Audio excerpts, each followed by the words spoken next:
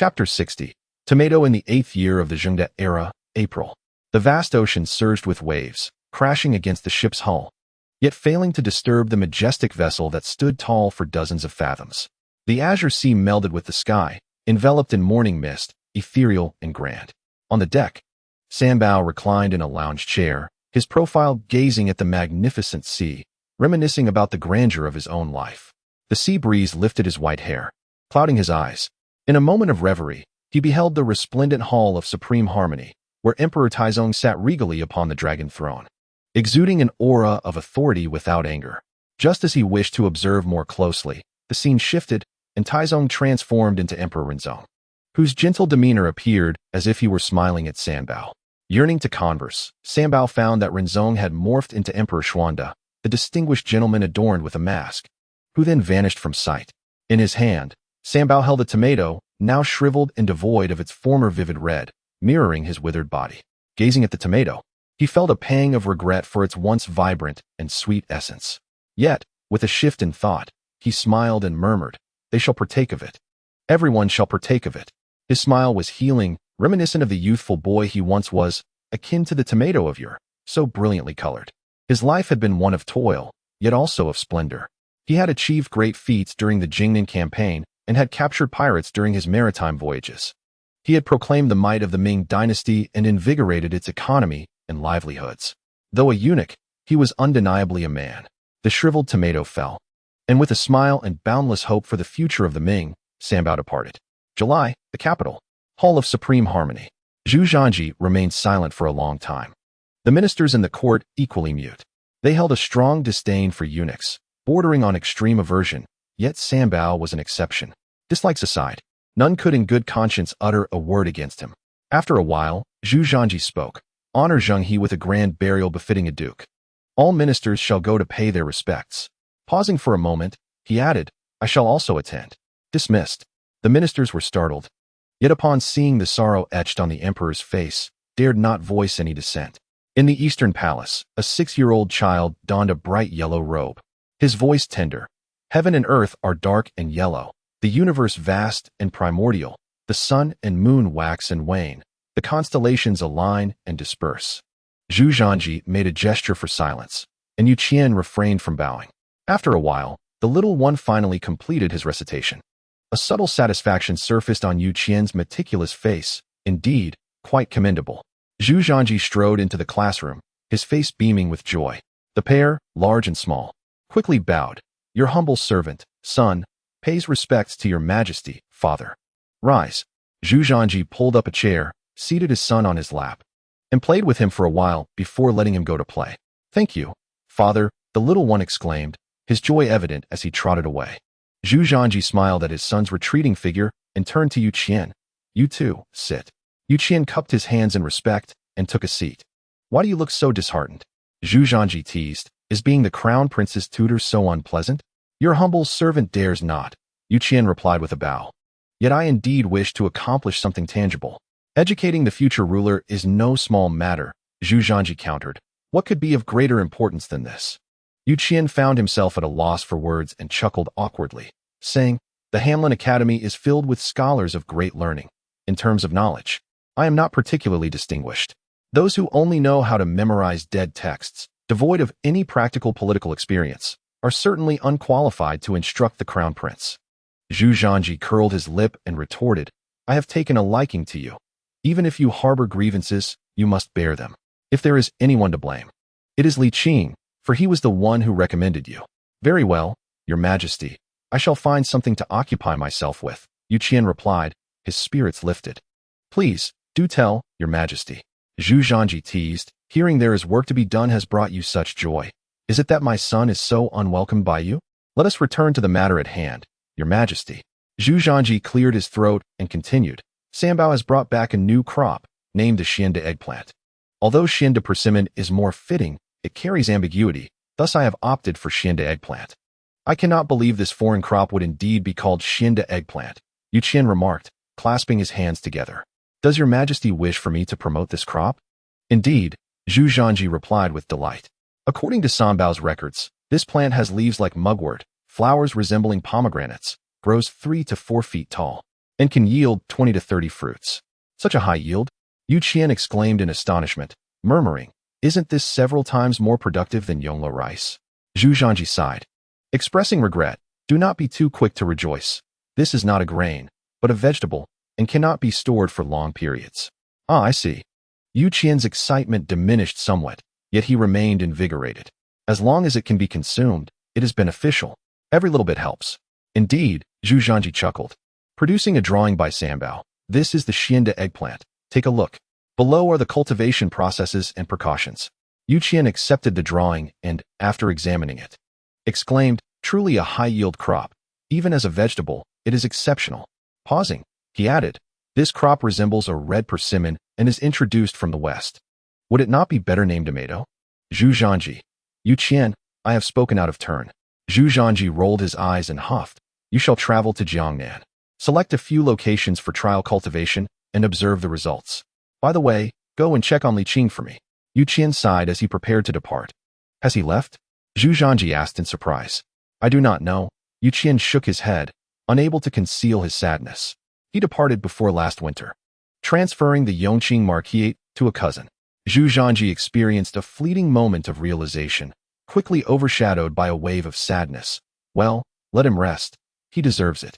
Yu Qian, not fully understanding, refrained from delving deeper and inquired, "Your Majesty, when shall I depart?" "Return to make preparations. You shall leave tomorrow," Zhu Zhanji instructed. "Be swift in your journey. I must attend to state affairs and educate the crown prince, and I cannot manage all at once. The planting season has already passed. Prepare accordingly, and come back before the new year. Next year, I shall delegate this matter to others." Yu Qian was at a loss for words. "Your Majesty, with so many talented individuals at the Hanlin Academy, you need not have them teach. What of the cabinet?" Zhu Zhanji replied nonchalantly, "What do you think?" Yu Qian, no longer a novice in the officialdom, pondered and realized that his suggestion was indeed inappropriate. Thus he chose to remain silent. Zhu Zhanji stated calmly, "Were it not for Li Qing's strong recommendation, I would not have entrusted you, a minister of war, with the task of educating the crown prince. Now, go and prepare. I take my leave." Yu Qian bowed respectfully and turned to depart. Zhu Zhanji rose from the classroom and beheld his son, who was joyfully playing with his companions, a gentle smile gracing his face. With a soft sigh, he mused, "Children are indeed fortunate, free from the burdens of worry. Come here, my son." He beckoned with open arms. The child turned and hurriedly ran towards him, whereupon the emperor scooped him up and hoisted him high upon his shoulders. "Come, my son. Let us ride." "But father, I am already riding," the child replied, momentarily catching Zhu Zhanji off guard, prompting him to gently set the boy down. A short while later, the child began to wail. Zhu Zhanji, with a heart full of affection, reflected, it is essential to grant him a complete childhood. The flourishing maritime trade had brought considerable tax revenue to the Ming dynasty, matching that of the Song dynasty. If this growth continued for several decades, it would surely surpass the peak taxation of the Song. Zhu Zhanji's expression radiated joy. With such a solid foundation, even if his son lacked exceptional talent, it would not be of great concern. He believed he had already accomplished enough. "The arduous efforts of 3 generations of my family have established a Ming dynasty that the Jiangwen branch could never achieve," Zhu Zhanji thought to himself. "Father, are we still riding or not?" the child cried. Zhu Zhanji raised an eyebrow, and the child's wails grew louder. "I mean a real horse. Ha, come. Father will take you to ride." Children's sadness often arrives swiftly and departs just as quickly. Soon enough, the tears faded, replaced by joyous laughter. Hand in hand, father and son strolled together. In the eastern garden, at the training grounds, Zhu Zhanji placed his son upon the horse's back before mounting himself. "Are you afraid?" he inquired with a smile. "Not at all." The child's eyes sparkled with delight, devoid of any hint of fear. "Good, you truly are my son." Zhu Zhanji laughed heartily, suddenly pulling on the reins. "Giddy up." The warhorse reared up, and the child's face turned pale. "Father, I'm going to fall. With me here. What is there to fear?" Zhu Zhanji raised his whip, galloping across the training grounds with his son. Zhu Zhanji felt a deep sense of satisfaction. Under his governance, the Ming dynasty thrived, and his son blossomed, though he did not yet exhibit signs of great ambition. Still, Zhu Zhanji believed his son would grow to be a fine emperor. However, he bore a heavy burden. The prosperity of the Ming dynasty was built upon the significant detriment to the interests of the gentry. Zhu Zhangji faced more resentment than Zhu Di. Though the Ming dynasty had opened its seas, the families of officials could not partake in the newfound wealth. Previously, when there was nothing to eat, it was bearable. Now, witnessing others feast while they could barely sip broth was unbearable. Particularly, the closure of brothels brought further sorrow to the officials. This discontent could not be alleviated by occasional entertainment within the palace. Moreover, corruption within the military posed a substantial issue. The phenomenon of soldiers drawing pay without service persisted, and the grain obtained through the military's farming system was insufficient to support every soldier due to the exploitation by officers. Zhu Zhangji found this troubling and recalled the conscription system proposed by Li Qing. However, after careful consideration, he ultimately dismissed the idea. The current wealth of the Ming dynasty meant that if the hereditary military system were abolished, the army would undoubtedly disband. Even in the absence of military service, one can still secure a livelihood. Who would willingly choose the path of a soldier, risking life and limb? Fortunately, the Ming dynasty has prospered, providing subsidies to the military to avert chaos, yet the underlying issues remain unresolved. Being an emperor is arduous, but being a good emperor, one beloved by the subjects, is a nearly impossible feat. Thus, Zhu Zhangji finds himself weary. Yet, what choice does he have? He is the emperor, and all he can do is devote himself to the betterment of the Ming. However, managing the myriad affairs of the empire is indeed a formidable challenge. In the 9th year of the Xuande era, the two major tribes of the grasslands once again plunged into warfare. Since Zhu Zhangji bestowed the precious imperial seal upon Tua Huan, hostilities have continued unabated, driven by a simple desire for the dragon-slaying saber and the heavenly sword, coveted by martial arts masters. This time, however, the conflict is particularly fierce, with both sides engaged in a true bloodbath. The aged Arutai mounts his steed and addresses an elderly woman. "My queen, I shall surely behead a Tua Huan and reclaim our imperial seal." "Be cautious," she replies, her silver hair a testament to her years, her once fierce spirit now dulled. The Ming emperor of this generation remains a capable leader, rendering the Tatars without opportunity. Her own resolve nearly spent. The dream of unifying the grasslands and ruling the central plains lies in tatters, and they now find themselves unable even to subdue the Walla. Recalling the bravado of his past captivity, Muzhua's lips curve into a bittersweet smile. "Alas, I was but a braggart." Arutai claims he will not age. Whether true or false, she hopes it is the former. Yet, upon reflection, the bitterness intensifies. Even if it were true, what difference would it make? Ultimately, it can only be a source of regret. Had she not been so obstinate in the past, perhaps her present would be less sorrowful. Seeing her anguish, Arutai's heart aches. "My queen, rest assured, I shall break through the Walla and secure a resounding victory." He straightens his back, the once fierce spirit of a warrior igniting within him once more. Clashing steel, neighing steeds, and a storm of blood rain down as they fight, fall, and continue to advance, forging a brilliance reserved solely for victors. Yet this glory requires the sacrifice of countless lives. They battle, they perish, and no one remembers them. Perhaps the only testament to their existence will be the verdant grass that flourishes in the coming year. Over 2 centuries ago, Genghis Khan fought here, establishing a vast empire. More than 200 years later, his descendants continue the struggle. Throughout the years, the fighting has never truly ceased, for this is the nature of their existence. On the hillside, Arutai watches the battlefield with mounting anxiety, his face etched with distress. The strength of the Walla exceeds his expectations. Their battle blades are sharper, a consequence of the advantageous trade with the Ming, whose ironworking surpasses that of the tribal artisans. To bolster the Walla against the Tatars, the Ming has provided them with a significant quantity of iron. As the battle rages on, the Tatars find themselves gradually at a disadvantage. "Is it possible that my Tatar tribe cannot withstand this mere Walla?" Arutai roars, filled with indignation. Yet, the truth remains undeniable. At that moment, a towering figure, drenched in blood, galloped forth on horseback. "Master," he exclaimed, "the Walla forces are formidable. It is prudent for us to retreat and conserve our strength." "Nonsense," Arutai retorted, his eyes blazing with fury.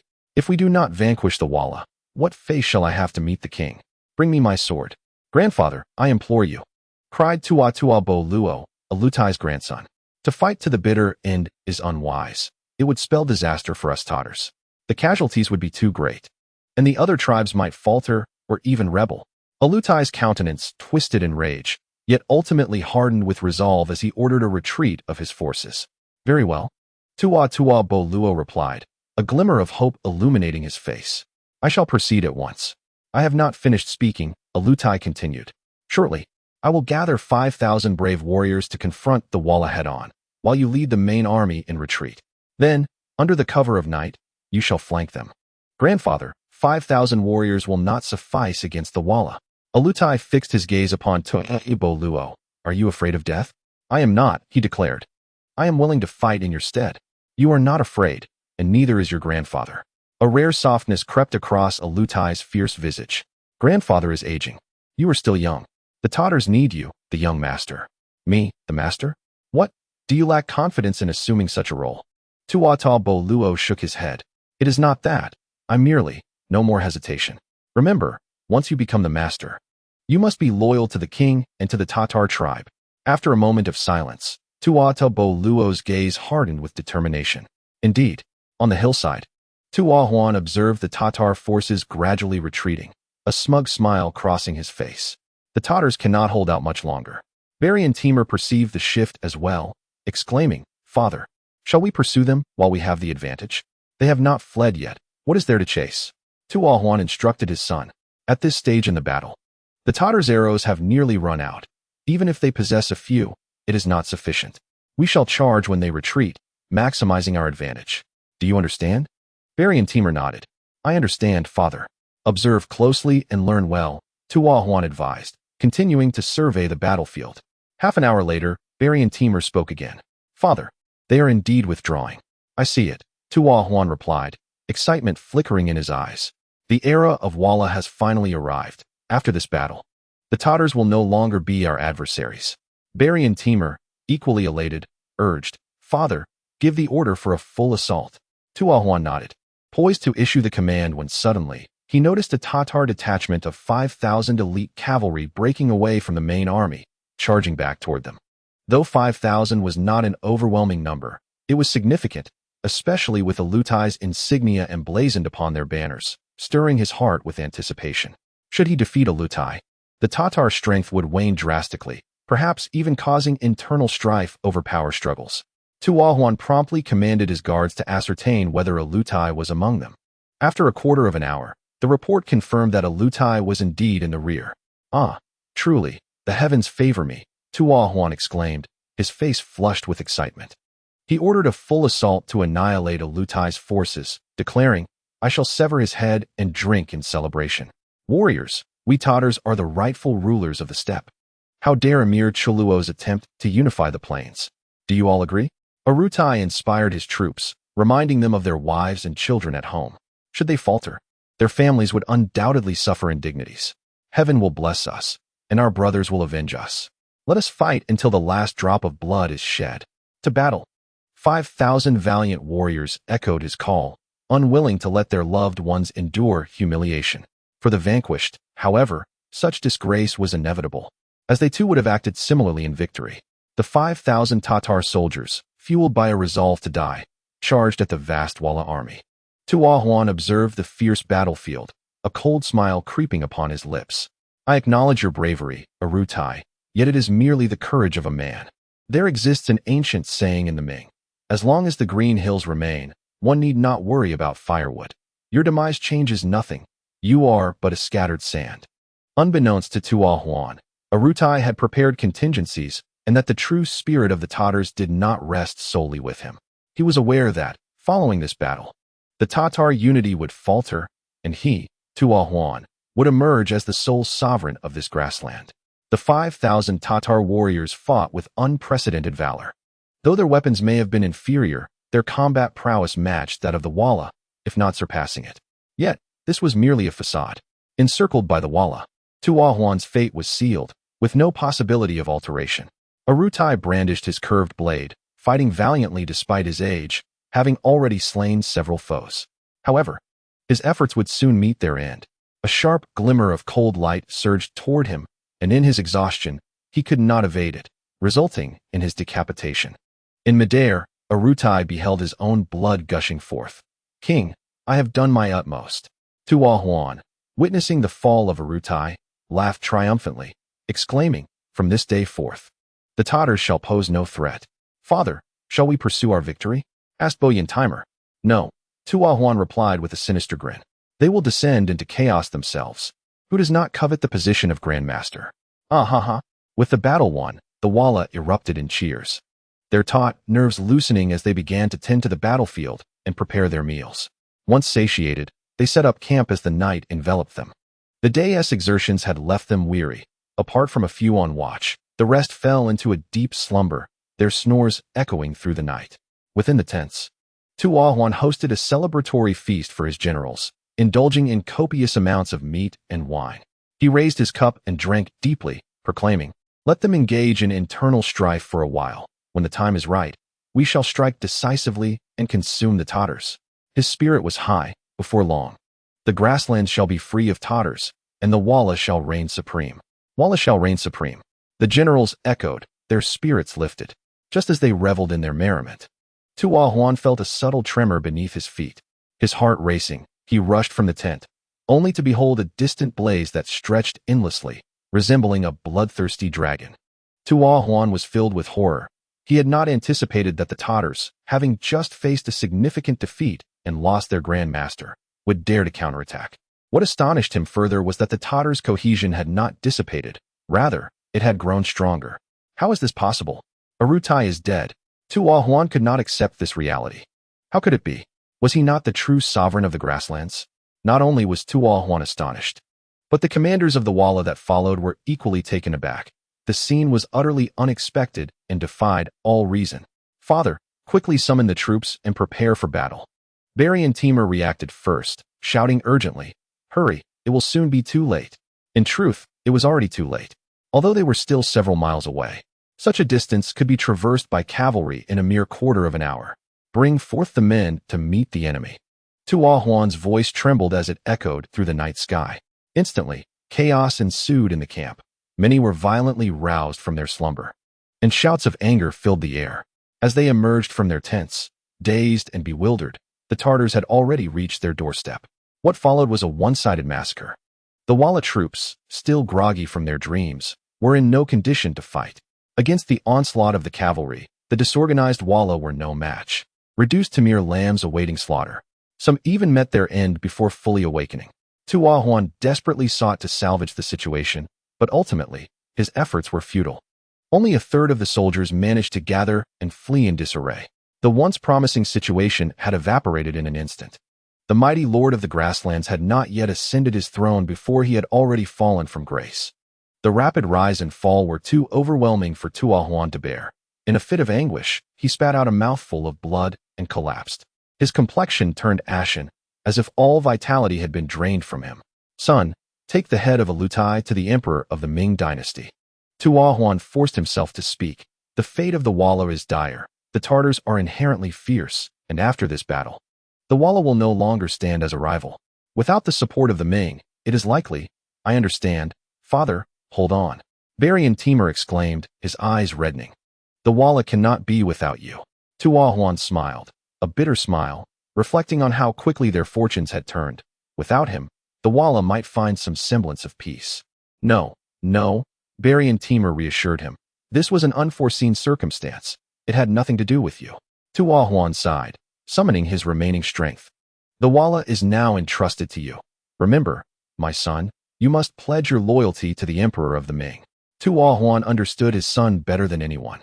He lacked the cunning necessary for power. Even if their strengths were comparable, he could never be a match for the Tatars, let alone stabilize their internal affairs. The only path forward was to align with the Ming, utilizing their support to confront the Tatars and their influence to maintain order within. Tua Huan's expectations for his son were modest. He did not seek dominion, but rather a means for survival. I will remember everything." "Can you achieve this?" "I can," Barry and Timur nodded firmly. Tua Huan gazed at his son, smiling. On the mid-autumn festival, after a day of revelry within the palace, Zhengde returned to the Qianqing Palace, weary yet resolute, to attend to state affairs. Since the cabinet had acquired the authority to draft proposals, the emperor's workload had diminished considerably. However, Zhengde remained wary of them, insisting on reviewing their work personally. Occasionally, he would reject portions of their proposals as a cautionary measure, reminding the cabinet members that the emperor was vigilant, urging them to remain diligent and free of ill intentions. His suspicions, though numerous, were indeed necessary. Zhu Zhanji, seasoned in his duties, swiftly perused the memorials, discarding the superfluous verbiage at the beginning and end. Even so, upon completing the reading of today's documents, the hour had grown late. Stretching his limbs, Zhu Zhanji let out a sigh of relief. For the day's tasks had finally been accomplished. Exhaustion weighed heavily upon him after a day filled with hunting, archery, and playing kuju with his ministers, followed by the exhausting responsibility of state affairs. Alas, he decided against visiting the imperial harem. Rising, he made his way to the inner chamber's bed, preparing to retire for the night. At that moment, a young eunuch entered with dainty steps, announcing, "Your Majesty, Her Highness the Empress requests an audience." "Very well. Let her in," he replied. "As you command," the eunuch responded before departing. Shortly thereafter, a beautiful woman entered, carrying a medicinal dish. With a cheerful smile, she said, "I knew that no matter how busy or weary you might be, you would ensure the day's affairs were resolved. This medicinal dish, which I personally prepared, is both nourishing for the stomach and restorative for the body." Zhu Zhanji took the dish and placed it on the imperial desk, then gestured for her to sit beside him. "It is quite late, and yet you haven't retired. You are truly putting yourself to unnecessary trouble. I have told you many times that such tasks can be entrusted to the palace servants. There is no need for you, the Empress, to concern yourself with them." "I find myself idle as it is," she replied, rising to massage his shoulders and alleviate his fatigue. Zhu Zhanji reclined comfortably in his chair, savoring this rare moment of tranquility. Their bond could be likened to that of childhood sweethearts. Sun Shi had entered the palace at the tender age of 10, summoned to the prince's residence when Zhu Zhanji was merely a boy of the same age. Their frequent encounters fostered a growing affection, and as they matured, their feelings for one another blossomed. According to the course of events, they were destined to unite in mutual affection. However, upon Zhu Zhanji's coming of age, Zhu Di intervened, disrupting their potential union. Nonetheless, Zhu Di had no intention of harming a mere girl. His motives were rooted in practicality. Sun Shi's father, Sun Zhong, served as the county magistrate of Yongcheng, just as Zhu Zhanji's mother, Zhang, hailed from the same locality. Sun Shi had been brought into the palace by Zhang herself. At that time, the rift between Zhu Di and the civil officials had reached an irreparable state. Whether out of a desire to suppress the literati or to prevent a potential alliance between his future daughters-in-law that could lead to the usurpation of power by the imperial relatives, he felt compelled to act decisively. Thus, he designated Hu as Zhu Zhanji's primary consort, under the pretext that, as the ancients said, to take a wife, one should choose a virtuous woman. To take a concubine, one should choose a beauty. Zhu Zhanji adored beauty, yet his love for the empire was paramount. Hence, he acquiesced to his grandfather's decree. Eventually, when Zhu Zhanji ascended to the throne, he contemplated deposing Hu and elevating Sun Shi to empress. The reasoning was simple. She was understanding, gentle, beautiful, and adept in courtly matters. Who could resist such allure? Yet, despite his desires, he struggled to find a suitable justification. After all, she had been chosen by Taizong, and it was no trivial matter to simply dismiss her. It was not until Sun Shi bore him a son that he finally found an excuse. Citing the foundation of the state, he proposed the elevation of Sun Shi. However, reality proved that deposing an empress was no simple endeavor. The empress embodied grace and virtue, and even the emperor could not act without cause. The court was rife with contention. Ultimately, it was the steadfast support of Yang Shiqi and Yang Rong that facilitated Sun Shi's ascension. Yang Rong directly enumerated the numerous transgressions of the Hu family. Although Zhu Zhanji harbored little affection for them, he did not wish to disparage the family and thus dismissed the accusations. Subsequently, Yang Shiqi suggested that perhaps the Empress Hu's failure to bear a dragon son was a sign of divine displeasure and a reflection of her shallow blessings. Consequently, Empress Hu withdrew from her position in the Yearning palace and chose to embrace a monastic life. At that time, Zhu Zhanji was wholeheartedly intent on elevating Qingmei. But in retrospect, he found this ambition rather absurd and recognized his folly. However, the emperor could not publicly admit to his errors. Moreover, with the crown prince already established, deposing the prince's biological mother would undermine the foundation of the state. For both political and personal reasons, it was ill-advised to change the empress. Sighing, Zhu Zhanji expressed his discontent. "What troubles you, your majesty?" Sun Shi inquired with concern. "Have I been too burdensome?" "It is nothing. Zhu Zhanji waved his hand dismissively. I am weary. You may return to rest. Sun Shi, with a hint of disappointment, replied, Your Majesty should rest early. I take my leave. After taking a few steps, she turned back, saying, You should eat something before sleeping. It is unwise to rest on an empty stomach. Indeed, Zhu Zhanji replied with a smile and a nod. The following morning, Zhu Zhanji awoke to find it was already midday. He had missed not only the morning court, but also the afternoon session. Irritation surged within him. Why was I not summoned? It was my suggestion. Sun Shi timidly entered, cautiously lifting the curtain. Your Majesty, you have countless matters to attend to, and I feared for your health. Zhu Zhanji cast her a glance, his tone slightly frosty. Let this not occur again. Yes, I will remember, Sun Shi replied, nodding awkwardly. Zhu Zhanji turned his attention away, coldly instructing, Summon the attendants here. They are to be dispatched to Nanji to serve the late emperor's tomb. The young eunuchs, who had just relaxed, were taken aback as if struck by lightning, hastily bowing and pleading for forgiveness. Your Majesty, please show mercy.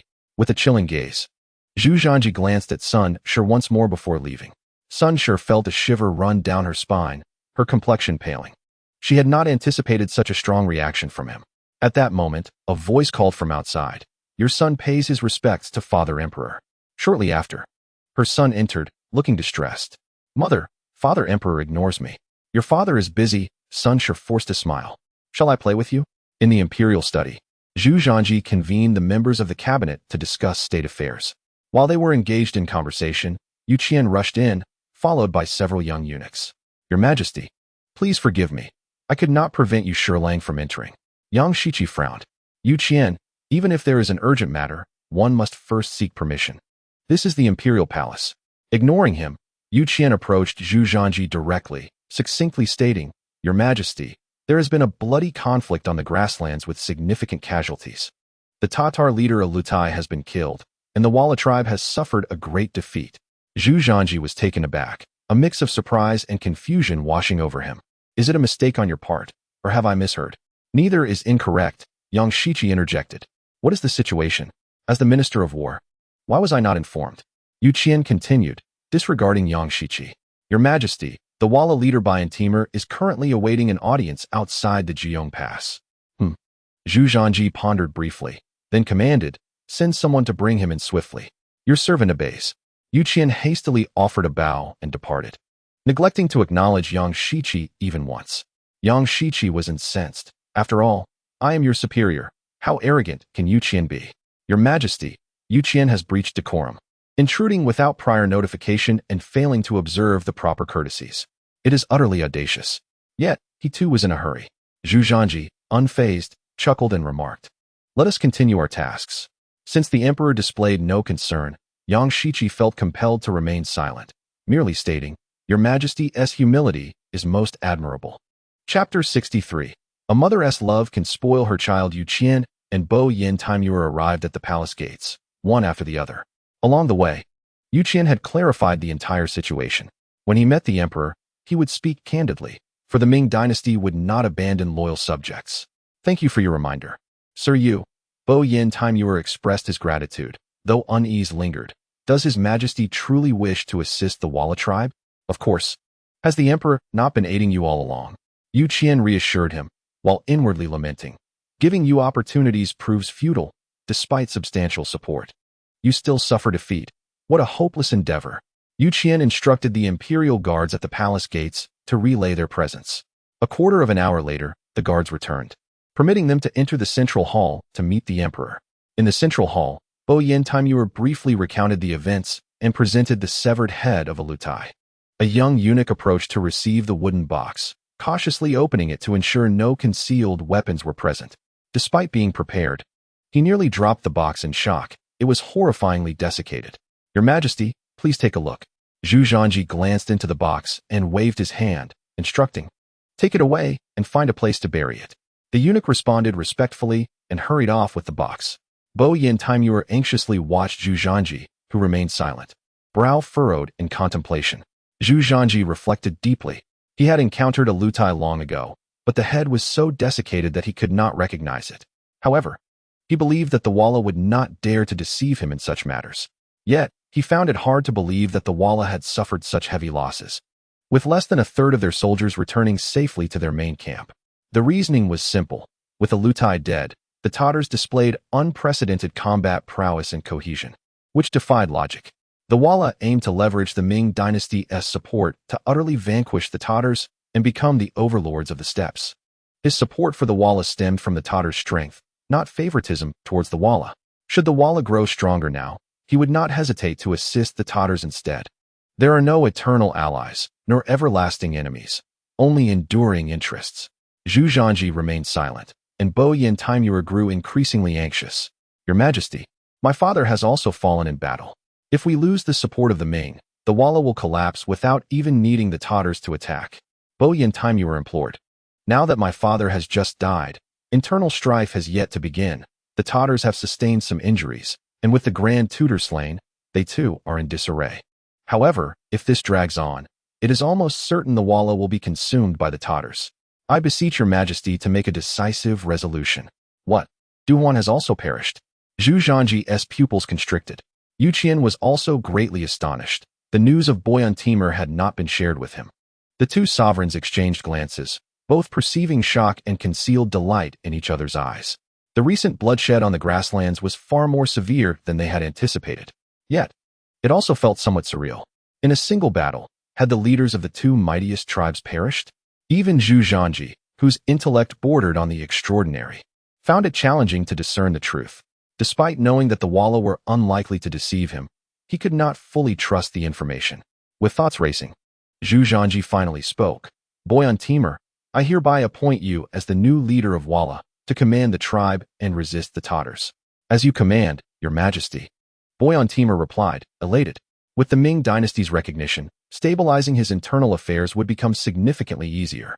However, mere acknowledgement was insufficient. Without the support of the Ming, Walla could not possibly contend with the Tatars. Boyan Timur looked eagerly at Emperor Zhu Zhangji, who cheerfully replied, Rest for today. I have state matters to attend to. We shall discuss further tomorrow. Yes, as you command, Boyan Timur said, feeling helpless but refraining from pressing Zhu Zhangji about the urgency of Walla's situation, only reminding him, so, tomorrow? Indeed, tomorrow, Zhu Zhangji reassured softly. Someone, take the young prince to rest. Once the attendant had departed, Zhu Zhangji's gentle demeanor faded, and he frowned, asking, Yu Qian, what is your perspective on this matter?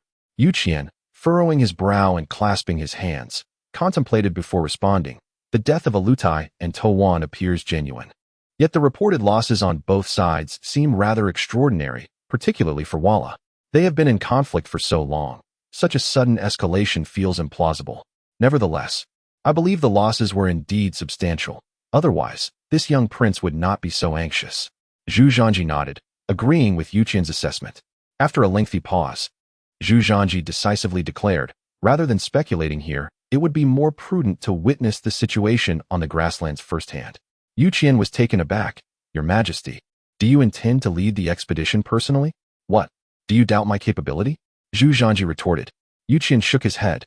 The cabinet and the 6 ministries will collectively oppose this, and the Ming has numerous pressing matters to address. It would be unwise for your Majesty to embark on a campaign. It matters not. Zhu Zhangji waved dismissively. This time, I will not take the civil officials along. I shall allow them to manage state affairs in peace.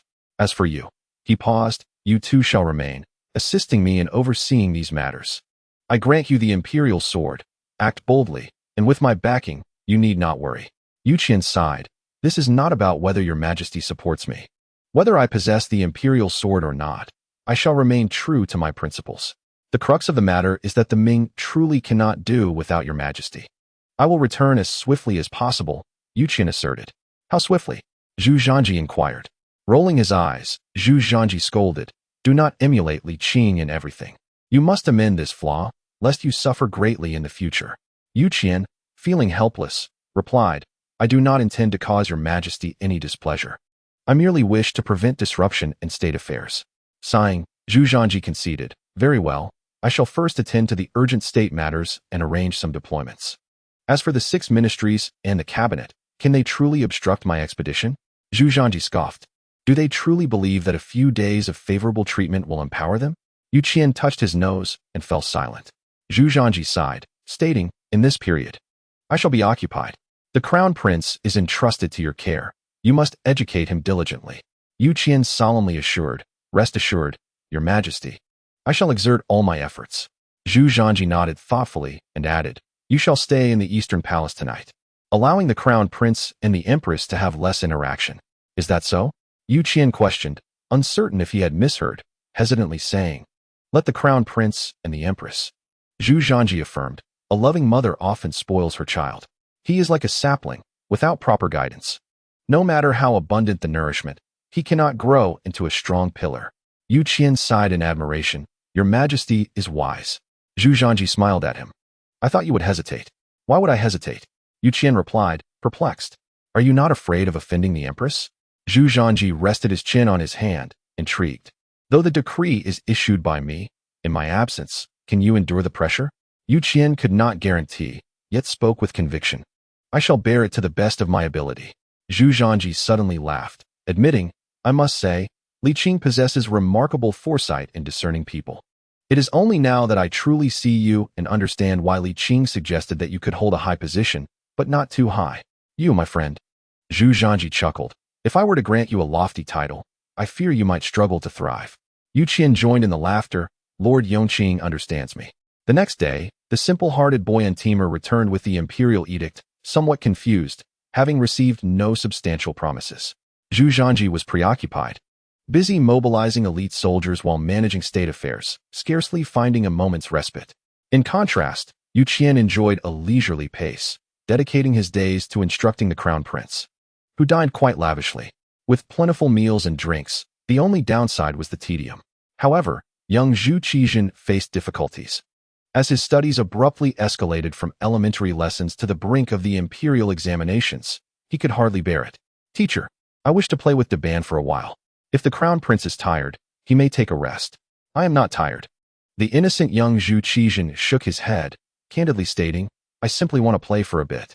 Yu Qian replied, since you are not weary, let us continue learning. Come, let us discuss the Ziji Tongjian. Half an hour later, the despondent young Zhu Qizhen lamented, Teacher, I am tired. Then take a short break. May I rest outside? Or shall we continue learning? I shall take a break now. The young Zhu Qizhen sulkily retreated to the adjacent room. Chapter 64.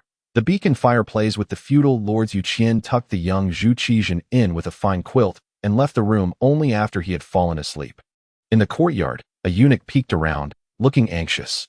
Yu Qian approached him directly, stating, there is no need for you to accompany the crown prince in games for the time being. You are a lecturer in the inner study. Go attend to your duties. The eunuch's face fell, yet he dared not confront Yu Qian, awkwardly responding, I shall go at once. After a pause, he added, the crown prince is accustomed to playing with me. If he wakes up and causes a fuss, I have my methods. Yu Qian interjected. The eunuch, resigned, could only leave in disappointment. Yu Qian was not rigid. During his lessons with the crown prince, he had intentionally reserved some time for relaxation, allowing the young prince to unwind. Li Qing often spoke of the importance of balancing work and rest, and Yu Qian found great wisdom in that. Though the crown prince was the heir apparent, he was still merely a child beneath the royal facade. Though strict, this teacher was not harsh.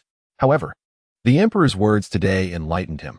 The young prince, being of tender age, was at a crucial period for cognitive and moral development, which warranted greater attention. It was not merely a matter of relentless study, devoid of play, but rather ensuring that the games engaged were meaningful. Yu Qian contemplated that when the young prince awoke, he would share some insightful stories, allowing him to relax while preventing any aversion to learning. As a father himself and a person of experience, he possessed considerable insight into the education of children. While he pondered this, a beautiful lady approached gracefully. Yu Qian promptly rose and bowed. Your servant pays his respects to Her Majesty the Empress. Do not stand on ceremony, Lord Yu. The Empress replied warmly, offering a gentle gesture. Where's the prince? He is resting. The Empress nodded. I shall go and see him. Your Majesty, please wait. Yu Qian subtly positioned himself in front. The prince is quite fatigued. It is best not to disturb him. The Empress furrowed her brow. Is it not permissible for me to see my own son? Step aside. I act under imperial orders. And I trust your Majesty will understand, Yu Qian replied, maintaining his composure without yielding. The emperor had yet to personally intervene. It was wise to utilize this available shield. Indeed, This tactic proved effective. Although the empress was infuriated, she dared not openly dispute with Yu Qian, for he was acting on the emperor's wishes. She shot him a resentful glance, signaling her displeasure, and left in a huff. In the imperial study, Zhu Zhanji was engaged in state affairs with several ministers when he heard of the empress's request for an audience. He stood and said, "Continue your discussions." The ministers, wearing expressions of exasperation, nodded. They had not only failed to prevent the emperor from leading an expedition, but were now faced with an extended session of work. What a predicament! Upon entering the hall, Zhu Zhanji observed the distressed empress and asked, "What troubles you? Is it not permissible for me to see my own son?" She replied, her voice tinged with bitterness. "He is at a critical age for learning. It is best not to interrupt his studies," Zhu Zhanji stated. The empress's chest heaved as she fought back tears. "You have changed, your majesty. I act for your benefit," he replied. "Is it for my good to deny a mother the chance to see her son?" "Certainly," Zhu Zhanji responded coolly. "Have you not heard of Lady Go Yi?" The empress's expression shifted dramatically. She was no simple peasant but well-versed in history and aware of the tale behind Lady Go Yi and Emperor Wu of Han. "Your Majesty, you jest. You are merely trying to frighten me." Zhu Zhanji chuckled lightly. "Nonetheless, the education of the heir is paramount. It is best that you refrain from disturbing him. You should understand the principle that an overly indulgent mother can lead to a wayward son. Your Majesty, I am not that type of person." Zhu Zhanji cast her a sidelong glance. "Very well, I must attend to state affairs. If you have no further business, you may return to the palace." "I understand," the empress replied, visibly hurt. "Is the emperor still upset about the last incident, when I did not allow the eunuch to awaken you for court?" Zhu Zhanji did not deny it. "You overstepped your bounds. On the 9th day of the 9th month, the double 9th festival, Zhu Zhanji set out on an imperial expedition. Accompanied by the Empress Dowager, the Empress, and numerous civil and military officials, who bid farewell at the city gates. After the ceremonial proceedings concluded, Zhu Zhanji specifically instructed the Empress before embarking on his journey. Then, the group of people bidding farewell returned to the palace, while others went home. Attending to their own affairs, Yu Qian hurriedly visited his wife and children, offering a few words of advice before returning to the Eastern Palace to fulfill his duties in educating the Crown Prince diligently. Young Zhu Qizhan felt a sense of diminished joy compared to before, yet he did not resist it vehemently, under Yu Qian's subtle influence. He gradually adapted to this new way of life. One day, after the lesson concluded, Yu Qian narrated the tale of the beacon fire and the lords. Young Zhu Qizhan tilted his head, listening intently, and burst into laughter at the amusing parts. "Those lords are rather foolish, aren't they?"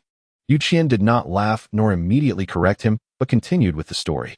Once the tale reached its conclusion, Yu Qian inquired, "Crown Prince, what lesson do you draw from this story?" Young Zhu Qizhan pondered for a moment and replied, "One must be honest and cannot deceive others." Yu Qian nodded, affirming the truth in the Crown Prince's words. "Very well said. Is there anything else?" "Think again." Encouraged by Yu Qian, Zhu Qizhan contemplated for a long while, but eventually shook his head in dismay. "I cannot think of anything else." Yu Qian guided him further, for instance, to amuse a favored concubine, disregarding the nation's safety and mocking the lords, resulting in tragedy. Was that right? The thought question swiftly transformed into a multiple-choice query, and the young lad quickly discerned the correct answer. No, it was not right. "Is there more?" Yu Qian continued to probe. "More?" With patience, Yu Qian encouraged. "Think once more." Previously, Yu Qian's approach to educating children had been stern, but after receiving advice from Li Qing, who suggested that encouragement was far more effective than criticism, he tentatively tried this method. To his satisfaction, his son's academic performance improved remarkably, prompting him to seek further guidance from Li Qing. Li Qing generously shared his insights, including engaging educational games, nurturing a passion for learning, and encouraging divergent thinking in children. Although Li Qing had never been a father, he possessed a comprehensive theoretical framework. Yu Qian applied this methodology in nurturing his son and discovered it yielded significantly better results than before, so he employed this template in teaching young Zhu Qizhan. The efficacy of this method proved to be quite remarkable. Even when applied to a different subject, it remained effective, resulting in a much broader perspective for the young lad. At that moment, the voice of Empress Sun resonated. "Zhengde, your mother has come to see you." Upon hearing his mother's arrival, Zhu Qizhan immediately abandoned his thoughts and rushed outside. Yu Qian felt a twinge of irritation, reflecting, "A doting mother often spoils her child." The emperor was right. Upon exiting, he saw Emperor Sun presenting the crown prince with a box of candied fruits.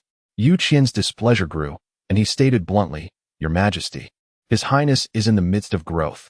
How can he indulge in such treats?" "Yu Qian, you are being overly intrusive," Emperor Sun retorted, her expression turning stern. "What harm is there in the crown prince enjoying a few snacks?" She then turned to her son, affectionately saying, "Zhengde has grown taller, hasn't he?" "Yes, indeed." Young Zhu Qizhen nodded, relishing the delicacies. Emperor's son added, "After you finish, mother will take you to the harem to play. Studying all the time is not sufficient. By the way, Wang Dabin is also there." "Your Majesty."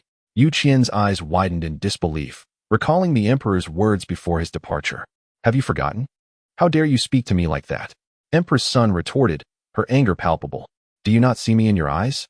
Young Zhu Qizhen, witnessing the quarrel between his mother and teacher, felt somewhat at a loss and hurriedly set aside the candied fruits, saying, "I want to eat anymore. Please don't argue." Suddenly, his eyes brightened, and he cheerfully exclaimed, "Teacher, I have thought of something." "What has Zhengde thought of?" Emperor's son inquired eagerly. "Mother, you are indulging in the folly of King Yu of Zhou," Zhengde remarked. Emperor's son's expression shifted. "What nonsense are you speaking, Zhengde?" "Indeed," young Zhu Qizhen responded earnestly. "In order to amuse his favored concubine, King Yu disregarded the safety of the state, engaging in the folly that led to tragedy. Mother, in your efforts to please your child, you overlook his education. Is it not akin to King Yu's folly?" Upon finishing, he looked happily at Yu Qian. "Teacher, am I correct?" "Yes, quite so," Yu Qian replied, feeling a sense of relief that contrasted with his earlier anger. However, mindful of Emperor's son's dignity, he refrained from praising the young lad. Emperor's son was rendered speechless, only to be swiftly overcome by fury. "Yu Qian," she trembled, her fingers quivering. "How dare you sow discord between mother and son?" Yu Qian bowed respectfully. "Your Majesty, I beg your forgiveness. I have not sought to create discord." After a pause, he added, "Though the crown prince's words may not be entirely fitting, they carry a semblance of truth. The crown prince's insight should bring you solace." Emperor's son, nearly beside herself with rage, retorted, "You have some audacity." Li Qing had just stepped down from his position and suddenly returned to court, which seemed overly abrupt. Could we not grant Qinghong a measure of patience? Chapter 65. A sincere child on the grasslands beyond the pass. Zhu Zhanji gazed at the azure sky and fluffy clouds, then glanced back at the lengthy army, his face alight with joy. He relished the sensation of leading troops beyond the borders and held a deep fascination for the vast expanse of the grasslands. Life is indeed too short. Zhu Zhanji mused softly. If granted a century, I would surely be able to peacefully integrate the entire prairie into the Ming domain, creating a true unity between the interior and the exterior, without distinction. The prairie population was merely 1/10 that of the Ming, yet its area was exceptionally vast, lacking towns. And the nomadic tribes were dispersed, capable of relocating at any moment. Conquest by sheer force would be utterly ineffective. Hearing his lament, Zhang Fu turned his horse closer and, bowing respectfully, stated, "Your Majesty harbors grand ambitions. I am willing to offer my humble service." In the past, when the Wang of Han rebelled, Zhang Fu faced accusations of collusion. However, Zhu Zhanji was not deceived. Zhang Fu had attained a high position, and even if the Wang of Han were to ascend, what could he offer him? Thus, Zhu Zhanji continued to favor Zhang Fu, even increasing his annual stipend, showering him with greater kindness than before. This deeply moved Zhang Fu, further solidifying his loyalty. Zhu Zhanji chuckled, "The Duke must be 60 this year, am I correct?" "I will turn 60 after the new year," Zhang Fu replied earnestly. "I am still capable of serving." "Indeed, 60 is not old," Zhu Zhanji affirmed with a smile. "Would you like to command troops once more?"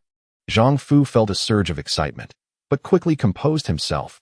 "That is not my intention." "Ah, there is no need for such formality," Zhu Zhanji said with a smile. "I have never doubted the old Duke. We are family, after all." The addition of the term old was unspoken, yet understood.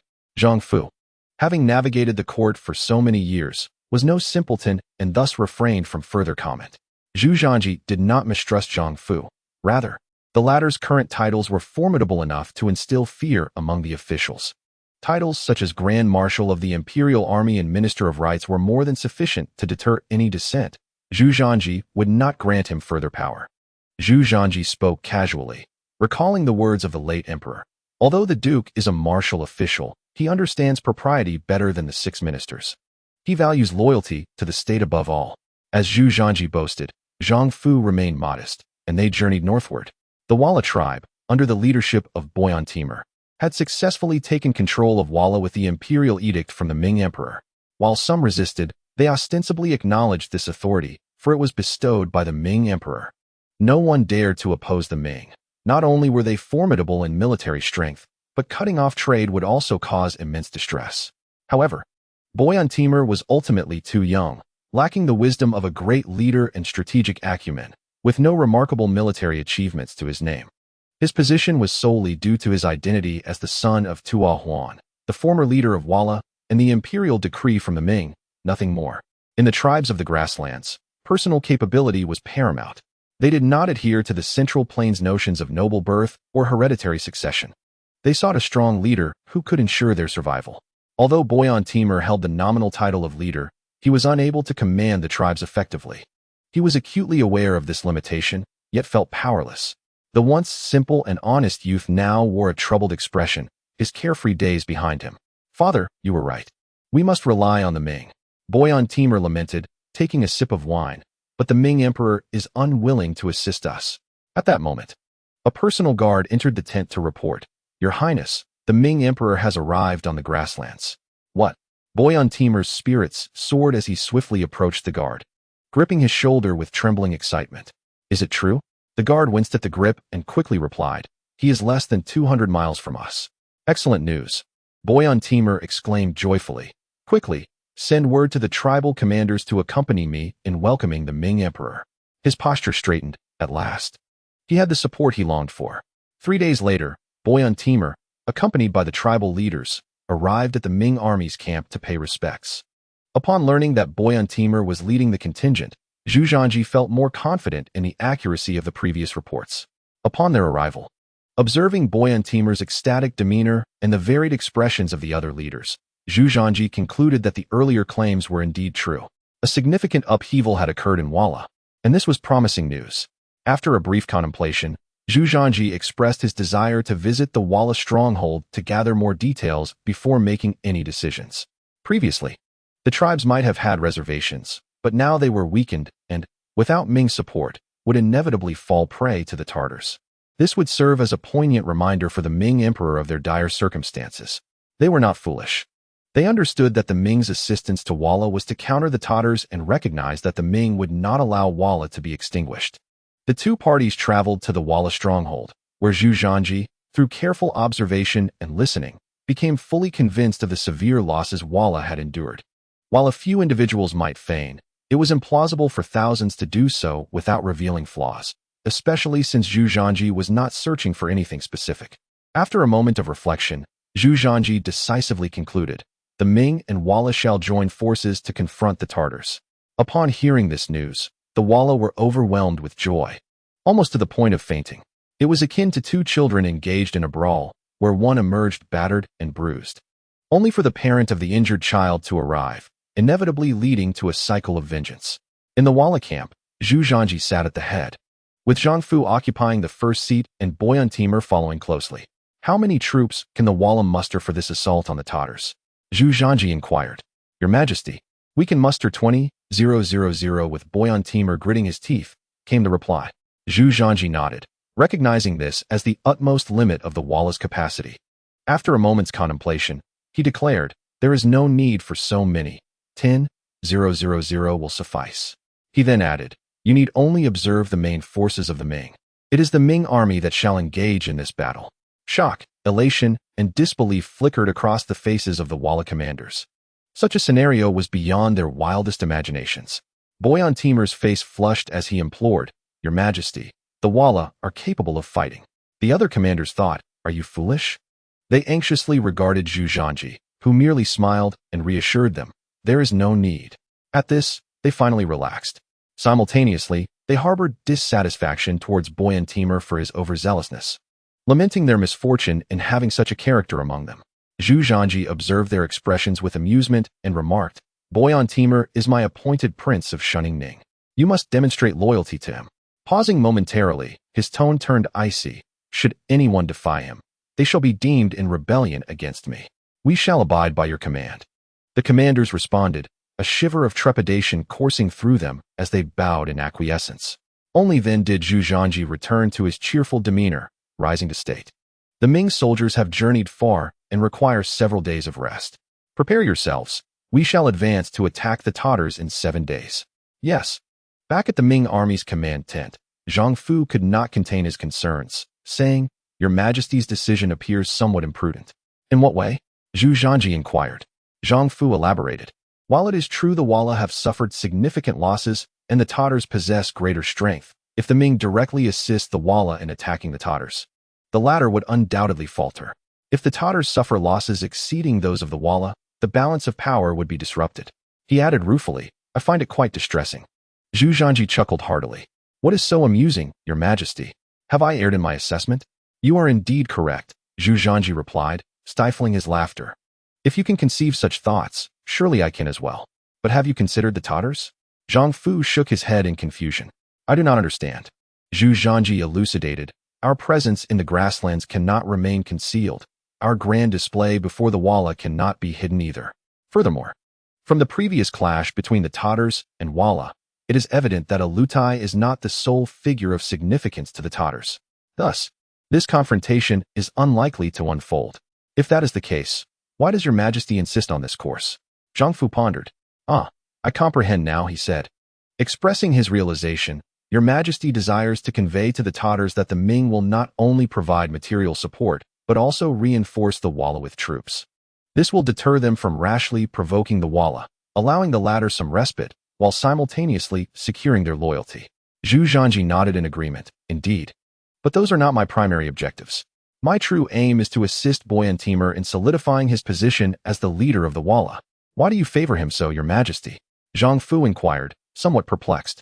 Due to his simplicity and lack of ambition, he was not particularly astute.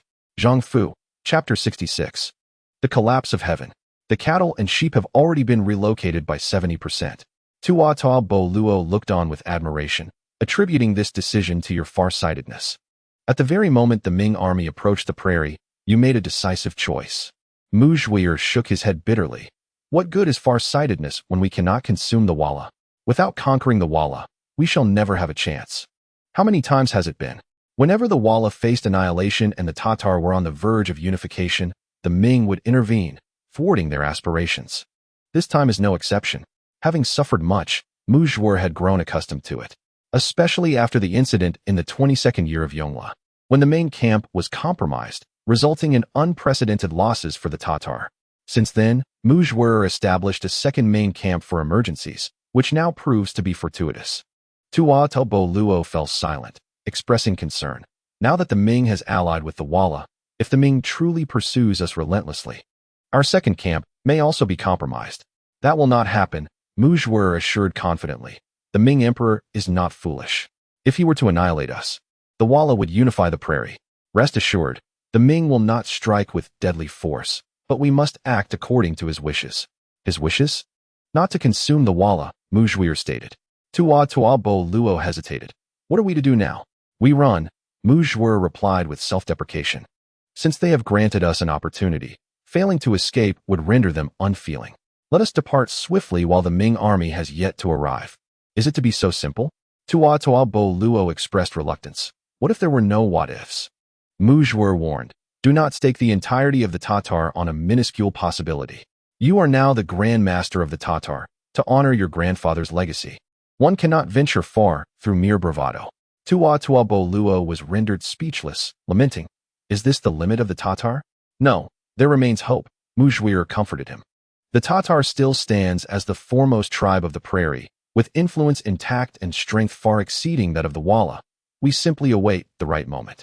When will that moment arrive? Tua Bo Luo inquired. Mu Zhuir gazed skyward, a faint smile of bitterness gracing his lips. Only the eternal sky knows. When the Ming-Walla coalition arrived, the Tatar had vanished without a trace, leaving only signs of their existence behind, having departed with remarkable thoroughness. We have once again arrived too late, Boyan Timur lamented. The other leaders shared his sentiment. After the Ming had finally shown willingness to shed blood, the enemy had fled, leaving them with a profound sense of disappointment. Your Majesty, based on the traces left behind, the Tatar must have departed not long ago. One Walla leader requested. If we pursue, we may yet catch up. Zhu Zhangji responded heartily. Then let us pursue. 2 days later, Zhu Zhangji suddenly ordered the cessation of the chase. The Walla generals felt a pang of regret, but refrained from voicing their discontent. Bo Yin Taimur was not particularly disappointed. The Ming Emperor had been remarkably supportive this time. Not only had he helped secure his position as leader, but also alleviated the immediate peril for the Walla. He felt content and grateful. Upon returning to the Walla, Zhu Zhangji spoke at length with the Walla generals, filling the air with platitudes, before promptly issuing orders to return home. He did not even allow the army a moment's respite, continuing onward with great haste. Zhang Fu was perplexed upon witnessing the soldiers' faces etched with discontent, prompting him to pay a visit to Zhu Zhangji to report the situation. From the dragon carriage, he received a terse acknowledgement. I understand. Yet, no further elaboration followed. Confounded, Zhang Fu ventured, forgive my boldness, Your Majesty. If there is a deeper meaning, I implore you to elucidate, so that the soldiers may comprehend. After a moment of silence, Zhu Zhangji's voice resonated once more from within the carriage. Come in and speak. Ascending to the dragon carriage, Zhang Fu was taken aback by Zhu Zhangji's appearance. His complexion pale with alarm. Your Majesty, please lower your voice. Zhu Zhangji's gaze was piercing.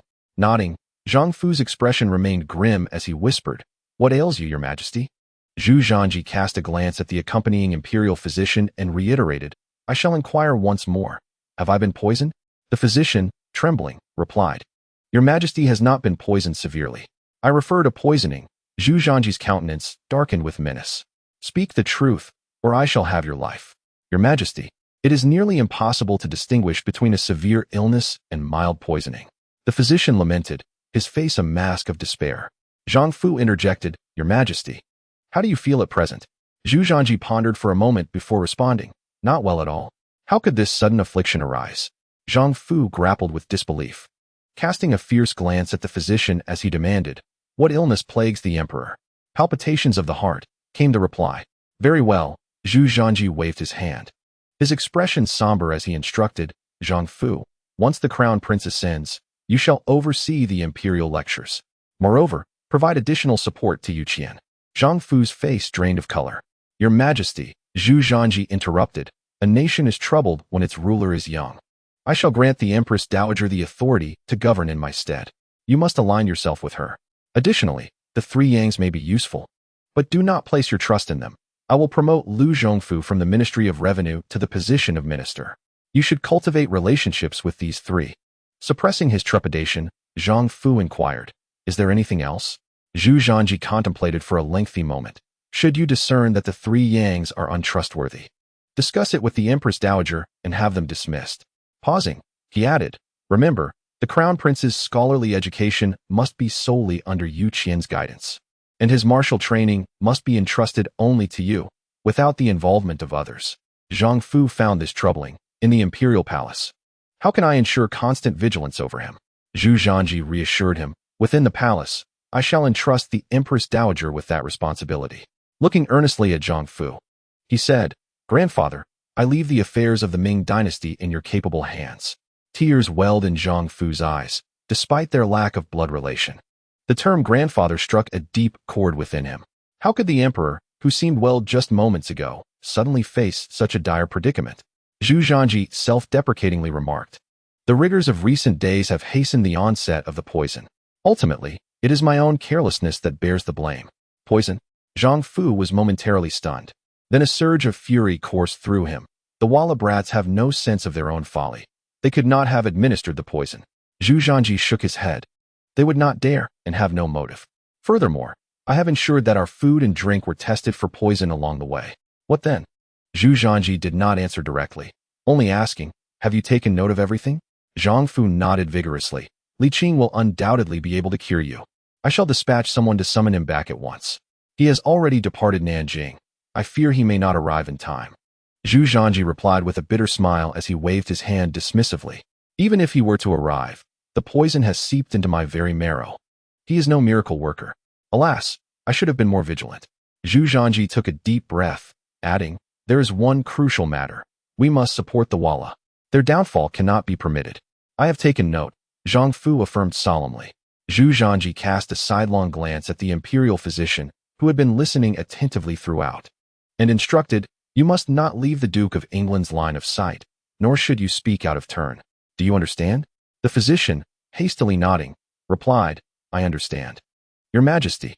Zhu Zhanji smiled faintly and advised, "If anyone inquires, simply say that it is medicine prepared for the Duke of England. Upon our return to the capital, I shall reward you handsomely." "Thank you, Your Majesty." Zhu Zhanji exchanged a meaningful glance with Zhang Fu and added, "You may go now. I am weary." Zhang Fu silently clasped his hands in salute, lamenting, "The heavens of the Ming dynasty are about to collapse." Upon exiting the dragon carriage, Zhang Fu discreetly fixed his gaze on the imperial physician, a fleeting glimmer of murderous intent passing through his eyes.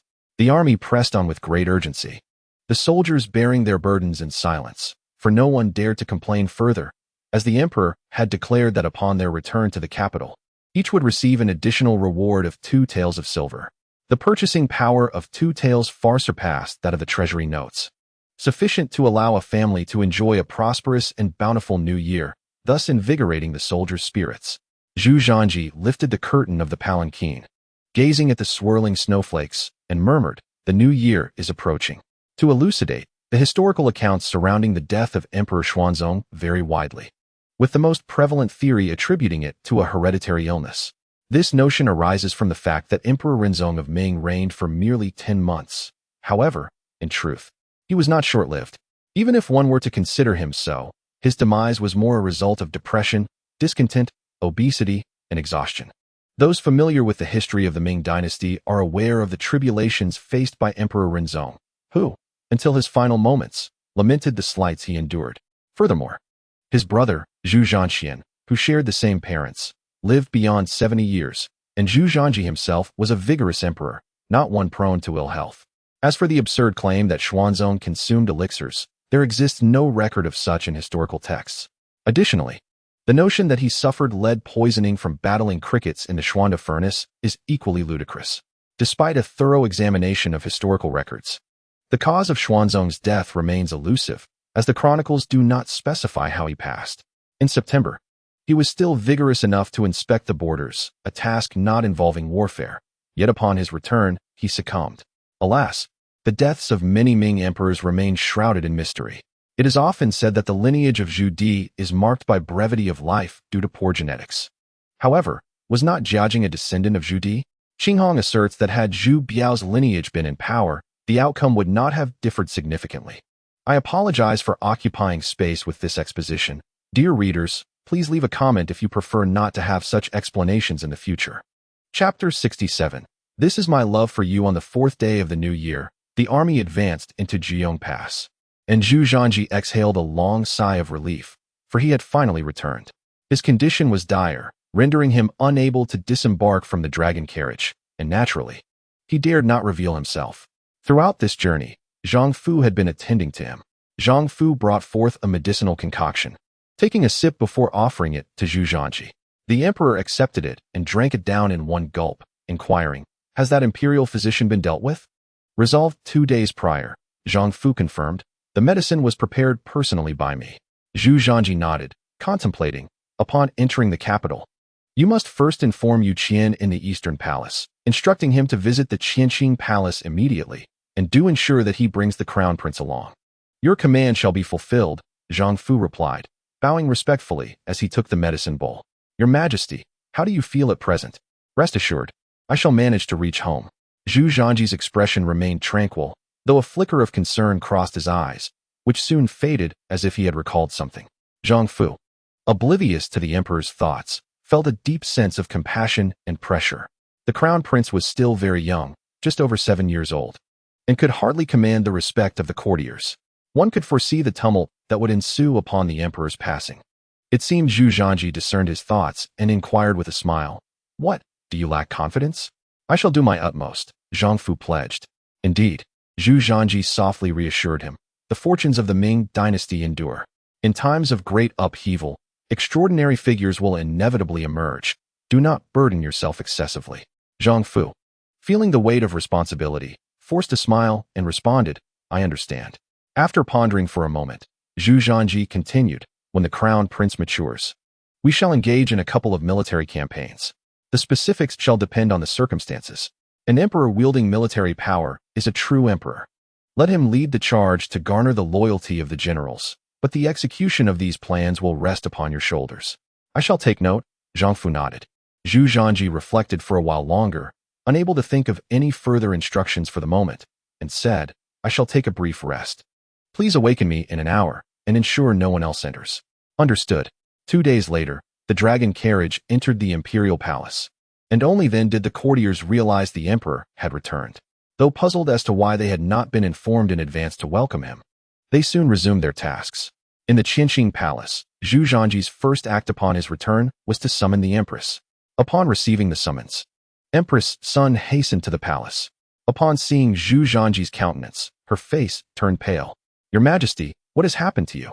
Zhu Zhanji reclined on a soft chair, resting his chin in his hand while gazing at her, and said melancholically, I have always prided myself on being cautious. All my food and drink are tested for poison by the eunuchs, save for one exception. Your Majesty, what are you implying? I hold you in such high regard and shower you with affection, Zhu Zhanji replied, not in a fit of fury but rather with a perplexed tone. Is it possible that our bond is overshadowed by the title of Empress? Empress Sun's face blanched, and she fell to her knees, exclaiming, Your Majesty, do you suspect that I would poison you? Zhu Zhanji's silence served as an unspoken affirmation. How could I commit such a heinous act? Furthermore, you have been away for months. The timing does not align, she lamented. That incident during the court session was a breach of decorum on my part. But it was done out of concern for your health. I truly harbored no ill intentions. Enough. Zhu Zhanji wearily waved his hand, seemingly unwilling to pursue the matter of poison any further. Do you love me? Without hesitation, Empress Sun replied, I do. I love you as well, Zhu Zhanji stated. I cannot accept a world without you. Would you be willing to accompany me to the underworld? Empress Sun trembled, weeping, Your Majesty. Do you truly intend to follow the example of Emperor Wu of Han? This is my love for you, Zhu Zhanji corrected her. In truth, the practice of burial sacrifices did not imply that upon the emperor's death, all his women would be interred with him, especially not the empress. Moreover, according to ritual law, the list of those to be sacrificed should be penned by the crown prince. For instance, the 5 consorts sacrificed alongside Emperor Renzong were determined by Zhu Zhanji himself. However, there have been instances of disregard for protocol, as exemplified by Zhu Yuanzhang and Zhu Di, who made ruthless arrangements prior to their deaths, leading to the near total extinction of their harem. Sun had never contemplated the prospect of one day being buried alongside someone. The thought was utterly unforeseen. Do you not wish to? Inquired Zhu Zhanji. Is it that you do not desire to accompany me, or are you simply afraid? No, it is not that, Your Majesty. Sun Empress fervently shook her head. Then why the hesitation? She hesitated. The child is still young. With tears streaming down her face, she lamented. He is not yet 8 years old. Zhu Zhanji replied coolly. Are you afraid of death? I am somewhat afraid. Sun Empress finally admitted under the pressure of Zhu Zhanji's relentless scrutiny, but I cannot bear to abandon Zhener. He is still so small, and I fear he will be mistreated. Zhu Zhanji furrowed his brow, contemplating for a prolonged moment before stating, You may retire for now. The Empress was truly terrified. Yet upon meeting Zhu Zhanji's icy gaze, she felt an overwhelming sense of foreboding. Should she utter another word, she would not need to await the Emperor's demise to meet her end. Sun Empress did not wish to die, nor would anyone in her position. With the prospect of transforming from Empress to Dowager Empress looming, who would entertain thoughts of death? The distinctions in status and identity between the Emperor's consort and his mother were worlds apart. Sun Empress yearned for survival, and there was but one soul capable of rescuing her, her son. Upon exiting the palace of heavenly purity, Sun disregarded the decorum befitting an empress and hurried towards the eastern palace. Yet not far into her sprint, she encountered her son, the young Zhu Qizhen, accompanied by the man she despised, Yu Qian. Zhener. Sun Empress cast aside her disdain for Yu Qian and grasped her son's small hand. Come, mother has something to discuss with you. In a swift motion, Yu Qian scooped up the young Zhu Qizhen and dashed back toward the palace of heavenly purity, unable to offer an explanation. Should the Empress wish to speak, it would have to wait. Zhang Fu had clearly relayed the details to him, and he dared not delay. Moreover, he sensed that the Empress was not of benevolent intent. Yu Qian, Sun Empress called out sharply as she pursued him. Return the crown prince to me at once. Unfaltering, Yu Qian replied hastily, Your Highness, forgive me. The emperor has summoned me urgently, and I am unable to comply. Sun Empress felt her anger boiling over. You speak of an urgent summons, yet I am on the brink of losing my life. She pressed on, but alas. Yu Qian was far from a helpless scholar. His experiences in military campaigns and governance had honed his physique, allowing him to run with remarkable speed. Before long, they reached the entrance of the Palace of Heavenly Purity, where Sun Empress begrudgingly halted, too fearful to chase further. Trembling with rage, she declared, Yu Qian, I will not let this pass. Meanwhile, Yu Qian entered the palace, clutching young Zhu Qizhen in his arms. Although braced for the encounter, he found Zhu Zhangji's appearance difficult to accept. He muttered, How could this be? The young Zhu Qizhen slipped from Yu Qian's grasp and bowed. Your son pays his respects to father. No need for formalities. Zhener, come here, Zhu Zhangji beckoned. The child approached and inquired, Father, are you unwell? Indeed, I am ill, Zhu Zhangji said, pinching his son's cheek before turning to Yu Qian. Step forward. Yu Qian approached and bowed, tears welling in his eyes. Your Majesty, you are. Let us not speak of that, Zhu Zhangji interjected with a wave of his hand. From this point forth, the crown prince's education shall be overseen by you and Zhang Fu. After my demise, at that moment, a young palace attendant hurried in, timidly interrupting, Your Majesty. The Empress Dowager wishes to see you. Tell her to wait a moment. Zhu Zhangji waved his hand and continued towards Yu Qian. Yu Qian, do you aspire to achieve something significant? Yu Qian nodded. Please enlighten me, Your Majesty. Form a faction. Zhu Zhangji sighed and said, You cannot replicate Li Qing's path. To make a mark, you must establish your own foundation. After my demise, factions will inevitably form within the court, with the Empress Dowager overseeing the inner court. I feel reassured. However, I worry about the outer court without someone as loyal to the nation as you. Yu Qian remained silent for a moment before he smiled wryly. My connections are not very strong. As long as you desire it, you will find a way, Zhu Zhangji replied. One who is inflexible and stubbornly opposes the tide will find it difficult to achieve greatness. Yu Qian received his counsel with utmost respect. He clasped his hands in acknowledgement. Zhu Zhangji looked at him with an expression of regret. Historically, those who form factions to gain power have never met a good end. You are not Li Qing and cannot emulate him. Think carefully. Yu Qian chuckled. I did not enter office for the sake of enjoyment. With your temperament, if you lacked it, I would be even more concerned, Yu Qian stated straightforwardly. Zhu Zhangji shook his head with a smile, yet did not refute the claim. He turned to his son and said seriously, Zhener, you must respect your teachers and value knowledge, understand? Young Zhu Qizhen nodded earnestly. I understand, father. The little one felt a tinge of fear. Despite his youth, he understood the gravity of death. Father, will you leave me? Zhu Zhangji gently patted the boy's head, revealing an uncommon tenderness. Father will not leave. I will watch over you from above. Do you have confidence in becoming a good emperor? Yes. The little one nodded vigorously.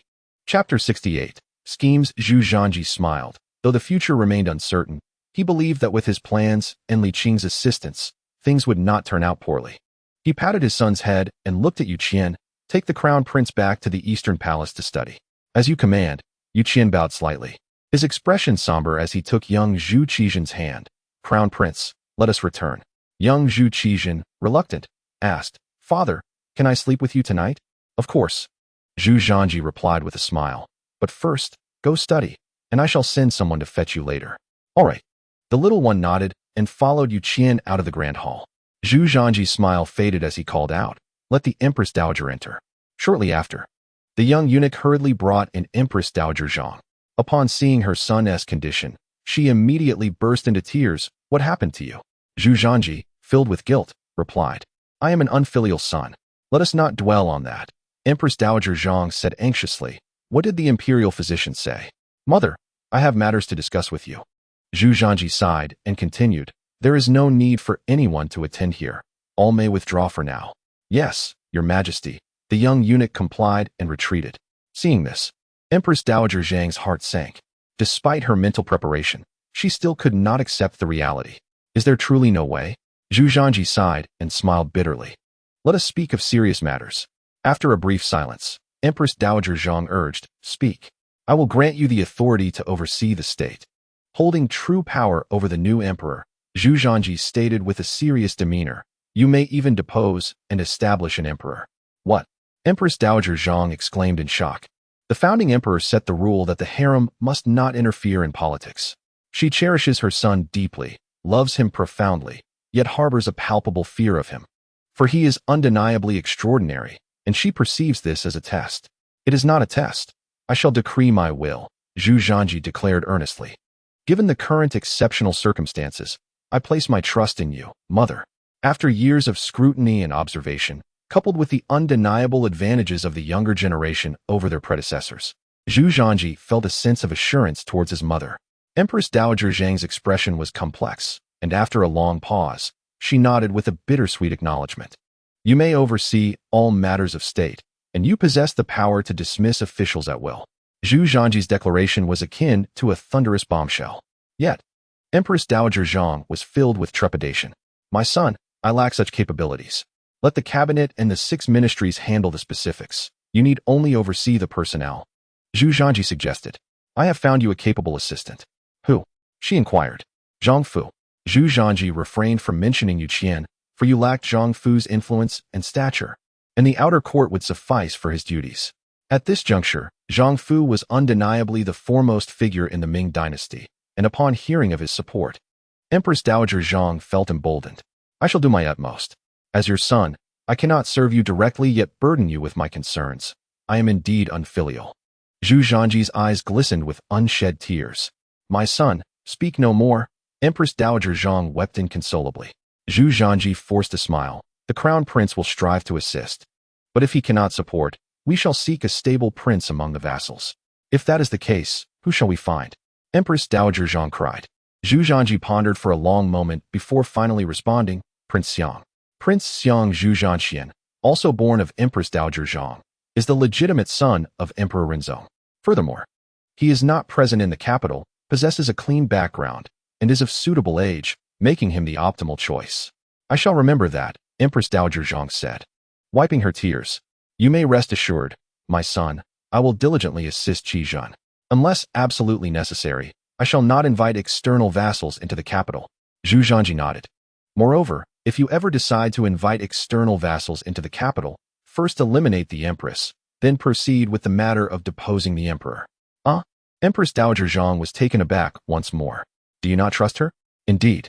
Then why not simply eliminate her and have her interred with you? Empress Dowager Zhang queried. Perplexed. The act of a son slaying his mother is not unprecedented in history, and given your affection for her, would it not be better to have her accompany you?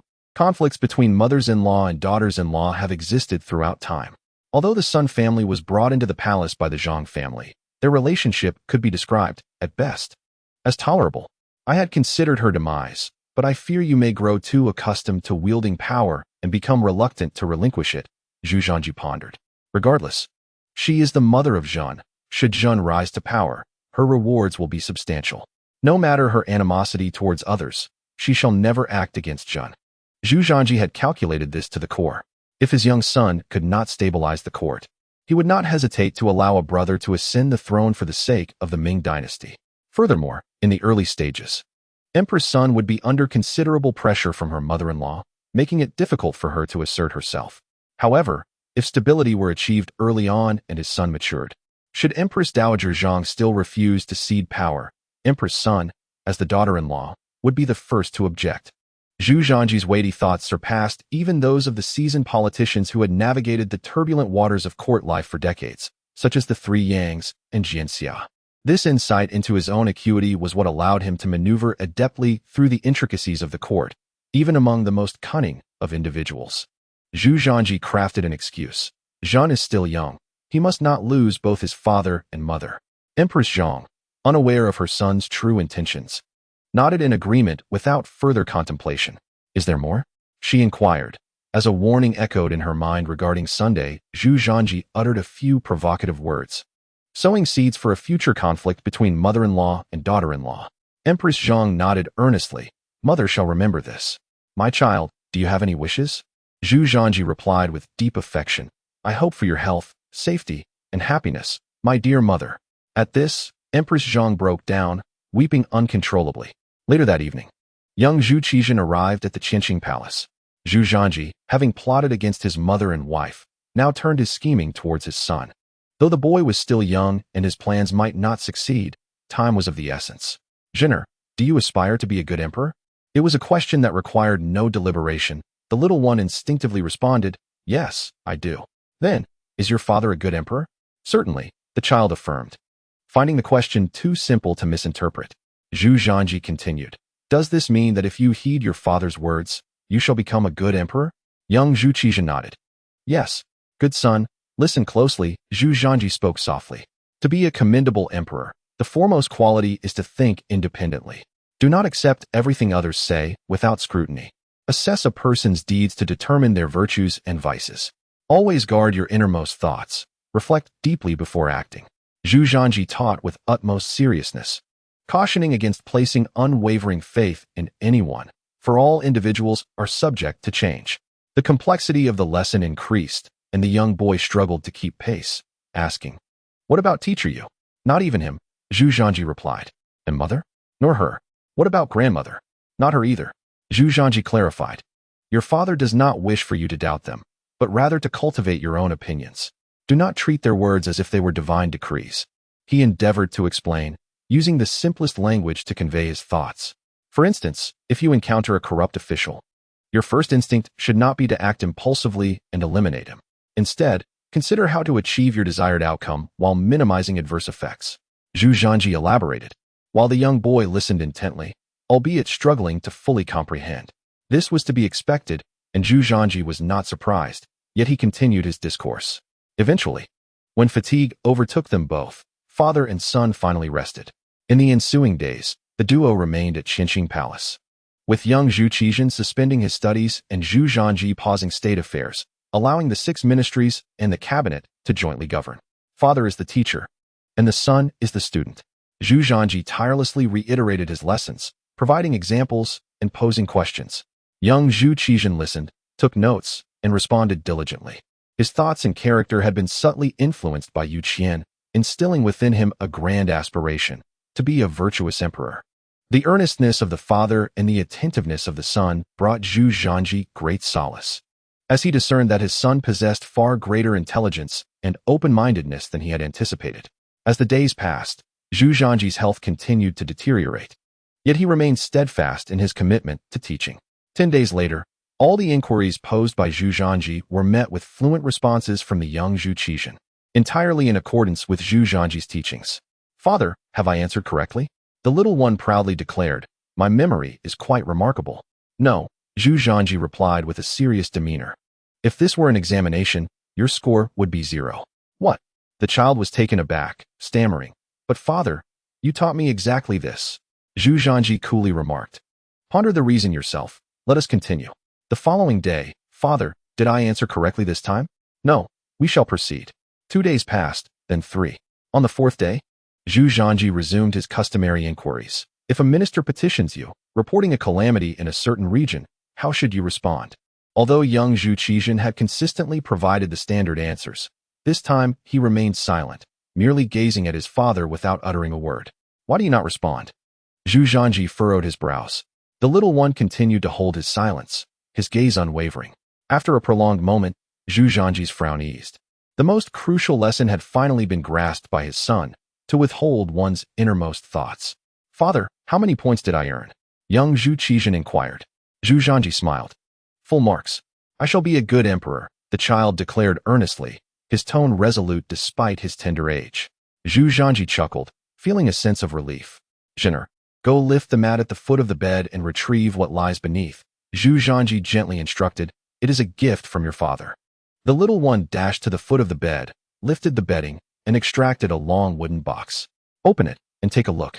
Following his father's command, Zhu Qizhen opened the box to reveal a scroll, slowly unfurling to reveal the image of a man. Chapter 69. The arrangement. The man appeared to be in his 20s, standing with his hands clasped behind his back. He possessed a tall and slender frame, his jet black hair cascading naturally, his face as refined as jade, and his eyes sparkling like bright stars. The child stared in awe for quite some time before exclaiming, how handsome! Is this father when he was young? What sort of eyes do you have? He is not even remotely similar. Your father was never as handsome, Zhu Zhanji muttered to himself, then cautioned. The individual depicted will one day enter the court. Your task is to offer him unconditional trust. Why? The child asked, puzzled. Did you not say one should not truly trust anyone? He is different. How so? Because he is the only one in this world who does not covet power, even viewing it with disdain. He possesses ambition, yet lacks aspirations. Seeing his son in a fog of confusion, Zhu Zhanji chuckled. If you heed your father's words, he will provide you with the answers. After a pause, he added, keep this painting safe. When you are alone, study it often, and remember the figure within. I will remember, young Zhu Qizhen promised, carefully tucking the painting back into the wooden box, nodding earnestly. Zhu Zhanji asked, if mother or grandmother sees the box and inquires about it, what will you say? A toy. Very good. Zhu Zhanji felt a surge of gratification. Now go and relax for a while, and also call in the little yellow gatekeeper from outside. All right. The child joyfully clutched the wooden box and departed. Moments later, 2 young gatekeepers entered. What time is it? One of the young gatekeepers respectfully replied, Your Majesty, it is 1/4 the hour of Chun. Zhu Zhanji proclaimed, convey my imperial edict. Let the Jinyui inform all officials in the capital that they must await my presence before the grand ancestral temple before noon. The servant complied. Zhu Zhanji then instructed another young attendant to notify Duke of England Zhang Fu and Minister of War Yu Qian to see him immediately. Yes, Your Majesty, they replied, bowing before retreating a few steps and turning to leave. Time passed, and the emperor's condition became known among his ministers. Upon hearing the imperial decree, they hastily made their way to the palace's grand ancestral temple. In this critical moment, none dared to incur the emperor's displeasure. With still over half an hour until noon, all officials had gathered.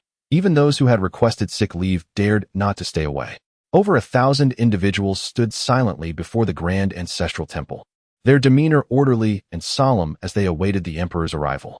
They waited and waited until at last, at noon, the resplendent yellow dragon carriage arrived. Given the emperor's precarious health, the ministers prostrated themselves in reverence even before he alighted from the carriage.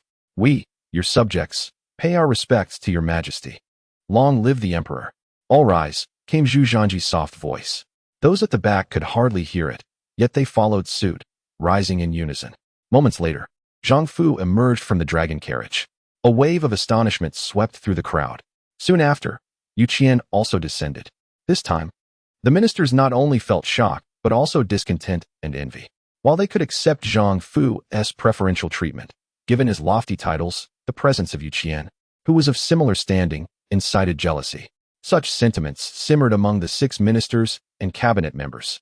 They were seasoned officials, well aware of the significance of accompanying the emperor in his carriage. It was a grave responsibility of entrusting the state. The 3 Yangs were bewildered. Why were they not chosen? Their dissatisfaction grew, especially within Yang Shiqi, who held the dual position of Minister of War.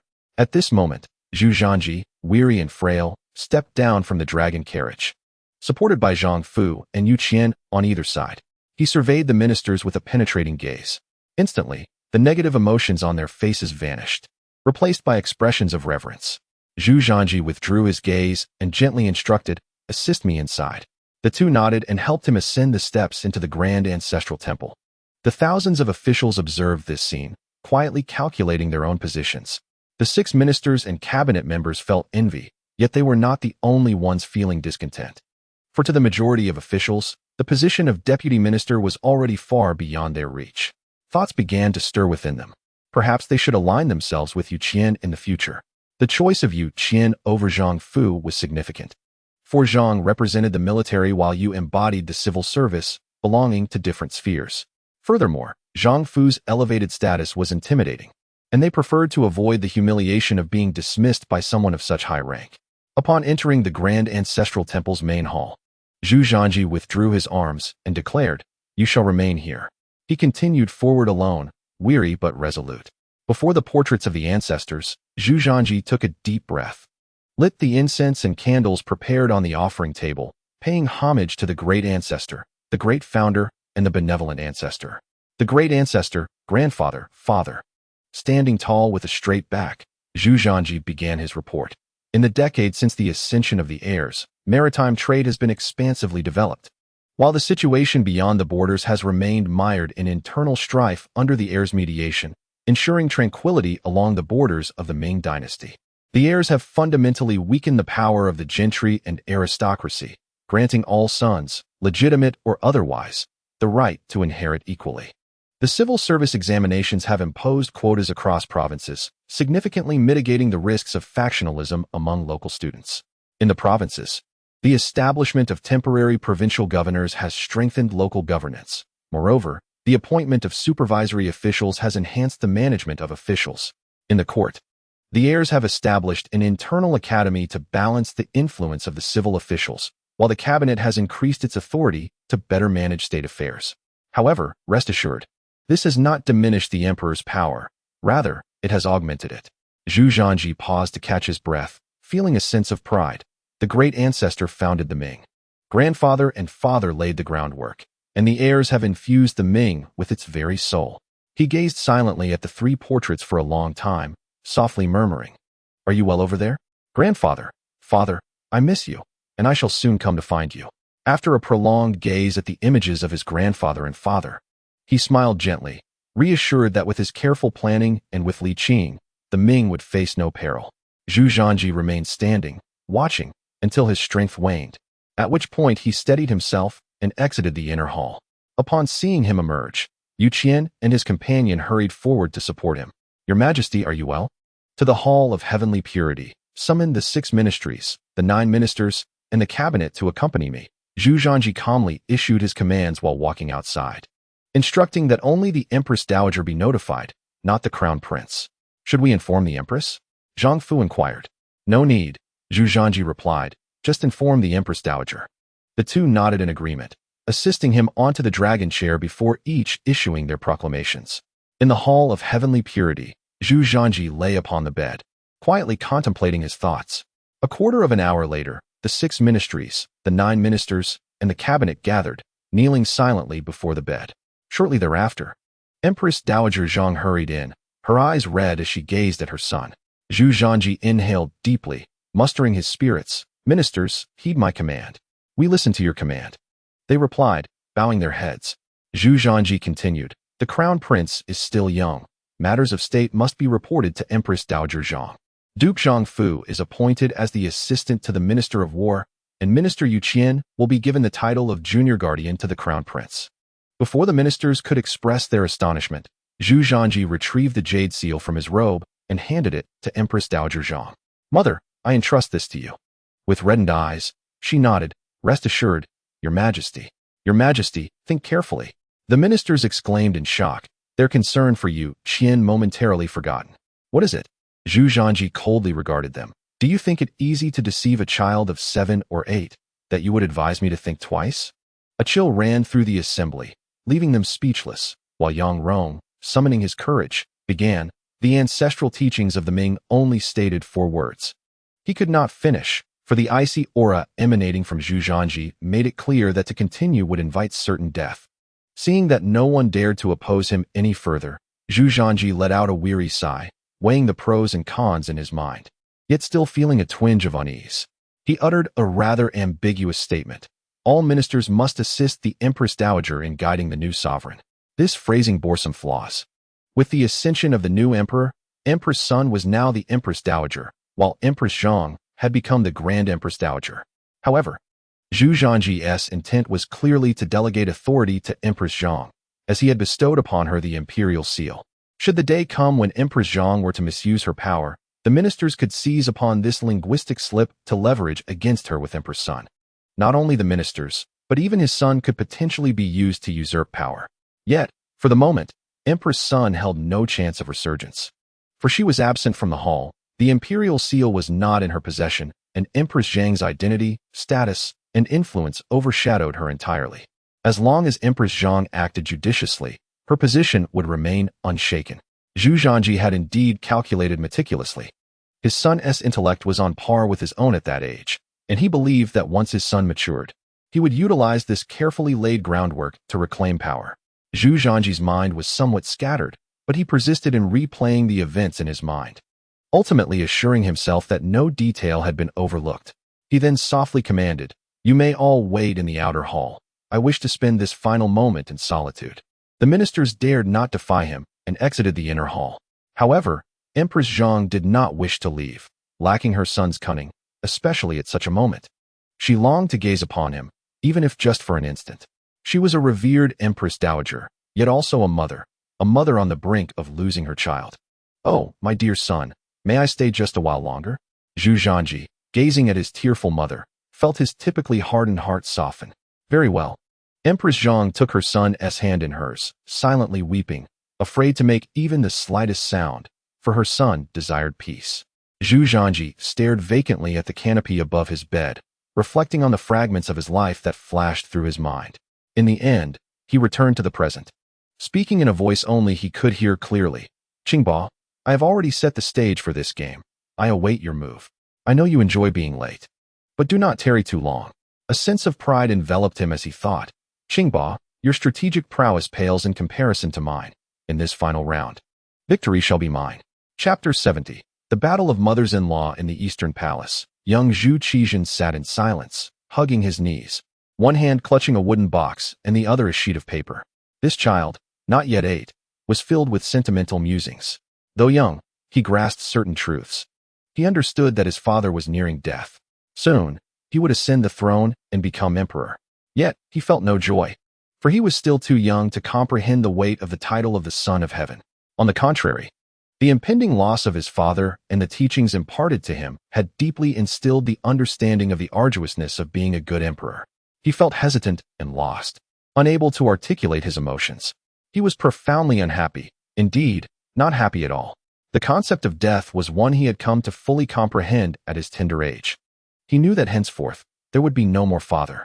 Lost in thought, the young child began to weep. It was not a profound sorrow, but rather a deep discomfort.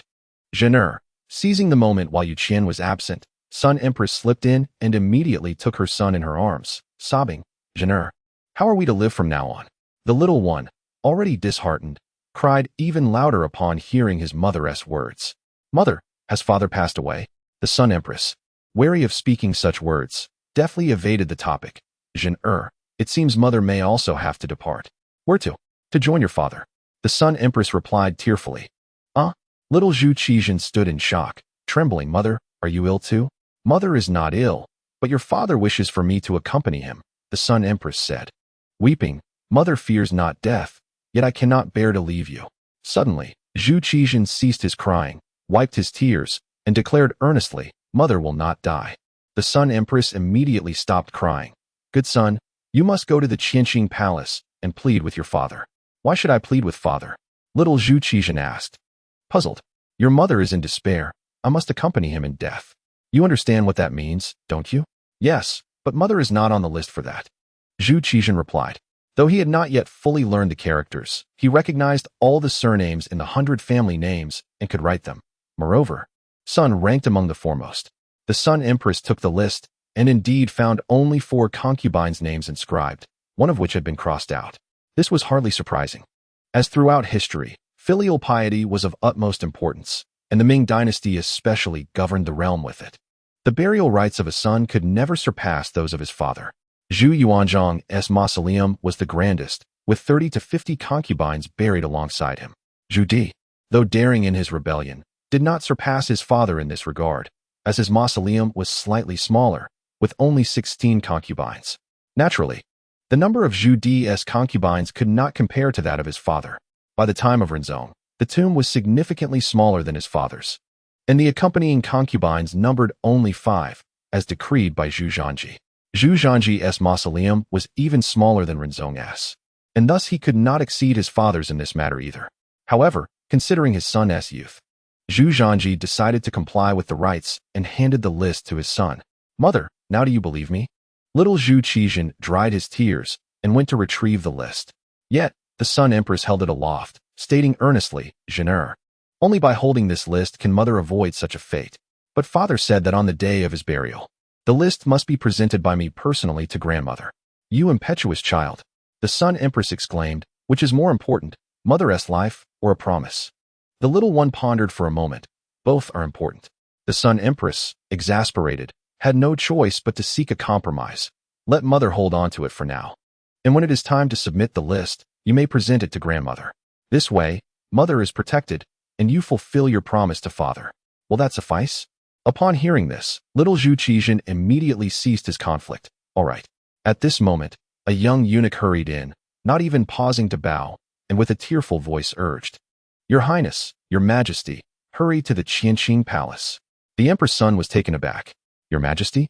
The little eunuch nodded tearfully. Quickly, Zhener. Follow your mother into the Qianqing Palace. In a flurry of anxiety, Emperor's son scooped up her son and rushed outside. Upon their arrival at the Qianqing Palace, they were met with a cacophony of mourning. The courtyard was adorned with white silk.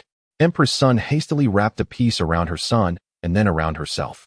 It was then that she noticed her son clutching a wooden box, which prompted her irritation. Zhener, what are you doing holding on to that at a time like this? Toss it away.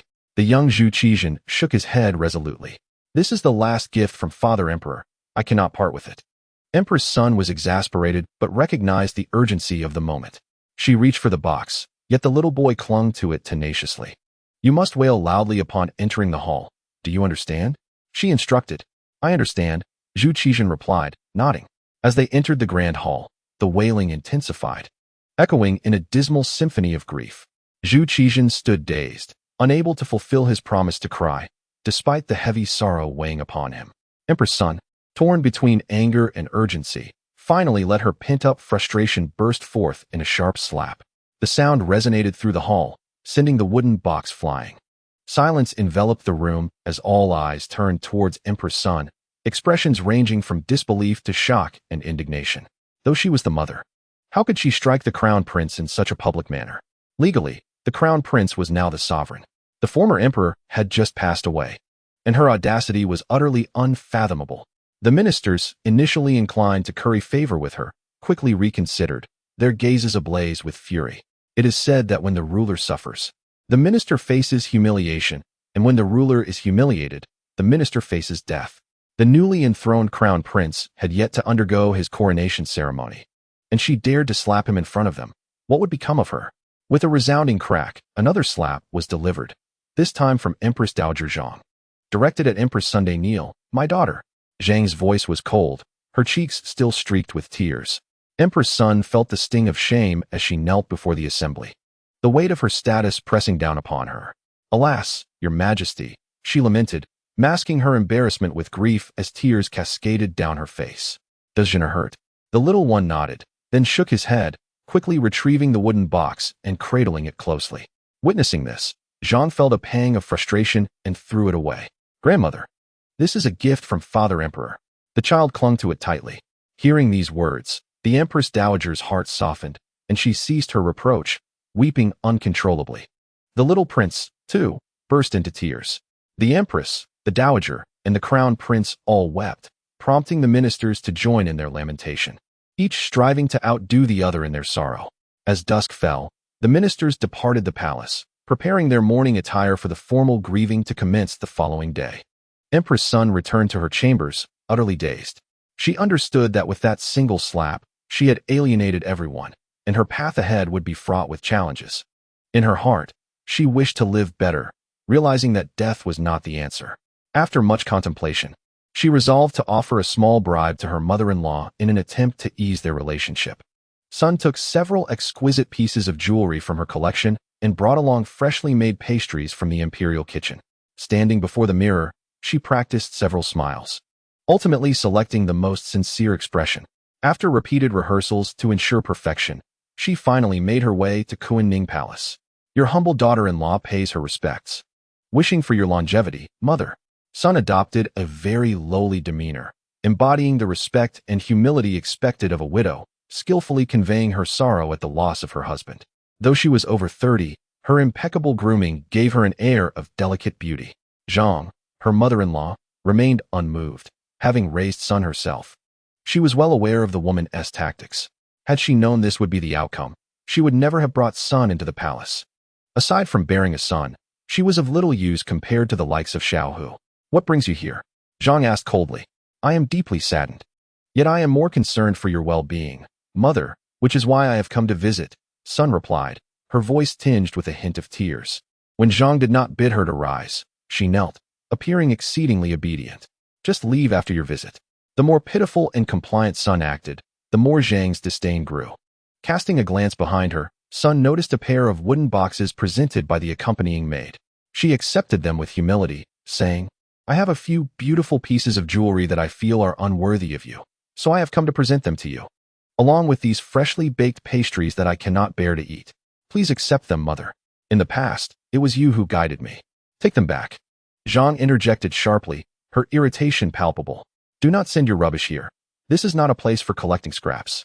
Pausing, she added, "The pastries can stay. My pet, Hua, loves to eat them." Sun's expression faltered, and despite her usual composure, she could not help but tremble with indignation. Hua was a pet dog, and to suggest that the food she cherished be given to a dog was an affront, a blatant insult. Was this not an egregious humiliation? "I take my leave," Sun said, fearing that if she lingered any longer, her temper would explode. She left the pastries behind, grasped the jewelry box, and performed a graceful bow, retreating 2 steps. Suddenly recalling something, she turned back to ask, "Mother, is Zhengde not here with you?" "Why do you ask?" Sun's tone became slightly brusque, her defenses lowered. "I am Zhengde's mother, and it is only natural that I wish to see him." "Too much indulgence spoils a child," Zhang remarked, her tone indifferent. "If you truly care for him, do not disturb him." Sun lowered her head, her cheeks puffing slightly, her shoulders quivering. After a moment, she raised her voice, calling out, Zhengde, stop calling. He is not here. He should be keeping vigil for his father," Zhang retorted, her disdain evident. Zhang's words, though quietly spoken, were perfectly audible to Sunday. Before Sun could react, Zhang suddenly exclaimed in anger, "Why are you not keeping vigil properly?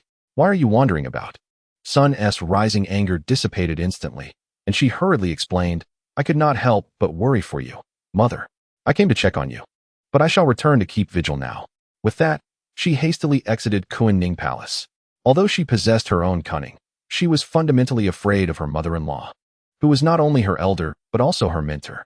The chances of a disciple surpassing their master are nearly non-existent. Chapter 71. A Misjudgment at the Qianxing Palace. Young Zhu Qizhen felt dizzy, the physical torment overshadowing his psychological anguish. After all, he was still a child. Although saddened, the pain did not cut deep. "Crown Prince." "Huh." The little one awoke from his drowsiness. "Master, aren't you tired?" Yu Qian was at a loss for words, uncertain whether to reprimand the child for his naivety or to comfort him in his sorrow. After a while, he finally said, "The late emperor is watching over you. You must perform well." The child shuddered, recalling his father's final words, "Father will not leave. He will watch over you from above."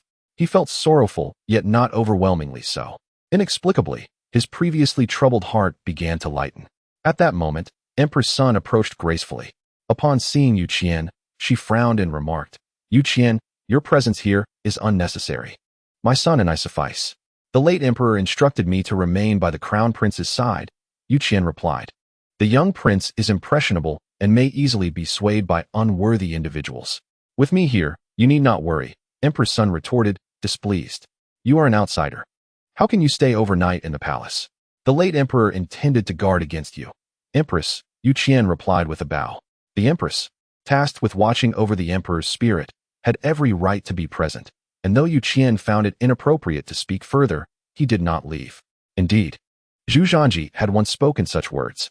Having just endured a scolding from her mother-in-law, Empress Sun was not inclined to tolerate the impertinence of an outsider.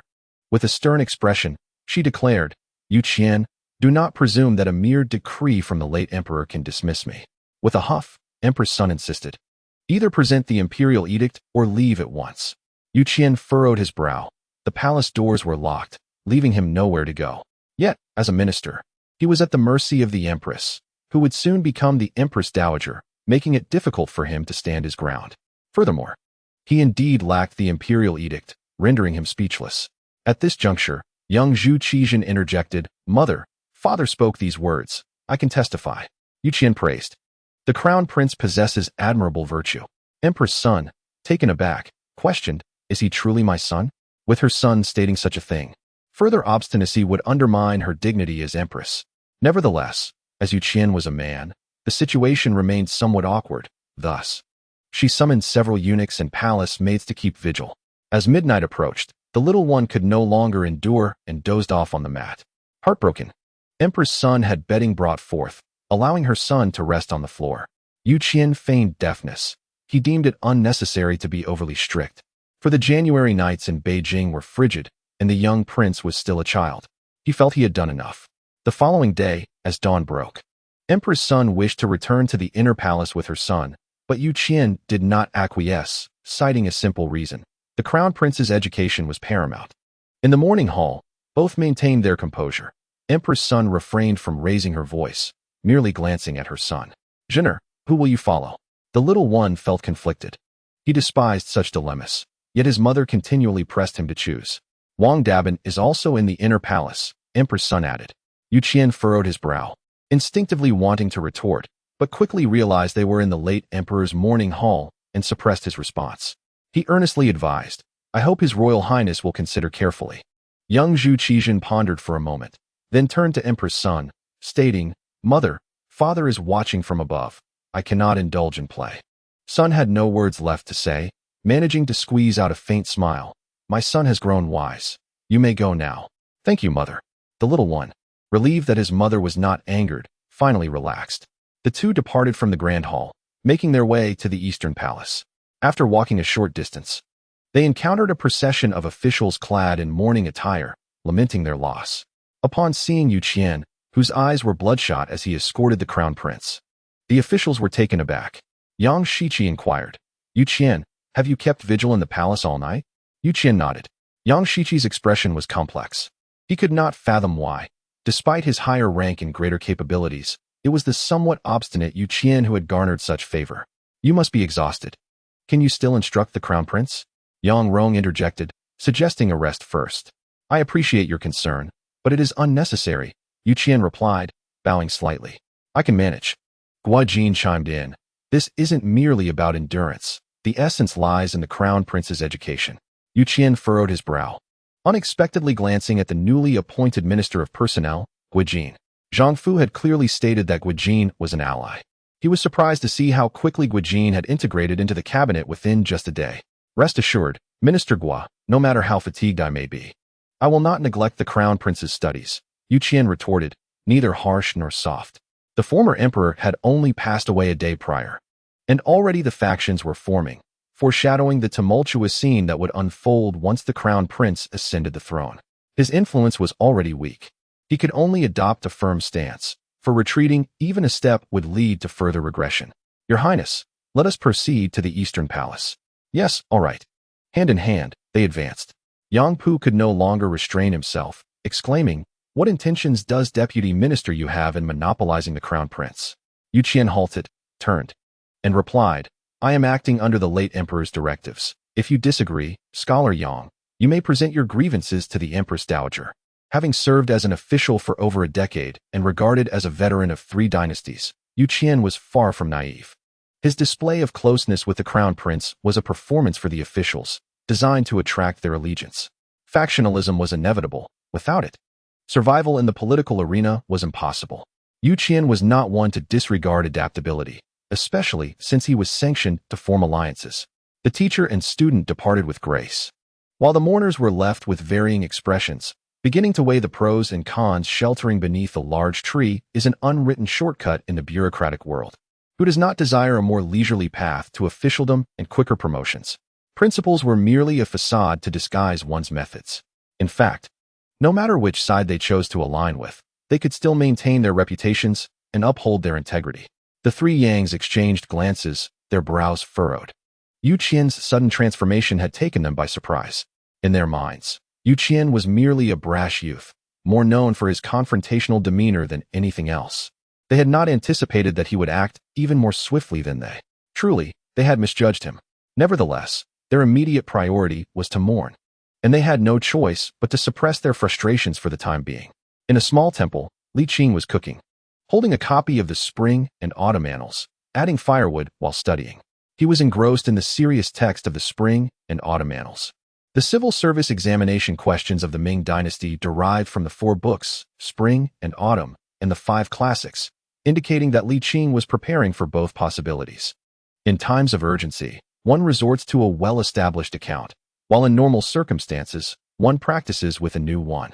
It is not that he neglects the former, rather, the age of his primary account has rendered it burdensome. Should an unexpected situation arise, he could boldly employ his seasoned account. Yet its longevity is inevitably limited due to its age, unless he desires to be known as immortal by the world. Of course, cultivating a new account would not be overly tedious, for he possesses backups. If all else fails, he can simply revert to a previous save. Moreover, there is the assistance granted by Zhu Zhanji. Though the specifics of this aid remain unclear, Li Qing harbors great confidence in him. Among the emperors Li Qing has known, none surpass Zhu Zhanji in intellect and wisdom. The imperial examination, Li Qing lamented, it is far more challenging than my university entrance exams. Being a resident of Jinling is quite disadvantageous. Is this what they call reaping what one sows? Alas, he must adopt Zhu Yunwen's approach, registering as a cousin of Zhu Yunwen. Yesterday, Zhu Yunwen was his cousin. Tomorrow, he shall be the cousin of Zhu Yunwen. Is there any issue with that? None whatsoever. This is not a convoluted scheme. Cousins are indeed cousins, and it is quite logical. The only drawback lies in Jinling's immense wealth, a place abundant with scholars. As many come from affluent families, this is akin to beginning at hellish difficulty, Li Qing sighed. Over the past years, aside from attending to his master, he has devoted himself to study, exerting far more effort than he did prior to the college entrance exams. Frequently, while his master slumbered, he would study late into the night. Who knows, after a decade or so of diligent study, will he succeed? Li Qing pondered. The sound of steam escaping from the pot interrupted his scholarly pursuits. Li Qing set his book aside, washed his hands, and lifted the lid to check on the dumplings. Years had passed, and he had become quite adept at cooking, no longer turning rice into porridge. He had also learned to make dumplings and steam buns. Sometimes, in dreams, he would boast about his culinary skills, awakening to find his pillow dry. No longer a source of regret, these memories were sweet. He cherished them deeply, relishing their warmth. Devoid of bitterness, filled instead with sweetness, as their laughter echoed in his heart. The dumplings bobbed and danced in the boiling water, rising to the surface, signaling their readiness. Li Qing ladled the dumplings into a bowl, adding a splash of cold water to temper the heat, ensuring they would not be too scalding nor too cool. His master tended to eat hastily, and Li Qing feared he might burn himself. Dividing the dumplings into 2 large bowls, Li Qing removed the apron he fashioned from old clothes and called out, "Master, dinner is served." Moments later, Zhang Lata rushed in, eager to partake. Li Qing stood in his path, insisting, "Master, wash your hands." The old man, though slightly miffed, was accustomed to this routine and obediently went to wash. Once done, he eagerly took his bowl and began to eat heartily. "Master, how is it? Is it tasty? Is it too salty or too bland?" Li Qing took a bite of a dumpling. The flavor was just right. Yet, he still sought his master's opinion. The only response he received was silence. His master had completely lost his faculties, no longer recognizing him, yet instinctively drawing close and adhering to his commands. Li Qing felt a deep concern. He feared that prolonged silence would lead his master to lose his ability to speak altogether. Thus, he spoke incessantly, much like a chatterbox, engaging his master in endless conversation. While the old man listened patiently, occasionally chuckling. The elderly gentleman was swift in his dining. By the time Li Qing had consumed merely a third of his meal, the old man had already finished. He gazed hungrily at the bowl Li Qing held. "I can't eat anymore," Li Qing replied, shaking his head. "This evening, I shall prepare steamed buns for you."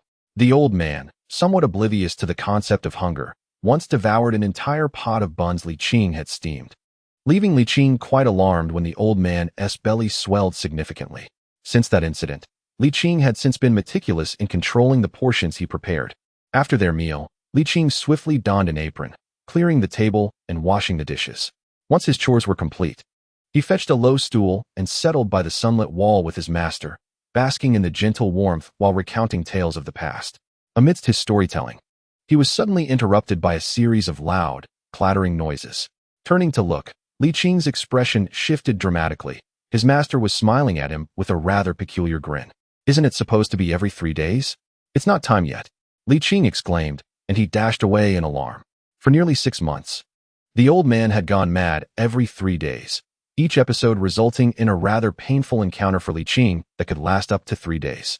Despite the old man's eccentricity, his combat prowess remained formidable, and Li Qing was no match, forced to run around the temple in evasion. "Master, please remain calm. Oh dear. If you don't strike me for 3 days, I shan't be climbing rooftops." Amidst the lush green mountains, their voices echoed. Chapter 72. What is your dream? The master and disciple resumed their position in the sunlit corner, soaking in the warmth. The old man appeared utterly content, while Li Qing grimaced, clearly in discomfort. Master, could you be a tad gentler? At this rate, how am I to prepare buns this evening? Li Qing complained. The old man paid him no heed, perhaps succumbing to drowsiness after basking in the sun for too long, as he rose and retreated indoors to sleep. Li Qing followed him inside, and once his master had settled down, he resumed his study of the spring and autumn annals. To be honest, this tome paled in comparison to novels, as ancient authors tended to express themselves with brevity, often obscuring their meanings in an attempt to showcase their erudition, resulting in a text rife with numerous obscure characters and words. While traditional characters and rare words were not daunting to Li Qing, having mastered them during his decade in the mountains, he found the obscure terms somewhat challenging. The 4 books, 5 classics, and spring and autumn annals lacked the narrative and continuity found in novels, presenting historical accounts devoid of punctuation or paragraphs, rendering them exceedingly arduous and monotonous to read. Moreover, one had to engage their intellect to decipher the meaning of each sentence, which was quite taxing. They were far less engaging than the internet novels of later generations.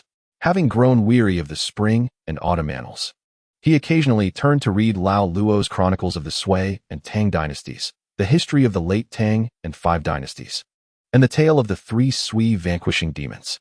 These works, rich in historical detail while possessing narrative coherence, were considerably more captivating. After half an hour of grappling with the spring and autumn annals, Li Qing found it exceedingly tedious. So he sought out the romance of the 3 kingdoms to rejuvenate his mind. As he immersed himself in the iconic scenes of the chains connecting boats and the flames consuming red cliffs, he found himself both enthralled and somewhat skeptical. He suspected that when old Luo penned this passage, he was likely inspired by current events, drawing parallels between Zhu Yuanzhang and Chun Yuliang's battle at Poyang Lake and the tales of the 3 kingdoms. Works like Water Margin and Romance of the 3 Kingdoms had already emerged, while Journey to the West and Dream of the Red Chamber had yet to be conceived. If he were to write something himself, it would undoubtedly be a commercial success. Li Qing mused, followed by a wry smile. Perhaps it was best to abandon the idea. For in this era, copyright protection was non-existent, and creators reaped little reward. Life on the mountain was leisurely, the passage of time swift, and before he realized it, the sun was setting. As dusk fell, Li Qing stretched lazily and rose to steam buns. He had promised his master to fulfill certain tasks, otherwise, he would face punishment. Though the old man had a poor memory and failed to recognize people, his recollection of food was remarkably sharp. If he was not served buns in the evening, Li Qing would face dire consequences. In the Eastern Palace, young Zhu Qizhen was practicing calligraphy, with Yu Qian attentively instructing him on each stroke and grip. Just then, Zhang Fu arrived. "Greetings, Your Highness."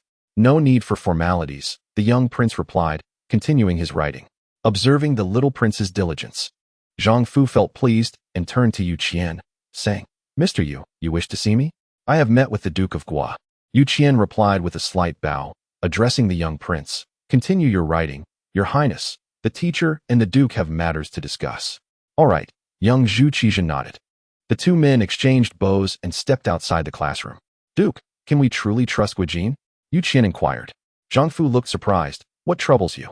Yu Qian recounted the events that transpired in the palace that morning, frowning as he spoke. "I fear he is too closely aligned with the cabinet, not of our faction." Zhang Fu narrowed his eyes. "What do you think of the 3 Yangs?" "They possess talent and capability," Yu Qian affirmed, then added, "However, their integrity is questionable. They are sycophantic and fail to distinguish between priorities, exhibiting excessive bureaucratic tendencies." As he spoke, disdain crossed his face, whether it was Taizong, Renzong, or the late emperor. The 3 Yangs were known for their flattery, always reporting good news while omitting the bad. While all 3 emperors were wise, their actions were not without justification. Yet the young prince's upbringing should not be entrusted to such individuals. In their eyes, the Ming dynasty was eternally peaceful, with the populace living in security and contentment, and civil officials diligent while military generals were invincible. Yu Qian stated earnestly, "If the prince grows up under their flowery praises, he may struggle to achieve greatness." After a moment of contemplation, Zhang Fu replied, "Utilize them for their abilities, but do not trust them. Let them execute tasks while I take charge of the court's discourse. Yu Qian responded with delight. The Duke speaks wisely. I share the same sentiment. Ah, but this is not my own counsel. Zhang Fu chuckled bitterly. It is the late emperor's will. The late emperor was a rare and exceptional ruler. Yu Qian sighed, his expression filled with regret. Zhang Fu, feeling dejected, exhaled softly. I am growing old and fear I may not endure. I am not adept at navigating the court's intrigues. The future will see factions emerging while you are still young. I shall exert my utmost efforts, Yu Qian assured. After a moment's thought, Zhang Fu continued, I am, after all, a duke. Although the late emperor granted me the right to participate in governance, if I were to meddle directly in political and military affairs, it might provide others with a reason to criticize. The Empress Dowager resides in the depths of the palace, largely unaware of court matters. Ultimately, it will rely on you. Yu Qian nodded, without hesitation or fear. Zhang Fu, upon witnessing this, felt an even greater admiration. The late emperor's discerning vision is indeed beyond the reach of ordinary individuals. You are still too weak, Zhang Fu sighed. I shall lend you a hand. Yu Qian, not one to be overly modest, inquired, how shall you assist? Yang Hong of Xuanfu is a formidable general of commendable character. In years past, Taizong praised him highly. With his capabilities, he is more than fit to hold the position of a general, yet he has remained unfulfilled. Zhang Fu remarked that having someone in the court to support him would facilitate matters, while for you, having a valiant general in the region would enhance your influence within the court. A partnership between you two would be mutually beneficial. Recollecting such a person, Yu Qian hesitated. It is acceptable for scholars to form alliances, but it is a grave taboo to conspire with military leaders.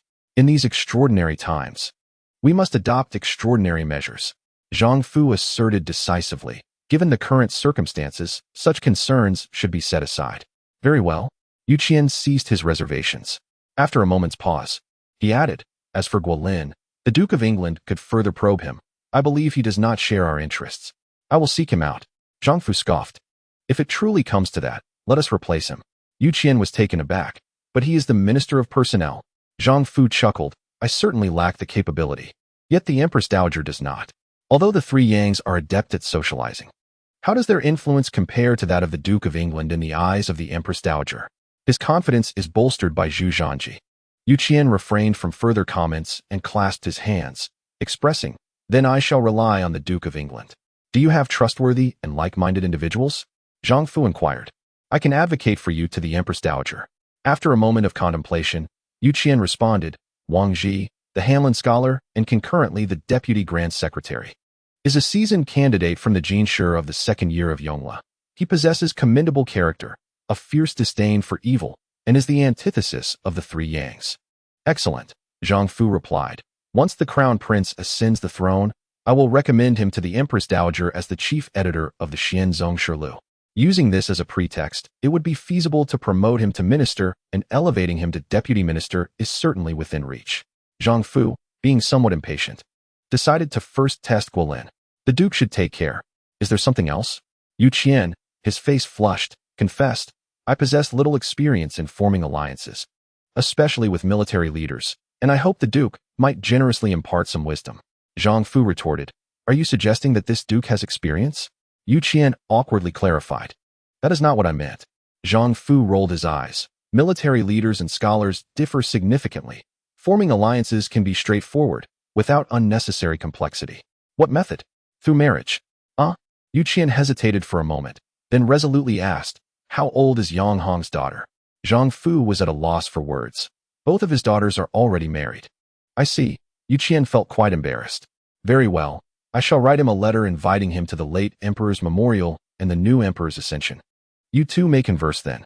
Zhang Fu waved his hand, departing. The Duke should proceed with care. Yu Qian clasped his hands, watching Zhang Fu's retreating figure, feeling a deep sorrow.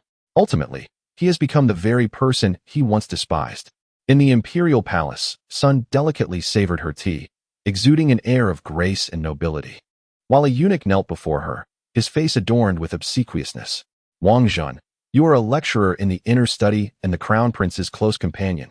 In the future, you must diligently fulfill your responsibilities. Do you understand? Yes, the servant comprehends.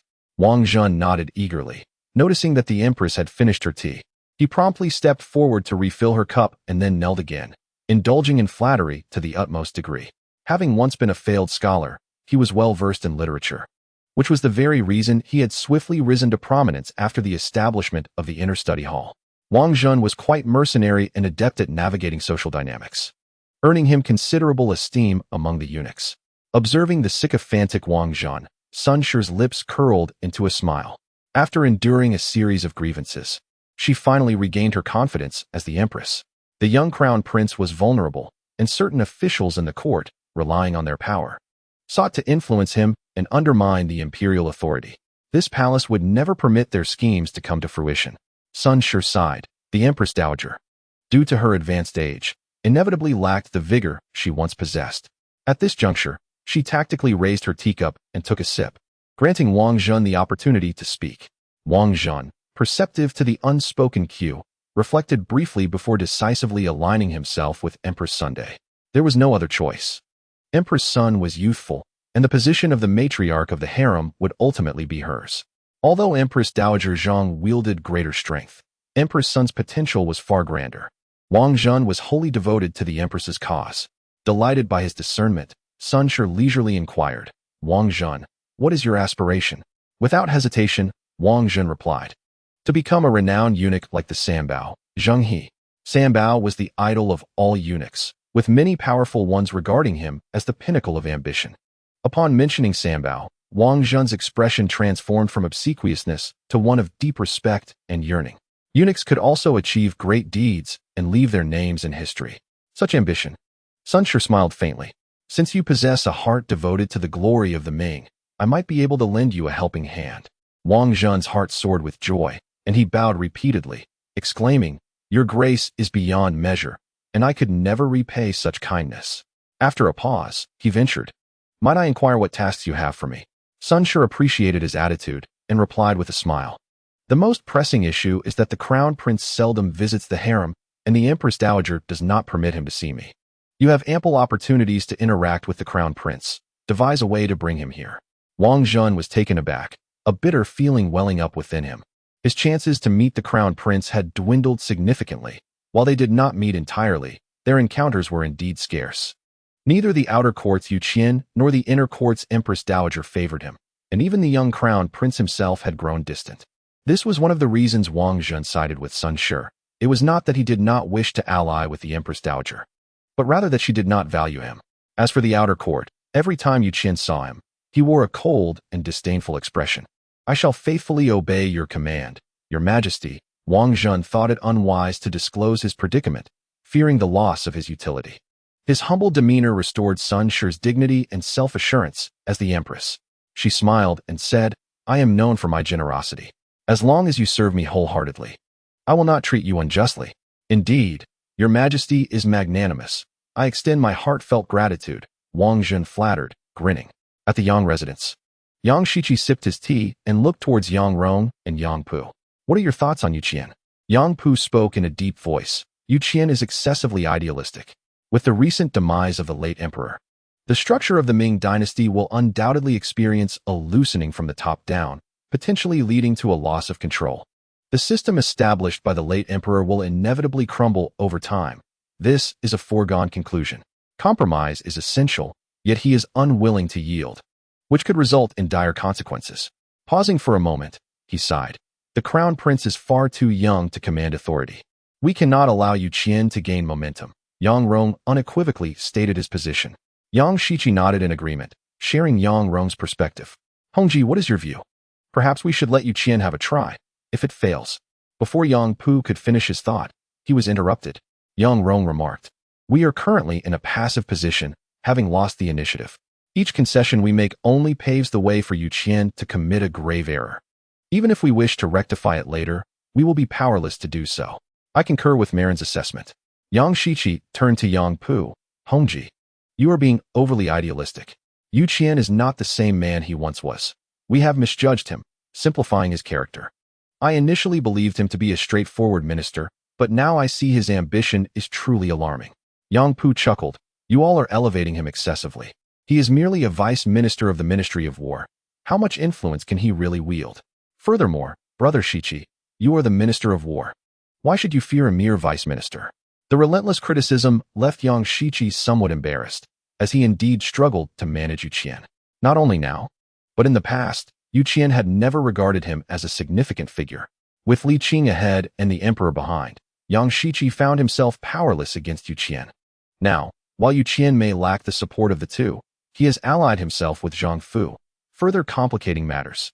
Although Yang Shiqi held the position of Yu Qian's superior, he found himself at a loss for solutions. Clearing his throat, Yang Rong interjected to defend Yang Shiqi. Currently, Yu Qian has the support of Zhang Fu, who is the sole intermediary between the foreign ministers and the Empress Dowager. Hongji, do not underestimate Yu Qian. Yang Pu, being straightforward, asked, what do you propose we do? Form a faction. Yang Shiqi replied, are we not already doing that? Yang Pu inquired, puzzled. Yang Rong shot him an irritated glance. Is that what you call forming a faction? That is merely navigating interpersonal relationships. The real alliance begins now. Yang Pu rubbed his nose and chuckled bitterly. It seems you both have your own ideas. Hongji, you are being dismissive. We are indeed here to discuss this together. Yang Shiqi replied with a smile. Should we strive for Zhang Fu's support? Yang Pu decisively shook his head. Shiqi, you are being overly fanciful. What standing does Zhang Fu hold that we could possibly sway him? Yang Rong and Yang Pu shared the same viewpoint, agreeing that pursuing Zhang Fu would be less fruitful than seeking the crown prince's support. Yang Shiqi, feeling defeated, reconsidered and admitted, it might indeed be too late to seek the crown prince's favor. Yu Qian, being in a position of advantage, is resolute in his intentions. This is indeed a concern. Yang Rong sighed. Suddenly, a spark of inspiration lit up his eyes. In that case, why not seek the Empress Dowager's support? Seek the Empress Dowager? Precisely, Yang Rong affirmed. The late emperor granted her significant political power. We should directly urge her to preside over court sessions. This would nullify Zhang Fu's advantages entirely. Brilliant. Yang Shiqi slapped his thigh and declared, let us proceed thus. After all, this is the late emperor's testament, and such actions do not contravene established protocols. Yang Pu nodded in agreement. It is feasible. But how shall we garner support? Yang Shiqi responded with a smile. It is simple. We shall petition for a noble title for her maternal family. In the East Palace, the young Zhu Qizhen exhaled deeply after a day of studies, rubbing his sore wrists. His small face contorted with displeasure. Each day felt stifling, devoid of the carefree existence he once enjoyed. He was burdened by the demands of reading, writing, the weight of his father's passing, and the challenges of ruling as emperor, leaving him breathless. Crown Prince, do you feel unwell? The little one shook his head. Teacher, tonight I wish to visit grandmother. Yu Qian paused momentarily before nodding in consent. The child's face brightened with a smile, and seeing him happy, Yu Qian also smiled. Though a tinge of bitterness lingered in his heart, he felt the weight of the child's oppression, knowing there was little he could do to alleviate it. However, there was no alternative. Without enduring this hardship, the child would remain helpless in the future. In the evening, Yu Qian returned home, cherishing the rare times spent with his wife and children. The little one happily ventured into the inner palace. Before reaching the Yearning palace, he encountered Wang Zhen, whom he had not seen for several days. Daban, how have you been? He greeted cheerfully. Returning to the crown prince, this servant is not well. Wang Zhen replied woefully. Has someone bullied you? No, Wang Zhen shook his head. I am merely saddened by the absence of the crown prince. Upon hearing this, Zhu Qizhen felt a pang of sorrow as well. There is no choice. My father has passed away, and I must study diligently to become a good emperor. With a deep sigh, the little one followed the palace maid towards Yearning Palace, his spirits dampened. Wang Zhen was taken aback. He had anticipated the crown prince to confide in him, perhaps even complain about Yu Qian's strictness. At the very least, he expected a promise to accompany him to the East Palace, to be a companion in both study and play. Instead, the child's light-hearted remark revealed a transformation. The crown prince had changed, and the old ways would no longer suffice. Wang Zhen gazed at Zhu Qizhen's retreating figure, lost in contemplation. In Yearning Palace, Empress Dowager Zhang was also distressed, suddenly burdened with such a heavy responsibility. Grieving for both her husband and son, and with her grandson too young to manage the court, her heart was heavy with unspoken woes. At an age when she should have been enjoying her twilight years, she found herself with no room for complacency. As she reviewed the pressing matters of state, exhaustion weighed heavily upon her. Grandmother, your grandson has come to see you, a tender voice announced. Zhang looked up to find her grandson approaching. She quickly opened her arms, her furrowed brow relaxing. "Zhener, come to grandmother's embrace." Zhu Qizhen rushed into her arms. "Grandmother, I want to sleep with you tonight." "Very well." The Empress Dowager smiled kindly. "Are you hungry, Zhena?" "I have already eaten, and I am not hungry," he replied, shaking his head as he scanned the surroundings. "Where is Huahua?" "She has gone for a stroll and will return shortly." The Empress Dowager rubbed her weary brow, feeling the burden of responsibilities that left her with little time even for walking the dog. "Zhener, grandmother must attend to her duties for a while. You may play on your own for now." "What is grandmother busy with?" "I am reading memorials," she said with a smile. "I wish to read as well." Empress Zhang was taken aback. She had anticipated her grandson would clamor for snacks and tug at her for play, yet he demonstrated such remarkable understanding. The child had indeed matured. She gently caressed his head and unfurled the memorial on the desk. "Shall I read it to you, my dear?" "Yes, please." "Such a good boy." Empress Zhang felt a mix of solace and sorrow. Chapter 74. The Crown Prince attends court the following day, as the hour of Qin approached. The officials departed in an orderly fashion after the morning. Upon reaching the front of the Fengtian Hall, Yang Shiqi called out to Zhang Fu, "Your Grace, the nation cannot be without a sovereign for even a day. We cannot afford to delay court sessions." Zhang Fu nodded gently. "I will inform you Qin shortly. Starting tomorrow, the Crown Prince shall attend court." While it was certain that the Crown Prince would indeed take on this role, it must be noted that he was quite young. And even if he did attend, his effectiveness might be limited. The late emperor's edict required that all state affairs be submitted to the empress for her governance. Yang Shiqi sighed. It is not ideal for the empress to remain in the inner palace. Zhang Fu furrowed his brow, wanting to refuse, but finding it difficult to stand firm.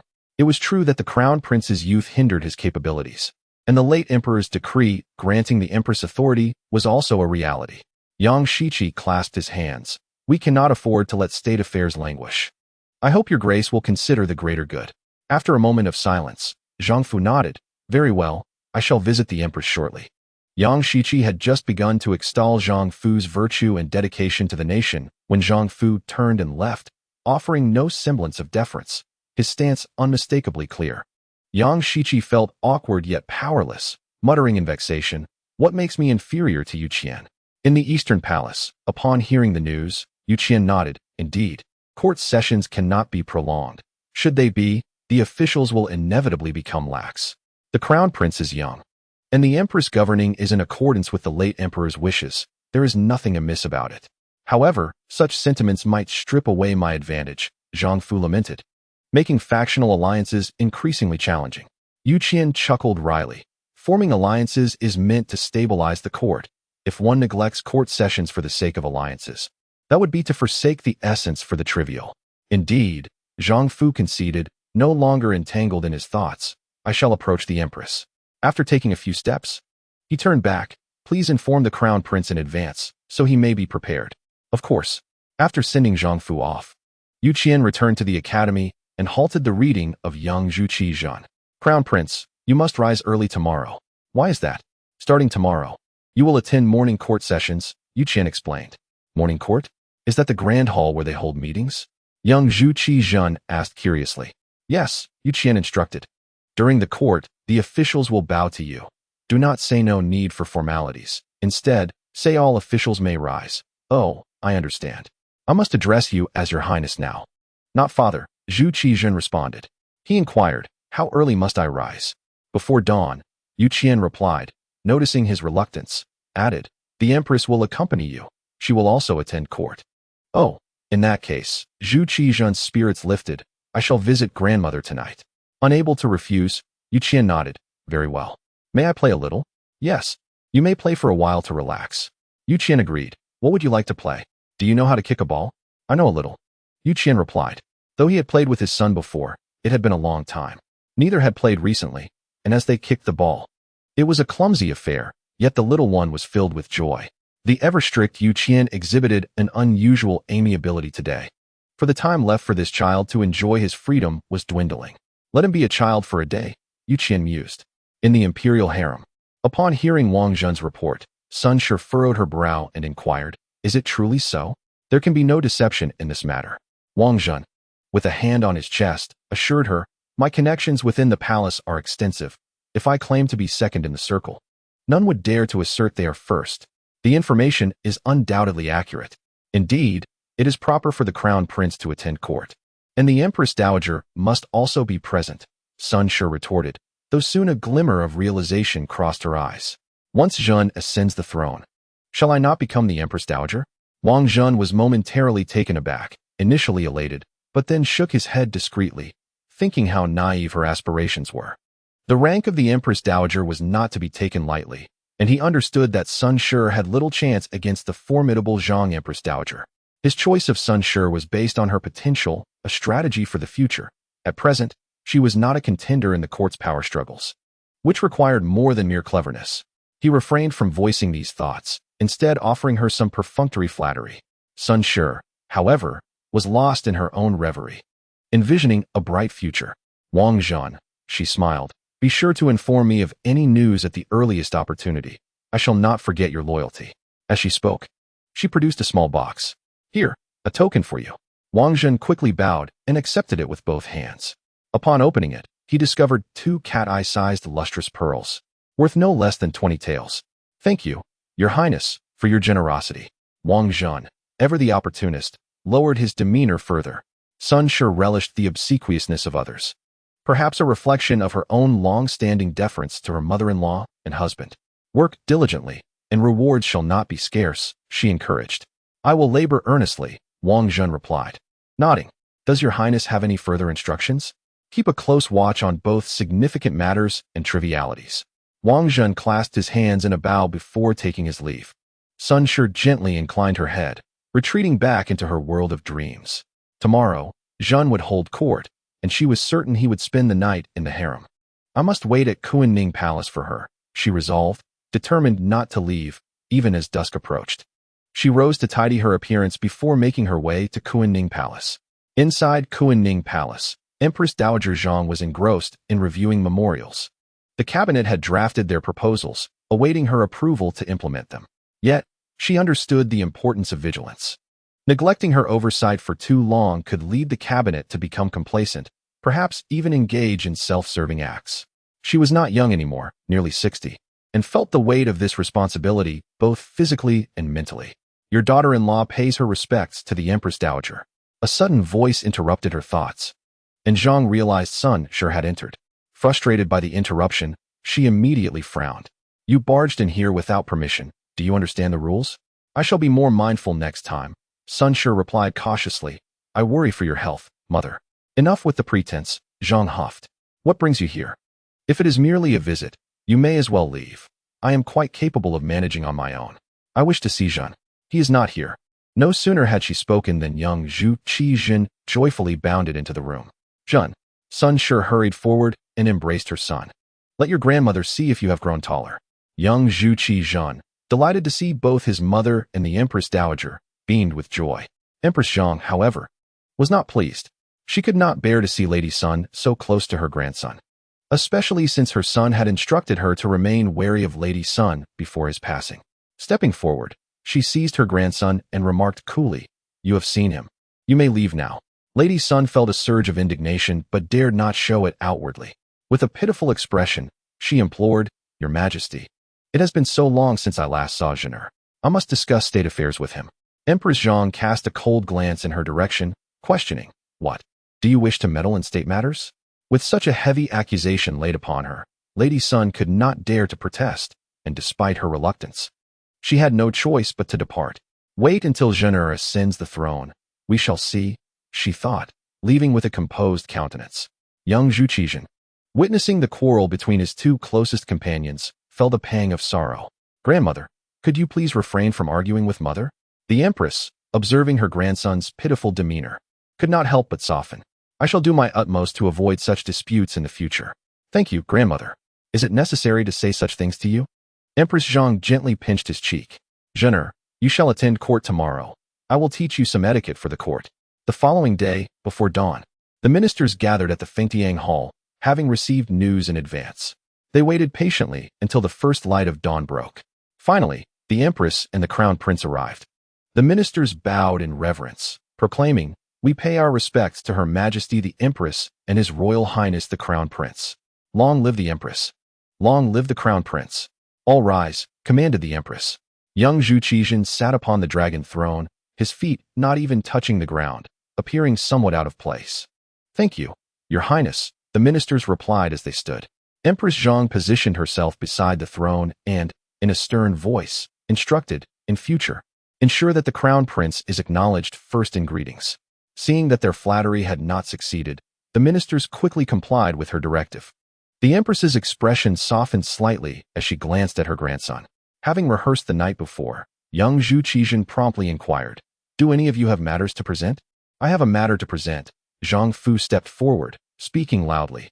"I report to the crown prince and the empress that the situation beyond our borders is unstable.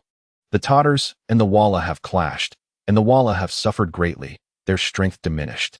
Without assistance from the Ming, they may not endure long. If the Tatars were to annex the Walla, the steppe would be unified, and our borders would face unrest." Minister Guijin interjected. "The disappearance of one tribe from the steppe is beneficial to the Ming.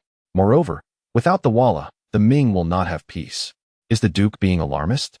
Zhang Fu shot him a sidelong glance, thinking to himself, "You have reached your end." He turned his attention back to Empress Zhang, stating earnestly, "If the Walla are defeated, the other tribes will not stand a chance against the Tatars. I urge the Empress to reconsider." "I believe the Duke is overreacting," interjected the Vice Minister of Rights. "The Ming's resources are not to be squandered. Why should we assist the Walla?" "I second that," another minister chimed in. "I also second that," stated the Minister of Works. Seeing the atmosphere grow tense, Yu Qian was about to speak when Empress Zhang interjected, her voice ringing with authority. "There shall be no further discussion on the matter of aiding the Walla." The resolute yet aged voice echoed throughout the grand hall, silencing the once boisterous assembly. All present fell silent, their mouths agape in disbelief as they gazed toward Empress Zhang beside the dragon throne. No one expected that the Empress Dowager would utter such commanding words on her very first day in power. It is important to note that even the late emperor rarely spoke so boldly. The ministers were momentarily taken aback, unsure of how to respond. Yang Shiqi was the first to regain his composure, promptly bowing and proclaiming, "Your Majesty is wise. I second your opinion." Upon hearing this, those who had just opposed Zhang Fu, such as Guijin, could not help but turn pale with displeasure. How dare he stab us in the back? What audacity! Yang Shiqi thought to himself.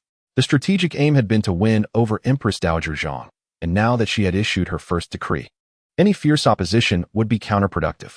"Your Majesty is wise," echoed Yang Rong and Yang Pu, both seasoned individuals who had navigated multiple reigns and had mastered the art of gauging sentiments and weighing pros and cons without much deliberation. Seeing the tide had turned, Yu Qian refrained from speaking out. The ministers, realizing the situation was set, bowed in unison, exclaiming their praises for her wisdom. Thus, the decree to assist the Walla was established under the Empress Dowager Zhang's proposal. Zhang Fu seized the moment to recommend Yu Qian to lead, and the Empress Dowager readily consented. Throughout this process, little Zhu Qizhen remained silent, as no one sought his opinion.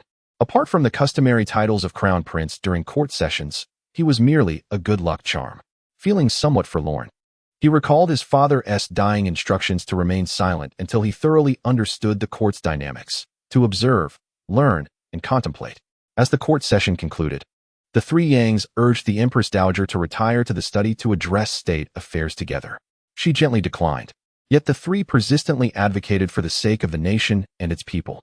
Zhang Fu was well aware that the three Yangs were attempting to ingratiate themselves with the Empress Dowager to gain an advantage, but he chose not to voice any objections. With the cabinet having gained the power to draft proposals, their status and influence had indeed ascended, no longer merely serving as the emperor's secretaries. Yet they still required the emperor's approval to act.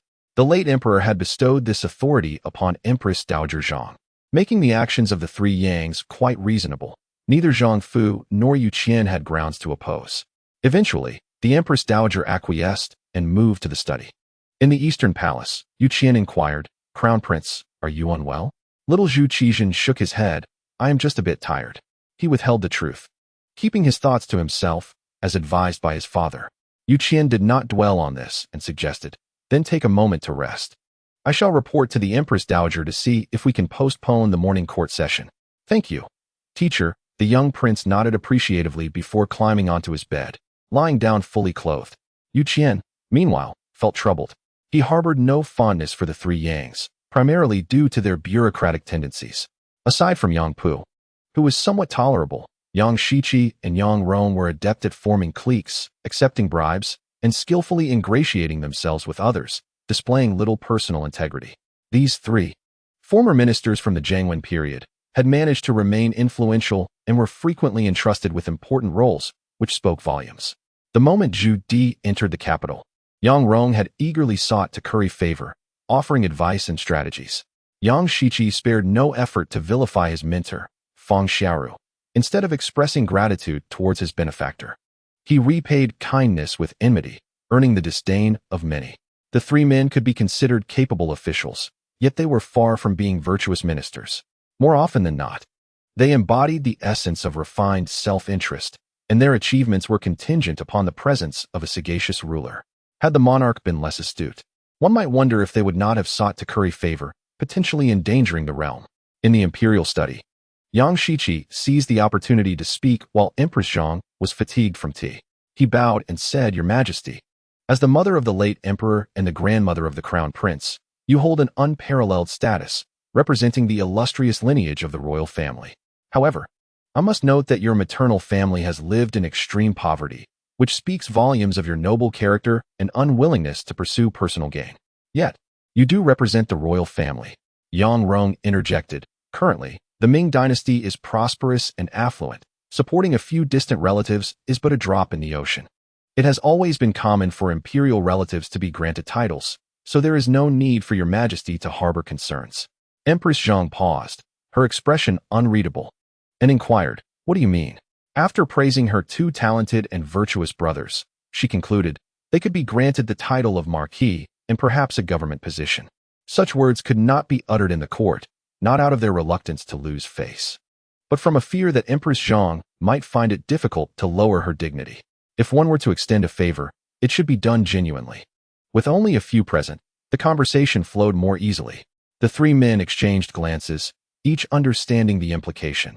"Once you speak, we shall take care of the rest." Empress Zhang fell silent and candidly stated that her family was not doing poorly. While not wealthy, they were far from destitute. Besides, she knew her brothers' true natures better than anyone. After a moment's contemplation, she said, "Granting them the title of Marquis is excessive. They have not rendered service to the state. Perhaps a count would suffice, and let us refrain from discussing positions." The Empress's selflessness elicited admiration from the three Yangs. Having conveyed their favor, they were indifferent to the titles she would bestow, as their interest lay solely in Empress Zhang herself. With Empress Zhang settled, their next target was Yuqian. While they considered approaching Zhang Fu, his influence was formidable, so they opted to tackle softer targets first. Yang Rong suggested, "Your Majesty, regarding assistance to the Walla, it may be too much for Yuqian to handle alone. Minister Yang, as the Minister of War, is quite adept in military affairs. It may be prudent to have him collaborate with Yuqian." Yang Shiqi, being directly involved, refrained from speaking, merely listening intently. Unexpectedly, Empress Zhang casually remarked, "Yuqian alone is sufficient. Elder Yang is a veteran of 3 reigns, and the affairs of state are enough to keep him occupied. I shall continue to rely on Elder Yang." The three Yangs exchanged glances, struck by the familiarity of the scene. They suddenly realized this mirrored the behavior of Li Qing, having received benefits, yet failing to fulfill their duties. Once they exited the imperial study, they shared a knowing look, each comprehending the depth of the Empress's shrewdness. As days passed, Empress Zhang, considering her grandson's growth, postponed the court meeting to the hour of the dragon, merging the morning and midday sessions. The Ming dynasty seemed to be regaining its footing, with various departments operating in an orderly fashion, at least on the surface. In the blink of an eye, the 27 days of mourning were upon them. For the late Emperor Zhuzhanji, posthumously honored as Xianzong and given the title of the wise, sacred, and benevolent emperor by the court. On this night, the young Zhu Qizhen ventured into the inner palace, not seeking the Empress Dowager, but rather his mother, Lady Sun. Upon seeing her son approach, Lady Sun's heart filled with joy as she warmly exclaimed, "Zhener, let your mother have a good look at you. I have missed you dearly." She embraced him with affection, yet he remained somewhat distant. "Mother, I have matters to discuss," he stated, extending his small hand. "Where is the list of those to be buried with the emperor?" Lady Sun's smile faltered, and she awkwardly replied, "Your mother will accompany you to see the Empress Dowager." The young prince insisted, I wish to present it personally to the Empress Dowager. Relenting, Lady Sun agreed. Very well, we shall go to Yearning Palace. As she opened her arms, inviting him in for a hug, he frowned, visibly displeased at being treated like a child. Embarrassed, Lady Sun withdrew her embrace. Then let us proceed. Upon reaching the entrance of Yearning Palace, Zhu Qizhen once again requested, Mother, please give me the list. With a sigh, Lady Sun retrieved the envelope and handed it to him, urging, let us hurry inside. The dawn will soon arrive, and your father must be laid to rest. Inside, Empress Dowager Zhang sat at her desk, her gaze vacant. Grandson, come to your grandmother, she called, momentarily snapping back to reality. Zhu Qizhen stepped forward and presented the envelope. Grandmother, this is the list of those to be buried. Empress Dowager Zhang accepted it and handed it to an attending eunuch, instructing, take care of this. The eunuch bowed and hurried away. Seeing this, Lady Sun felt a wave of relief wash over her, her tension dissipating.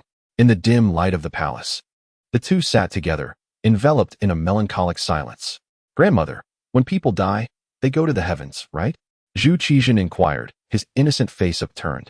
Indeed, they become stars, twinkling in the night sky. Whenever you miss your father, you can look to the stars, Empress Dowager Zhang replied, her heart heavy yet unwilling to burden her grandson with sorrow. But there are so many stars. How do I know which one is my father? He pondered. The brightest one, my dear, she gently reassured him. With a slight smile, Zhu Qizhen felt a flicker of joy, while Empress Dowager Zhang managed a bittersweet smile in return.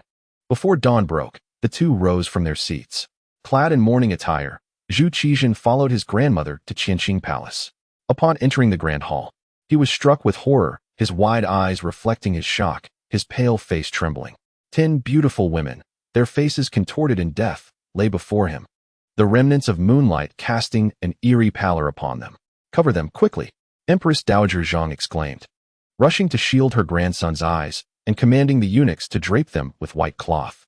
Do not fear, Zhe, they have gone to accompany your father, she whispered, gently patting his back to comfort him. Yet the little one could not cease trembling. The previous scene had left an indelible mark upon his tender heart, casting a profound shadow of fear. Empress Dowager Zhang, feeling both compassion and ire, chastised the responsible eunuch before leading her grandson away from the grand hall, offering him solace. After a lengthy pause, young Zhu Qizhen, his complexion pale, inquired softly, Grandmother, did they all perish from torment? The Empress Dowager found herself at a loss for words. To preserve the integrity of the corpses, most of the sacrificial concubines were hanged or poisoned, enduring unimaginable agony before their demise. After a prolonged silence, she replied bitterly, It is the rule. The rule? Young Zhu Qizhen asked, his voice trembling. Who established this rule? It was set by the founding emperor. Zhu Qizhen nodded hesitantly, then questioned. They did not die willingly, did they? Once again, the Empress Dowager was rendered speechless. Seeing her silence, the little one ceased his inquiries, his spirits dampened by sorrow. He was not oblivious to the fact that sacrifices entailed death, yet in his understanding, these concubines should have departed peacefully, smiles gracing their lips as they ascended to the heavens to join his father. Such an image was far removed from the grim reality he had witnessed. His heart raced, the cruel images replaying in his mind, instilling both fear and guilt within him. The list of sacrificial names had been entrusted to his grandmother. Suddenly, a thought struck him, and he asked, Grandmother, weren't there 3? Father had written 4 names, and then crossed one out. Such a simple arithmetic puzzle was within his grasp. What 3? He pondered, yearning to express the truth, but the words faltered on his lips, and he swallowed them back, muttering, It's nothing. The Empress Dowager assumed her grandson was merely frightened and continued to console him. Yet Zhu Qizhen remained deep in thought, contemplating where the discrepancy lay. Since his grandmother had not opened the envelope, it could not have been her doing. The young eunuch likely lacked the courage to defy him. Finally, he arrived at a chilling conclusion. It was his mother who orchestrated this. With a suspect in mind, the details began to align more clearly. For instance, why was the sacrificial list enclosed in an envelope? Why did his mother wait until the final moment to hand him the envelope? Moreover, why did she insist he not open it to inspect its contents? Everything became startlingly clear, yet instead of feeling relieved, he was gripped by fear at the thought of such a mother. Simultaneously, he struggled to comprehend her motives. They seemed to harbor no animosity towards one another. He vaguely recalled that, including his mother, His father had a total of 13 consorts, and now 10 had been sacrificed. Zhu Qizhen lifted his gaze and asked, "Grandmother, who were the ones sacrificed?" After a moment, feeling the question cumbersome, he rephrased, "Who did not undergo the sacrifice?" The Empress Dowager, having glanced at the list earlier, replied, "Your brother's mother, Consort Xian, the former empress, who has taken vows, and your own mother. So, the consorts who bore princes do not have to be sacrificed, correct?" Zhu Qizhen asked. "Indeed," the Empress Dowager replied, somewhat puzzled. "Why do you inquire about this, Zhener?" "It is nothing," he responded. The young boy shook his head, falling silent. Contemplating, one who has sired a dragon offspring, another who has departed the world, meaning that all who could have accompanied him to the afterlife have indeed done so. The Empress Dowager, taken aback by her grandson's inquiry, found herself perplexed. How could her son have taken so many to the grave, while his father had only buried 5 consorts? His number had doubled. Yet, upon reflection, she understood. Her son was still young, not yet 40. In the prime of his vigor, naturally desiring the company of more women. This thought stirred her sorrow anew. Her son, so young, had departed too soon. Oh, the heavens are blind. At that moment, the elegantly attired Lady Sun approached. The Empress Dowager cast her a glance, but chose to ignore her, while young Zhu Qizhen also turned away without acknowledgement. Lady Sun felt a pang of frustration. It was one thing for the disdainful matriarch to disregard her. But why was her son behaving so? Surely, the Empress Dowager had whispered something to him. Taking a deep breath, she stepped forward and said, "Zhener, you must accompany the coffin to Jingling. The journey is long and arduous. Your mother has brought you your favorite pastries." As she spoke, she offered him a small, delicately crafted food box. "I don't need it. I'm not hungry," young Zhu Qizhen replied, turning his head away, not even glancing at her. Lady Sun's hand froze in midair, caught in an awkward moment. "Zhener, do eat a little," she urged. "I told you, I'm not hungry," the boy's voice rose, firm and resolute. "Then take it with you. You may eat it later if you feel hungry," Lady Sun insisted, placing it in his hands. In response, Zhu Qizhen let the box slip from his grasp, and it fell to the ground, scattering the exquisite pastries across the floor. He paid no mind to it, instead turning to the Empress Dowager and saying, "Grandmother, let us proceed to the palace. I wish to spend more time with father." "Very well," she replied. Together, the two of them entered the inner palace, leaving Lady Sun standing there, stunned. Early in the morning, Emperor Xuande passed away, and the ministers wept bitterly as they escorted him out of the capital. Young Zhu Qizhen accompanied the coffin on the journey to Jingling. Although it was said he was accompanying the coffin, the distance was so great that, for a child, it was an arduous task. Even a robust man would struggle to endure. Zhu Qizhen only stepped down from the sedan chair intermittently to lend support to the coffin, spending most of the time within the confines of the chair. Throughout the journey, he pondered deeply. His father's noble visage flashed through his mind, along with past teachings. When you cannot comprehend a matter, bury it deep within your heart, and when you grow older and mature, understanding will come naturally. One must not merely regard the surface of issues. Great loyalty can masquerade as treachery, and great treachery can appear as loyalty. The essence of matters often runs counter to appearances. Some may feign kindness, but their true intent is self-serving. Others may seem to oppose you, yet they act for the sake of the state and the welfare of the people, and for your enduring legacy. Do not wear your heart on your sleeve. Keep your thoughts concealed within. You must possess your own moral compass, and not simply heed the words of others. The emperor does not live for pleasure. He sacrifices his life for the sake of an eternal name. The journey seemed interminable, stretching longer than all his experiences combined since childhood. Stepping down from the sedan chair, he remained a child, still innocent, yet within that small frame resided an indescribable, dissonant aura. As he witnessed his father's coffin being laid to rest, he did not weep or display overt sorrow like others. Instead, he remained composed, observing with calm detachment until the final lid was secured. He raised his face, gazing up at the azure sky, and in a voice only he could hear, softly declared, "Father Emperor, watch over me. I shall not disappoint you." He continued to look upward for a long time, until a timid reminder from the accompanying eunuch prompted him to slowly withdraw his gaze and ascend the palanquin once more. The tender yet resolute voice resonated from within the carriage. "Return to the palace. Set forth." The eunuch's high-pitched tone, laced with flattery, echoed far and wide. End of this volume. In truth, This volume still harbors numerous plot lines yet to be explored, but fearing that my dear readers might deem it excessive, I have excised portions of the narrative. Otherwise, it could easily span over 100 chapters. I have consistently endeavored to avoid superfluous content and have never intentionally indulged in it, truly. Upon perusing the comments, I noted that the most prominent critique of this volume is the abrupt demise of Zhu Zhanji. However, it is indeed quite sudden. Historically, he was a man of remarkable vitality, showing no signs of decline even in the months leading up to his passing. Although I could have depicted him falling ill, I felt that such a portrayal would clash with the essence of Zhu Zhanji's character. Furthermore, regarding the three Yangs, they are not as portrayed in the dramas. They do not embody the virtuous and righteous archetype and cannot truly be considered good men. The historical records bear witness to this. Their notoriety stems from being the founding figures of the cabinet, and subsequently, the cabinet has spared no effort in glorifying them for political correctness and nothing more. Chapter 1. From adversity to prosperity, time flies like an arrow, and the days and months weave swiftly by. Unbeknownst to all, this marks the 8th year since Li Qing's retirement from public office. The untimely death of Zhu Zhanji and the ascension of the young Zhu Qizhen had already reached Li Qing's ears. Thus, upon learning of Zhu Zhanji's demise, he promptly penned a letter to Zhu Yunwen and Yearning, urging him to gather intelligence about the court's affairs from Li Jinglong. Zhu Yunwen's response was as follows: "The court is stable, with Empress Dowager Zhang in power and Zhang Fu assisting her. The court is divided into 3 factions, one consisting of the Ministry of Works, the Ministry of Justice, the Ministry of Revenue, and the Censorate. Another led by Yu Qian and the Ministry of Rights, along with Zhang Fu, and the third, led by the 3 Yangs, comprising the cabinet and the majority of court officials."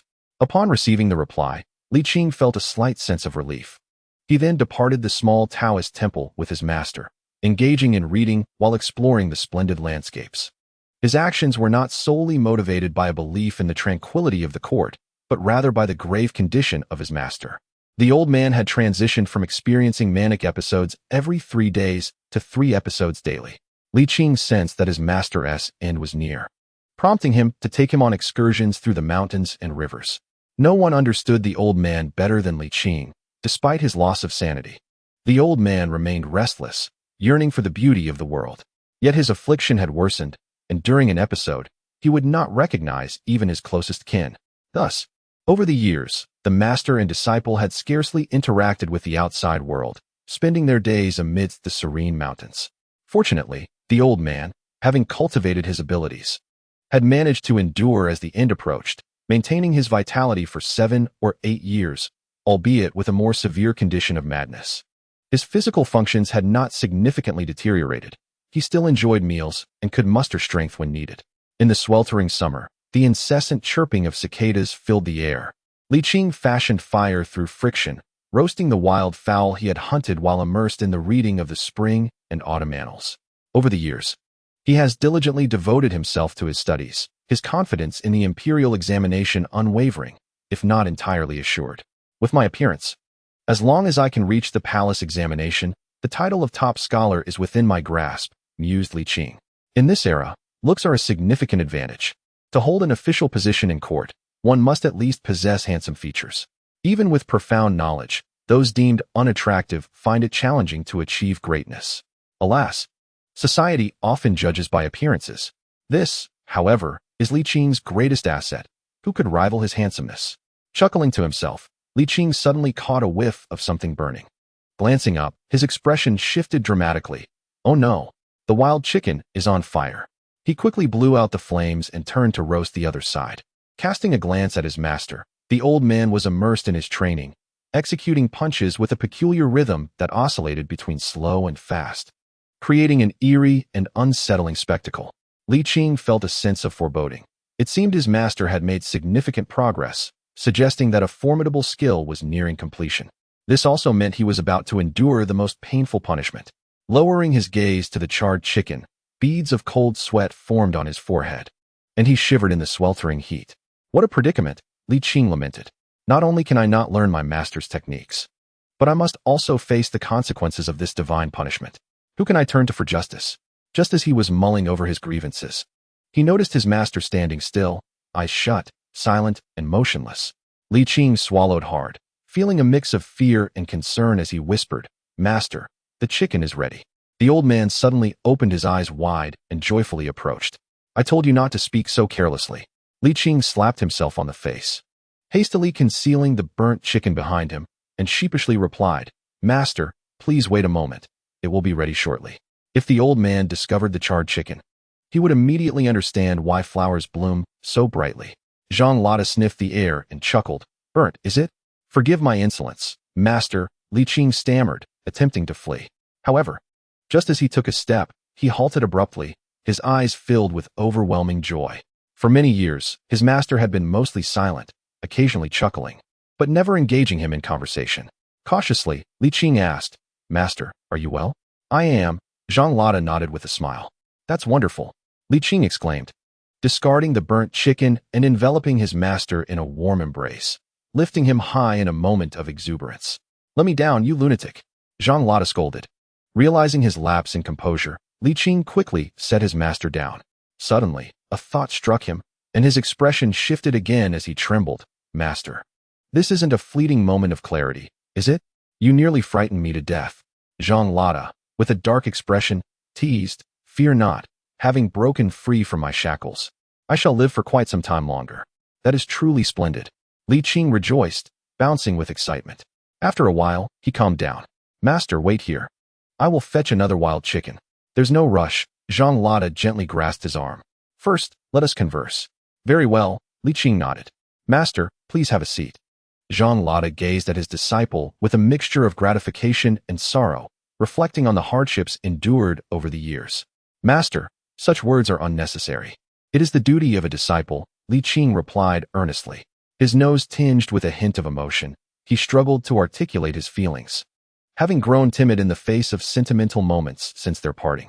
Fortunately, Zhang Lada, not one for sentimentality, deftly shifted the topic, asking, "What year is it today?" Li Qing pondered seriously before replying, "The 5th year of the Zhengtong era, late summer." "Zhengtong," Zhang Lada exclaimed in astonishment. "How many years have I been unwell? Even the emperor has changed?" Li Qing shook his head. "Only 8 years have passed. The young Emperor Xuande passed away unexpectedly, leaving a mere 8-year-old prince to ascend the throne. Though it is now the 5th year of Zhengtong, the current emperor is only 13. "I see." Zhang Lada nodded gently, feeling a twinge of guilt. With a young ruler, the state must be fraught with uncertainty. Your concern for it must weigh heavily on you, and I fear I have burdened you. "Master, please do not speak that way," Li Qing interjected, shaking his head. "In my heart, you hold no less significance than the state." Zhang Lada chuckled, chiding him. "Ah, you are too sentimental. For ordinary people, such feelings are a virtue, but for you, they may become a torment. You should learn to let go." Li Qing smiled in response. "I must disagree, master. I do not perceive it as torment, but rather as beauty." Zhang Lada's face brightened with satisfaction. "It gladdens me to hear you think this way." He surveyed their surroundings and inquired, "Where are we?" Li Qing scratched his head, replying, "I am unsure, master. Given your irritable disposition over the years, I have refrained from taking you to the towns." Upon hearing this, Zhang Lada felt a pang of emotion. He has accompanied me all these 8 years. Initially, they had lived on the mountain, frequently engaging with the outside world, but now, for 8 long years, Li Qing had remained by the side of this eccentric old man, completely isolated from society. What profound loneliness that must have been. Zhang Lada patted Li Qing's shoulder, his lips pressed together for a moment before he managed to suppress any overly sentimental remarks, instead saying with a smile, "Now, I am well. You need not concern yourself with me any longer. You should tend to your own matters." Li Qing replied, "But master, you are important too. I wish to accompany you for a while longer." "Very well," Zhang Lada nodded. "Let us journey to Mount Longhu together. It will be a perfect opportunity for me to teach you this set of martial arts. Once you master it, you may return to court at your leisure." Li Qing exclaimed in delight, "Master, have you truly attained enlightenment?" "Indeed, I have," Zhang Lada responded with a smile. "However, I must venture to Mount Longhu to procure some supplies. As my health has greatly suffered, I need to replenish my strength." "Very well." The master and disciple descended the mountain, conversing merrily, the air filled with Li Qing's laughter. It had been a long time since he had felt such joy. "Master, are you truly able to continue?" "Rest assured, I am still alive and well. Do not worry. Once I reach Mount Longhu, you may return to your affairs." and I shall seek you out once I have had my fill of enjoyment. All right, Li Qing beamed, elated that his master was enduring. Master, how did you suddenly feel better? In his understanding, dementia was an affliction that could not be cured. While the old man was no ordinary person, he was certainly no divine being either. His curiosity was piqued. Zhang Lada laughed heartily. When extremes are reached, they must reverse. When despair is at its peak, fortune will follow. Oh, haha. Li Qing joined in the laughter. How remarkable. As the master and disciple walked on, their laughter echoed through the air.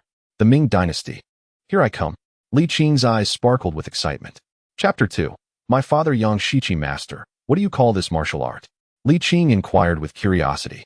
Let me think. The old man pondered for a considerable time before responding. Let us call it Tai Chi Tai Chi. Li Qing exclaimed in astonishment. Zhang Sanfeng?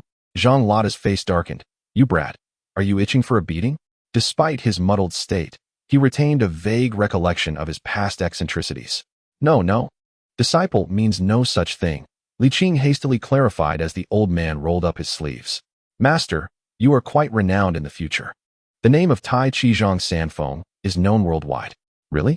Zhang Lada asked skeptically. You aren't just fabricating tales out of fear of a beating, are you? Absolutely not, Li Qing asserted earnestly. It's not the madness of a lunatic, but the abundance of a harvest. Historical records state that you founded the Wudong sect. Zhang Lada nodded repeatedly, sensing that Li Qing was not lying. He then asked, how many people practice Tai Chi? Many, Li Qing replied, uncertain of the exact number. After a moment's reflection, he answered, more than the entire population of the great Ming dynasty combined. That's quite a stretch, I assent it. Zhang Lada doubted. How many people are there in the world, anyway? You must be using your imagination. I am not deceiving you, Li Qing insisted. In the future, the global population is estimated to be around 700 million. Global? You mean the entire world? Li Qing boasted. Master, you don't understand yet. The earth is round. A colossal sphere, not flat as you might think. How do you know this? Zhang Lada's interest was piqued. After 8 years of silence, Li Qing found himself speaking as if his words flowed like a machine gun. People have traveled to the moon. Surely you are aware of that? Fascinating, truly fascinating. Zhang Lada chuckled. But I have long known that the earth is round. Li Qing, astonished, asked, you have been to the heavens? That sounds like an insult. Zhang Lada rolled his eyes. I have not been to the heavens, but I have sailed the oceans, and the horizon is not flat. The master and disciple conversed as they journeyed. 2 days later, upon reaching a town, they realized they were in Jiangxi, merely 600 miles from Longhu Mountain in Jinan. They found a restaurant, requested a private room, and ordered an array of delectable dishes to indulge in. The waiter, witnessing their hearty appetites, momentarily doubted their ability to pay until Li Qing produced a gold ingot, at which point the waiter bowed respectfully and departed. The food here is truly exquisite, Li Qing remarked, then added with a smile, Master, how many moves are there in Tai Chi? This is the most primitive form of Tai Chi, and I take it to heart. Zhang Lada wiped his mouth and chuckled. There are no specific moves. If one were to speak of techniques, then those times you were beaten would count as such. Li Qing's face fell, yet he persisted. Surely there are no grandiose moves that can split mountains or shatter stones. Zhang Lada rolled his eyes. If you hone your true energy, splitting mountains may not be feasible, but breaking stones is certainly within reach. Tai Chi is not about fighting.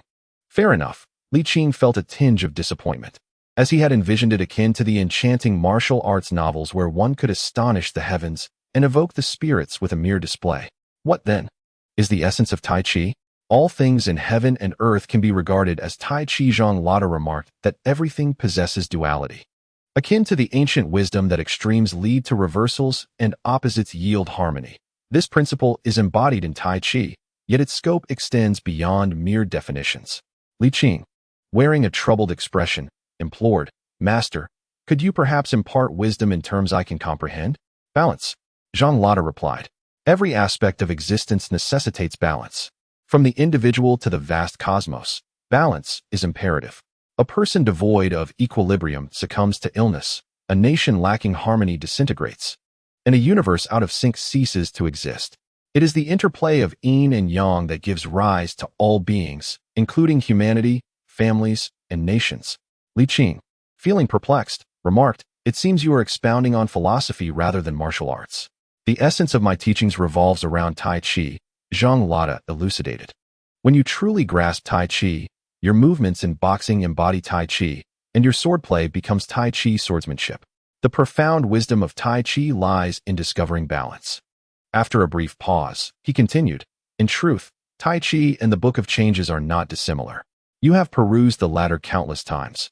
Yet have you grasped its profound truths? Please, enlighten me. Li Qing understood that the old man's insights were likely far more profound than his own. Essentially, it all boils down to transactions. Every entity engages in exchanges. Zhang Lada further clarified, to speak plainly. It is akin to commerce, utilizing what one possesses to acquire what one lacks. In cruder terms, the dynamics between men and women reflect this. Men cannot produce offspring with men, nor can women with women. Only the union of male and female can foster life. He paused momentarily before continuing.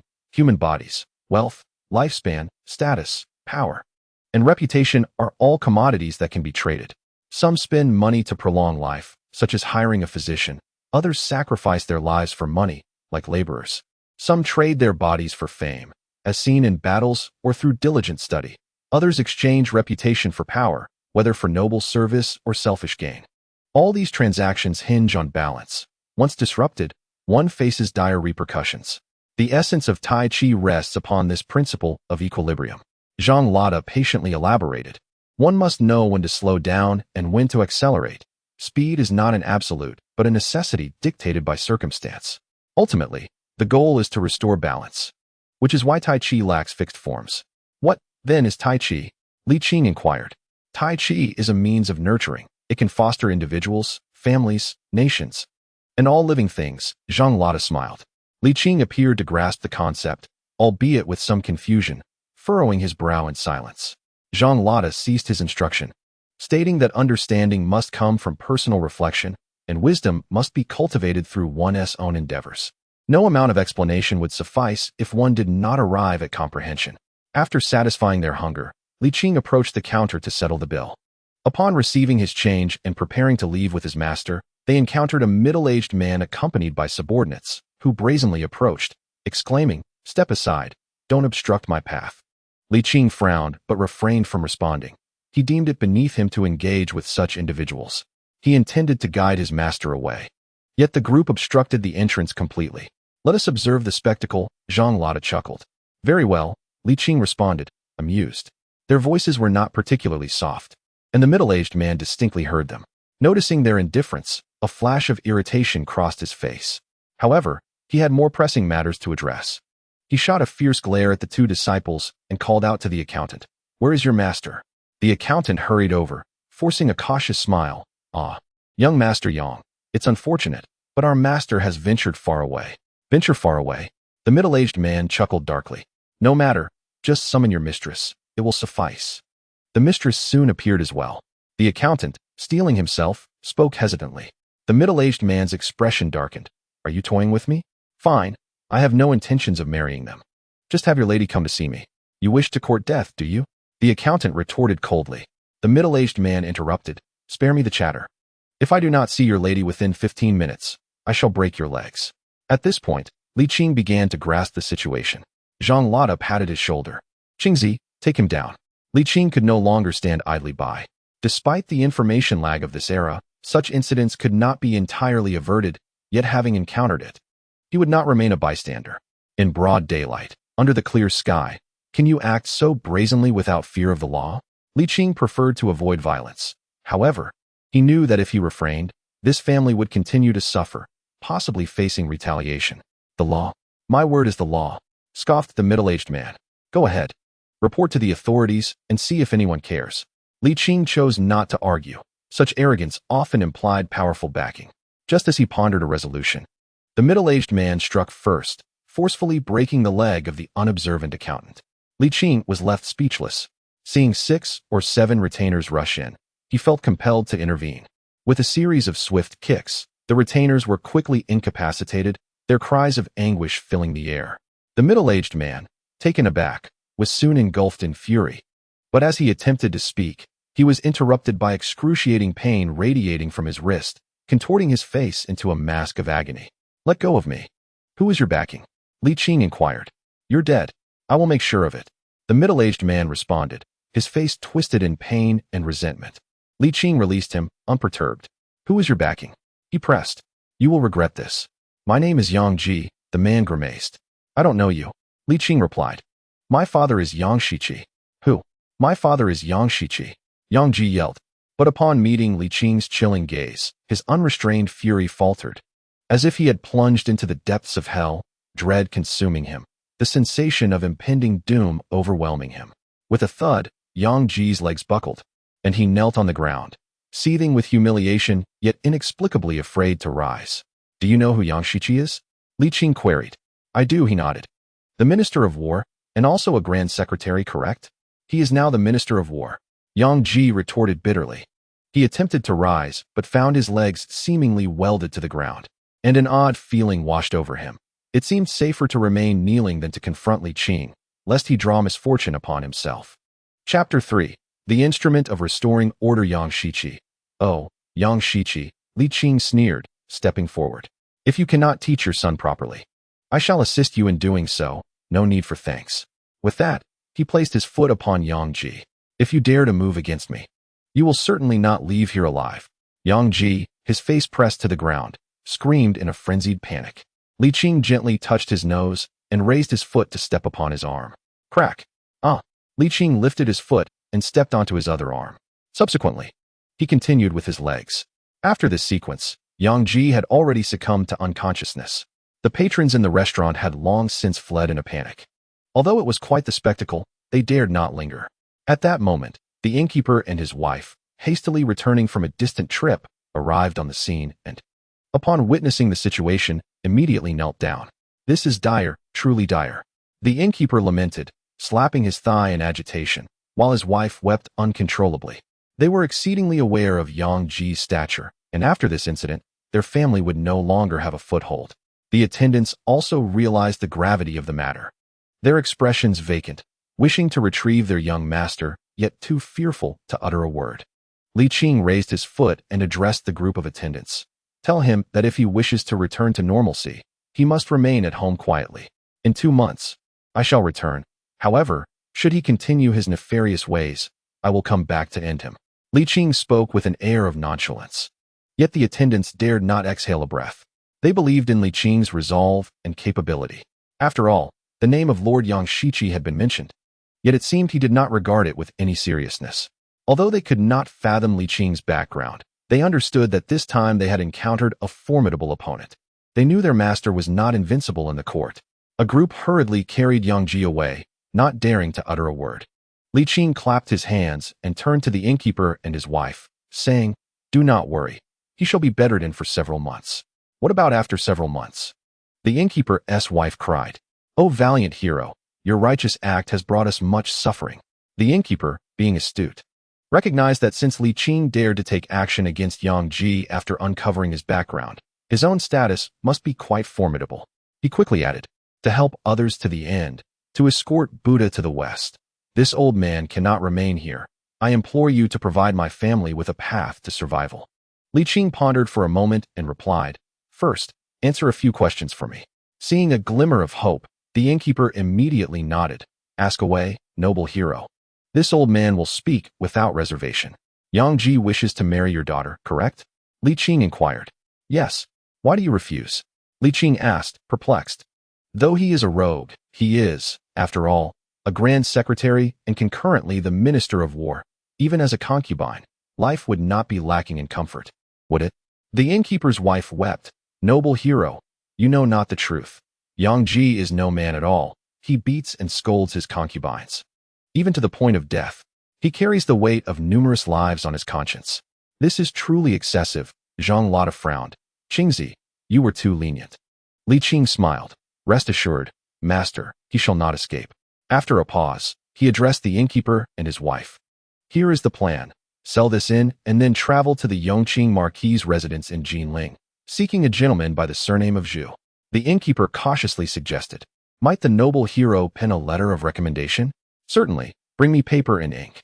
Once the materials were provided, Li Qing readily penned a letter of recommendation, stating, Upon your arrival there, establish a restaurant and live well, no one shall trouble you. Currently, The authorities have no strict requirements for travel permits, with a little arrangement. Journeying to Yearning will pose no issue. The proprietress timidly inquired, "What if the authorities do not permit our departure?" "That shall not be the case." Li Qing replied with a smile. "I am prepared to confront Yang Ji on your behalf, and the government will not trouble you for his sake. Moreover, Yang Ji will need my assistance to extricate himself." The innkeeper, a man of discernment, repeatedly bowed in gratitude. As the master and disciple exited the restaurant, they hastened towards Longhu Mountain. Zhang Lada asked, "How do you intend to resolve this matter?" "This is not a concern. Rather, once my disciple enters the court, it shall serve as a formidable weapon," Li Qing responded, grinning. "Having listened to my master's teachings on Tai Chi, my understanding of politics has deepened." "Indeed." Zhang Lada chuckled. "An old man such as myself, lacking in political acumen, cannot impart much wisdom. It is best that you navigate this on your own." After a pause, he inquired curiously, "Is that creature truly so useful?"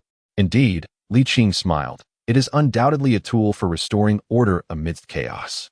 The pair, eschewing horses or sedan chairs, relied solely on their own legs, yet their speed was remarkable. Within a month, they reached the foot of Longhu Mountain. "This is as far as you need to go." "I shall ascend alone," Zhang Lada declared. Li Qing, concerned for his safety, insisted, "Let us go together." "Fear not. I am more than capable on my own." "It would be quite shameful to take my disciple up the mountain with me," Zhang Lada asserted boldly. "Have you ever seen me come to harm?" Li Qing pondered this and advised, "Just be cautious. Avoid conflict whenever possible." Zhang Lada shot him a disgruntled glance. "I am a civilized man." Li Qing refrained from uttering that he was merely a rogue. "Well then, I shall take my leave. Do not forget to visit the capital. Off with you." Li Qing touched his nose. "You ascend the mountain. I am in no rush." Zhang Lada, with a carefree demeanor, proclaimed, "Very well, I shall depart." As he watched the old man vanish from sight, Li Qing lingered for a moment before turning away. He returned to Jian, seeking out Yang Ji. This individual was of significant utility. At the very least, he could not afford to perish at this juncture. After a series of treatments, Yang Ji gradually began to recuperate, though he now regarded Li Qing with a mix of anger and fear. Through subtle probing, he discerned that Li Qing was genuinely aware of his father's formidable influence. The audacity of Li Qing in this regard was enough to attest to his extraordinary nature. Yang Ji, though a scoundrel, was no fool. "Who exactly are you?"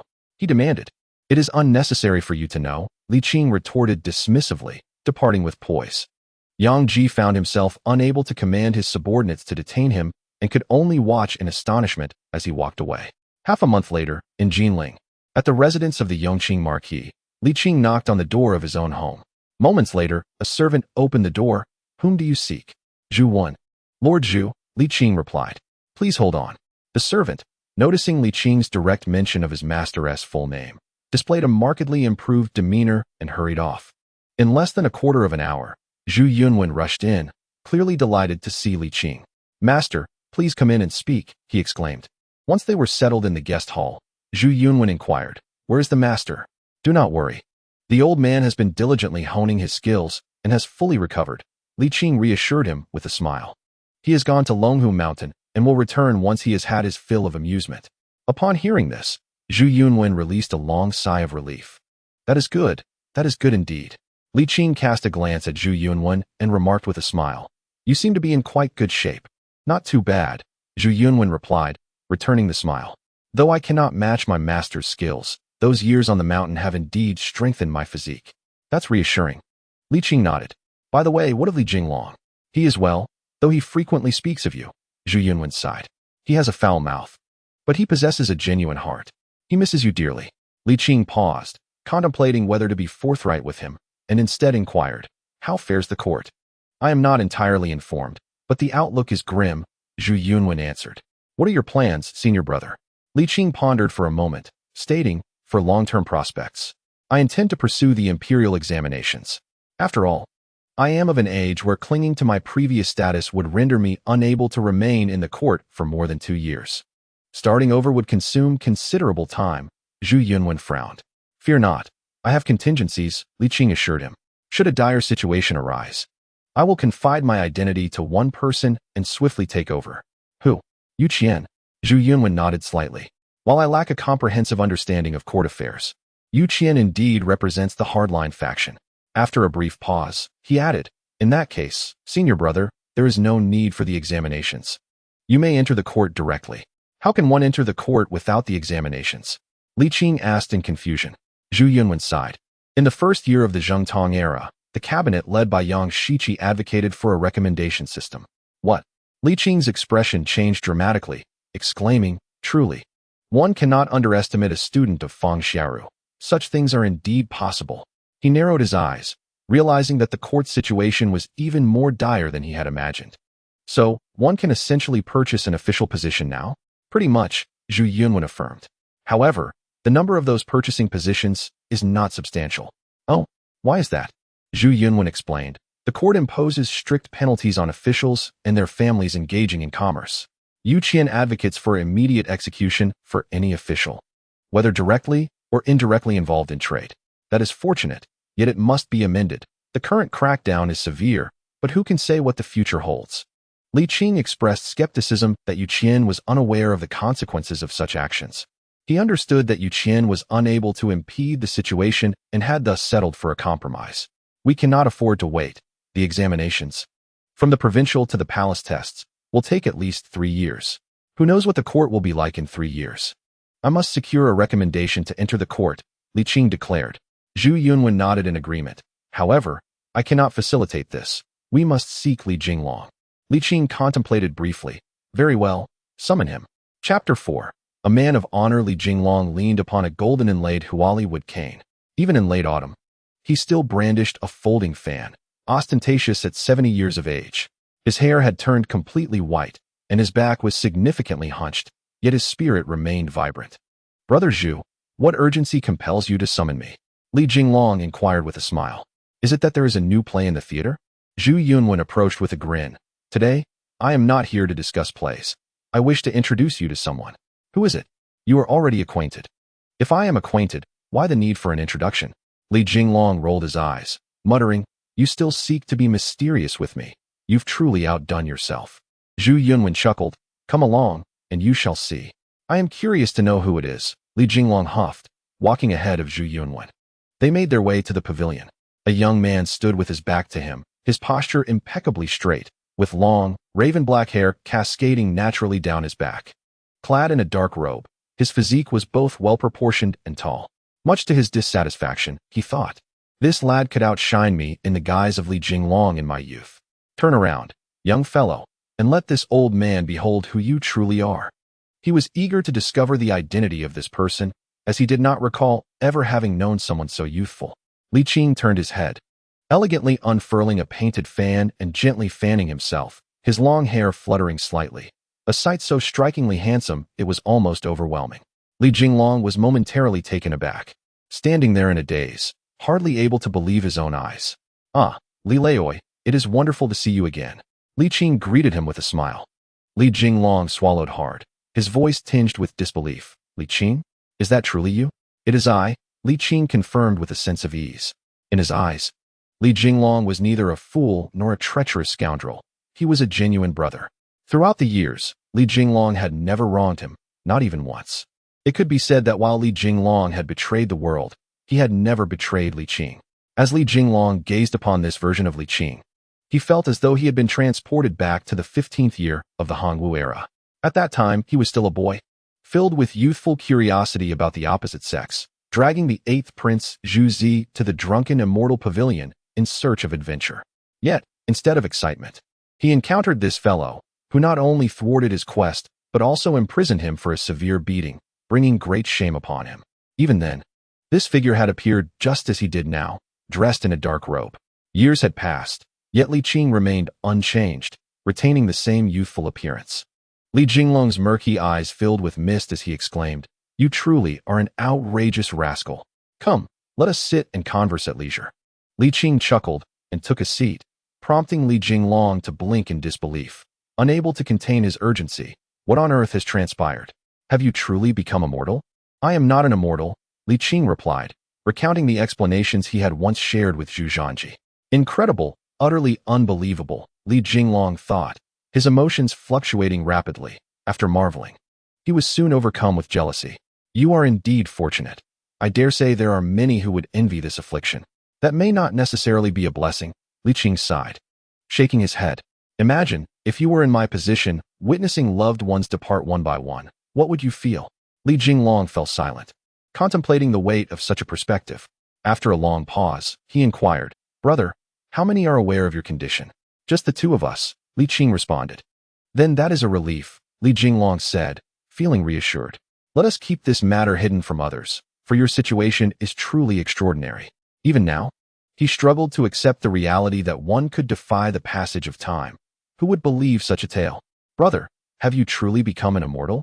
Li Jinglong murmured in astonishment. I have never heard of anyone afflicted with such a condition. Li Qing rolled his eyes. Do you truly believe I am an immortal? Aside from that, I cannot conceive of any other explanation, Li Jinglong replied. With a resigned smile, Li Qing nodded, so be it. If that is what you choose to believe. Pausing for a moment, he continued, I have returned with a request for you. Very well, Li Jinglong responded without hesitation. Eager to oblige. Help me secure an official position, regardless of its rank, as long as it is within the court, Li Qing remarked. Li Jinglong furrowed his brow and replied, Brother, are you truly intent on entering the court again? The state of affairs is concerning. Li Qing nodded. For now, it has not yet seeped into the common folk, but if left unchecked, within a decade, the decay of the court will inevitably manifest among the populace. The Ming dynasty has labored to reach this point. I cannot stand idly by and witness its decline. After a moment of silence, Li Jinglong spoke with compassion. You must be weary. Not particularly, Li Qing responded with a smile. Life is long. One must always have something to occupy oneself. Very well. I shall take care of this matter, Li Jinglong assured.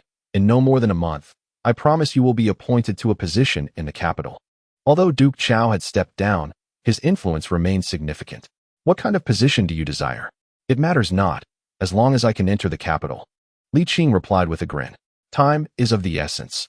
The size of the position is inconsequential. Given the current state of affairs, Li Qing could no longer afford to navigate the complexities and would have to revert to a previous state. Understood, Li Jinglong nodded. I will expedite the process. By the way, what name shall I use for you? Li Qing, he answered. Li Jinglong frowned. Brother, although many have perished or withdrawn, and the court has seen numerous changes, there are still those who recognize you, such as Yang Shiqi. There are many named Li Qing, yet none share your exact identity. Li Qing chuckled. I have donned a mask since the Yongle era. After so many years, he may not recognize me. Moreover, even if he harbors doubts, would he truly believe them? Does he possess any evidence? Li Jinglong fell silent, grappling with disbelief despite their familiarity and Li Qing's own admission of identity. With this thought, Li Jinglong felt reassured. However, even if the impression had faded, a name so similar might still evoke memories. Li Jinglong questioned, Why are you so attached to this name? Li Qing offered a bittersweet smile and responded, It is the sole proof of my identity. If I were to lose this connection, I fear I might forget even myself. He gazed at Li Jinglong and mused, Zhu Yunwen, if I were to forget my own existence, how could I remember the beauty of my past? Forgetting is not necessarily a bad thing, Zhu Yunwen interjected. Li Jinglong added, Brother, do not burden yourself too heavily. I am not burdened, Li Qing smiled. Though the beginning was bitter, the aftertaste is sweet. Li Jinglong fell silent, his eyes misting over. Brother, how much suffering you must have endured in your life. Zhu Yunwen, too, remained hushed, well aware of the burdens faced by those in power. Noticing the melancholy between them, Li Qing burst into laughter. Enough of this. It has been years since we last met. Let us enjoy a few cups together. They sought to avoid a sorrowful reunion, cheerfully agreeing, Indeed. We must drink to our heart's content. As the food and drink were served, the three raised their glasses in a spirited toast, their laughter dispelling the bittersweet emotions of reunion and impending parting.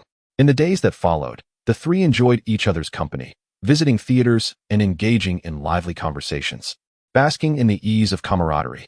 Li Jinglong had always been reticent with Li Qing, and this occasion was no exception. Utilizing his connections, within merely 20 days, he managed to resolve all matters of identity, registration, and official appointment.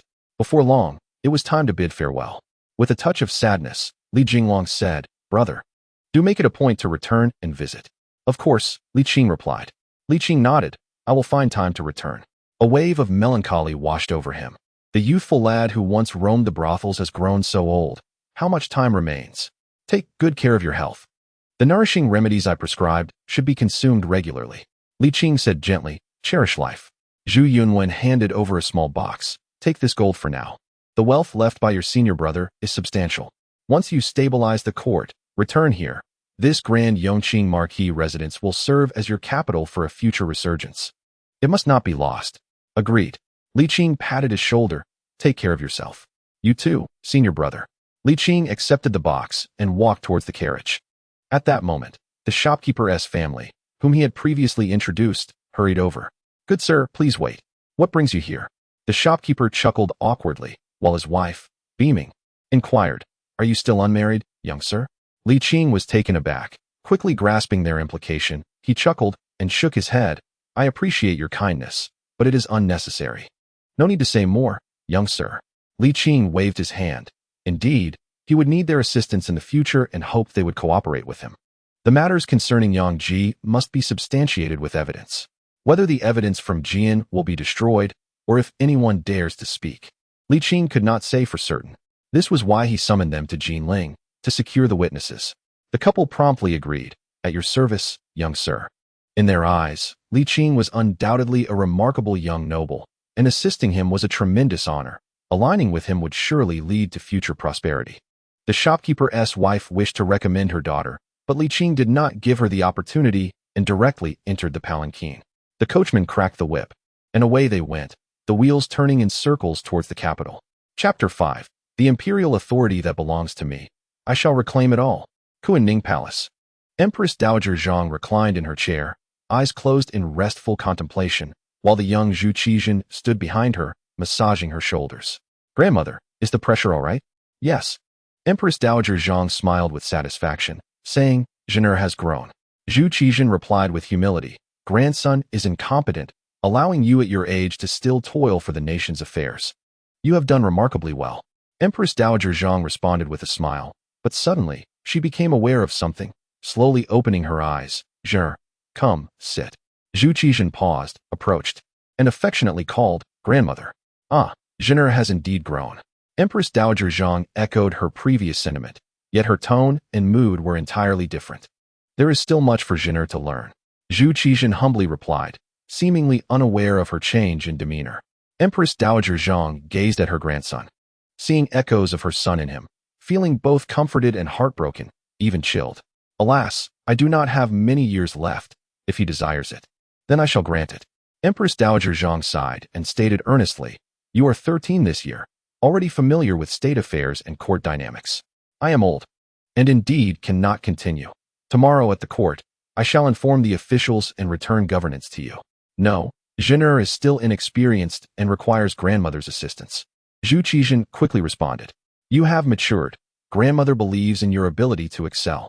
The reins of this nation's governance will inevitably fall upon you, and it is wiser to embrace this responsibility sooner rather than later.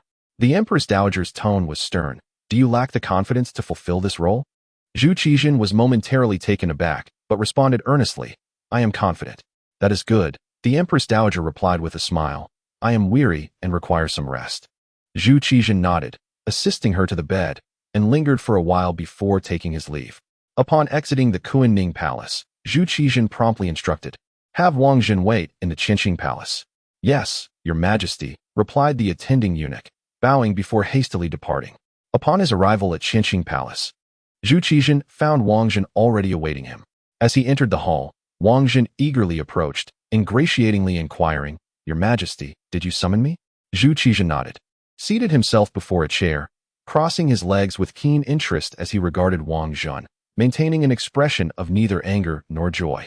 Wang Zhen, feeling perplexed under Zhu Qizhen's gaze, awkwardly stammered, Your majesty, why do you look at me so?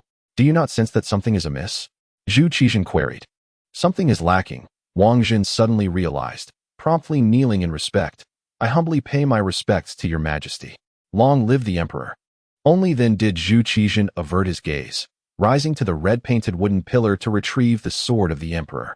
With a resonant sound, the blade was drawn, and Zhu Qizhen performed a flourish with the sword, pointing it at Wang Zhen. Good companion, what do you think of my swordsmanship? Wang Zhen, having not received permission to rise, dared not do so and smiled obsequiously. Your Majesty's swordplay is unparalleled. Is that so? Zhu Qizhen replied with a smile, seemingly pleased, and continued to demonstrate. As they drew closer, with the sharp blade now mere inches from Wang Zhun, he felt genuine fear and trembled. Your Majesty, please be cautious. He was not foolish. He understood that the young emperor was deliberately provoking him, yet he could not fathom what had incited this ire. With a swift motion, the sharp blade sliced through the air, brushing closely past Wang Zhun's face, allowing him to feel its chilling edge. Even he, slow to react, could perceive that the young emperor harbored murderous intent towards him. However, he remained confused as to what had warranted this wrath. Your Majesty, spare me. Wang Zhun trembled, repeatedly bowing his head. I am but a fool. Please enlighten me. Zhu Qizhen sheathed his sword and returned to his seat, speaking solemnly. Years ago, the Empress Dowager accused you of leading me astray, desiring to execute you. Who was it that intervened on your behalf? It was your Majesty, Wang Zhun quickly replied, his face filled with emotion. Were it not for your plea, I would have long since met my end. The immense kindness of your Majesty is something I could never repay. Zhu Qizhen chuckled lightly. Surely, I did not possess such influence at that time to sway the Empress Dowager's heart. Wang Zhun appeared contemplative and ventured. Was it Sanyang? Indeed, Zhu Qizhen affirmed. You are truly one who remembers and appreciates kindness, even after so many years. Wang Zhun finally understood the crux of the matter and hastily bowed his head. Your Majesty, forgive my transgression. Sanyang did not plead for me, but rather for you. After a brief pause, he added, your loyalty to me is as steadfast as the heavens and earth. I have never wavered and have always been devoted to you alone. Zhu Qizhen remained unfazed, replying coolly, are you truly so naive as to believe I am unaware of your dealings with the outer court? You frequently conspire for the benefit of the Empress Dowager. As if I were oblivious to your machinations? He spoke coldly. Is it not somewhat excessive for the father of the Dowager, a mere clerk, to be ennobled as a marquis? Oh, Dabin, what do you suggest I should do? The Emperor Wang Zhun was taken aback, never anticipating that the young emperor, who had been affable just the previous day, would suddenly exhibit such a drastic transformation, as if he were an entirely different person. He showed no regard even for his mother's family, nor for his own grandfather. This thought instilled even greater fear in Wang Zhun. His actions had transcended mere duplicity. He had become a pawn of the outer court, the inner palace, and the emperor, truly a servant of three families. He had read the romance of the three kingdoms, and recognized the fate of Lu Bu, who, with just a word from Liu Bei, met his demise at the hands of Cao Cao. Wang Zhun cursed inwardly. Damn it. Who is this Liu Bei? He considered himself lacking Lu Bu's prowess, despite his ostentatious displays of power, both inside and outside the palace. If the emperor wished to see him dead, it would merely take a single word. Wang Zhun had no time to ponder further, nor dared to defend himself, bowing repeatedly. Your Majesty, spare me. I shall never dare to do so again. From this day forth, I shall be loyal only to you. Wang Zhun wept profusely, pleading with the emperor to remember their long-standing companionship and to grant him clemency this once. Zhu Qizhen gazed at him for a prolonged moment before finally saying, rise. Yes, thank you, Your Majesty, Wang Zhun stammered, genuinely terrified. He had never been this frightened even during his own castration. I may let you off this time, but you must cherish it, Zhu Qizhen remarked nonchalantly. Next time, you shall explain your actions in the underworld. There shall be no next time, no next time. Wang Zhun hastily assured. Zhu Qizhen waved his hand, and Wang Zhun bowed repeatedly. I take my leave, I take my leave. Zhu Qizhen hung the imperial sword upon a pillar, contemplating. Wang Zhun is ruthless and wicked. Such a person is precisely what I lack, and I cannot find a suitable replacement for him at present. Let us observe his future conduct. After a pause, he considered that his mother must also be admonished. Previously, with the Empress Dowager around, he had tolerated her minor transgressions as a means of balance, but he could no longer afford to be lenient.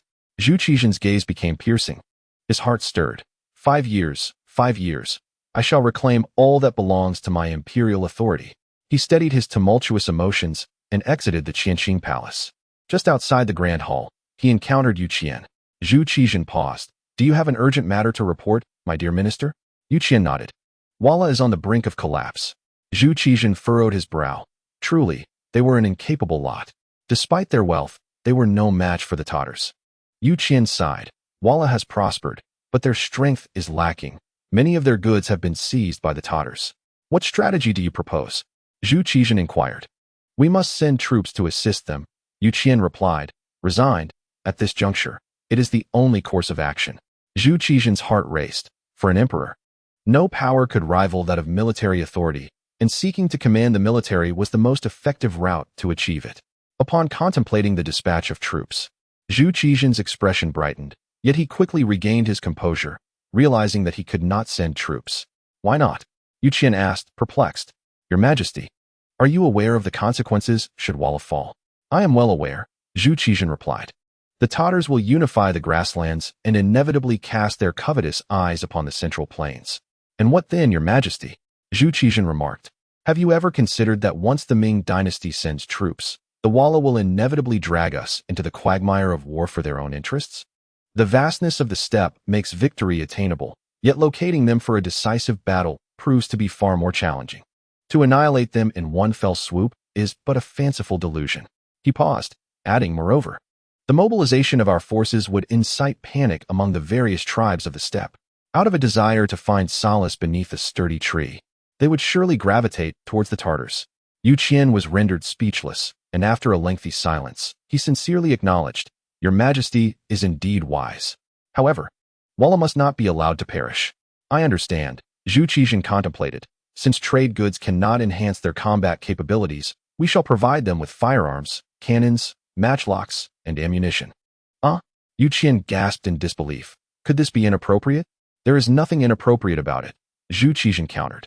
The steppe is abundant in cattle and sheep, yet its resources are relatively scarce, and their ironworking techniques are rudimentary.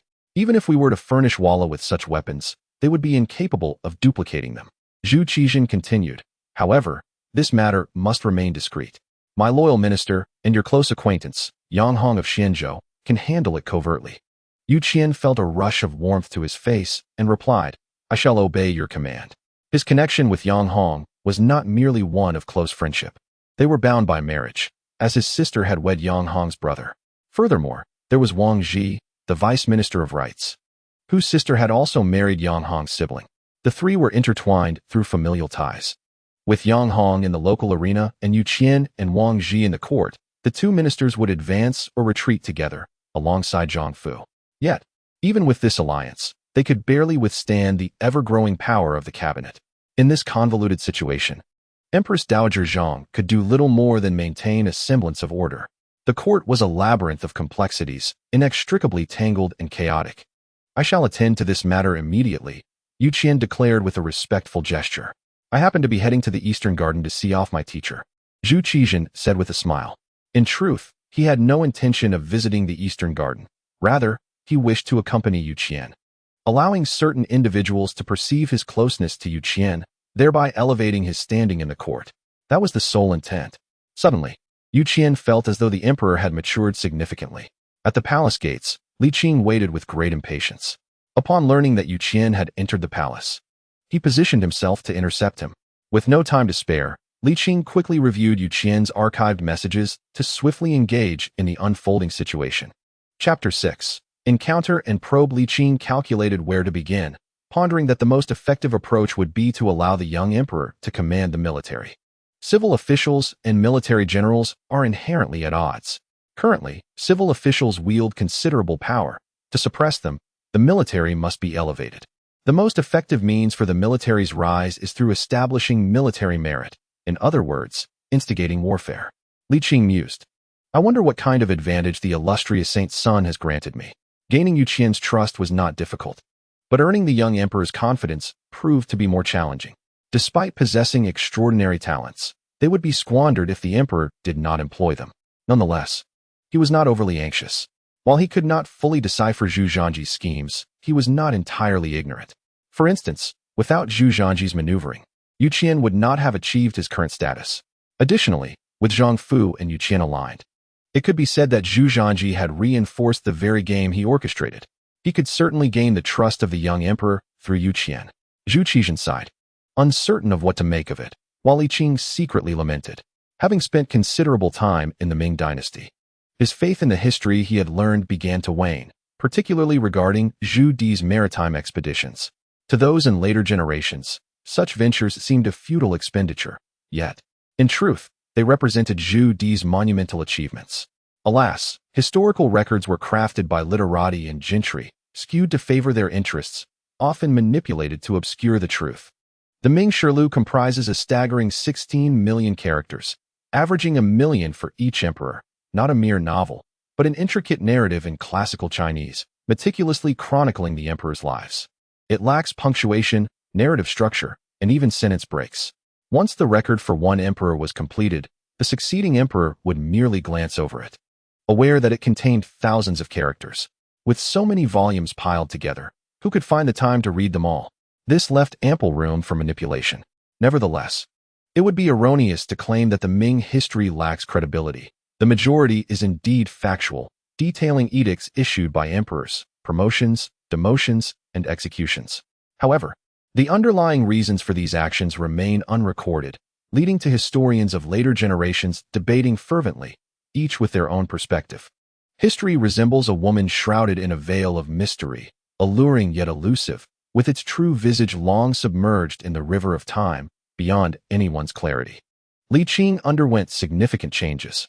Much of the scant historical knowledge he possessed had lost its reference value. He even believed that, had he not come, that battle might not have transpired. Perhaps, the decline of the Ming was not solely due to that conflict, but rather the years Zhu Qizhan spent before reaching maturity. Given the current chaotic state of the court, it would undoubtedly affect the populace in 10 years' time. Lost in thought, Li Qing stood at the palace gate, where Yu Qian and Zhu Qizhan emerged together. Positioned prominently at the entrance, Li Qing caught their attention. Both paused, gazing at him with a sense of awe. Since entering the capital, Li Qing had worn a mask, thus Yu Qian was oblivious to his identity, yet he felt an inexplicable familiarity and warmth. Upon seeing Li Qing, the heavy burdens he bore seemed to dissipate instantly, granting him a profound sense of relaxation. Zhu Qizhan stared at Li Qing, his mind racing with thoughts. He has come. He truly has come. My father did not deceive me. Such a person exists. As they regarded Li Qing, he too observed them. The once lanky young man had now entered his 40s, with lines etched upon his brow from frequent frowning, and he had gained a certain weight and worldliness. His hair streaked with silver. In stark contrast stood the youthful figure clad in a dragon robe, still in the throes of adolescence. With a hint of dark fuzz at the corners of his lips, not yet worthy of being called a beard, his frame slender and height modest. This young boy, fairer than his father and more handsome, remained, after all, just a child. Yet, this 13-year-old boy is the sovereign of the entire Ming dynasty. The three exchanged glances, and after a prolonged silence, Li Qing regained his composure and bowed, addressing the young emperor. Your servant pays his respects to your majesty. May you reign for eternity. Rise. The emperor replied. Thank you, your majesty. Their initial encounter was rather formal. In the presence of the young emperor, Li Qing refrained from engaging in lengthy discourse with Yu Qian and stepped aside, permitting the two to converse first. However, neither moved. Yu Qian was eager to comprehend why he felt an unusual affinity toward such a youthful figure. Meanwhile, Zhu Qizhan felt fortunate to have encountered someone destined for greatness. Your Majesty, Yu Qian urged, I implore you to attend to the matters I have entrusted to you without delay. They both spoke simultaneously, yet Zhu Qizhan, as the sovereign, was allowed to finish. Hearing this, Yu Qian suppressed his curiosity and bowed in farewell, casting a lingering glance at Li Qing before departing. Zhu Qizhan approached Li Qing. Meeting his gaze directly, Li Qing clasped his hands, observing him with a tranquil demeanor. Does your majesty have any orders for me? Zhu Qizhan collected himself and said, Come with me to the palace. In the Hall of Supreme Harmony, Li Qing regarded Zhu Qizhan seated upon the dragon throne and suddenly perceived that this boy appeared far more mature than he had anticipated. He remained silent, as the young emperor's demeanor was rather unexpected. Eventually, Zhu Qizhan broke the silence. You are aware of the late emperor, are you not? The name of the late emperor resounds throughout the land. Naturally, I am familiar with him, Li Qing replied. Zhu Qizhan furrowed his delicate brows. What I meant was, do you know the late emperor personally? Who in the realm does not recognize a monarch of such stature? Zhu Qizhan refrained from further inquiry. Rising, he asked, What is your name? Li Qing. A fine name, Zhu Qizhan remarked officially, yet the conversation lapsed. Li Qing maintained his composure, still grappling with the reasons behind the young emperor's demeanor. Could it be that Zhu Zhanji had informed him? It seemed unlikely. For that individual was known for his steadfast commitments. Li Qing mused silently. I ascended the throne at a tender age, leading to uncertainty within the realm. The affairs of state are primarily managed by the Empress Dowager, Zhu Qizhen continued. Despite my exalted status, I wield no actual power. The significant duties are handled by the Empress Dowager, while civil matters are overseen by the cabinet led by Yang Shiqi. And military affairs are managed by Zhang Fu and Yu Qian. It is solely due to the loyalty and diligence of my ministers that the Ming dynasty has reached its current state. Zhu Qizhen gazed at Li Qing and perceived disappointment reflected in his eyes. A flicker of surprise passed through his own, and he continued, for many years. The Ming has been devoid of military engagements. Discipline has decayed, morale has waned, and combat effectiveness has sharply declined. Fortunately, with the efforts of our vigilant ministers, some semblance of order has been restored. The nation does not vie for profit against its people, yet the court's advocacy for maritime trade has ceased. And regions such as Jiaoji, Siam, and Myanmar have slipped from our control, now exhibiting strong anti-Ming sentiments. But what of it? Our vast and resource-rich Ming Empire remains largely unaffected by their absence. Zhu Qizhen inquired with a smile, What do you think of my perspective, Li Qing? And what do you believe, Your Majesty? Li Qing countered. Zhu Qizhen's smile faded as he took his seat again. This is not merely my perspective. It reflects how the world perceives me. Li Qing nodded. Does Your Majesty hold any genuine authority at present? Beginning tomorrow, the Empress Dowager shall restore power to me. Zhu Qizhen stated. Once you assume governance, will you be able to reclaim the imperial power? Zhu Qizhen paused. It will be exceedingly challenging. Many vested interests have already formed. I possess authority without influence, and the established perceptions of the officials towards me are firmly entrenched. After a brief pause, the ancient saying comes to mind. The Lord bears the worries while the minister suffers the humiliation. When the Lord is humiliated, the minister must die. I find myself deeply troubled. Do you have any insightful thoughts, Li Qing? This probing pleased Zhu Qizhen, as Li Qing met his expectations. Li Qing too was content. This young emperor was no less capable than his contemporaneous peer Zhu Zhangji, though he lacked the latter's fortunate destiny. Command the military. Zhu Qizhen frowned slightly, shaking his head slowly. Deploying troops to the grasslands would have far-reaching consequences. The checks and balances established by the late emperor are likely to collapse. I meant to target Siam and Burma. That would be even more challenging. Zhu Qizhen did not dwell on Li Qing's self-reference. Now that the test was passed, there was no need for concealment. The prohibition on officials and gentry engaging in commerce was aimed at local officials, and those wielding power in the capital were not included. They thrived on maritime trade and would never allow the court to resume sea transport. Yang Shiqi's son, Yang Ji, was notorious in his hometown, committing heinous acts such as abducting maidens and engaging in numerous murders.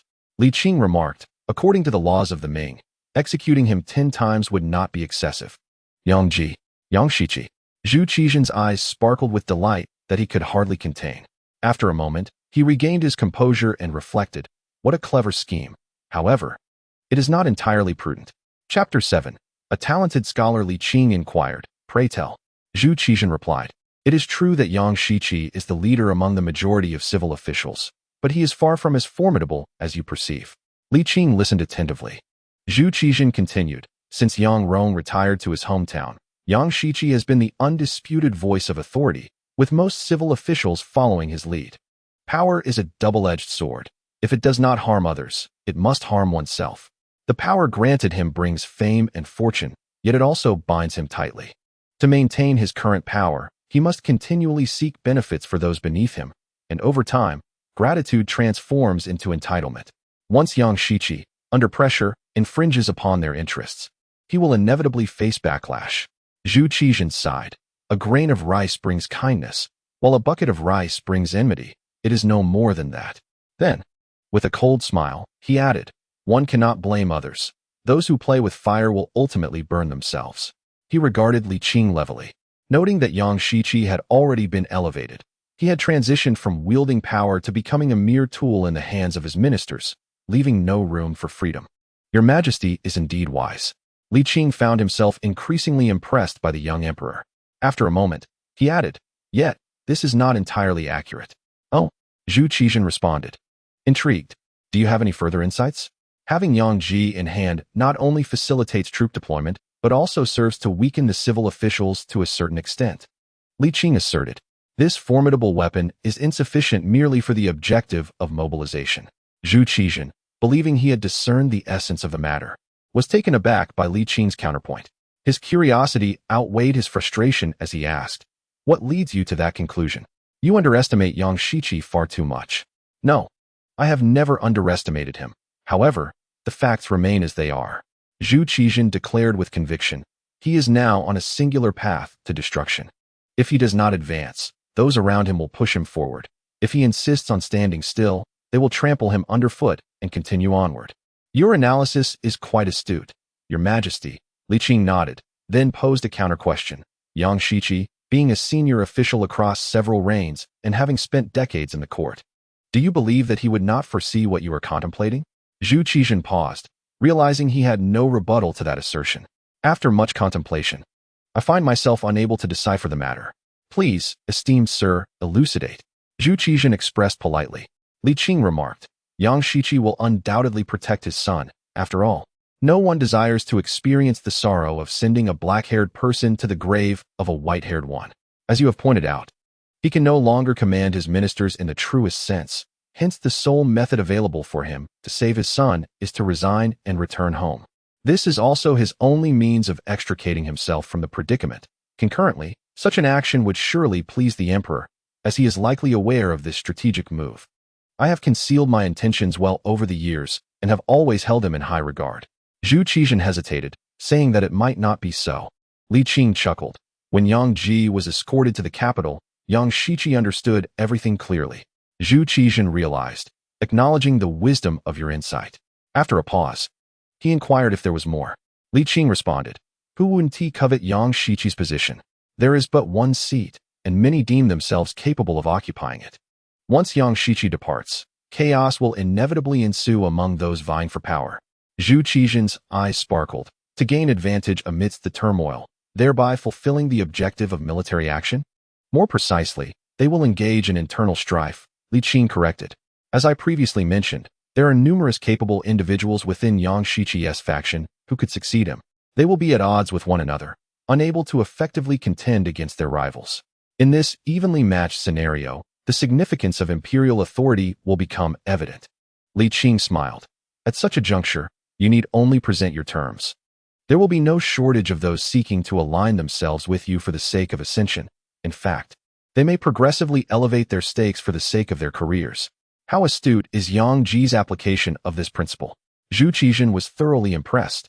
Surely, even my father, while alive, could not have been more astute. Your exceptional talent has illuminated my mind. Allow me to pay my respects. By no means. Li Qing hastily responded. It is the duty of a subject to alleviate the burdens of the sovereign. How could a sovereign bow to a subject? This young emperor resembles his father, deserving of the title of a wise ruler, yet deep bonds must not be forged. Our relationship can only remain that of sovereign and subject, never friends.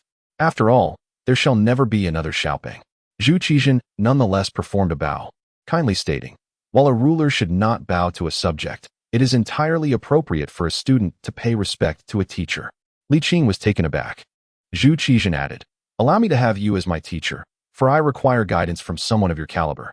I have heard that the emperor's teacher is the esteemed Yu Qian. Li Qing remarked, Who says one can have only one teacher? Zhu Qizhen sincerely replied, Your abilities far surpass those of you. You are indeed your father's son, a true wolf at heart. Li Qing found it difficult to warm to such a person, yet he admired this emperor.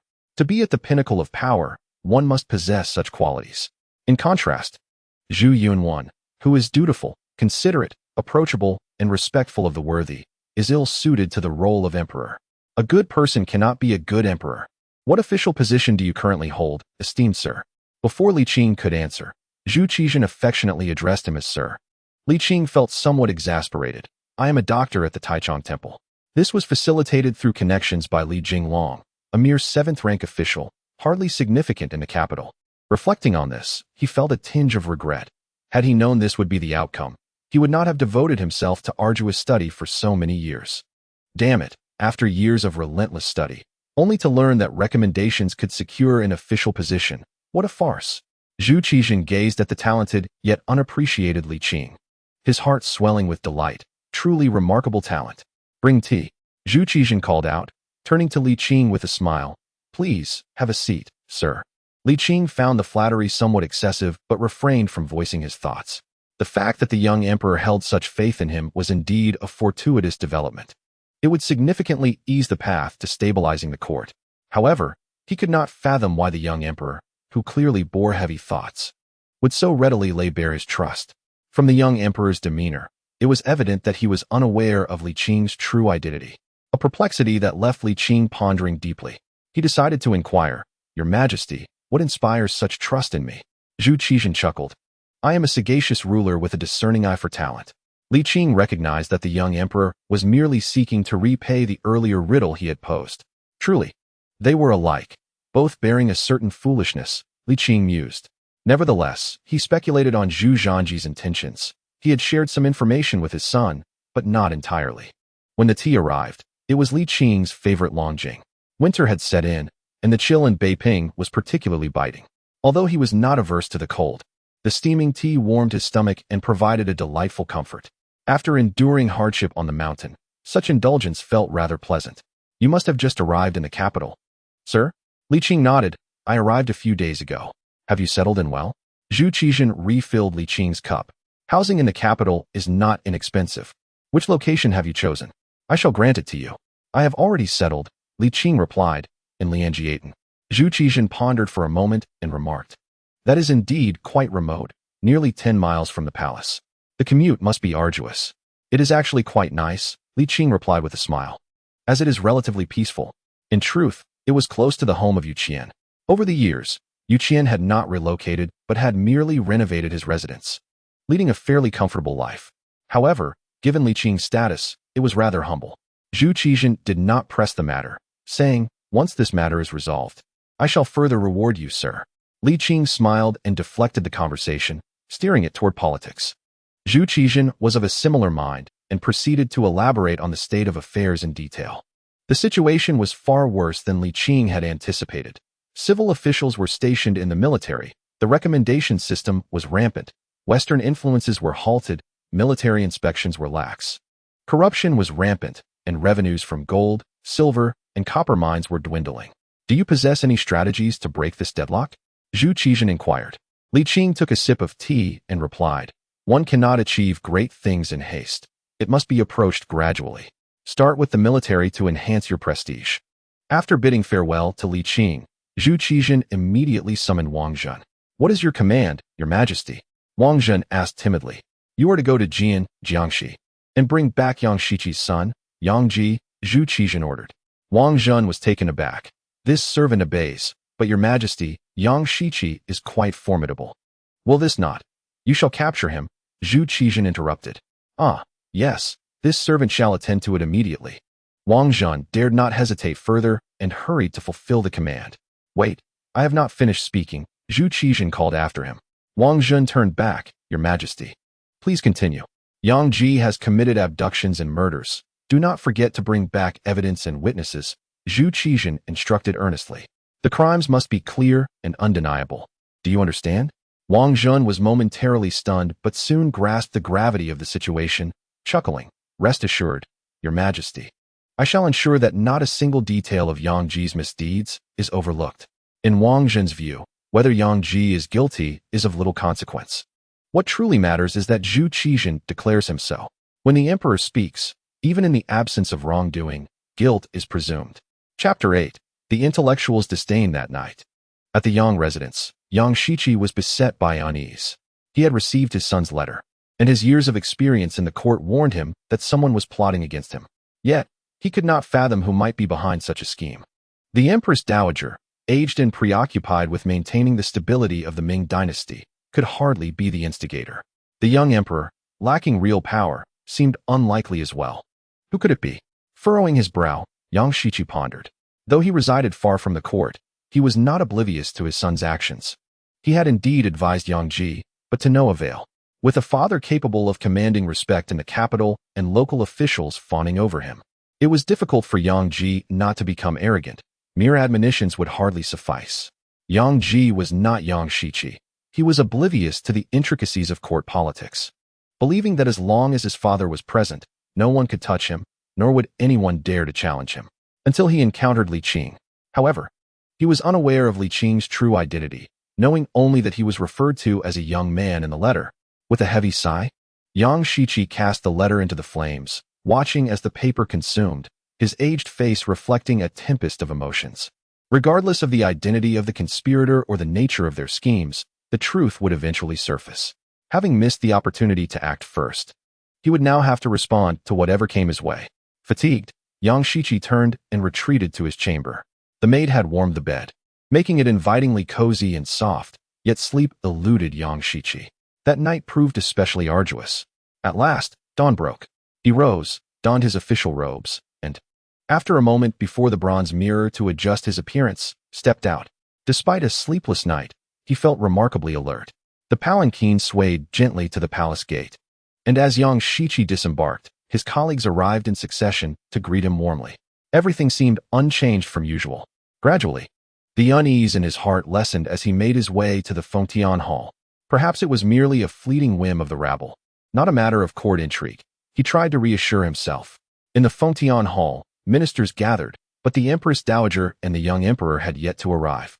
The atmosphere was lively as officials and close acquaintances engaged in hushed conversations.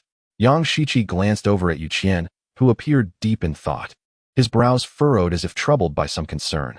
Indeed, Yu Qian was preoccupied. The events of the previous day lingered in his mind. And although reason dictated that he had no connection to the young man, he felt an inexplicable familiarity, as if they were not only acquainted but also close. He could not comprehend the source of this sentiment. Lost in his thoughts, he suddenly sensed someone observing him. Raising his head, he found Yang Shiqi looking at him intently. He offered a slight nod in acknowledgement. Yang Shiqi responded with a congenial smile, a customary gesture in their complex relationship. Though they often clashed fiercely in court, they typically maintained a facade of restraint to preserve each other's dignity. Smiling in person while wielding daggers behind backs was an unwritten rule of the court. After a brief exchange of glances, both returned to their contemplations. A quarter of an hour later, Empress Dowager Zhang and Zhu Qizhen entered together. The ministers fell silent and bowed in reverence. The ministers pay their respects to His Majesty, wishing him longevity, and to the Empress Dowager, wishing her 1,000 years. The courtiers stand at ease. Today, Zhu Qizhen is clad in dark robes, highlighting his rosy lips and white teeth, exuding a youthful vigor, though he lacks the commanding presence befitting an emperor due to his tender age. The ministers rise after expressing their gratitude, aligning themselves in formation. The Empress Dowager Zhang surveys the assembly and declares, "The emperor is wise and discerning, effortlessly managing state affairs. As I am advanced in years, I expect all of you to devote yourselves wholeheartedly to support the flourishing of the Ming dynasty." The officials are momentarily taken aback, unable to conceal their astonishment. While it was well known that the Empress Dowager would eventually return power, no one anticipated that this day would arrive so swiftly and unexpectedly. Before the ministers could react, the Empress Dowager Zhang turned and departed, leaving them no opportunity for retention. She indeed feels aged and weary of governance. The suddenness of the event left the officials in disarray, their discussions diverging in all directions. Zhu Qizhen had foreseen this and merely cast a glance at the standing eunuchs. The young eunuch gestured with his whisk, his sharp voice silencing the commotion. The once clamorous hall fell silent, but soon erupted again. Zhu Qizhen inhaled deeply and proclaimed, "Are there any petitions to present?"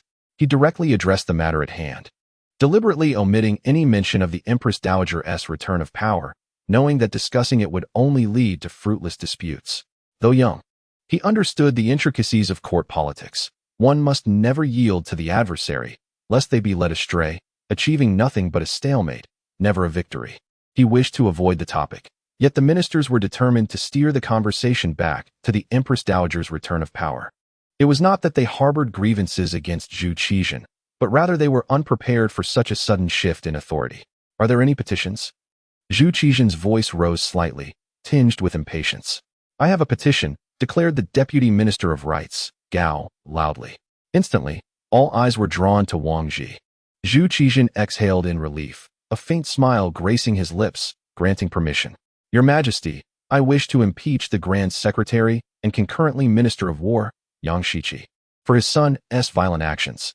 Wang Ji boldly initiated the charges, accusing Yang Ji of crimes against the people, including abduction and grave robbing, with numerous instances of financial extortion and murder. These accusations were, of course, instigated by Zhu Qizhen. After Wang Zhen's departure the previous day, Zhu Qizhen had summoned Wang Ji for a private discussion. Wang Ji, a straightforward man, had allied himself with Yu Qian and had long harbored discontent towards Yang Shiqi. Thus, upon learning of the emperor's intention to act against Yang Shiqi, he readily agreed without hesitation. The ministers were once again dumbfounded. Wang Ji had publicly accused Yang Shiqi, and their shock eclipsed that of the Empress Dowager's return of power. At present, Yang Shiqi enjoyed immense favor, commanding the allegiance of over 70% of the officials. How reckless was Wang Ji? In that moment, all gazes shifted to Yu Qian. After all, Wang Ji had always held Yu Qian in high regard, and his actions typically aligned with Yu Qian's counsel. Now, amidst this uproar, to claim it was not Yu Qian's idea would be met with disbelief. Yu Qian was genuinely astonished. He had indeed been unaware of the developments, as Wang Ji had not consulted him at all. Minister Wang, one must speak with evidence. After spending 2 years in prison, the Minister of Personnel, Guijin, has been released. Where did you hear this news? Since being targeted by Zhang Fu, Guijin has completely aligned himself with Yang Shiqi. Now that an opportunity to showcase his performance has arisen, he naturally will not let it slip by. How could someone in the halls of power like yourself be aware of matters in the provinces? Guijin hinted, scoffing, that it is likely certain individuals, with malicious intent, have deliberately framed Yang Daxueshi in order to achieve their nefarious objectives. This remark was directed at Yu Qian, who, however, completely ignored him. Wang Ji smiled faintly and, with a respectful gesture, addressed the emperor. Your Majesty, I too hail from Jiangxi. This news was conveyed to me by the cousin of my uncle's neighbor's brother-in-law's wife's niece. The information is undoubtedly accurate. Despite Guijin's astuteness, he was utterly perplexed by this convoluted web of relationships. He decided to abandon the matter, bowing and stating, Your Majesty, this is clearly a malicious slander with no basis in truth. I implore you not to fall victim to Wang Ji's scheming. Scheming? Wang Ji chuckled coldly, asserting that the laws of the Ming dynasty explicitly state that if slander against officials and their families is found to be baseless, the slanderer will face consequences. I am not a mere informant. Why would I waste my breath on rumors? Pausing, he retorted, Yang Daxueshi has yet to speak, yet you, Minister Gua, presume to act as his spokesperson? You. Guijin was furious. Enough. Zhu Qizhen slammed his hand on the table, gravely saying, Wang Aiqing, what shall we do if there is no evidence? I am willing to die to atone for my sins. Wang Ji replied loudly, his voice echoing through the hall. At this moment, Guijin fell silent. Even a fool could see that Wang Ji was desperate. As the saying goes, better the death of a friend than the death of a monk. Guijin sought refuge under Yang Shiqi to bask in the shade of a great tree, not out of genuine loyalty, but for his own benefit. He dared not engage in a life-and-death struggle at this juncture. He promptly fell silent. Not only he, but also the dignitaries from the Ministry of Works, the Censorate, and the Ministry of Justice remained stoically observant, their expressions as unmoving as sculptures. Consequently, no one mentioned the issue of the Empress Dowager returning power. Zhu Qizhen nodded. Since you are so confident, Wang Aiqing, let us investigate. However, if Yang Ji is found innocent, I shall hold you accountable. After a moment, he turned to Yang Shiqi, asking, What do you think, Yang Aiqing? Yang Shiqi, filled with bitterness, hesitated for a long time before bowing and saying, Your Majesty is wise. He understood perfectly that this was the young emperor manipulating Wang Ji. Even if he opposed the investigation, the young emperor would proceed regardless. The court was dismissed. Yang Shiqi departed the hall with a sense of desolation, as the officials who had previously engaged in flattery and sycophancy now avoided him. None were foolish. Wang Ji dared to act thus for a reason, fearing even the slightest association with Yang Shiqi. Yang Shiqi sighed in melancholy, the disdain among scholars, the coldness of the world. He felt as though he had aged 10 years in an instant, the vitality that power once bestowed upon him fading into nothingness. Outside the palace gates, Yang Shiqi glanced back at the vast imperial palace, a look of wistfulness on his face, and wordlessly ascended the carriage. The son must be preserved. For there exists no rationale. He is, after all, his son. Yang Shiqi, unwilling to endure the sorrow of losing a child in his old age, understands that in order to safeguard his son's life, he must appease the young emperor, or perhaps the likes of Yuqian. At this juncture, he finds himself devoid of the power to choose, compelled to comply with the wishes of others. Only through such submission can he hope to protect his son. Alas, after decades of commanding respect and influence, Yang Shiqi is left with a self-deprecating smile, acknowledging that perhaps it is indeed time for him to retreat gracefully. The burdens have become too great to bear, and returning home may not be devoid of its own blessings. Upon reaching his doorstep, Yang Shiqi disembarks from his sedan and catches sight of Yang Pu's carriage approaching. He pauses to await its arrival. After a brief moment, the carriage halts, and Yang Pu steps forward. "Brother Shiqi," he greets. Yang Shiqi gestures for him to enter the courtyard. In the guest hall, Yang Shiqi reflects with a sigh. "Over the years, you have been one of the few true friends remaining. With Mei Ren now deceased, I too must take my leave. You must take care of yourself henceforth. Is there truly no other way?" Yang Pu inquires, furrowing his brow. "In my view, this is a scheme devised by Yuqian. The emperor is still young, and the reins of power are held by the Empress Dowager. He lacks the resolve to act decisively. That is inconsequential. What matters is how we can break this deadlock." Yang Shiqi replies with a bitter smile. "The faction aligned with Yuqian has tormented me for far too long. If I do not depart, they will ensure I suffer the loss of my son in my twilight years." Yang Pu counters, "Not necessarily. If you remain steadfast, they may not have the means to harm you. Though the emperor is young, he is not entirely naive. Now that he has begun to wield power, it is a crucial time for him to appoint capable individuals. He is merely being misled by Yuqian. If we can orchestrate things to demonstrate your significance, there remains a chance for redemption." "Redemption?" Yang Shiqi scoffs. "Everyone acts in their own self-interest, and loyalty is in disarray. With the Empress Dowager returning power to the emperor, everyone seeks to curry favor with him. There is no room for redemption. Currently, I find that you alone dare to visit my home." After a contemplative silence, Yang Pu earnestly states, "What if I were to stand beside you in this?" "That is not an option," Yang Shiqi replies resolutely. "If that were the case, it would spell disaster for both you and me. The Ming dynasty will not cease its operations due to the absence of any individual. Not only you and I, but even the capital would continue to function.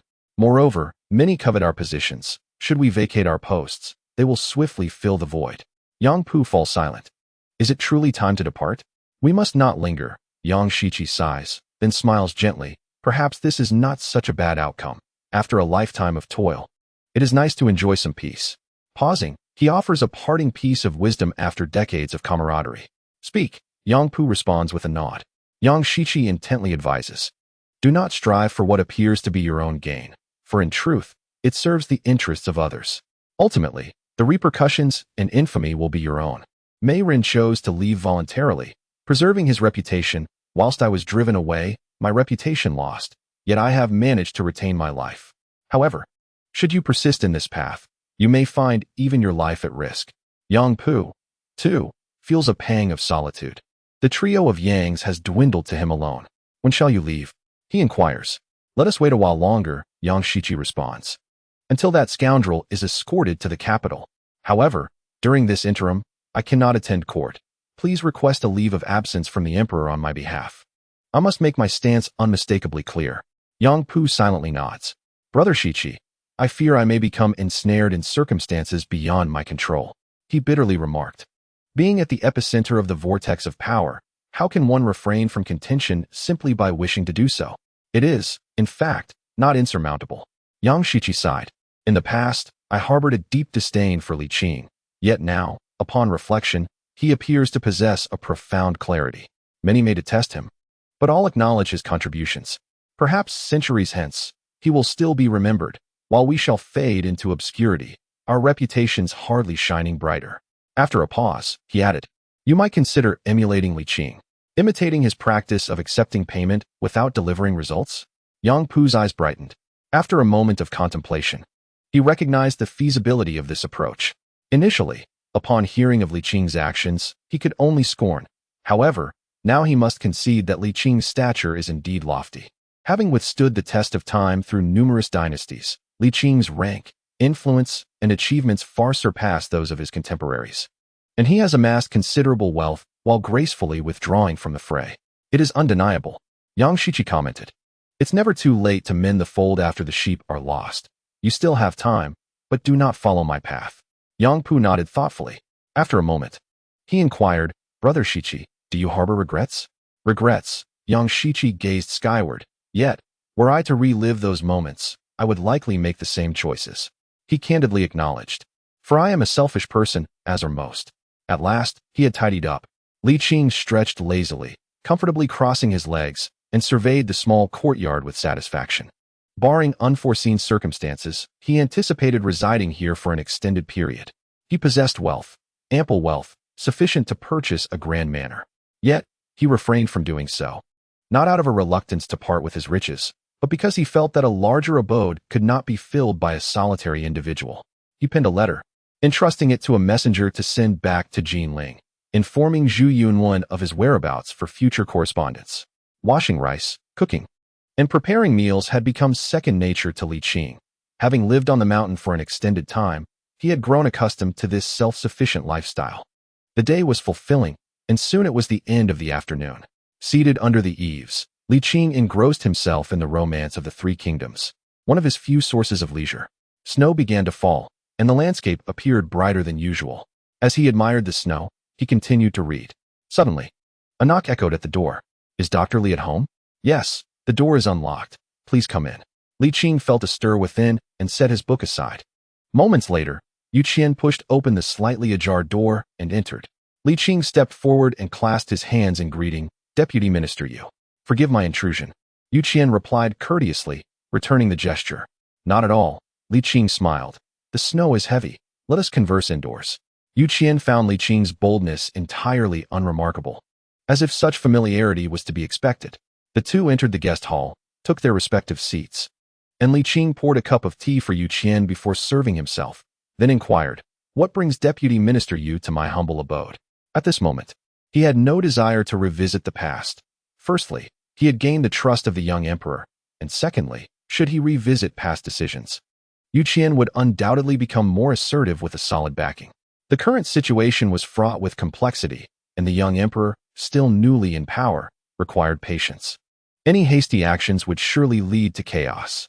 It is easy to gain, yet difficult to relinquish. With so many vested interests already established, one could only adopt a gradual approach, akin to boiling a frog in tepid water.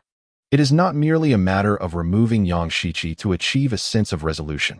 For every Yang Shichi that departs, there will inevitably be another, or even countless others to take their place. The true challenge lies in transforming the very systems that allow the civil officials to prosper and expand their influence. Yu Qian set down his teacup and inquired, Pray tell, where is Dr. Li's hometown? Yearning, came the reply. And how shall I address you? Li Qing. Yu Qian was momentarily taken aback, suddenly fixating on the depths of Li Qing's eyes. They were strikingly similar, almost identical. After a brief pause, he regained his composure and asked, Is Dr. Li acquainted with the Yongqing Marquis? I have heard mention of him, Li Qing responded with a smile, though I believe he is also called Li Qing. Indeed. Dr. Li bears resemblance to him, Yu Qian remarked. Li Qing scratched his head, chuckling. I have heard he always wears a mask. His eyes are alike, I see. Li Qing added, but he did not elaborate further. Yu Qian awkwardly lifted his teacup for another sip, yet his curiosity remained insatiable, prompting him to probe further. Might Dr. Li and the Yongqing Marquis be related? Not at all.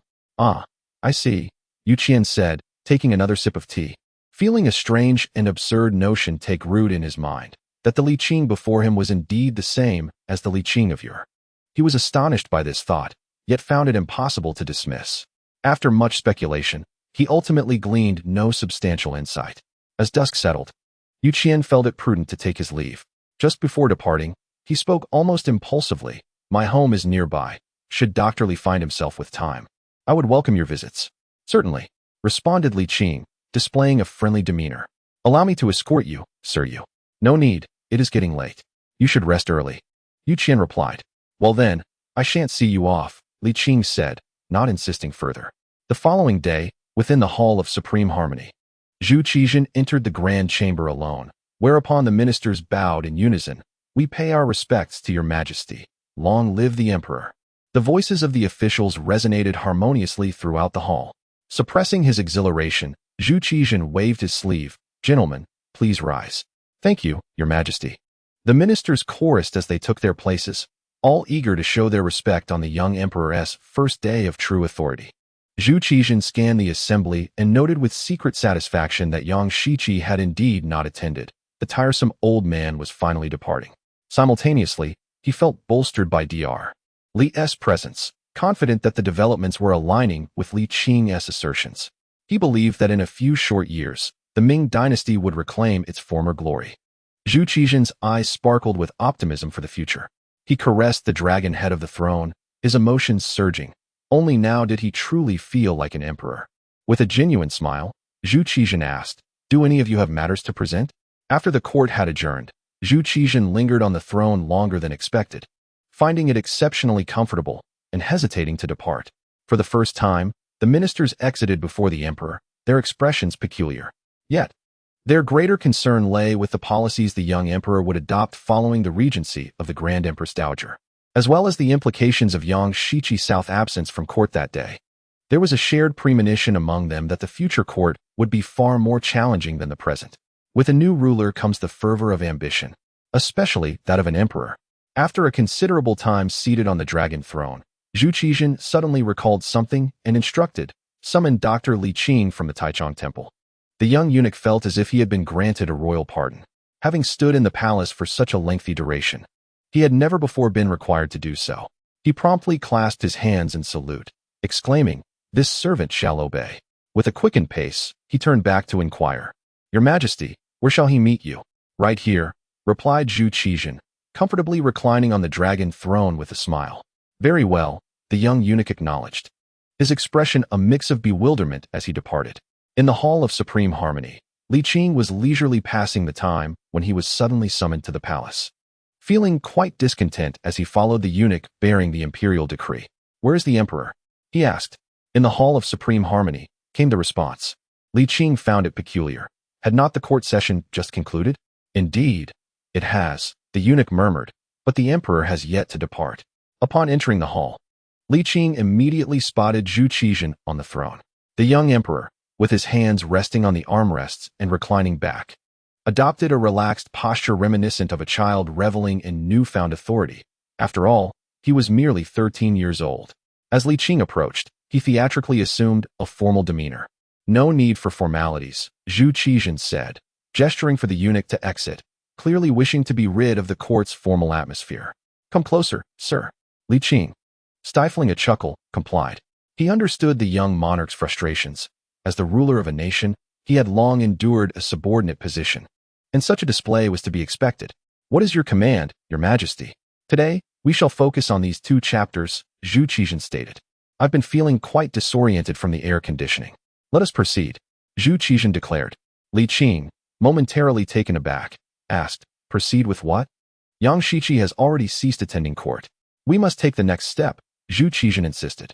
Li Qing comprehended the urgency, yet refrained from indulging in reckless actions. "Patience is essential. This is not an urgent matter. We have waited many years. We can afford to wait a little longer." "And when shall we wait until?" Zhu Qizhen frowned. "Resolving this matter sooner would greatly benefit the state and its people. We currently hold the advantage." "Advantage, you say?" Li Qing countered. "Is Yang Shiqi's absence truly an advantage?" Zhu Qizhen hesitated, defensively muttering, "Isn't that a good thing?" "Indeed it is," Li Qing replied. "But the adversary is not solely Yang Shiqi. It is the entire civil service faction. Even if Yang Shiqi were to withdraw, the problem would not be resolved. Without fundamentally altering the system, many more like Yang Shiqi will arise." Frustrated yet unable to dispute Li Qing's logic, Zhu Qizhen pondered. "Then what do you propose we do?" "We must take it step by step, beginning with the transport of Yang Ji to the capital," Li Qing asserted. "The vested interests are far too numerous. Any drastic measures will provoke a strong backlash. We must operate slowly and discreetly, affecting change imperceptibly, much like a frog slowly being boiled in water." Listening to Li Qing's reasoning, Zhu Qizhen gradually calmed, acknowledging, "You are correct. I have been too hasty." Seeing the young emperor's compliance, Li Qing felt a sense of relief. It was a fortunate turn that the youthful sovereign was receptive to counsel. In this regard, he proved himself superior to Zhu Yuntian. Just moments ago, Li Qing had genuinely worried that the boy might be swept away by the euphoria of victory, leading him to undertake reckless actions. Young Zhu Qizhen could indeed be described as a juvenile, and at such an age, one often resorts to heavy-handed measures, a practice that constitutes a grave taboo in the court. In the arena of political maneuvering, grand gestures are typically discouraged. Even schemes and conspiracies tend to falter. Those who penetrate the court are no simpletons. They are the cream of the crop. Thus, the strategies employed within the court predominantly hinge on open and transparent methods. For it is reasoned governance that reigns supreme. Zhu Qizhen's side, his earlier sense of triumph somewhat diminished. Everything was still proceeding according to the original plan. First, to oust Yang Shiqi, and then to manipulate the ministers to achieve the objective of mobilizing troops. Li Qing interjected. The purpose of deploying troops is to bolster the prestige of the Ming dynasty, not merely to send the court on a voyage to the west. This must be firmly remembered to avoid provoking their resistance. Indeed, I shall keep this in mind. Zhu Qizhen nodded, then inquired, aside from this, what other areas do you believe require urgent rectification? Li Qing pondered for a moment before suggesting the abolition of the recommendation system and the restoration of the examination system. The authority to appoint and promote officials must reside solely with the emperor.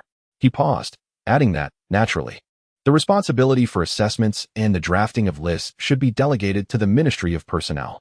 This approach would not only mitigate their hostility, but also acknowledge that the emperor cannot manage everything single-handedly. The power of personnel appointments is of paramount importance, its significance rivaling that of military authority.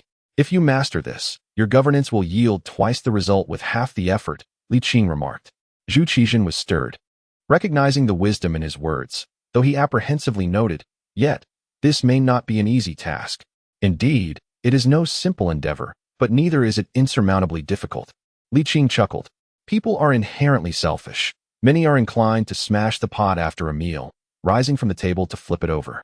The majority have taken shortcuts themselves, yet wish to block such paths for others. Once they ascend the social ladder, individuals often choose to entrench their status rather than assist those beneath them, making it even harder for others to ascend, thereby preserving their own superiority, Li Qing reflected. Zhu Qizhen gazed at him, pondering.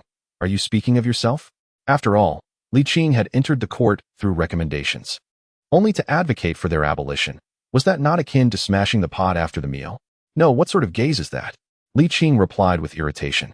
Does His Majesty agree? Ah, yes, yes. Zhu Qizhen quickly averted his gaze, awkwardly conceding, your talents are indeed remarkable. Having heard Li Qing's perspective, Zhu Qizhen felt that the task at hand might be less daunting than he had initially believed. His spirits lifted, he expressed, with such exceptional talent. It seems a position as a mere 7th-rank doctor of the Grand Court is beneath you. Would you be interested in the role of Deputy Minister of Personnel? I shall appoint you alone, and I trust they will not dare refuse. At this stage, I cannot afford to make my presence known, Li Qing declined gracefully, suggesting they wait a bit longer. Then let us assign you to the military ministry as a deputy secretary, Zhu Qizhen proposed with a smile. As a 7th-rank official, you will possess the qualifications to attend court. Although you were appointed through recommendations, with my special permission, you too may participate in court discussions, allowing you to remain attuned to the political landscape. What do you think? Li Qing contemplated briefly and nodded in agreement. After further discussion to refine the details, he took the appointment letter and took his leave. Military Ministry. After more than a decade, Li Qing once again stepped into the official compound. Yang Shiqi served as the minister of the military ministry, yet his focus lay in the cabinet. Typically, it was Yu Qian who held sway. With Yang Shiqi now on sick leave, Yu Qian had become the undisputed authority. As Li Qing entered the hall, Yu Qian was in the midst of drafting the categories for the tea-horse trade. Upon seeing him, he expressed his surprise. Dr. Li, what brings you here? It is currently your time to shine. Li Qing smiled and waved the appointment document. Yu Qian felt a surge of joy and replied with a grin. Please take a seat. I shall familiarize you with the daily responsibilities shortly.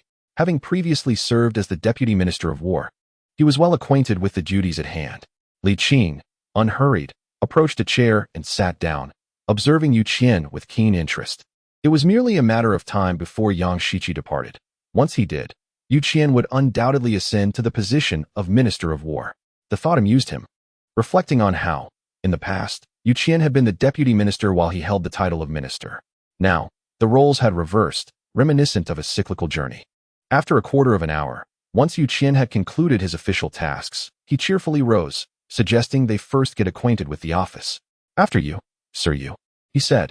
Oh, please, Yu Qian nodded and proceeded. Strangely, when Li Qing addressed him as Sir Yu, it felt somewhat awkward to him. He unconsciously regarded Li Qing simply as Li Qing. Yu Qian guided Li Qing around the premises, introducing him to the responsibilities of the Deputy Minister of War. Once they had completed this, it was already noon. You haven't had lunch yet, have you? Yu Qian inquired. Having been with you all this time, that is rather obvious. Li Qing replied with a laugh. I have not. Shall we dine together then? Certainly. Yu Qian chuckled. It seems we are quite alike, even in temperament. Let us go? Northern cuisine may not rival the sophistication of southern dishes, yet it possesses its unique charm. You are too kind, Sir Yu, Li Qing remarked, adopting the demeanor of one expecting the treat. Yu Qian scratched his nose, initially intending to pay, but Li Qing's comment made him feel somewhat odd. Normally, how could a deputy minister treat a deputy minister of war? Yet, he found no reason for discontent. It felt as though it was only right that he should host. Yu Qian himself was unsure why it felt right. It was simply an instinctive response. The two left the office, engaged in light-hearted banter, leaving the attendants in awe. They had never witnessed the usually stern Sir Yu in such an approachable manner. In the capital, after years of development, the prosperity of Beiping had multiplied several times over. Although it still could not match the elegance of Suzhou and Hangzhou, it was a close second. There were no small workshops in the capital. Yu Qian selected a restaurant that was both modest and aligned with his budget. In a private dining room, they enjoyed 8 dishes, both meat and vegetarian, accompanied by a pot of wine, conversing as they dined. Unintentionally, Yu Qian steered the conversation towards the state of affairs. The current issues extended beyond the corruption among the literati, represented by the gentry. Military corruption posed a significant problem as well. This topic was not one typically broached with a deputy minister. Yet Yu Qian felt an irresistible urge to express his concerns, particularly regarding the border troops, who not only indulged in rampant corruption but also engaged in clandestine smuggling with the nomads, creating a chaotic environment. Li Qing pondered, when did this issue begin? It commenced following the death of the late emperor, but it truly spiraled into rampant corruption when the literati, led by Yang Shiqi, advocated for the appointment of garrison ministers to oversee the military. Yu Qian sighed. The intention behind appointing garrison ministers was to curb military corruption, yet it has had the opposite effect. Alas, Li Qing was not at all surprised. He had anticipated this outcome ever since he learned that the court had dispatched literati to oversee the military. There is no other way when it comes to amassing wealth. Civil officials can rival military generals in their expertise. It would not be an exaggeration to describe this as a dimensional strike. What, in the opinion of the deputy minister, is the most pressing issue to address? The phenomenon of receiving empty salaries. Yu Qian remarked, other issues may be tolerable for now, but this cannot be overlooked. It is rather laughable that the current number of troops in the Ming dynasty is shrouded in uncertainty. Li Qing furrowed his brows and questioned, has the civil official faction grown this powerful? After a moment of silence, Yu Qian defended, it is not to say that there are no good people among the civil officials. Many are genuinely committed to their duties. Li Qing smiled faintly, withholding his opinion. As for the capital troops, they are relatively stable, devoid of any fundamental issues. Yu Qian noted that the problems arise primarily from the border troops and garrison soldiers. Li Qing pondered that the forces dispatched to Siam and Burma must rely on the capital troops, as the border and garrison units have been infiltrated by civil officials, rendering them unlikely to secure victory, not due to lack of combat capability, but rather an issue of attitude. It is easy to fall into corruption, yet difficult to return to righteousness. The corruption of the past 5 years may take a decade to rectify, and even then, the restoration may not return to its original state. Observing Li Qing's furrowed brow yet composed demeanor, Yu Qian could not help but inquire, do you have any brilliant strategies? Li Du Gushi Zhong? Chapter 11. Yang Ji enters the capital. Li Qing took a sip of wine, deeming it not a brilliant strategy. Oh, Yu Qian exclaimed with delight. What is it? Troop adjustments. You mean to rearrange the troops? Yu Qian frowned. Indeed, this is a strategic move, but difficult to implement. Currently, the voice of authority within the military is almost entirely held by the commanding ministers, who wield significant power. Furthermore, with allies in the court, even if the emperor issues an edict, it would be challenging to enforce. Even if executed, The troops could continue their corrupt practices in new locations. Not a rearrangement. Li Qing shook his head, but to send the elite border troops to the capital. A direct exchange with the capital troops? Yu Qian's eyes lit up, only to dim again as he sighed. This does not truly resolve the issue. If the capital troops are sent to the borders, corruption is bound to arise, leading to a loss on both fronts. The capital troops must go to battle, Li Qing asserted. Yu Qian appeared bewildered. Battle? When is this battle taking place? Why was I not informed? Of course you were not. I just reached an agreement with the young emperor, Li Qing briefly explained. Yu Qian was taken aback. You and the emperor have settled on a strategy? You and the emperor are not. How could you possibly reach an agreement with him? This is simply unbelievable, akin to a tale from romance of the Three Kingdoms. Do you not believe me? Upon regaining his composure, Yu Qian stammered. It is indeed too incredible. Li Qing, with a grin, continued to sip his wine, affirming the truth of the matter. May I ask, why did the emperor? Yu Qian suddenly realized something and exclaimed, could it be that the matter regarding Yang Ji involves you? Indeed, Li Qing nodded. What a coincidence.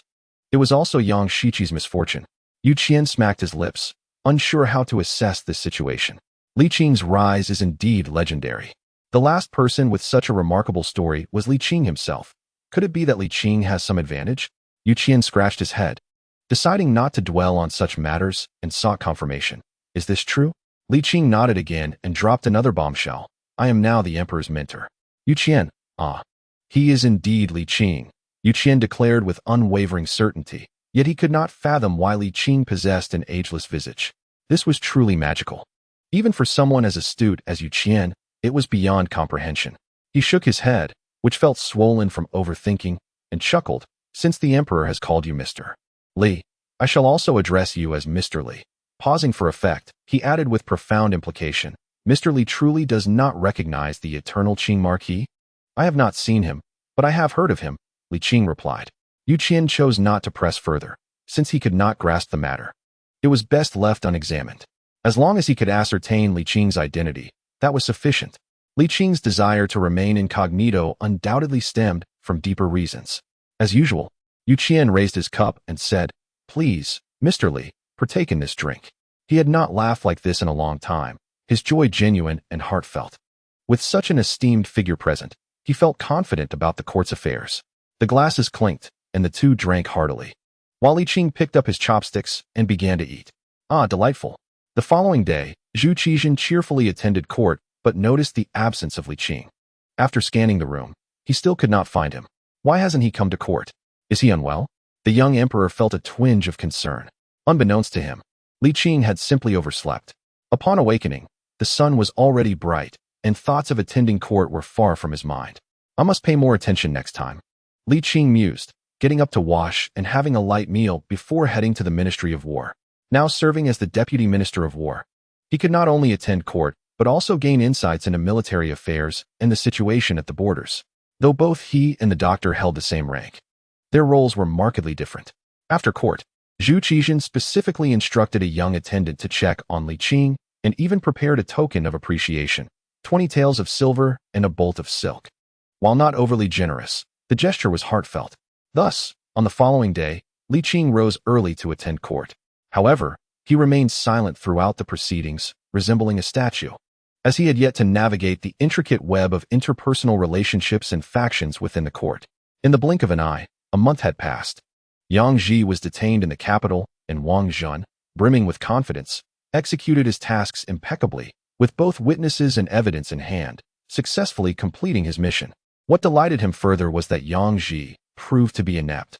Upon hearing the news of his impending downfall, he wept profusely and divulged everything without any coercion.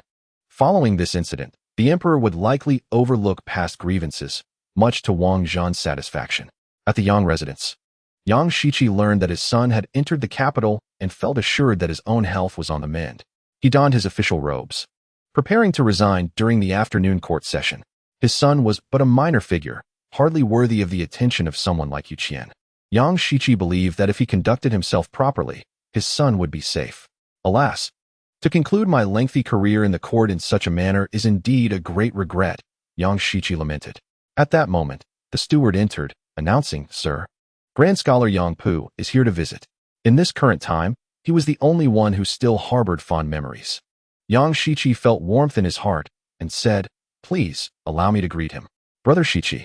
"Ah, Brother Hongji, please, come in." The two entered the guest hall, engaging in polite conversation, both eyes reflecting a sense of reluctance. After decades of camaraderie, from this day forth, one shall remain in court while the other resides in the wilderness, and their paths are unlikely to cross again. Brother Shiqi, take care of yourself. Once I retire and return home, I shall seek you out for a drink, Yang Pu remarked. Haha, that sounds splendid, Yang Shiqi replied. I must then strive to live a few more years. Seeing his companion's lightheartedness, Yang Pu felt reassured and continued, by the way, a newcomer has recently joined the court, and I cannot shake the feeling of familiarity. What official position? He has been appointed as the director of the Ministry of War. Yang Shiqi scoffed. What significance does a mere director hold? When did you become so concerned? What? Yang Shiqi's laughter abruptly ceased. He rose in astonishment, exclaiming, he has returned? But he should be nearly 80, having fulfilled his duties. Why would he wade into such murky waters? I was referring to the director named Li Qing, Yang Pu clarified. You astonish me. Yang Shiqi resumed his seat, dumbfounded. It is merely a name. Many share the name Li Qing, who decreed that only the eternal Qing Marquis could bear that name. Yang Pu chuckled ruefully. This Li Qing is no ordinary man. Oh, pray tell, Yang Shiqi leaned forward. Intrigued, he was recommended to court, initially as a doctor of the Taichung Temple, and within mere days, he transformed into the director of the Ministry of War, gaining the privilege to attend court sessions. Yang Pu furrowed his brow, yet this is not the crux of the matter. He has now become the emperor's tutor. Yang Shiqi's expression reflected concern. No wonder you found him familiar. This Li Qing bears an uncanny resemblance to the other Li Qing. One moment, he paused and inquired. It must be the machinations of Yu Qian, correct? He hails from Jinling, but the specifics remain unverified, Yang Pu replied. I do not believe it to be Yu Qian. If it were, he would never allow this Li Qing to overshadow him. The emperor's trust in him surpasses that which he places in Yu Qian. Yang Shiqi sighed. This complicates matters further. What of this individual?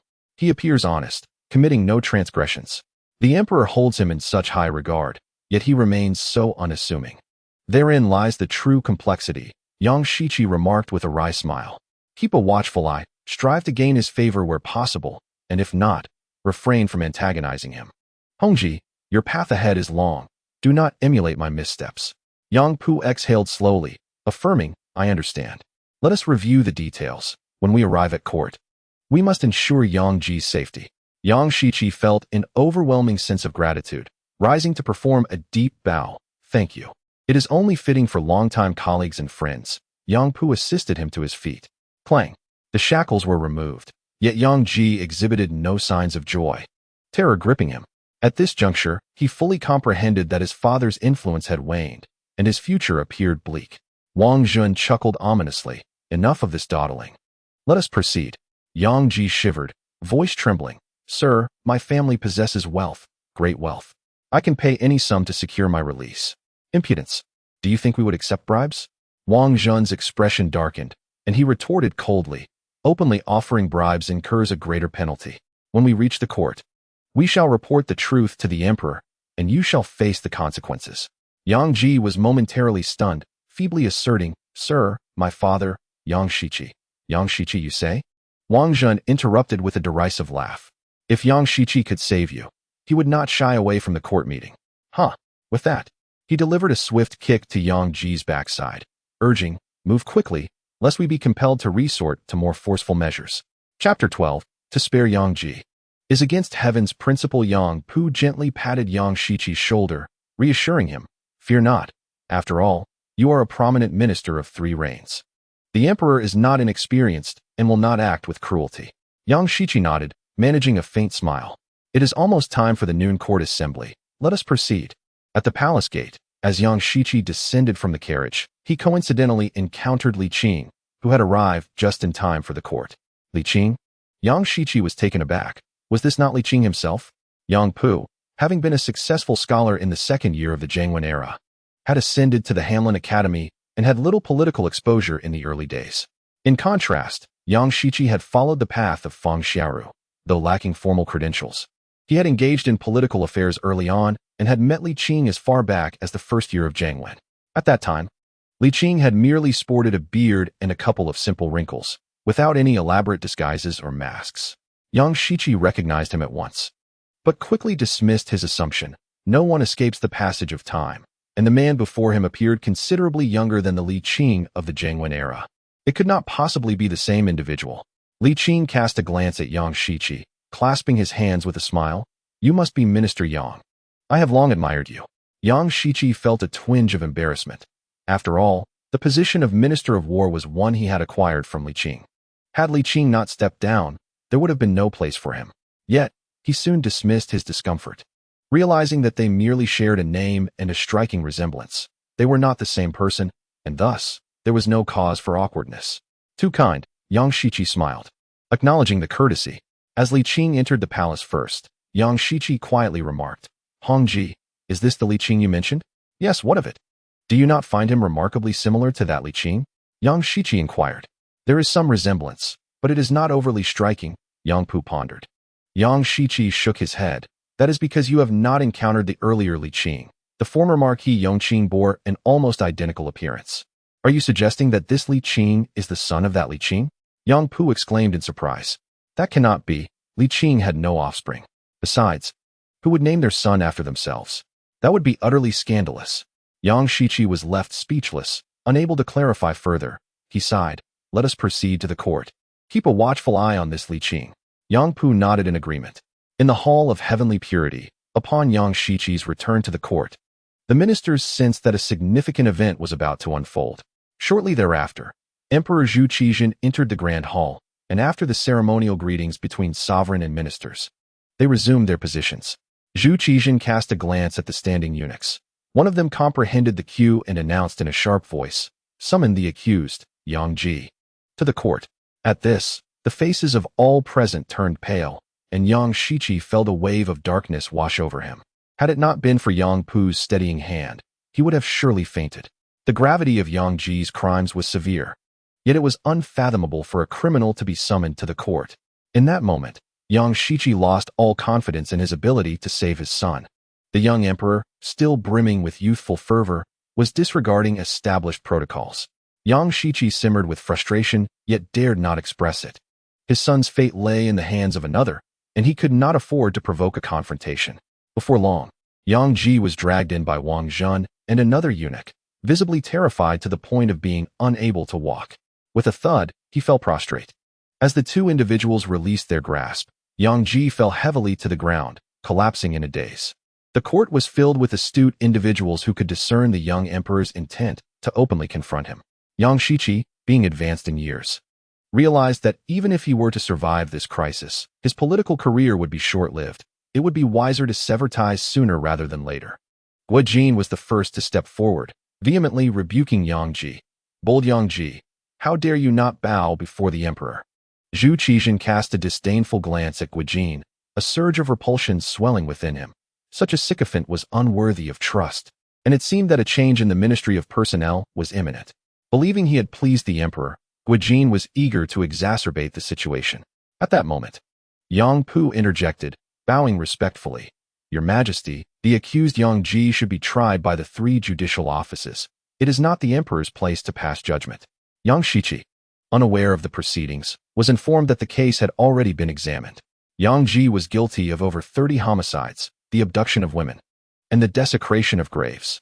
His crimes were numerous and heinous, and he had confessed to them all. Wang Zhun produced the confession from his robes. Would the esteemed scholar wish to peruse it? Yang Pu faltered, falling silent. Yang Shiqi soon comprehended that the young emperor sought to publicly humiliate him to establish his authority.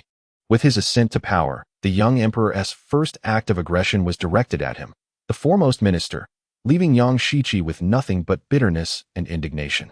At last, Yang Ji regained his senses and hurriedly bowed, exclaiming, Your Majesty, spare me. I shall never offend again. Zhu Qizhan regarded him coldly, remaining silent. His resentment toward Yang Shiqi was profound, and by extension, his animosity toward Yang Ji was equally intense.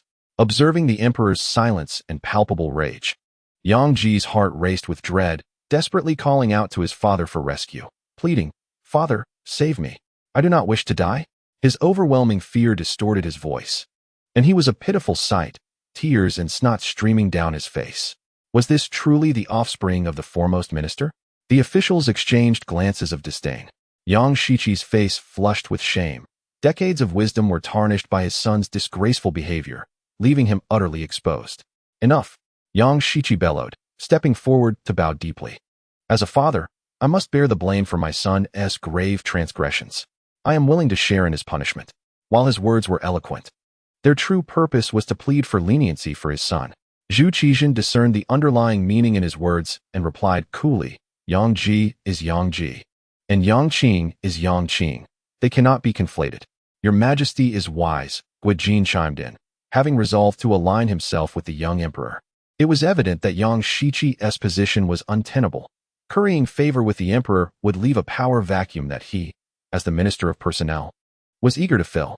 His calculations were astute, yet he was not the only one making such plans. The Minister of Justice, the Minister of Works, and the left censor-in-chief all bowed in unison, proclaiming, Your Majesty is wise. May Your Majesty pass judgment on Yang Ji to uphold the law and set an example. Yang Shiqi's heart sank at the betrayal.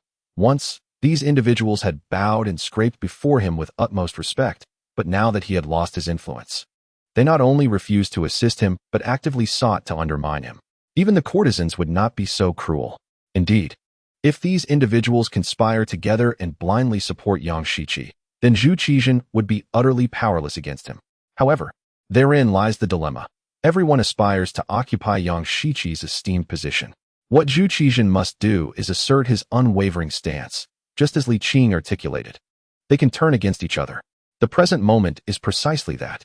Yang Pu, witnessing the downfall of his longtime colleagues, felt a pang of sorrow, yet could not help but feel a chill of fear for his own fate. Gathering his courage, he approached, Your Majesty, Yang Ji has indeed committed a grave transgression. However, Grand Scholar Yang has rendered great service to the state, and I implore Your Majesty to exercise leniency. Guilin coldly scoffed. A prince must answer for his crimes as any commoner. Can we spare him simply because Yang Ji is the son of Grand Scholar Yang? He was now animated, his voice resonating with fervor. Spare him? What of the women who were forcibly taken? What of the restless spirits of those whose graves were desecrated? What of the 30 innocent lives lost? Such passionate rhetoric would surely incite the ignorant populace to exclaim, A just lord. Guilin, with an air of righteousness, proclaimed, Your Majesty, to spare Yang Ji would be an affront to justice. The ministers, kneeling in unison, echoed their grave approval. Zhu Qizhen, who had been indifferent moments ago, now wore an expression of turmoil and turned to Yang Shiqi. Yang Qing, what is your perspective on this matter? To kill is to strike at the heart. Yang Shiqi, frail and trembling, knelt stiffly, his murky old eyes glistening with tears, and quavered, I beseech Your Majesty to execute Yang Ji according to the laws of the Ming. Father. Yang Ji's eyes widened in despair, his spirit soaring beyond comprehension. Father, I do not wish to die. I do not wish to die. Yang Shiqi, unperturbed, continued to tremble and implored, I urge Your Majesty to issue the command for Yang Ji's immediate execution. Approaching 80 years of age, having served in office for decades, with no accolades but bearing the weight of hardship, Zhu Qizhen, despite his profound disdain for Yang Shiqi, could not suppress a flicker of compassion. Yang Qing has served the state honorably. How could I bear to have you, a father, bury your son? Yang Shiqi's heart swelled with joy. Indeed, his pitiable demeanor had moved the young emperor. But soon, he grasped the true implication behind the young emperor's words. Once you perish, I shall then execute your son. Zhu Qizhen wore an expression as if to say, Am I not benevolent? Praise me. The emperor is as merciful as the heavens, a truly moving sentiment. Guilin hastily added, fearing his words might fall flat. The ministers also hurried to offer their praises. Though all were acutely aware that Yang Ji's fate was sealed, he would merely meet his end after Yang Shiqi. Only Yang Ji, feeling an unearned reprieve, repeatedly bowed. His forehead bloodied, yet he did not forget to express his gratitude. Observing his son's foolishness, Yang Shiqi felt a surge of frustration that overwhelmed him, and he fainted on the spot. Chapter 13. Parting words. Someone, summon the imperial physician. Zhu Qizhen commanded solemnly, We must ensure Yang Qing is saved. Then, shifting the conversation, he inquired, Are there any memorials to be presented? The ministers were left speechless by the young emperor's unexpected demeanor. realizing that he was far more astute than they had anticipated. The court physician employed acupuncture and various methods, ultimately managing to revive the elderly Yang. "Where am I?" Yang Shiqi murmured weakly.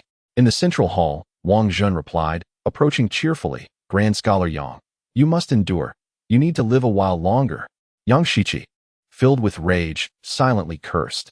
"Had I known this would happen, I would have never pleaded for your mercy when the Empress Dowager ordered your execution. How I wish she had seen fit to eliminate you instead." Yet, upon reflection, his anger subsided. If even his colleagues sought to strike him down, what could he expect from a mere eunuch? What of Yang Ji? He had been imprisoned. Wang Zhen, still holding some semblance of old loyalties, helped him to sit up. "The emperor has said, Yang Ji is Yang Ji, and Yang Qing is Yang Qing. Let the minister retire in peace after returning home." Yang Shiqi remained silent for a long while before asking, "Might I be allowed to take Yang Ji back with me?" "That is beyond our authority," Wang Zhen replied, shaking his head. "However, we would advise you to refrain from bringing it up." With a heart full of bitterness, Yang Shiqi reluctantly settled for a lesser request. "Could you at least ensure Yang Ji suffers less?" Wang Zhen pondered for a moment. "I cannot guarantee anything, but I will convey your sentiments." "My sincere thanks," Yang Shiqi said, slightly comforted. These words he could not voice. The young emperor harbored a deep-seated hatred for him, and any plea might only provoke further ire. If a cunning eunuch could act thus, Yang Shiqi found himself consumed by a sudden hatred toward his colleagues. History shows that most power holders meet with tragic ends. He had ascended to this point, and could not blame others, nor did he wish to lament fate. He did not even harbor resentment against the young emperor. Were he in the emperor's position, he too would find it intolerable to accommodate a grand minister of the cabinet and minister of war. It was not that he could not bear loss. Rather, he was truly incensed by the limitless arrogance of those around him. Stumbling to his feet, he declared, "I wish to see the emperor." "The emperor is aware of your desire to meet him. He awaits you in the palace of heavenly purity," Wang Zhen replied with a smile. Yang Shiqi, rendered speechless, followed Wang Zhen to the palace. The morning court had already concluded. Zhu Qizhen reclined in a chair, his eyes closed, exuding an air of maturity that seemed incongruous for a mere 13-year-old. One must not become complacent nor let their guard down. The ease with which things had proceeded was merely due to the preservation of the interests of the civil officials, not a sign that he had truly subdued them. Far from it. Zhu Qizhen murmured to himself, "Mr. Li is right.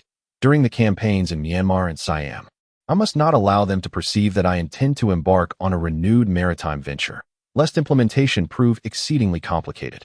As a young attendant hurried in, Zhu Qizhen straightened his posture, asking, "What is it?" "Your Majesty, Grand Scholar Yang requests an audience," the attendant replied. Zhu Qizhen nodded. "Let him enter." Moments later, Yang Shiqi entered with labored steps, bowing deeply. "Your humble servant greets your Majesty. Long live the emperor." "Rise quickly," Zhu Qizhen urged, stepping forward to assist him. "Are you in good health, Minister?" "I appreciate your Majesty's concern. I am well," Yang Shiqi replied, clasping his hands. Observing the youthful emperor, he could not help but reflect, "How I underestimated this young sovereign." Now, it would be disingenuous to say anything further. Yang Shiqi stated plainly, "Yang Ji has brought shame upon his family due to my failure in raising him. If I cannot even guide my own son, I have no right to serve in the court. I humbly request your Majesty to grant me retirement and allow me to return home." "Oh." Zhu Qizhen waved his hand dismissively. "Yang Ji is Yang Ji, and Yang Qing is Yang Qing. You speak too seriously, Minister." Yang Shiqi offered a bitter smile. "It is not that I cherish my own position, but rather I am of advanced age and no longer capable. Minister, your wisdom is indispensable to me," Zhu Qizhen insisted. After several exchanges of refusal and insistence, Zhu Qizhen reluctantly acquiesced. "Your Majesty, I have something I must express," Yang Shiqi said. "It is said that as one approaches death, their words become wise." Yang Shiqi is about to resign, and Zhu Qizhen sees no need to harbor resentment against him. "You see, the founding of the Ming dynasty was a remarkable achievement by the great ancestor, and the second founding by the great ancestor's successor elevated the dynasty to its zenith. The benevolent rulers, Renzong and Xianzong, were wise sovereigns, which ushered in the prosperous era of Ming. However, Yang Shiqi lamented that since the passing of the late emperor, the Ming dynasty has begun to decline. "Alas, this is my fault." "No, it has nothing to do with your Majesty." Yang Shiqi shook his head, saying, "It is the fault of the minister. After a brief pause, he added, however, even in my absence, the situation would not improve significantly. Allow me to finish speaking.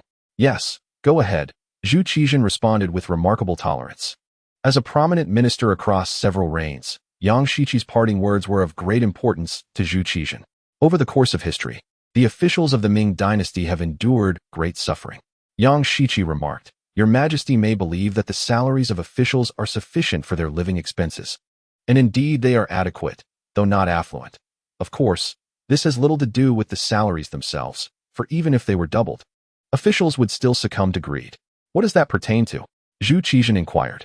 Yang Shiqi replied earnestly, power. The aristocracy of the Han and Tang dynasties wielded such authority that they could even challenge the emperor. It was not until the Song dynasty that imperial power was effectively strengthened, albeit in a limited manner.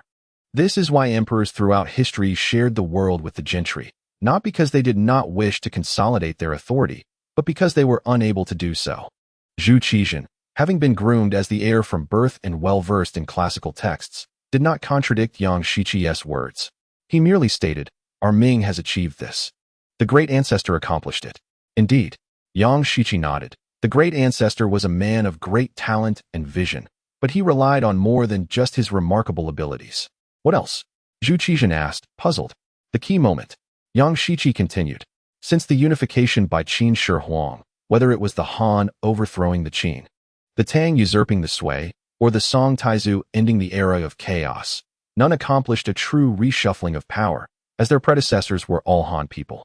It was only when the Mongols took control of the Central Plains, with the preceding Yuan dynasty's tyranny, that the great families were genuinely struck down. The chaos at the end of the Yuan dynasty further plunged these families into despair. This is the reason why the Ming imperial power surpassed all previous dynasties. Each word is a gem, Zhu Qizhen evaluated. Yang Shiqi continued, the gentry's desire to restore their former glory remains unquenched, and the power struggle between the sovereign and his ministers will not cease. Both the great ancestor and the great ancestor's successor were iron-fisted rulers, even if they harbored grievances. They had to endure. Renzong understood benevolence, while Xianzong grasped the concept of balance, which maintained stability. However, this does not mean they relinquished their ambitions. In fact, the struggle has never ceased, merely suppressed for the time being. Your Majesty ascended the throne at a young age, which made it difficult for you to instill fear in your ministers, and this is the crux of the Ming's decline. Zhu Qizhen nodded in agreement. Yang Shiqi went on. Perhaps in your Majesty's eyes, I am merely an unyielding, power-hungry minister, even a treacherous one. However, I must assert that had Yu Qian been in charge, the situation would not have improved. It could only have worsened, or perhaps he would not have been able to safeguard his own position. The truth is, those individuals have been repressed too severely by the previous emperors. If they do not compromise, it would undoubtedly lead to great turmoil. Yang Shiqi remarked, for instance, when your Majesty first ascended the throne, rumors circulated throughout the capital, suggesting that the Empress Dowager intended to welcome Prince Xiang into the palace. The aim was not merely to sow discord between you and the Empress Dowager. There were indeed individuals who desired such an outcome. It was I, alongside Yang Rong and Yang Pu, who stabilized the situation. Indeed, you managed to maintain order, responded Zhu Qizhen with a cold smirk and a nod. But your compromises seem rather excessive, do they not? Yang Shiqi fell silent. After a prolonged pause, he finally spoke with a bitter tone. Eventually, it became beyond my control. He hesitated, then boldly expressed, I have heartfelt words I wish to share with your Majesty. Speak on. Among all the past emperors, in terms of political strategy and balance of power, none surpassed the late emperor. He truly achieved a balance, governing without neglecting the realm. Yang Shiqi continued, I hope your Majesty may emulate the late emperor and elevate the Ming to new heights. Zhu Qizhen wholeheartedly agreed. I shall certainly follow the example of the late emperor. In that case, I can rest assured. Yang Shiqi performed a deep bow. I shall take my leave. Zhu Qizhen stepped forward to assist him, softly saying, Live well. I shall obey your command. In that moment, the bond between them seemed to embody the true essence of ruler and minister. Yang Shiqi departed, and on that day, aside from Yang Pu, none accompanied him on his journey. All gazes were fixed on Yang Shiqi's vacated position, eyes gleaming with anticipation. A new round of power struggles was about to unfold. Chapter 14. A spectacle the following day. in the Hall of Heavenly Favors, after the formalities between ruler and ministers. Zhu Qizhen returned to his dragon throne while the officials took their places, secretly brimming with eagerness. The contest for power in the court was the ultimate ambition of men. It was rife with temptation and opportunity, yet fraught with peril, but every official regarded it as the most challenging, the most revealing of one's capabilities, and indeed, the most sacred endeavor. Zhu Qizhen observed their expressions, a faint smile playing upon his lips. Ah, they are primed for competition. Do any of you have matters to address? I have a matter to address. Guolin stepped forward, the first to break ranks. He was the Minister of Personnel, renowned for his esteemed reputation, yet had failed to shine in the shadow of Yang Shiqi. However, with Yang Shiqi's departure, he was determined to stake his claim. Proceed. Zhu Qizhen regarded him with keen interest. Guolin interpreted this as a sign of the young emperor's appreciation, and with a bow, he continued employing the tactics of the previous day. Yang Ji's crimes are heinous, and I beseech your majesty to render swift judgment. From yesterday's actions, it was evident that the young emperor's disdain for Yang Shiqi ran deep. Yesterday, he had acted with restraint due to Yang Shiqi's presence. But now that Yang Shiqi had departed, he believed that the young emperor's youthful temperament would surely seek retribution. If he merely provided a stepping stone, how could his future not be bright? Guolin had resolved to relentlessly criticize the former, for only in doing so could he ascend to the next position. What the emperor detests, I too shall detest. Aligning myself with the emperor's sentiments shall ensure my invincibility. Guolin exuded confidence. Your majesty is benevolent. However, the transgressions of Yang Ji are appalling, and I hope your majesty will make a prompt decision to champion the plight of the oppressed populace. I second that. Wang Ji, the left deputy minister of works, stepped forward. The minister of works, Wang Jin, suddenly changed countenance, muttering inwardly. This scoundrel, who gave you the right to speak out? Damn it, this dog likely seeks to curry favor with Guolin to usurp my position. Humph, the words of Minister Gui do not find favor with me, remarked Wang Jin with a cold smile. Guolin brushed off his robe, paying him no mind, exuding an air of authority. Wang Ji scoffed lightly. Minister Wang's unwavering defense of Yang Shiqi truly exhibits his steadfast loyalty.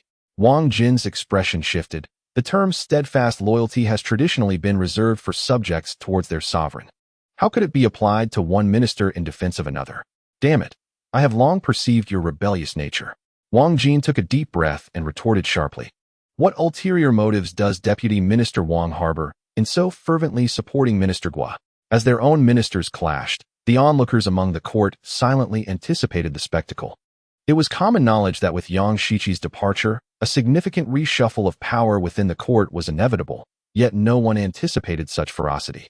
The conflict had escalated to the level of ministers, prompting those beneath them to abandon any thought of participation. It was not a lack of desire, but rather an understanding that such high-stakes confrontations were beyond their capacity, and any attempt to insert themselves would lead to their own destruction. Minister Wang, do not digress. Wang Ji asserted, having forsaken any semblance of deference to his superior. Given Yang Ji's transgressions, executing him 10 times would be insufficient. How could Minister Wang defend such a nefarious individual? Humph, I cannot concur with Deputy Minister Wang's sentiment, interjected Minister of Rights, Hu Nuo. What insights do you possess? Minister Hu. Wang Ji remained resolute, though uncertainty began to gnaw at him.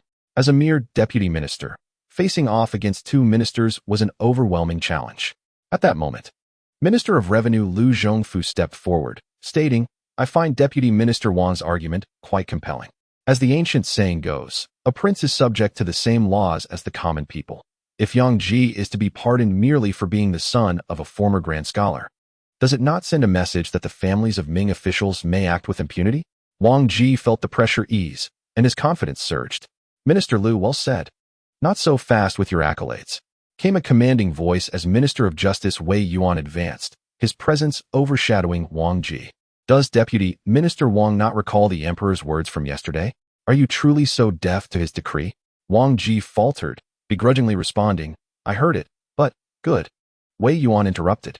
Since you have heard it, why would you allow the Emperor to contradict himself and undermine his own authority? Faced with 3 ministers, Wang Ji felt utterly overwhelmed. This is a gross misrepresentation, declared Chen Ji, the left deputy censor of the censorate, stepping forward. Humans are fallible. The emperor's handling of Yang Ji was indeed flawed. As the head of the censorate's officials, his words were a testament to the emperor's dignity. I cannot agree, countered Wang Wan, the right deputy censor, as he openly flattered, there is no sovereign without faults. If we hold the emperor to the standard of sages, it is the greatest disrespect to his majesty. He clasped his hands in reverence and proclaimed, Your Majesty is ordained by heaven, a dragon among men. Yet Chun deputy censor implies that our emperor is merely mortal? Or does he believe the emperor inferior to the sages? The censorate was embroiled in its own disputes, leaving the onlookers astonished. They had not anticipated that Yang Shiqi's departure would unleash such tumult. Unbeknownst to them, the current situation was one where the head sought to advance further, while the second-in-command aimed to exploit this opportunity to usurp the position for himself. The first-in-command betrays the former leader, while the second-in-command betrays the first. The power struggles within the court are far more riveting and profound than the feuds of the martial world. Each participant is a master of seizing opportunities, and the perils they face surpass the reckless bravado of those in the underworld. Those who support Yang Ji do not necessarily hold affection for him, and those who seek his demise do not harbor a deep-seated hatred. Ultimately, Yang Ji serves merely as a pawn, a tool in the contest for authority. The emperor's endorsement of a particular stance determines who emerges victorious. Naturally, the emperor must stand above the sages. As Guijin encountered the influential figures of the six ministries, and even the censorate became involved, he sensed that the moment of revelation was imminent. He first set the tone, then remarked, The laws of the Ming dynasty were established by our founding emperor. Our dynasty governs the realm through filial piety. Yet several ministers seek to ensnare the emperor in unfilial acts. What is their intent? The sage may not surpass the ancestors, but surely the ancestors prevail. In the Ming dynasty, the founding emperor is the epitome of political correctness. Even during Zhengde's reign, such a tactic proved effective. Upon hearing this, Wang Jin, Wei Yuan, and others found themselves at a loss for immediate rebuttal, as invoking the founding emperor could lead to vulnerabilities should their peers seize upon it. While Guo, the minister, made a reasonable point, it was not entirely accurate. Chen Ji, the left censor, recognizing imminent victory for his faction, swiftly turned against Guijin. After all, the position of Yang Shiqi is singular. His alliance with Guijin aimed to eliminate competitors rather than elevate Guijin. Chen Ji praised the founding emperor's foresight and grand vision, only to assert, however, state governance must adapt to the times and circumstances. Otherwise, how can one speak of reform? Guijin had already secured the initiative in advocating for Yang Ji's execution, making it exceedingly difficult for Chen Ji to prevail. Hence he sought to propose his own agenda. Guijin, somewhat exasperated, retorted, We are discussing the execution of Yang Ji. Why divert the topic? The court is a place for political discourse, and Chun, the censor, was indeed discussing matters of governance. What was inappropriate about it? Liu Zhongfu, the Minister of Revenue, also shifted his stance. The title of the Minister of Personnel was far too illustrious. It was imperative to diminish his influence first. In reality, these prominent figures had not formed a true alliance. Each aspired for personal ascendance. Their prior collaboration was merely a strategy to swiftly eliminate a portion of their rivals. Now, with the number of competitors halved, they aimed to expel the strongest among them. An unspoken agreement formed among them, and they aggressively targeted Guijin. Before long, the political discourse had shifted away from the execution of Yang Ji, and the advantages Guijin had previously established had evaporated. In the martial arts realm, there can only be one leader. The one with superior skills is the first to be besieged. Li Qing stood at the back, with the eyes of all focused on the prominent figures, completely oblivious to him. Thus, he nonchalantly began to enjoy some seeds. This spectacle proved far more entertaining than the gossip surrounding modern-day celebrities, with its dramatic twists and profound dialogue eclipsing all cinematic productions. Paired with a handful of seeds, it became a delightful experience. Zhu Qijin observed in silence, fully aware of the unfolding scene, a situation that Li Qing had anticipated and meticulously refined. With Zhu Qijin in the know. Overall, this was a performance orchestrated by Li Qing, with Zhu Qijin playing a role as well. Li Qing, the screenwriter and director, remained an observer while Zhu Qijin took on the role of the principal actor, albeit with limited screen time.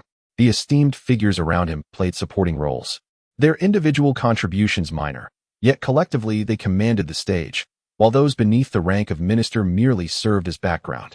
The exclusive sponsorship came from Yang Shiqi and his son. Without their contributions, this production would falter. As Li Qing watched the performance, he munched on sunflower seeds, cherishing this. His debut work, refusing to miss a single shot.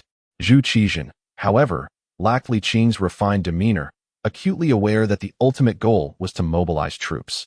He lifted his gaze, peering past the crowd to scrutinize Li Qing. What was he doing?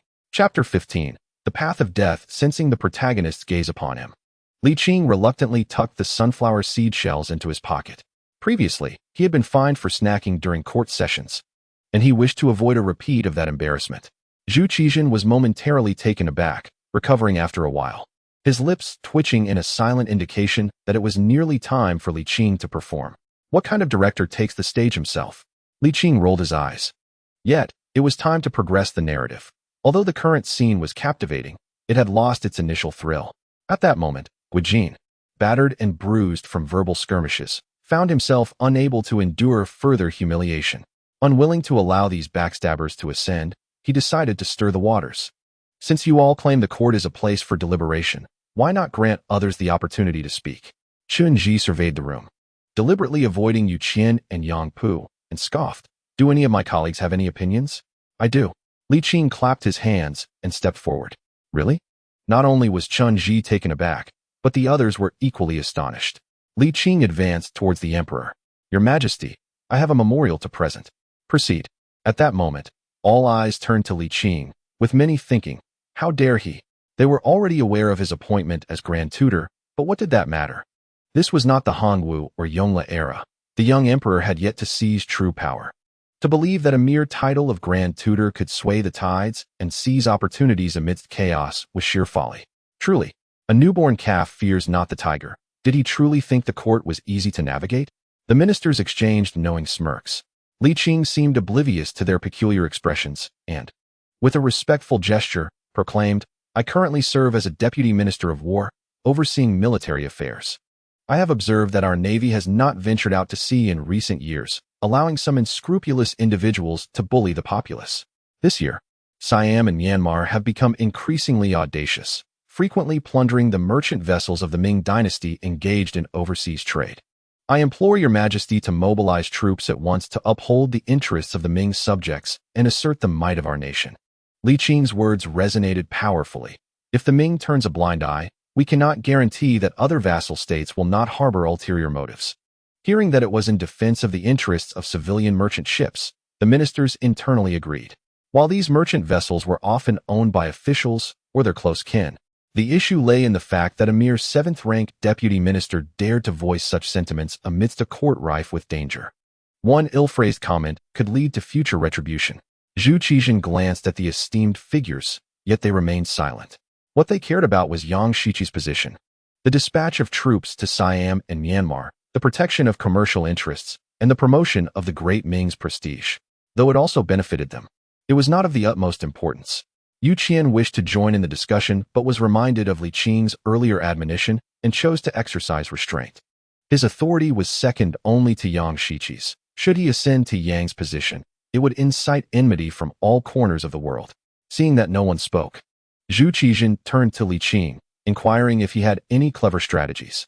Li Qing, appearing somewhat bashful, replied, Your Majesty, as a newcomer to court, I am yet unfamiliar with many matters. However, it seems to me that the Minister of Personnel, Minister Gua, must certainly have something to contribute. The courtiers secretly scoffed. Indeed, he was a novice. The significance of the Ministry of Personnel had diminished considerably with the expansion of the cabinet, and yet he dared to mention the Minister of Personnel. Yet, Guilin was unusually excited, for Li Qing's suggestion was akin to bestowing upon him a magical weapon. Naturally, Guilin was no fool. He seized the opportunity without hesitation. Your Majesty, I believe we must deploy troops. As the sovereign of all under heaven, how can we allow the insignificant Siam and Myanmar to show disrespect? This alone warrants their demise. Furthermore, a ruler is like a boat. While the people are akin to water, they complement each other. If I cannot protect my subjects, I would be ashamed to occupy this throne. Zhu Qizhen slammed the paperweight down, rising to his feet with hands on the imperial desk, gazing down at the ministers. I wish to send troops. What strategies do you propose? Guilin was overjoyed. The young emperor had finally engaged and endorsed his suggestion. How far could Yang Shiqi's position be now? Although it was Li Qing's proposal, Guolin, dismissing the small official rank of the suggestion's originator, appropriated it for himself. The deployment of troops to both regions would also benefit the magnates engaged in maritime trade, and they certainly would not oppose it. However, credit for the military campaign could not be attributed to Guolin. Shunji was the first to speak. Your Majesty, I suggest a simultaneous land and naval assault. First employing artillery for intimidation, followed by firearms and arrows to strike. This way, we can both proclaim the might of the Ming and minimize casualties. He thought to himself, you present your proposals. I shall delve into the details, ensuring your discomfort. Guolin was nearly apoplectic. Have you no shame, stealing my ideas? This statement from the Grand Inspector is inappropriate, interjected Lu Zhongfu, the Minister of Revenue. I believe that while promoting national prestige and reducing casualties is essential, economic efficiency must also be prioritized. I have a strategy, Li Qing chimed in. As the saying goes, a scholar's rebellion takes 3 years to succeed. This is the situation at hand. These civil officials spoke eloquently, yet none possessed military knowledge. They were merely skilled in rhetoric, barely qualifying as strategists, and at best, they were high-level blusterers. You advocate one approach, and I propose another. The magnates bickered incessantly, oblivious to the fact that the battle for influence had shifted from Yangji to military action. More accurately, military deployment had become a foregone conclusion. What remained was merely a debate over tactics. Li Qing returned to the rear, grinning as he continued to munch on sunflower seeds, enjoying the spectacle. The assembly of magnates argued from the morning court session until noon. Zhu Qizhen grew famished while they continued their relentless debate. Let us adjourn. We shall reconvene tomorrow. Guolin and his companions, reluctant yet respectful, bowed as the emperor departed. Once he left, they hastily exited the grand hall, fervently engaging in alliances, promising benefits to secure their own influence. Upon returning to the Qianqing Palace, Zhu Qizhen immediately instructed Wang Zhun to summon the Duke of England, Zhang Fu, and the Minister of War, Yu Qian, to present themselves before him without delay. Yes, Your Majesty, I shall obey your command, replied Wang Zhun, taking a few steps before inquiring, Your Majesty, should I also invite Mr. Li? As the young emperor's close attendant, Li Qing's prominence was well known to him. Zhu Qizhen pondered for a moment and shook his head, saying, no need for that. Just carry out my orders swiftly. I shall do so at once. Wang Zhun felt a twinge of curiosity, but refrained from probing further. Li Qing stretched languidly, comfortably reclining back in bed, murmuring to himself, it is indeed more pleasant to relax. The decision to mobilize troops has been made. It would be wise to refrain from further actions for the time being to avoid distractions. Yes, I shall take a few days to rest. He wished to remain inconspicuous. Should those influential figures take notice, every word and deed of his would be scrutinized and dissected, complicating any future attempts to rectify matters. Let me rest for half a month. Once the court's attention shifts, I'll re-emerge. Li Qing mused, contemplating the refinement of his next strategic plans. While lost in thought, a somewhat familiar voice resonated from outside. Is Li Duj here? Yes, the door is unlocked. Please come in, replied Li Qing, rising and donning his shoes as he exited the chamber. Upon recognizing the visitor, he was momentarily taken aback. Scholar Yang? Yang Pu smiled and clasped his hands. I apologize for the intrusion. Forgive my rudeness. Not at all, Li Qing replied with a smile. It is quite cold outside. Please step inside. The interior was hardly warmer. Li Qing had not lit a charcoal stove, and Yang Pu shivered in the chill of winter. To think a southerner like you could endure such cold. Yang Pu's teeth chattered. Could you not light a few stoves? It is freezing. The warmth from the sedan chair vanished in an instant, and Yang, feeling the cold acutely, struggled to adapt. Li Qing suppressed a chuckle. It is not that I am particularly resilient to the cold. It is merely a matter of youth. Scholar Yang, have you come to my humble abode for a specific purpose? Li Qing inquired. Yang Pu exhaled into his hands, smiling as he replied, there is no urgent matter. But I must commend you, Li Duj, for your words and actions in the court today. They were indeed beneficial to the state and the people. Oh, you flatter me. Li Qing responded modestly. No flattery at all, Yang Pu asserted earnestly, especially when you discreetly withdrew, concealing your contributions. I hold you in the highest esteem. Li Qing feigned humility. You overrate my position. I am merely a minor official of the 7th rank amidst a sea of grand scholars in the capital. Yet within, he pondered, what is this old man's true intention? Chapter 16. Yang Pu. I can assist you in the imperial study. Zhu Qizhen rested his hands on the imperial desk, his expression grave. Both Zhang Fu and Yu Qian had been granted seats. Duke, what do you believe is an appropriate number of troops for this expedition? Zhu Qizhen queried. Zhang Fu, a formidable figure in the military with experience in campaigns in Jiaoji, possessed unparalleled insight into warfare and the capabilities of Southeast Asian soldiers. At this juncture, no one else held such authority. Yu Qian's input was also limited. An army of 80 to 100,000 elite soldiers would suffice. Zhang Fudao pondered the financial implications of military engagements. Too many troops would deplete resources, yet too few would jeopardize success. The demands of long-distance warfare necessitate a highly skilled army. Zhu Qizhen inquired, can the Duke still manage? Zhang Fudao's gaze sharpened as he respectfully replied, Your Majesty.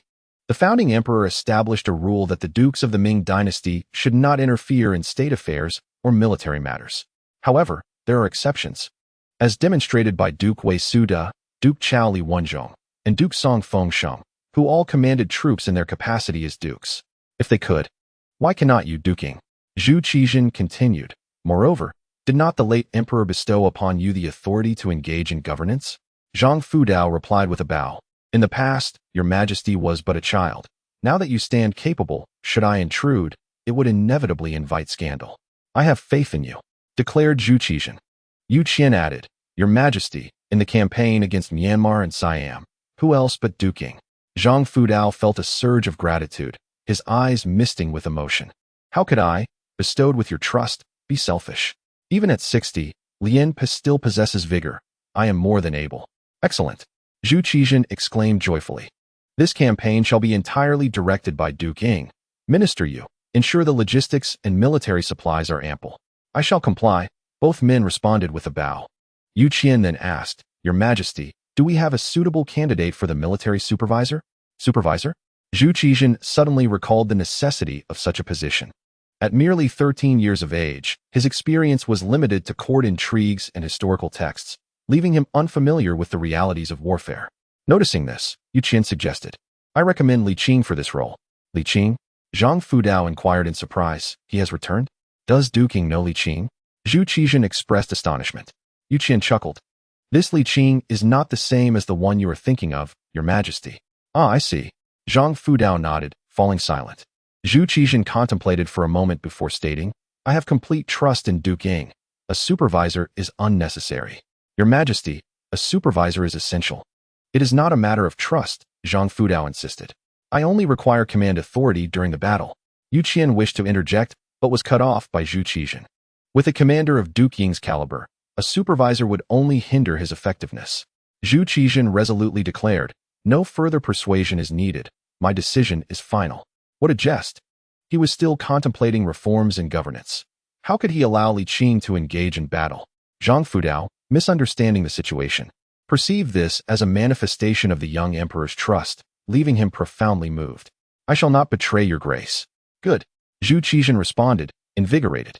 As the year-end approached, he wished for the soldiers to enjoy a splendid new year at home. You too must prepare well for the campaign in spring. I shall comply. Li, the censor, suggested. Let us find another place to converse. Yang Pu, trembling with anxiety, could no longer endure the situation. Shall we go to the woodshed? That works.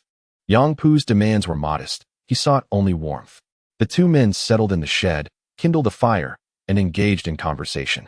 Li Qing, growing increasingly impatient with Yang Pu's meandering discourse, thought, what is there to discuss with an old man? If you have no pressing matters, please take your leave. Li Qing bluntly suggested. I am somewhat fatigued and wish to rest for a while. You are quite straightforward, Yang Pu thought, having tested the waters for quite some time without uncovering the truth. Apart from their similar appearances and temperaments, he had no evidence to substantiate that Li Qing was indeed Li Qing. However, it must be said that anyone named Li Qing possesses a certain air of mystery. Yang Pu took a deep breath, casting aside his distractions. Let me be direct. You ought to have stated your intentions earlier. Li Qing nodded. Please, go ahead. Do you aspire to make a mark in the court? Yang Pu inquired. Not particularly. Think it over again. Heh. Li Qing scoffed. Do you fancy yourself Zhu Yuanzhang?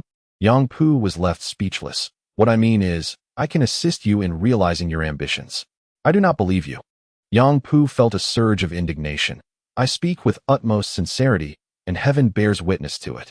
Oh dear, Li Qing couldn't help but smirk and roll his eyes. What do you mean by that? Yang Pu, feeling provoked, exclaimed, I am a grand scholar of the current dynasty. Are you attempting to insult me? I dare not.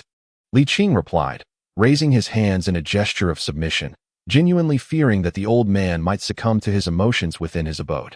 To avoid any potential conflict, Li Qing moderated his tone. As a mere 7th-rank official, what could I possibly achieve? I am merely biding my time. I can assist you, truly. But why would you help me? Li Qing asked. You must provide me with a reason.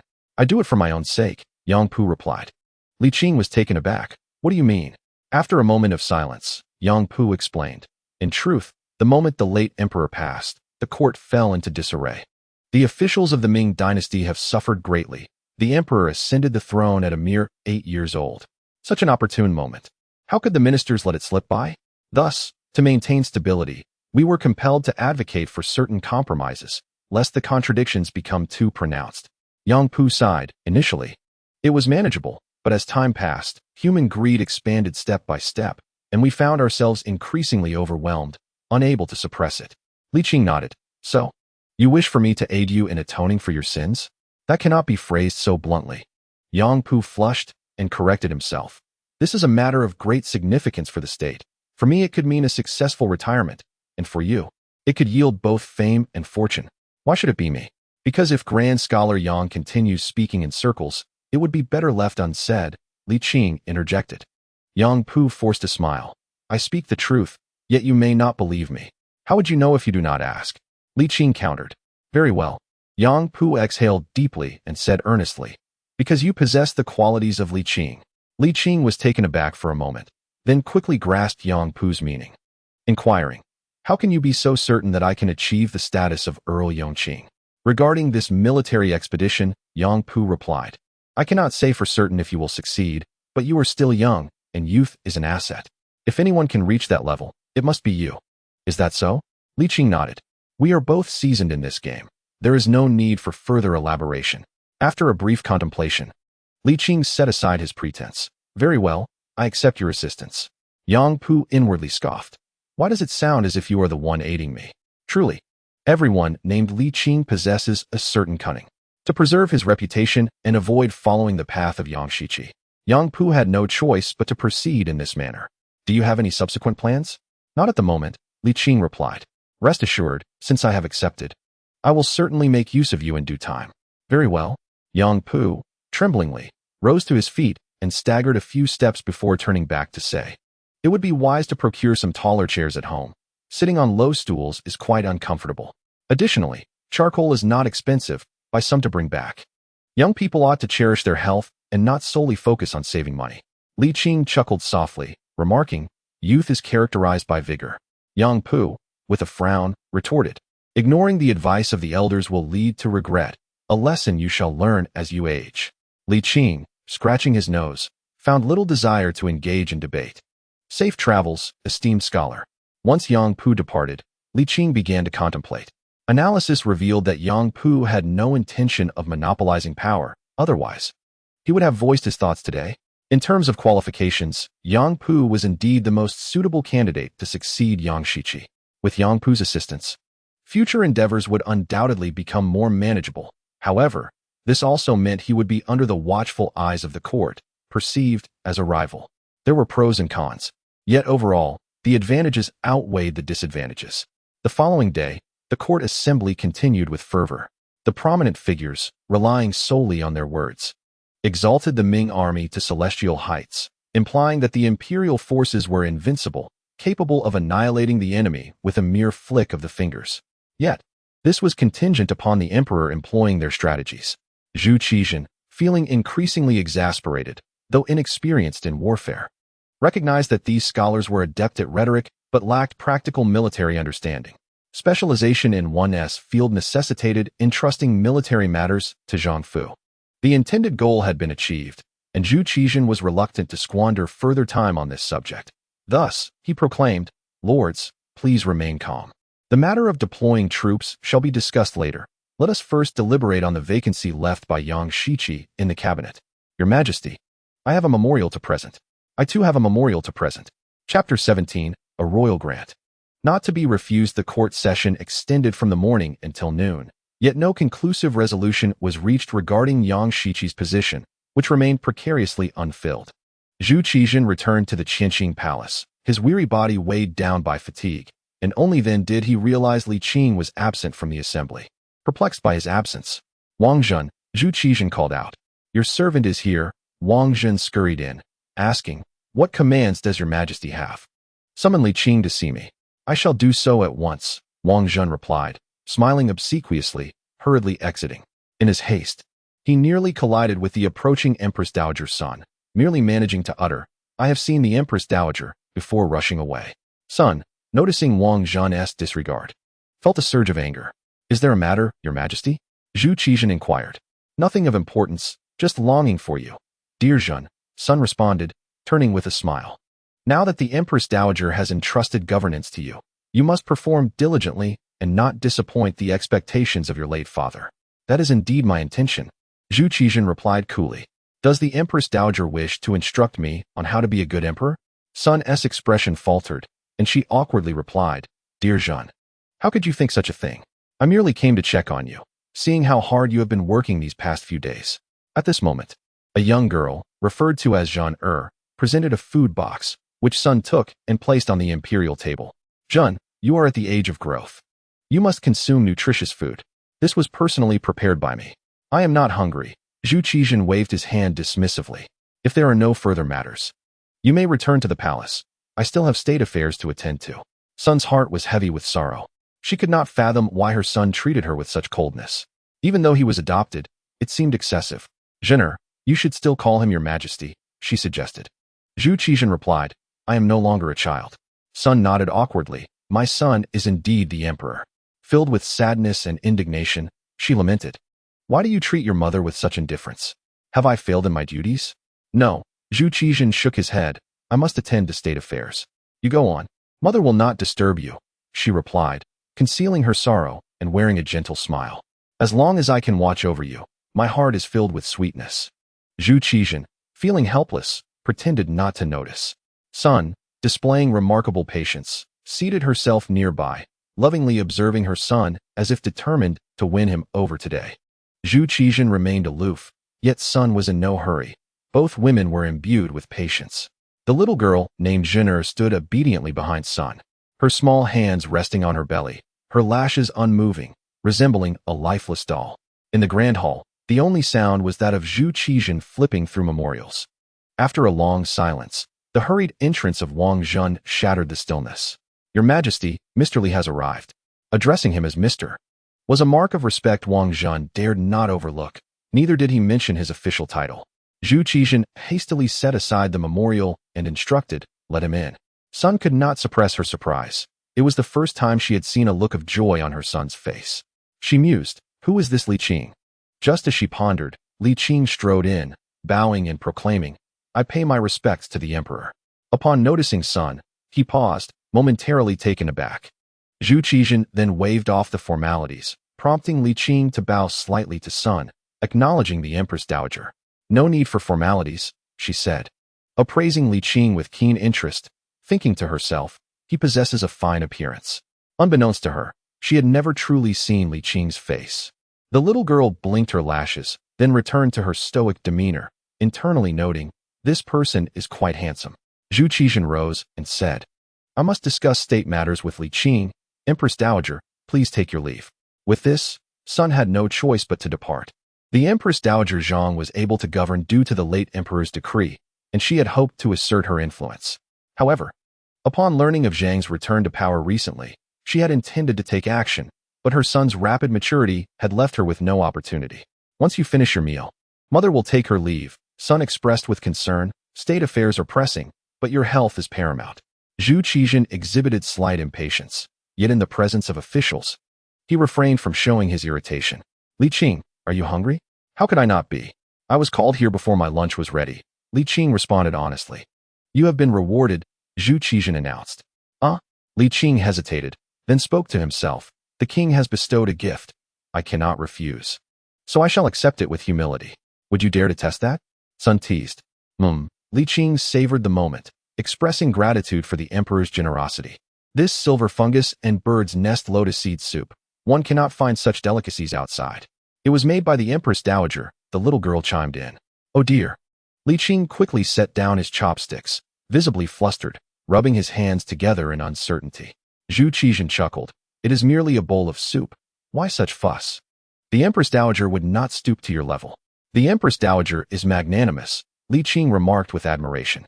Sun's heart was aflame. Yet she could not disregard the Dowager's dignity, so she feigned indifference and said, with such favor bestowed by the emperor, Sir Li ought to often reflect on gratitude. With that, she flicked her sleeve and departed, bidding farewell to the Empress Dowager. Li Qing called out, please wait. The young girl offered a graceful bow to Zhu Qizhan before retreating. After taking a few more bites, Li Qing finally inquired, what matter does His Majesty wish to discuss? Why have you not attended court?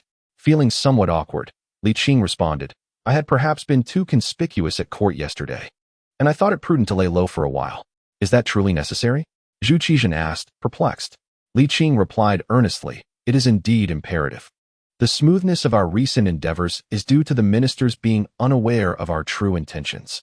Should I continue to appear prominently, they would surely delve deeply into our motives, making it difficult to deceive them in the future. After a pause, he added, for the sake of caution, it would be best if I refrained from attending court until the new year.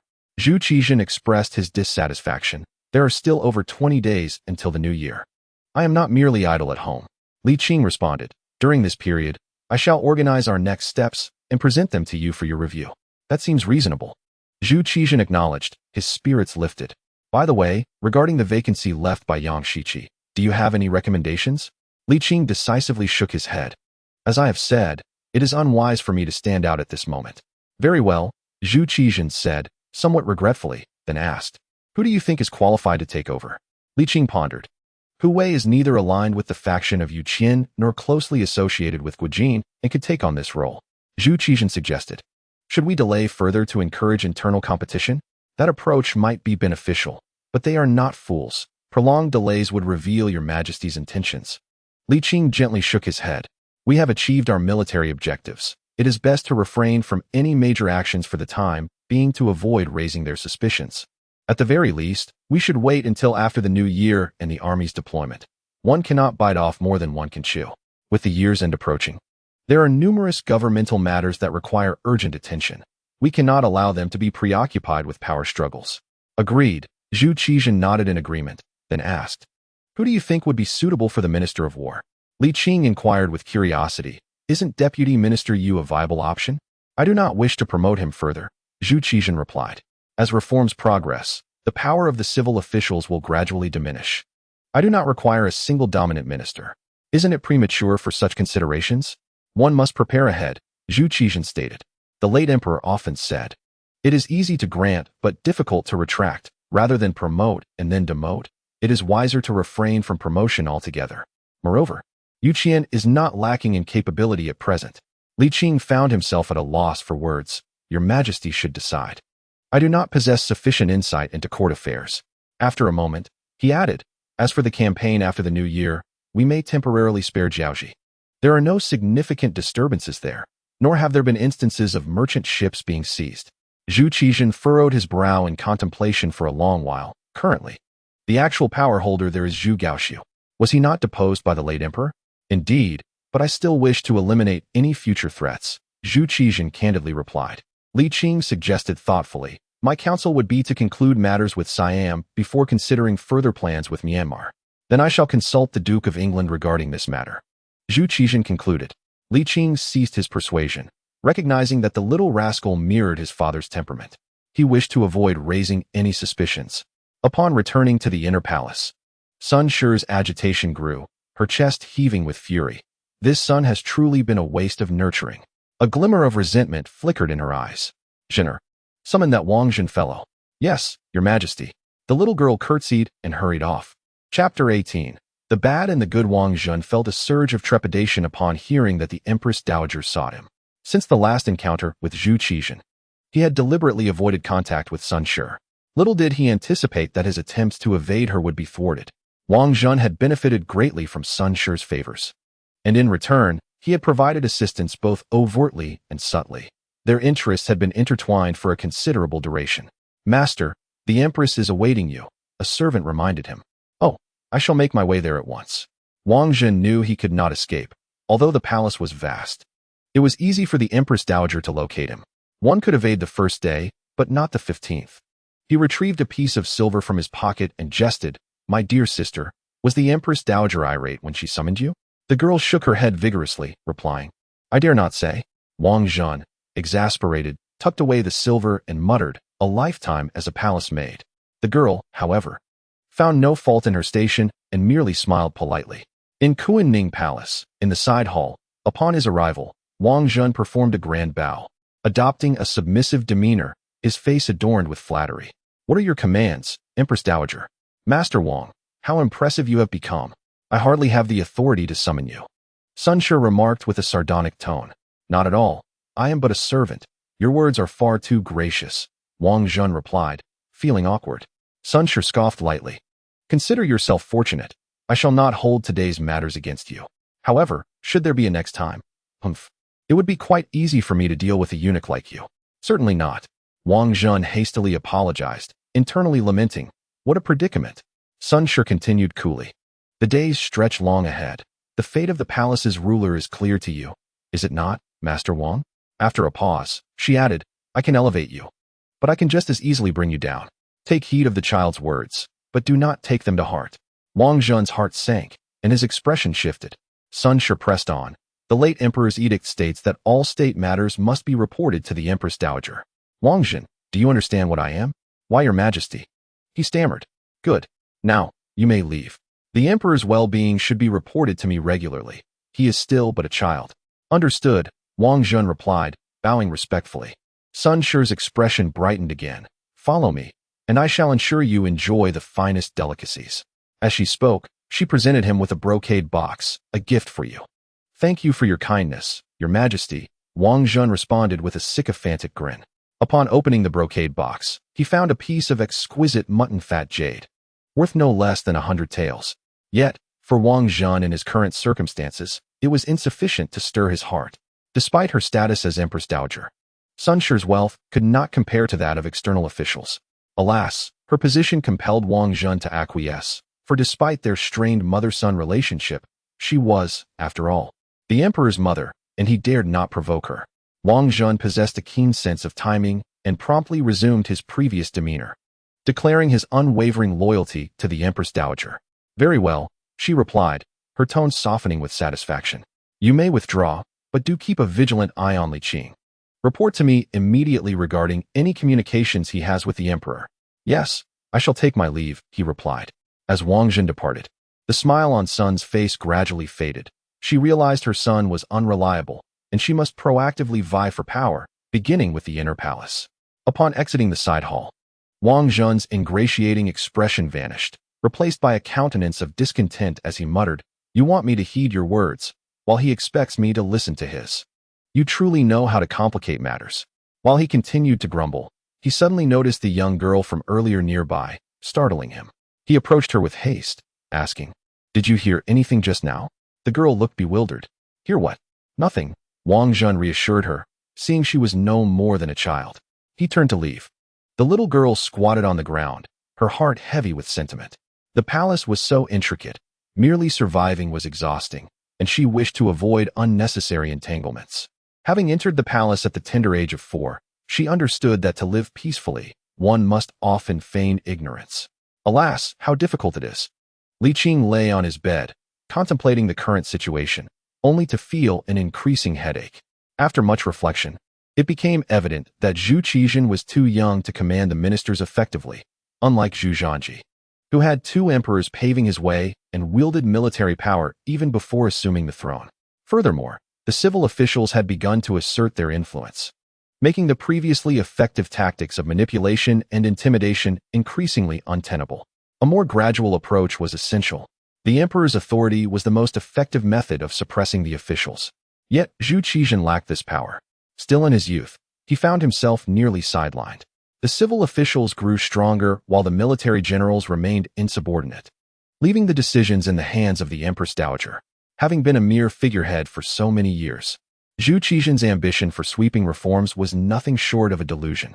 He would need to leverage the situation, inciting them to engage in their own internal conflicts to realize his political aspirations.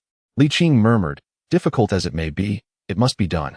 Procrastination will only exacerbate the challenges ahead. After the new year, we must begin to abolish the recommendation system." As he opened the door, Li Qing was taken aback to find snow falling outside. The snow in Beiping was as bountiful as ever, with large flakes swirling amidst the biting wind, soon blanketing the ground in a pristine white. Sitting beneath the eaves, he gazed into the vast expanse of snow, lost in thought. After a prolonged period of solitude, he yearned for someone to converse with. Watching the snow alone felt unbearably lonely. After much deliberation, he realized that the only true acquaintance still present was Yu Qian. Knowing Yu Qian's residence, Li Qing changed his attire and set off to find him. Yu Qian was engaged in reviewing military supplies drafted by Zhang Fu. Though the Ministry of War was not directly involved in combat, it was responsible for logistics, necessitating his attention as the army prepared for imminent deployment. While he held Zhang Fu in high regard, he remained committed to due process, adhering to the necessary protocols. "Is Deputy Minister Yu at home?" A voice interrupted Yu Qian's thoughts. Recognizing the voice, Yu Qian promptly rose and replied, "Indeed, I am here." Upon reaching the courtyard, he was pleasantly surprised to see Li Qing and said with a smile, "Your arrival is fortuitous. I was just about to seek you out. You were looking for me." "Indeed." Yu Qian made a gesture of invitation, remarking on the heavy snowfall as they entered the study. The small courtyard remained unchanged, yet it had undergone a profound transformation. As a minister, Yu Qian's salary was already respectable, complemented by occasional rewards, ensuring a comfortable standard of living. In the study, a hearth crackled with warmth, and a teapot rested atop the stove. Though modest, it was evident that life was quite affluently lived. "Please, have a cup of tea to warm yourself," Yu Qian offered, pouring a cup of hot tea for Li Qing. "Thank you," Li Qing replied, cradling the cup as he inquired, "What brings you here?" "Matters concerning military supplies." Yu Qian gestured towards the list on the table. "You possess experience in this area. Could you discern any inconsistencies?" Li Qing chuckled, "But you are the minister. Do you truly require my counsel? With your many years of overseeing military affairs, I am hardly your equal." Yu Qian, slightly embarrassed, retorted, "You are a high-ranking official in the Ministry of War and possess the authority to review this." "Very well then," Li Qing acquiesced without pretense. He glanced over the document and, finding it satisfactory, affirmed that the military provisions were quite reasonable. His extensive experience allowed him to swiftly assess the number of troops being dispatched and the necessary supplies, arriving at a conclusion. After a moment's pause, he added, "The expedition serves primarily to prepare for the Emperor's command, and naturally, the more resources, the better. Even if the Duke of England has overreported his needs, it ought to be approved. The Ming dynasty is not lacking in funds, and fostering loyalty within the army is a political necessity." Yu Qian was taken aback, but soon realized the truth in Li Qing's insights. He had indeed been short-sighted. He continued, "While the Ming dynasty is not short of money, the tax revenues have diminished year by year in recent times, far from the levels during the Xuande period." Li Qing, prepared for such news, inquired, "What is the annual tax revenue?" Last year, the total tax revenue amounted to over 18 million stones of rice and wheat. The Xuande sweet potato, Yongla beans, and Yongla rice combined reached over 32 million stones. Food supplies have been largely stable, yet commercial taxes have significantly declined. Additionally, the yields from gold, silver, and copper mines have also seen considerable reductions. Yu Qian sighed. With the opening of maritime trade, the wealthy have become less attentive to agricultural lands, immersing themselves in commerce. Logically, commercial taxes should have increased, but you understand the nuances. Li Qing nodded, offering consolation. "Do not focus solely on the negative aspects. At least the common people are not suffering from hunger, are they?" "Indeed," Yu Qian agreed wholeheartedly, smiling. "The primary contributions are from the immigration policies and the high yields of the Xuande sweet potato and Yongla beans, especially the latter. Those crops produce remarkably high outputs." "That is indeed commendable," Li Qing remarked. "As long as we ensure the livelihood of the populace, this realm shall not descend into chaos." Political strife has been a constant throughout history. How could the Ming dynasty be an exception? Your words resonate well, Yuqian chuckled. Had anyone else voiced such sentiments, he might have dismissed them, but with Li Qing, he felt reassured. Chapter 19. Wang Zhen's choice. Li Qing sipped his hot tea, feeling warmth spread through his belly, his spirits gradually lifting. So, you mean to say that the Ming dynasty now collects 50 million stones in grain taxes annually? Indeed, Yuqian replied with enthusiasm. In prosperous years, that figure could increase by at least 15%. There is ample food, and even a surplus, with the population having surpassed 80 million last year. If this trend continues, we may expect to exceed 100 million within the next decade. However, given the poor medical conditions of the era, many women faced difficulties in childbirth, and infant mortality rates were alarmingly high, preventing such rapid population growth from reaching the levels seen in later generations. At present, the circumstances are indeed a source of great joy. With the increase in population, the growth rate will continue to rise. Li Qing smiled and remarked that as long as the conflicts within the court do not spill over into the common populace, the Ming dynasty will gradually flourish. Yuqian, with a bitter smile, responded that as time progresses, such conflicts will inevitably reach the people, if not addressed promptly, within a decade. The decline of the Ming dynasty will affect more than just the imperial power. The feudal dynasty is fraught with issues, yet should it truly disintegrate, it is the common folk who will suffer the most. Throughout history, emperors have varied in wisdom and folly, but they share a common desire, the enduring prosperity of the nation. This is not merely a matter of personal ambition. The entire realm is theirs, and they naturally wish for its betterment, especially since it is not a one-time affair, but something to be passed on to future generations. Under the rule of a feudal dynasty, if imperial authority wanes for too long, the common people will undoubtedly bear the brunt of the consequences. Without the constraint of imperial power, the greed of the noble families will surely escalate, leaving the common folk to endure the fallout. Mr. Li, with his extensive knowledge, is likely to possess sound governance strategies. Yuqian poured tea for Li Qing, his face reflecting hope. They would discuss matters again once the military situation unfolded.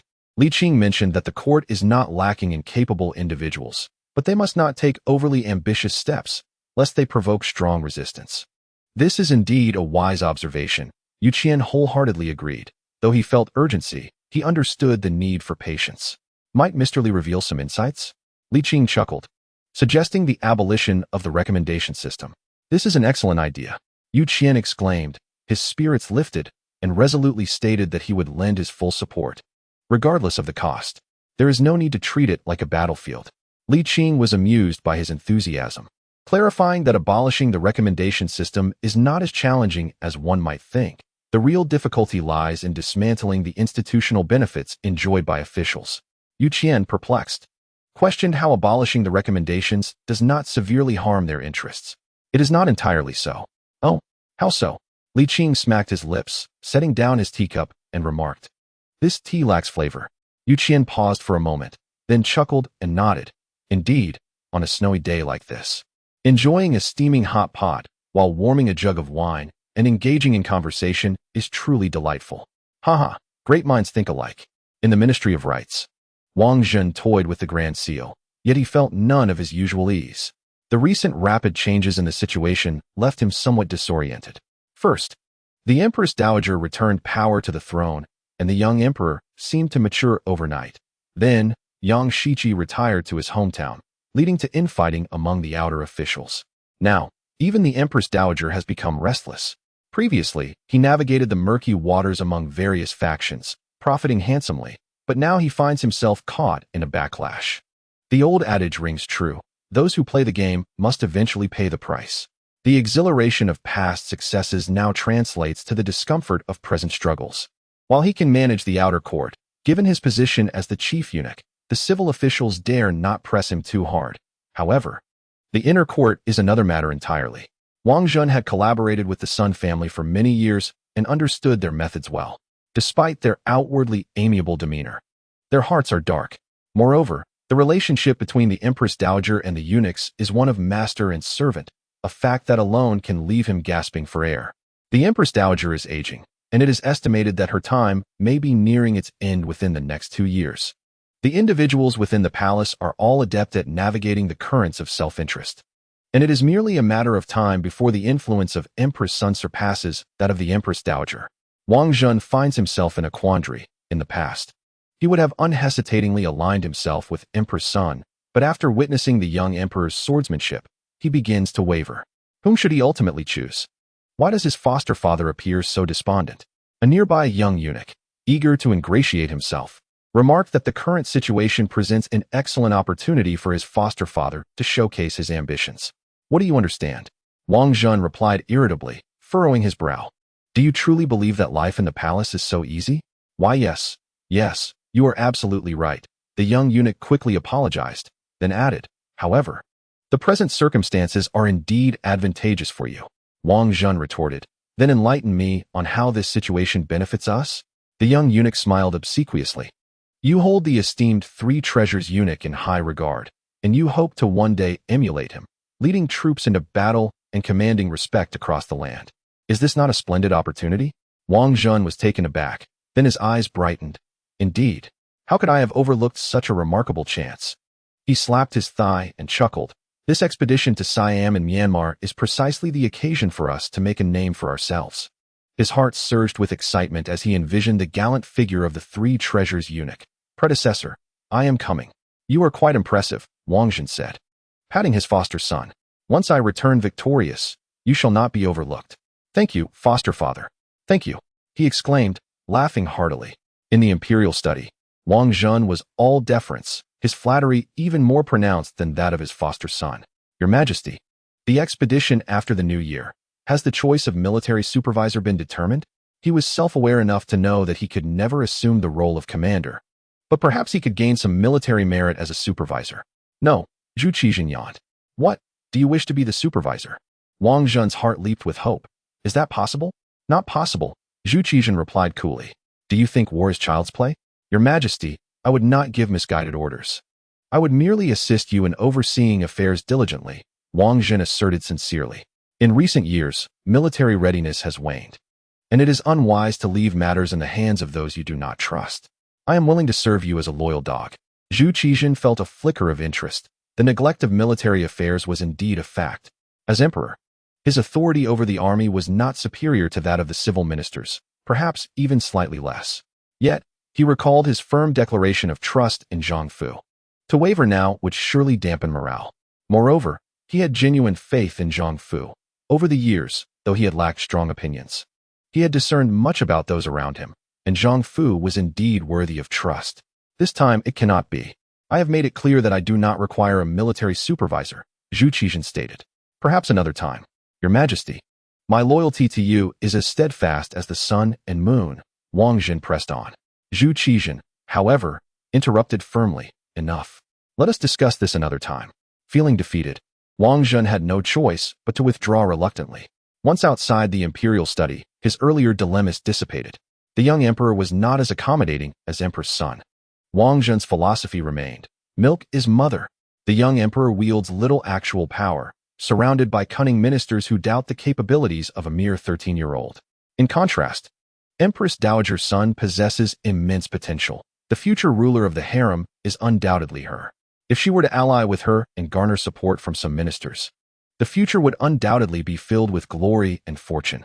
Your Majesty, I genuinely wish to align with you, yet your parsimony is disheartening.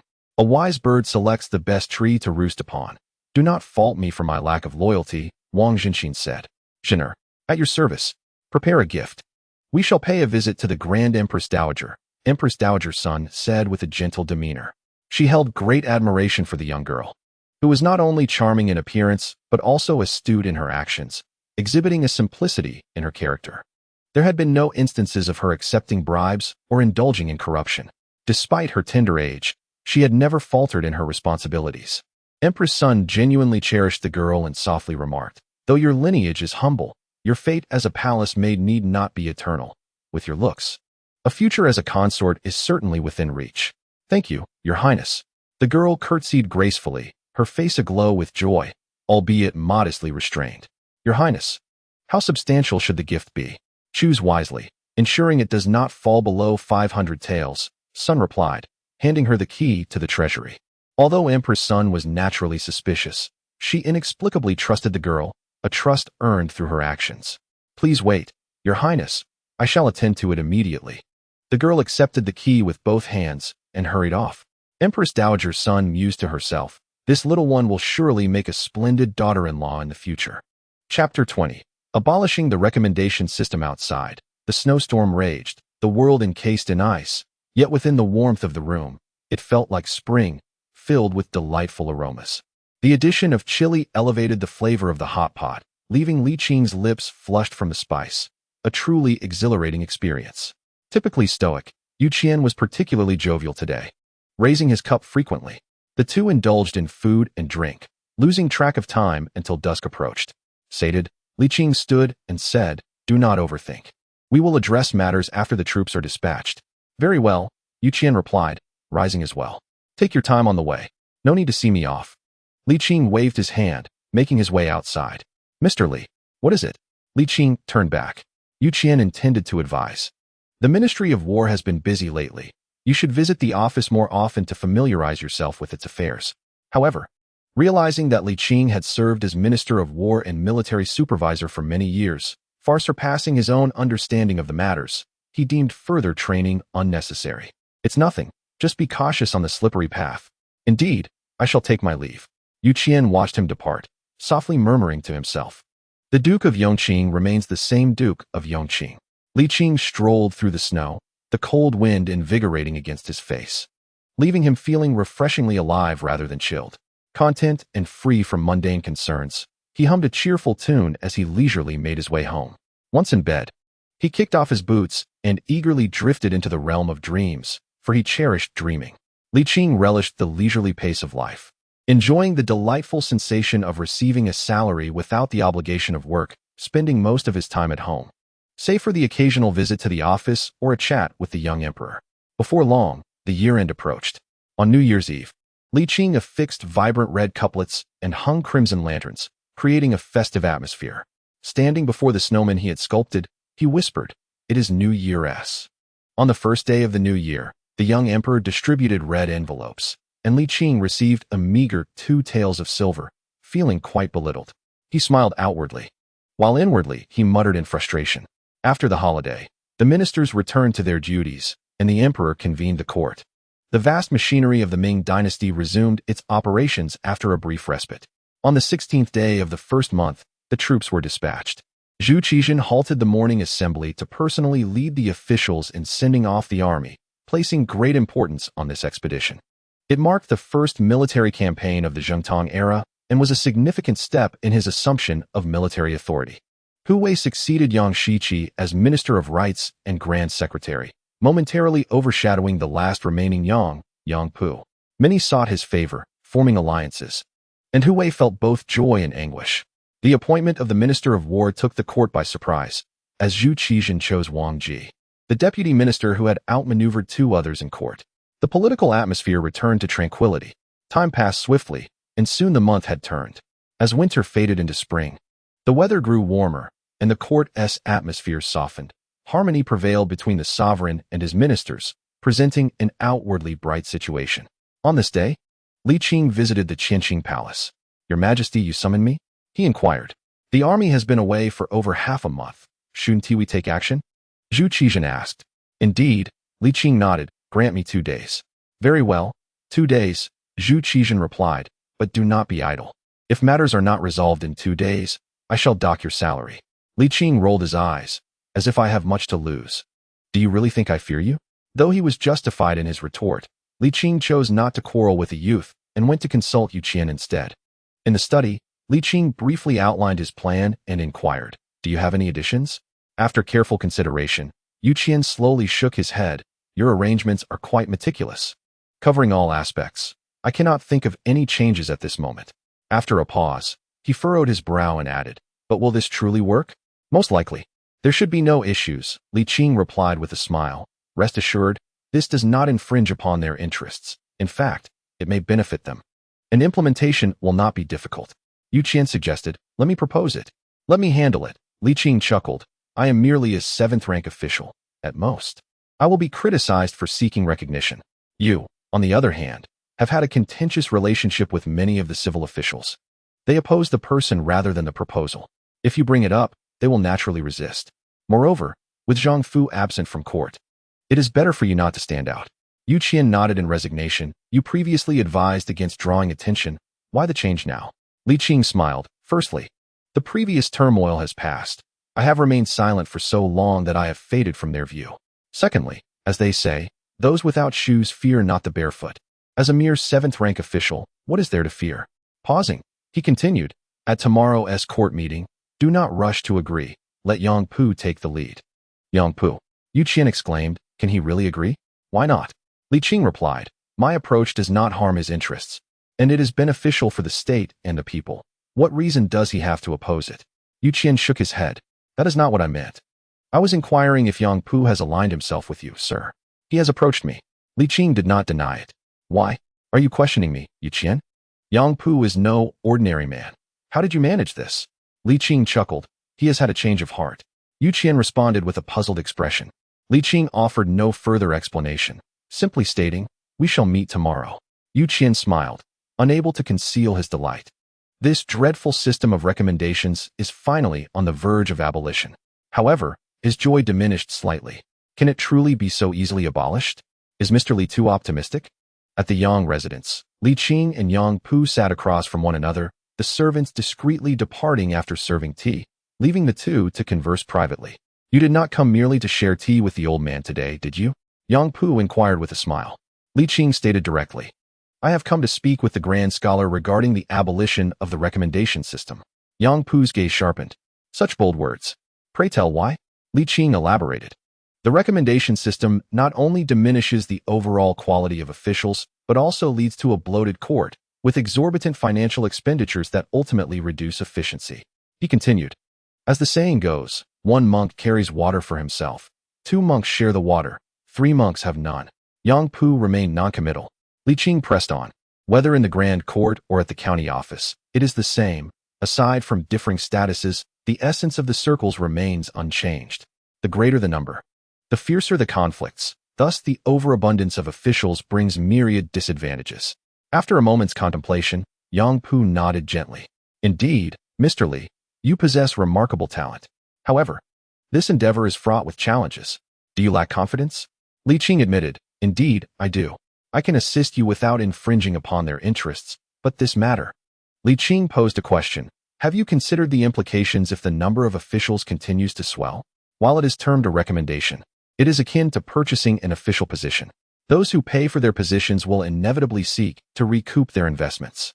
As more individuals enter the fray with the same intent, what kind of scenario will unfold? The burden of this cost will fall upon whom? Master Yang knows all too well. Yang Pu was silent for a long while before he sighed. You are correct. The recommendation system must indeed be abolished. After a pause, he asked, what do you propose I do? Li Qing suddenly smiled. It seems you genuinely wish to atone. Yang Pu looked taken aback. Are you testing me? Considering your previous actions, you tell me if I should test you. Li Qing replied with a grin. Do not take offense. If blame is to be assigned, it lies with yourself. Yang Pu, visibly agitated, twitched his mustache in frustration. Speak plainly. Rude, Li Qing muttered, clearing his throat before stating seriously, though it appears daunting. It is, in truth, quite manageable. How do you see it? Remarkable. Yang Pu exclaimed, intrigued. Had I not seen your youth, I would suspect you were a seasoned veteran in the court for decades. When do you intend to propose this? At tomorrow's morning audience. Li Qing declared. I shall assist you in this endeavor. Yang Pu chuckled. It appears my judgment has proven accurate. You are indeed extraordinary. I am exceptional, that I know well. But why do you indulge in self-praise? Li Qing scoffed. Does this have any bearing on you? Yang Pu, taken aback, furiously exclaimed, Li Qing, I am your superior. How dare you be so disrespectful? Where has the magnanimity of a grand scholar gone? Leave at once. I do not wish to see you. Yang Pu was utterly exasperated. He had never encountered such a shameless and audacious individual.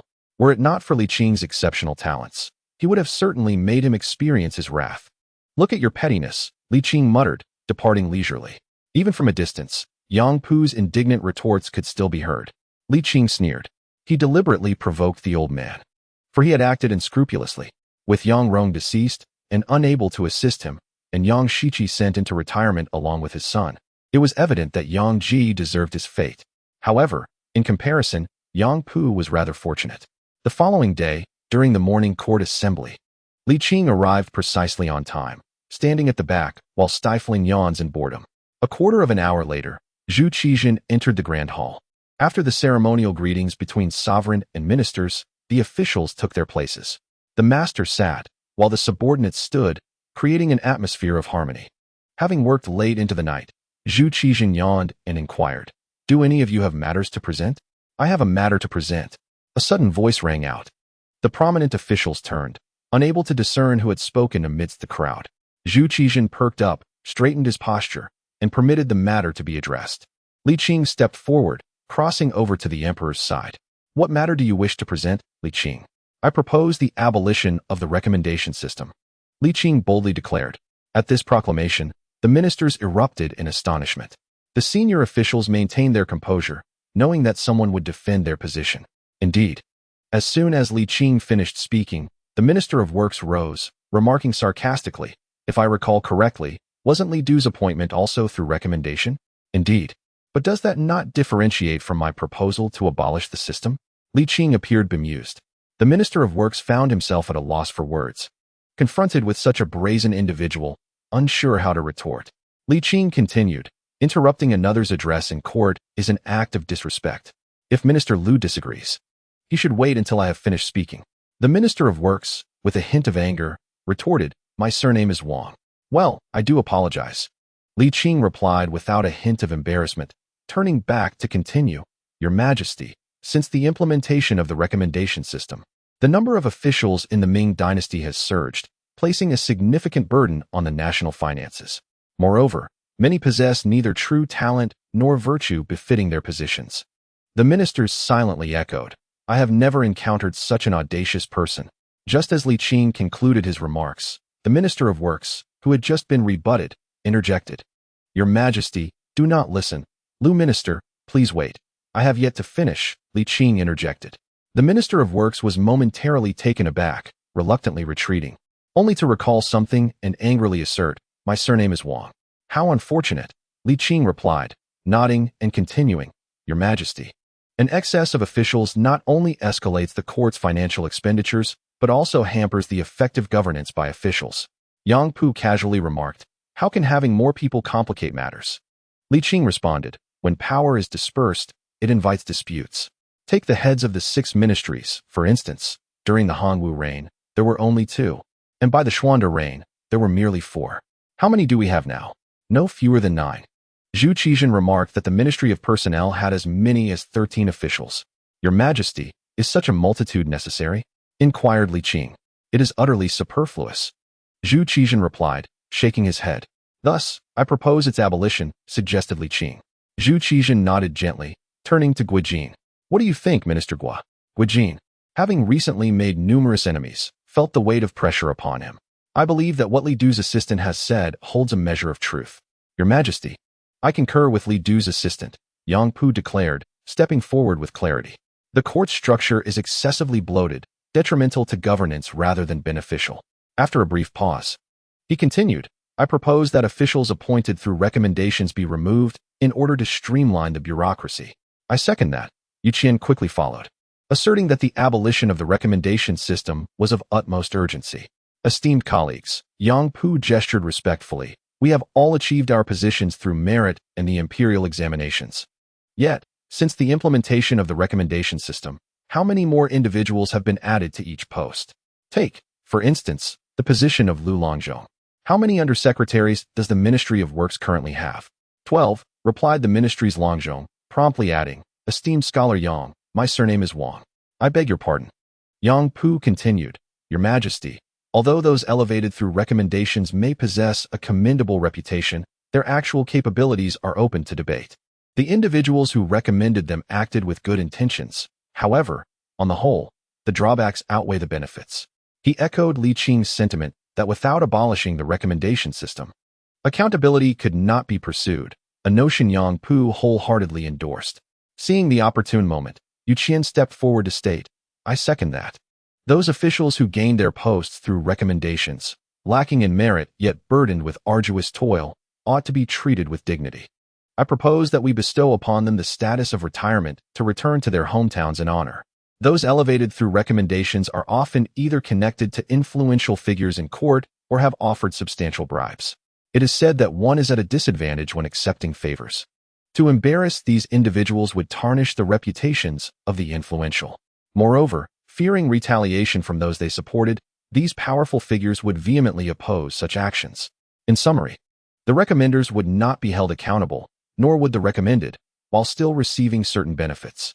I second that, exclaimed the previously opposed Longzhong of the Ministry of Works, realizing the potential for change and swiftly altering his stance. His reasoning was simple. The abundance of officials at his level had severely diminished his authority. Should those individuals be eliminated, his power would significantly increase. I second that.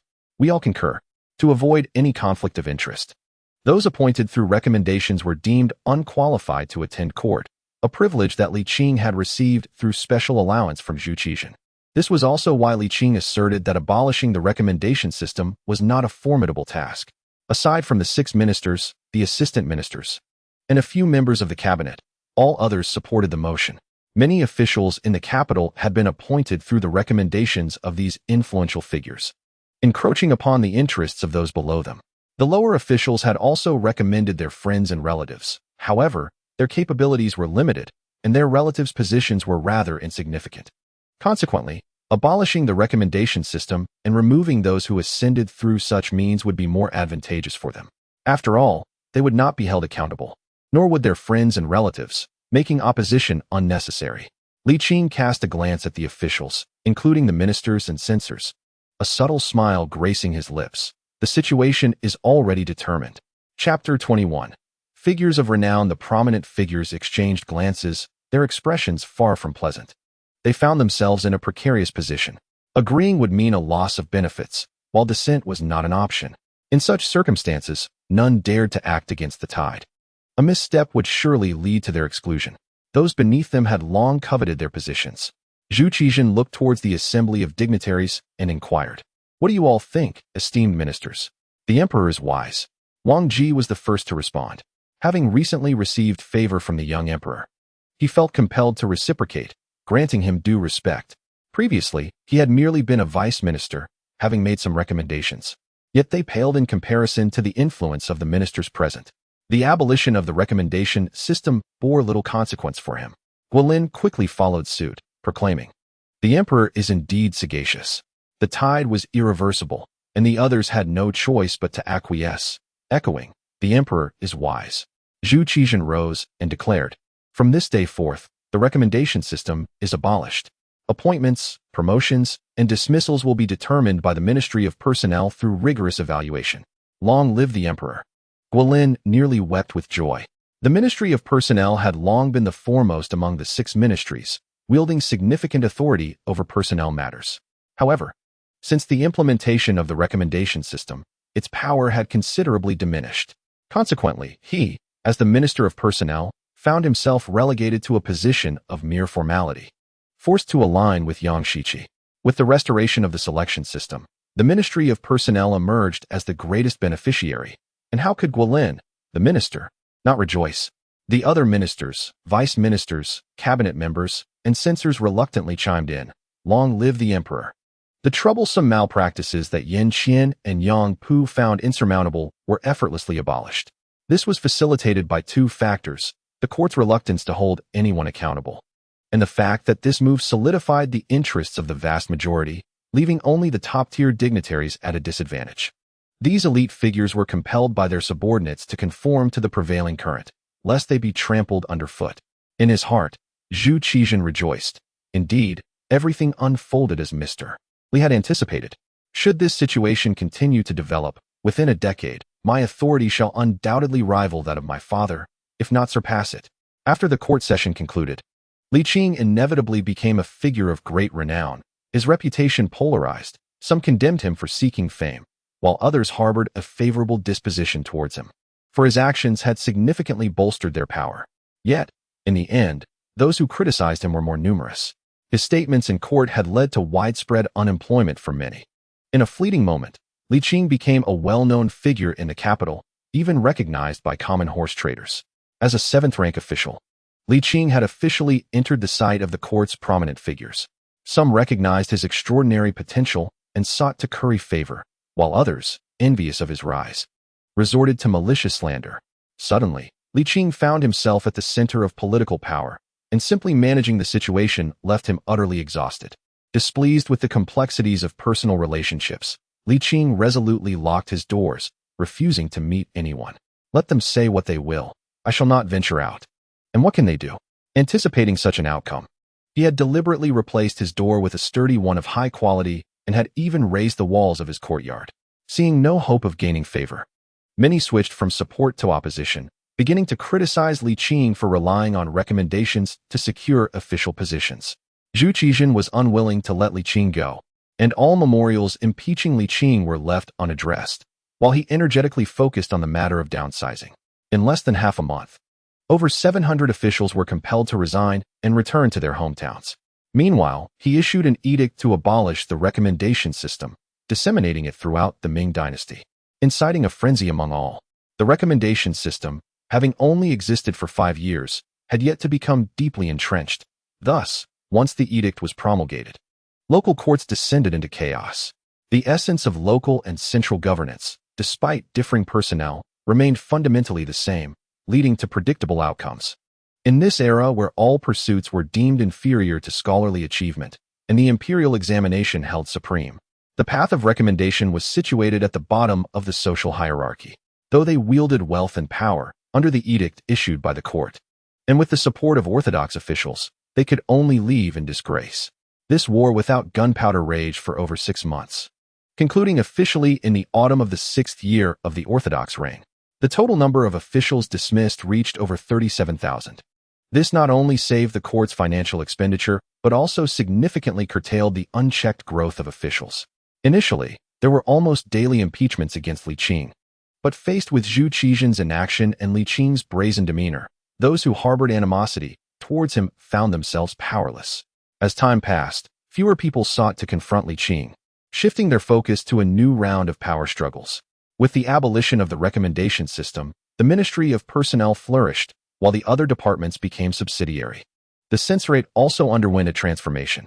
The 6 ministries regained their former glory, while the cabinet became an executive body, its power and influence waning significantly compared to the era of the 3 Yang's governance. The political landscape finally returned to a relatively healthy state, though it still fell short of the times of the Taizong, and Renzong. The young emperor was far from capable of enforcing his will. One day, after finishing his fishing, Li Qing returned home and was about to heat some oil when there was a knock at the door. "Who is it?" Li Qing removed his apron and went to the front to open the door. Upon seeing the visitor, he was momentarily taken aback. "Lord Wang." Regarding Wang Zhen, Li Qing held no desire for his swift removal, yet harbored no particular fondness either. "Is there something you need?" "Nothing of great importance," Wang Zhen replied with a smile. "I found myself bored and thought I might visit the Lijia village, recalling that Mr. Li resides here, so I thought to pay a visit. Pardon my intrusion." Wang Zhen, having received an education, was not of commendable character, yet his speech was relatively pleasant. Compared to ordinary eunuchs, he resembled someone from the civil service. After all, he was a failed scholar, possessing a certain level of cultural literacy. Li Qing replied coolly, "Since you have no pressing matters, you may continue your stroll.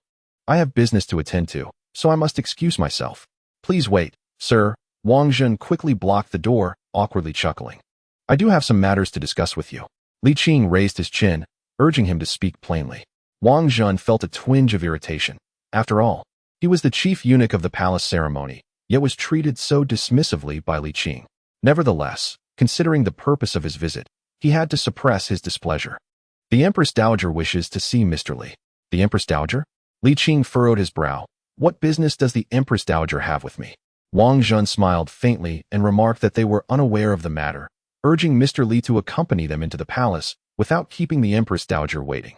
As the Empress Dowager summoned him, Li Qing found it inappropriate to decline and thus proceeded.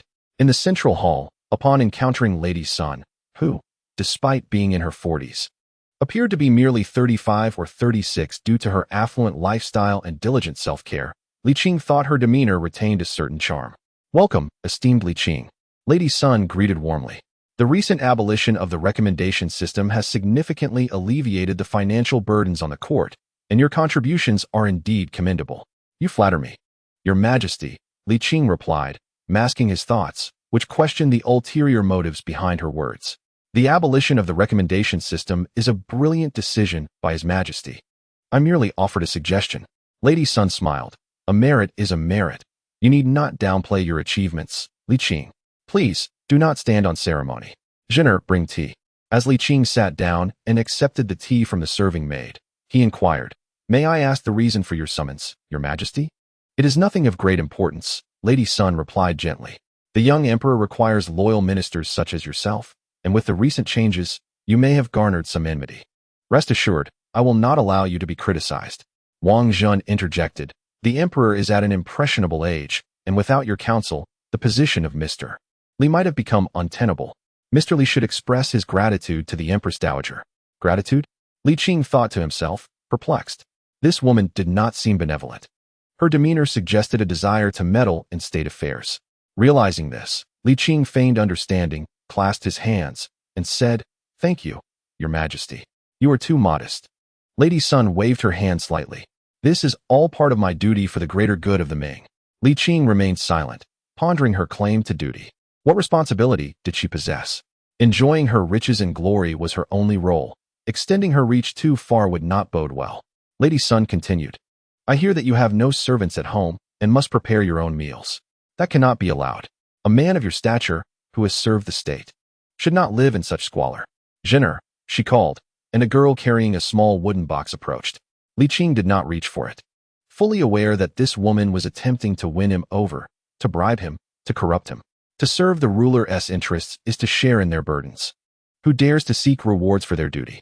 Though Li Qing had often accepted money without action in the past, times had changed, and this woman was the Empress Dowager.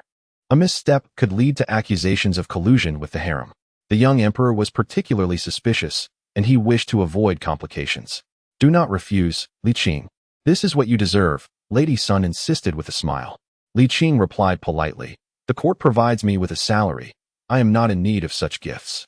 Seeing her persistence, he added, Even if there are rewards from the court, they should come from His Majesty. Well said, an aged voice echoed. Subsequently, the Empress Dowager Zhang entered the hall, supported by palace maids. Chapter 22. The assertive matriarch Lady Sun's expression shifted momentarily before she quickly regained her composure and rose to pay her respects. I pay my respects to Mother, she said. Greetings to the Empress Dowager. Li Qing, Wang Zhun, and Zhengde followed suit in their bows. The Empress Dowager Zhang approached Lady Sun's position with deliberate grace and said coolly, You may rise.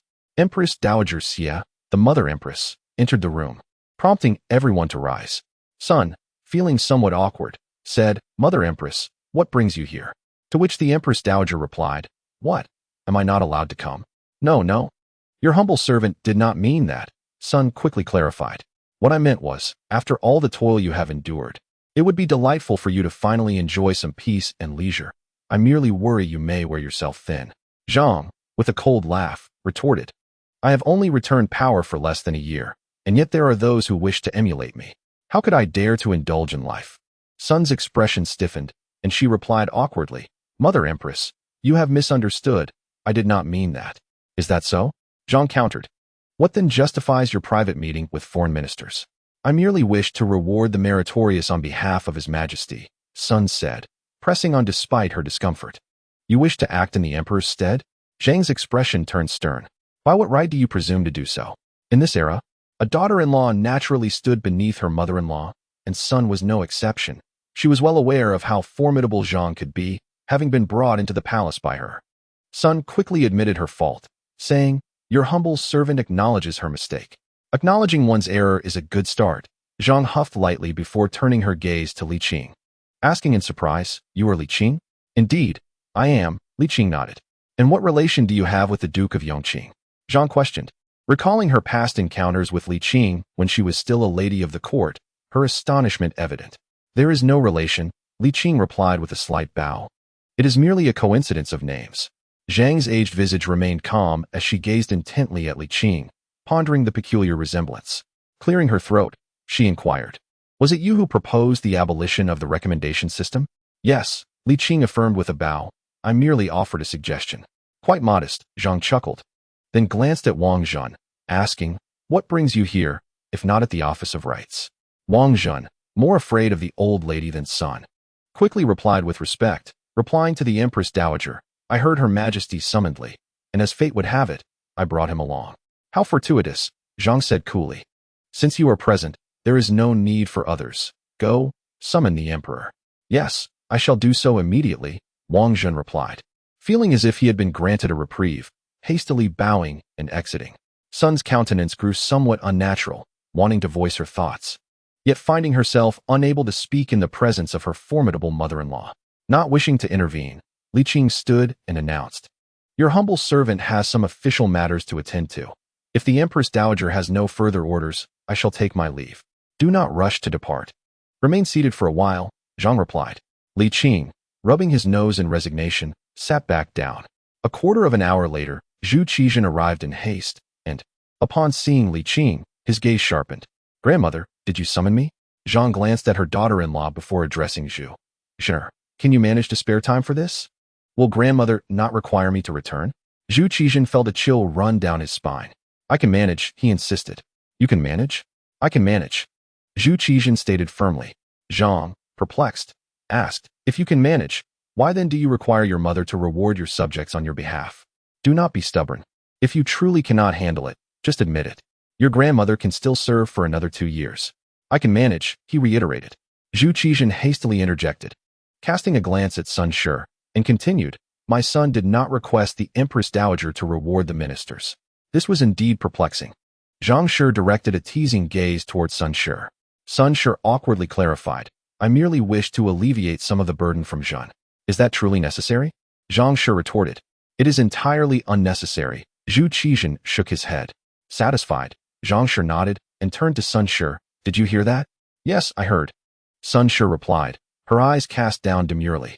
That is good to know, Zhang Shi remarked coolly, adding, let this time be an exception, do not let it happen again. Zhu Qizhen followed suit. Mother, please enjoy your life. It would be best if such matters concerning external ministers do not recur. Very well, it shall not happen again. Sun Shi maintained her modest demeanor.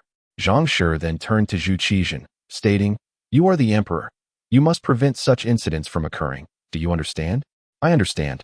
My son is aware, Zhu Qizhen responded with care. The formidable grandmother, the cunning mother, and the astute grandson, with the onlooker Li Qing, were indeed enacting a splendid drama. Alas, this performance did not last long. Zhang Shi rose and said, Li Qing, come with me. Li Qing glanced at Zhu Qizhen. Hurry along. Zhu Qizhen urged with a look, resembling a grandson fearful of his grandmother.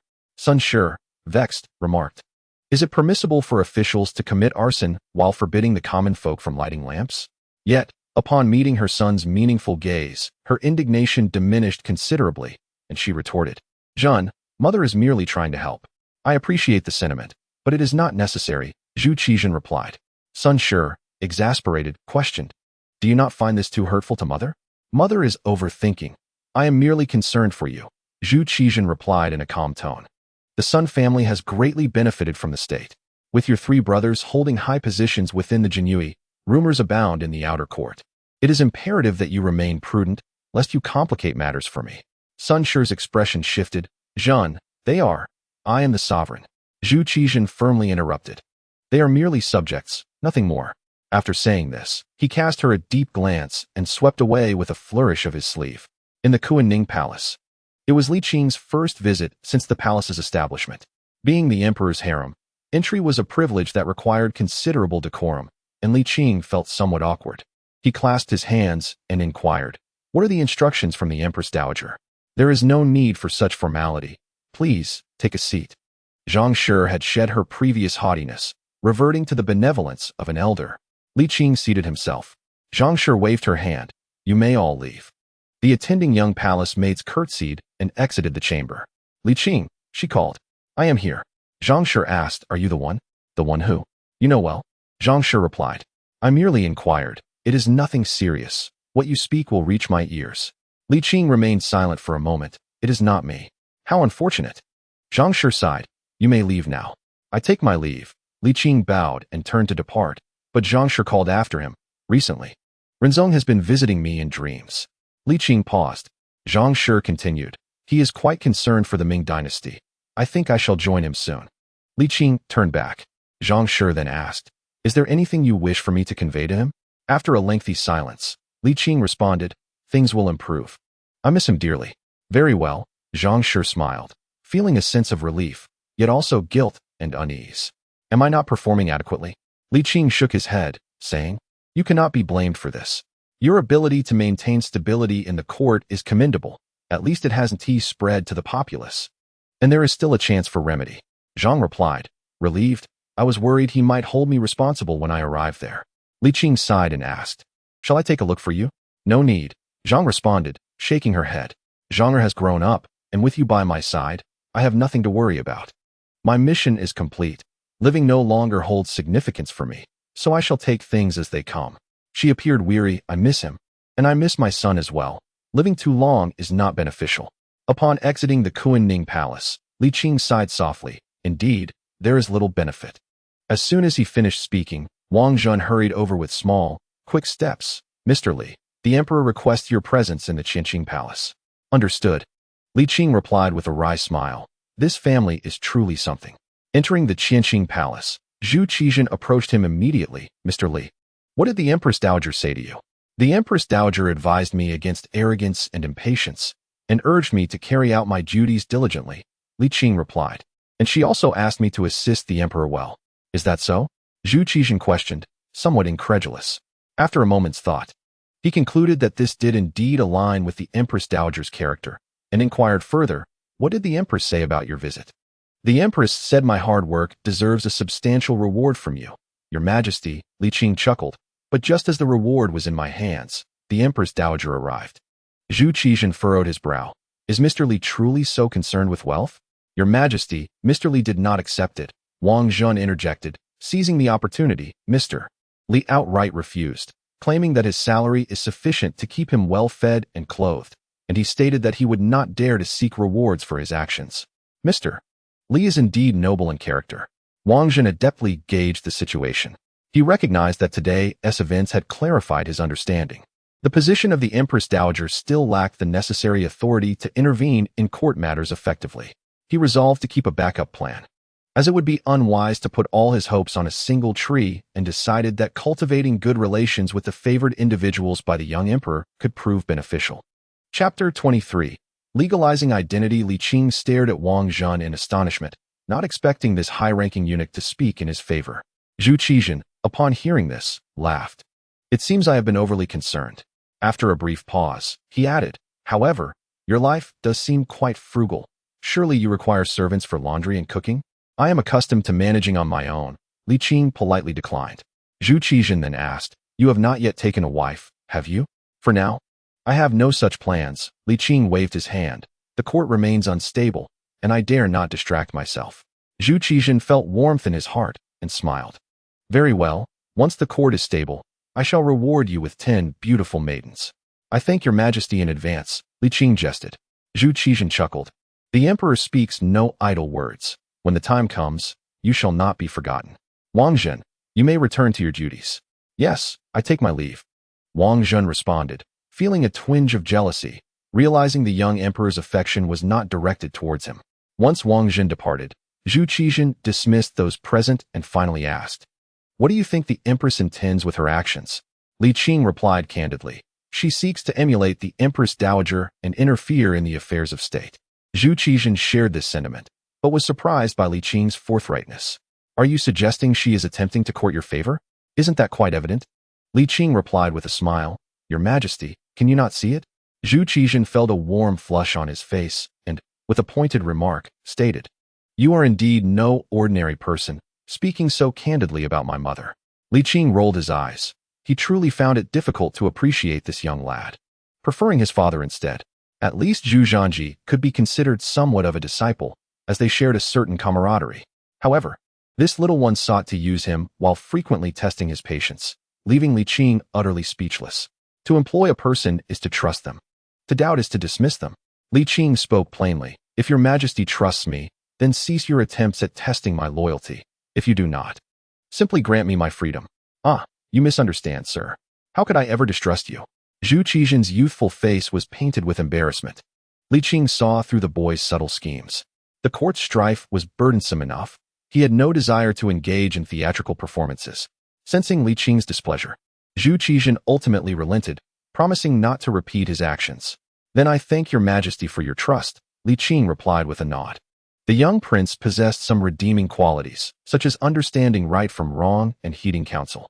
Noting the awkward atmosphere, Zhu Qizhen smiled and said, Sir, I have matters to discuss with you. He took a breath. The Duke of England, Zhang Fu, has sent word.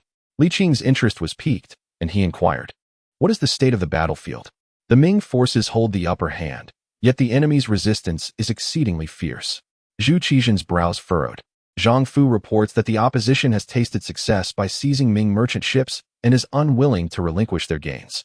Additionally, the unfamiliar terrain poses a significant challenge for our troops, hindering their full combat capabilities. Has the Duke requested assistance? Li Qing asked. Not at all. Zhu Qizhen shook his head. Li Qing felt a sense of relief. This indicated that all was well. It was natural for the Ming forces to experience diminished effectiveness when deployed far from home in unfamiliar environments. With time, they would adapt. After a moment's pause, he suggested, the Emperor could provide additional supplies to enhance the soldiers' quality of life. They risk their lives on the battlefield and deserve ample nourishment. Very well. I shall discuss this with you, Qian, Zhu Qizhen agreed. He then added, with the abolition of the recommendation system, the power of the civil officials has been significantly diminished. Should we not consider taking action against the military? Patience is essential. We must not act in haste, Li Qing replied, shaking his head. As the saying goes, a scholar's rebellion takes 3 years to bear fruit, but the military is different. A single large-scale mutiny can change everything. Noticing the young prince's troubled expression, Li Qing softened his tone, reassuring him, Of course, I am speaking of the worst-case scenario, which is highly unlikely. However, should we push those generals too far? It remains a possibility. Corruption within the military is not a recent development. It began even during the reign of the late emperor, and it is unavoidable. With the cessation of hostilities, a decline in military effectiveness and discipline is to be expected. Li Qing spoke earnestly. Any efforts to reform the military must be gentle. We cannot impose our will. Zhu Qizhen nodded lightly, acknowledging, You are right.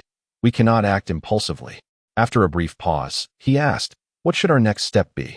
Li Qing pondered for a moment and replied, With the capital's forces having been significantly reduced, Your Majesty could use the pretext of consolidating the capital to draw some troops back from the frontiers. In their spare time, they could engage in training exercises, fostering goodwill with the military. That is a splendid suggestion, Zhu Qizhen responded with enthusiasm. Tomorrow, I shall begin reallocating troops. Li Qing felt a sense of exasperation. This young emperor was indeed quite impatient. Yet, it was understandable. At merely 14 years of age, having endured such restraint, his anxieties were not unexpected. To demand a spirited youth to exhibit the gravitas of an elder is indeed an unrealistic expectation. It is already commendable that the young emperor is receptive to counsel. Thus, Li Qing ought not to repeatedly dampen his spirits. At first, do not withdraw too many troops. A contingent of around 18,000 should suffice. We should proceed cautiously. Assessing the situation before advancing further, Li Qing advised. Naturally, Zhu Qizhen replied with a smile. Where do you think we should begin this withdrawal? Li Qing scratched his head. Uncertain. I cannot say for certain. It would be prudent for your majesty to consult with Yu Qian. Having served as Minister of War for so many years, he possesses a far deeper understanding of the military than I do. Very well, Zhu Qizhen mused, recalling his late father's words. In this world, there exists but one who is indifferent to power, a man of ambition devoid of ambition. It was a remarkable opportunity.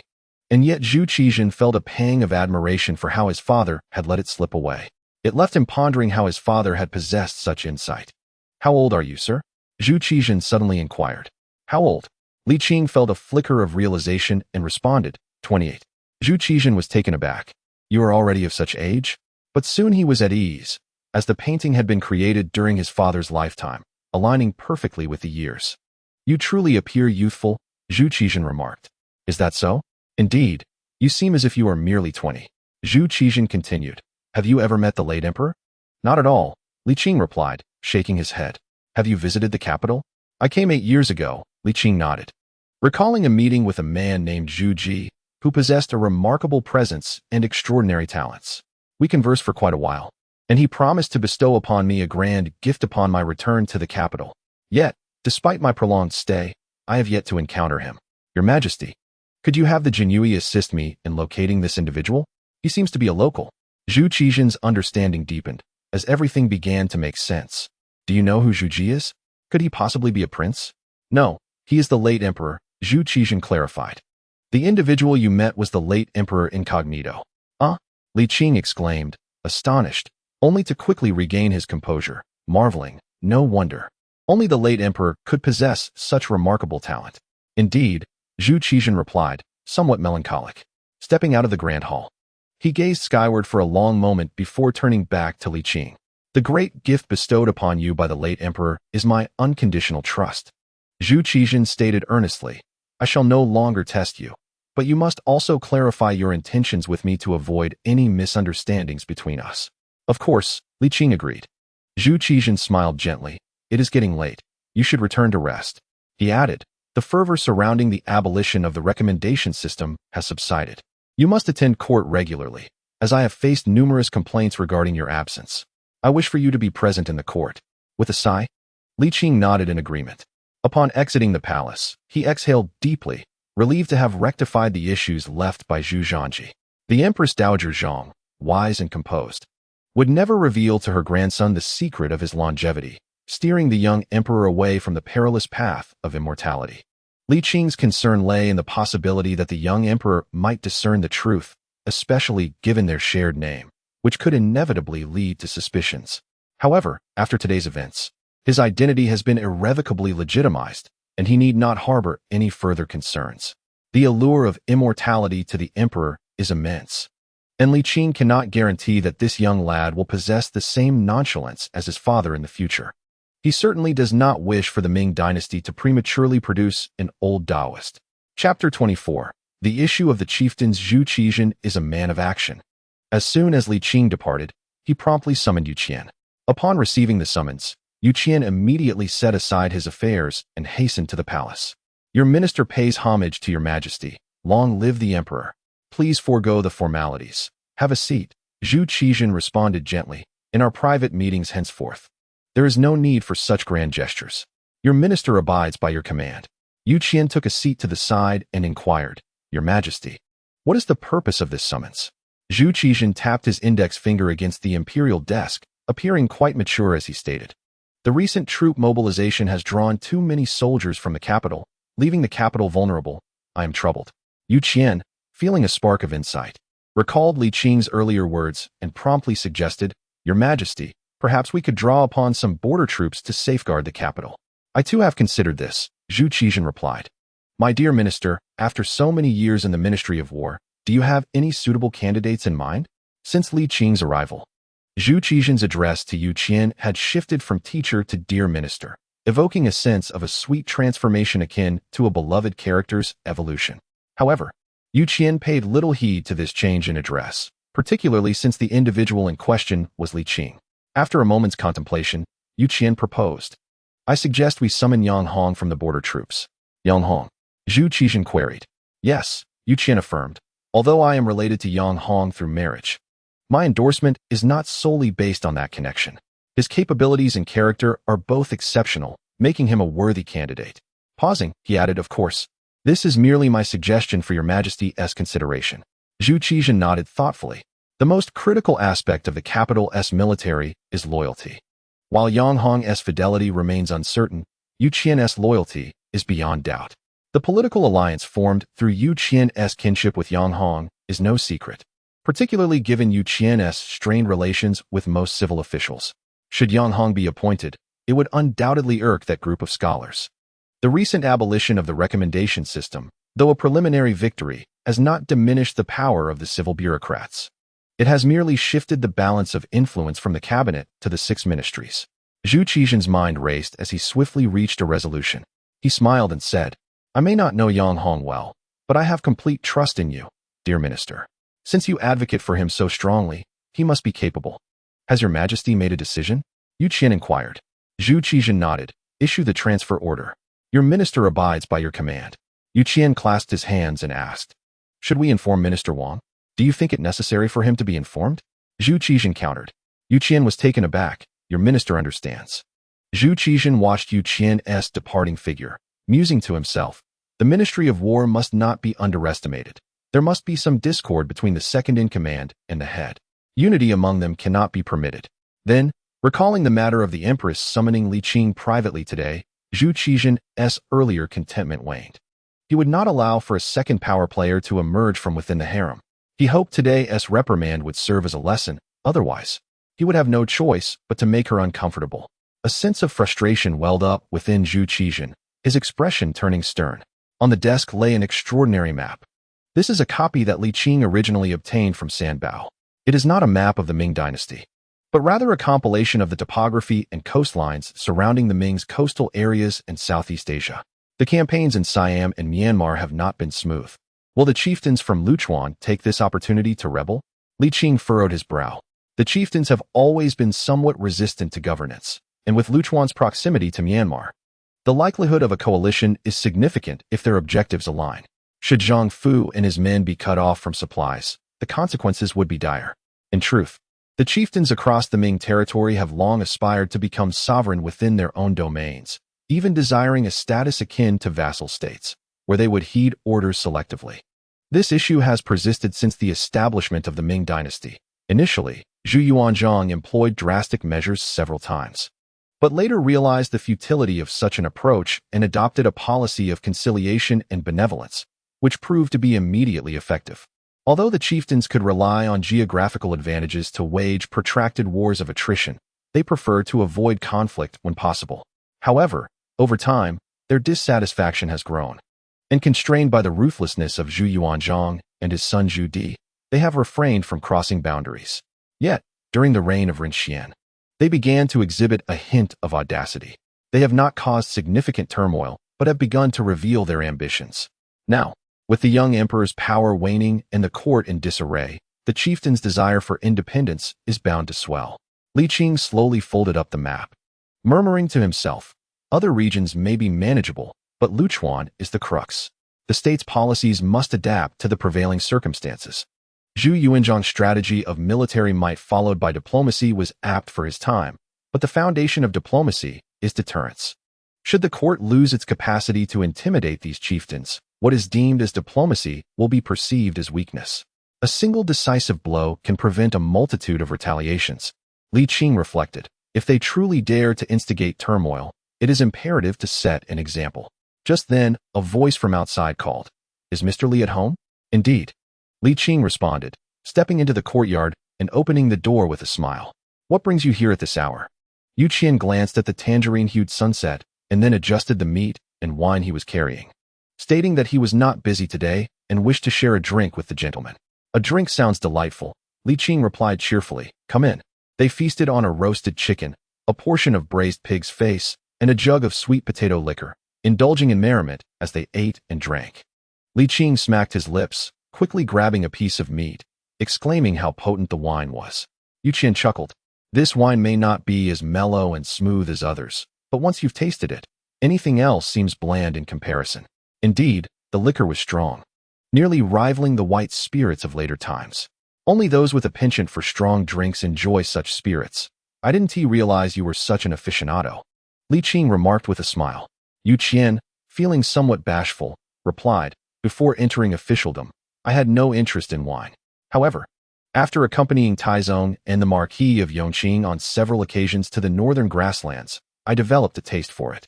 "Ah, so that is how it came to be." Li Qing, the instigator of this newfound habit, chuckled somewhat awkwardly. "Come, let us drink." "Cheers." Yu Qian downed his drink in one gulp, exclaiming in delight. Li Qing followed suit, only to grimace as the liquor burned. "This must be brewed from sweet potatoes?" "Indeed, now that food supplies are sufficient, more people are indulging in drink," Yu Qian replied with a grin. "Although this sweet potato liquor is bitter and spicy, it possesses a unique flavor and is quite affordable, making it immensely popular among the common folk." Li Qing remarked with delight. "It seems that the quality of life for the common people has significantly improved. Well, there is merely a distinction between sumptuous and meager meals. Overall, They have largely escaped the clutches of hunger. Yuqian responded. It is thanks to those crops and the newly cultivated fields opened up by the migration of southern citizens to the north, particularly in Liaodong. Nearly 10 million acres have been cultivated in just over a decade, which is a considerable contribution. He then sighed. However, the state of affairs is not optimistic. Although the recommendation system has been abolished, the fundamental issues remain unresolved. At this juncture, Yuqian suddenly inquired, "Do you have any plans for future reforms? In which aspect?" To restrain the gentry, Yuqian replied, "I have some ideas, but now is not the appropriate time. Consolidating imperial authority is of utmost importance." Li Qing sighed, "Otherwise, it is merely idealistic talk. By the way, has the emperor summoned you?" "He has," Yuqian nodded. "The emperor intends to deploy border troops to defend the capital." After a pause, he added, "This aligns perfectly with your previous plans. However, progress is slow." "How could it not align? It was I who proposed it." Li Qing rolled his eyes, chuckling. "After spending so long in the court, why are you still so impatient? How can one not be anxious?" Yuqian replied with a wry smile. "Watching the signs of decline in the Ming dynasty intensify, how could I remain calm? If this trend continues, it will inevitably impact the lives of the common people in the years to come. Haste makes waste. The more urgent the matter, the more careful one must be." Li Qing asserted earnestly. While it is indeed beneficial to address problems collectively, doing so could lead to a concentrated outbreak of issues. The current emperor lacks significant deterrent power. It is better to proceed with caution. By the way, how are the local chieftains across the Ming territories? Li Qing inquired. "Have there been any disturbances?" Yuqian was taken aback by Li Qing's sudden question and pondered for a moment before responding. "There haven't been major disturbances. However, minor frictions are frequent. The court granted privileges to the chieftains with the intention of reforming them, yet it has had the opposite effect, emboldening their arrogance. Most chieftains are uncivilized, unaccustomed to education, and often engage in unlawful activities. While they dare not commit murder or arson, they frequently bully the surrounding Han people.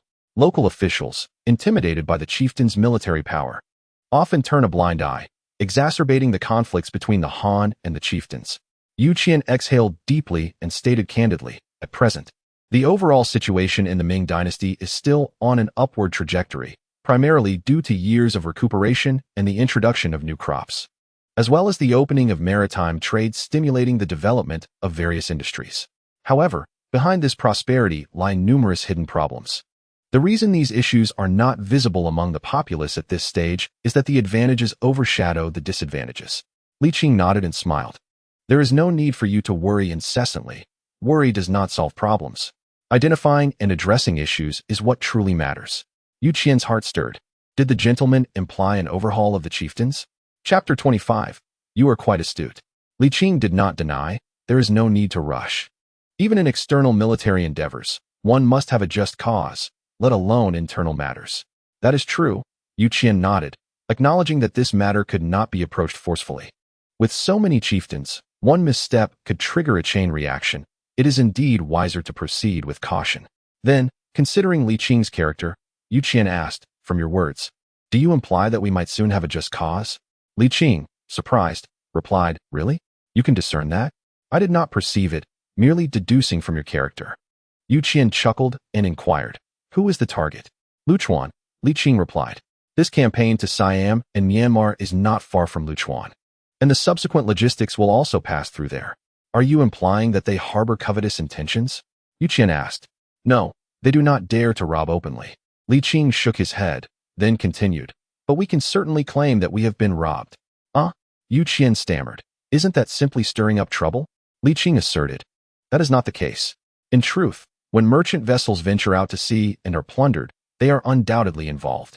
More importantly, they maintain close ties with Myanmar, and the repercussions for them are significant.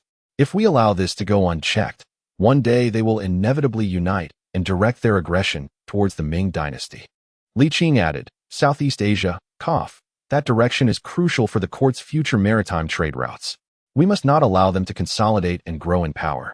Yuqian nodded in agreement, but hesitated. "However, might this excuse be a bit far-fetched?"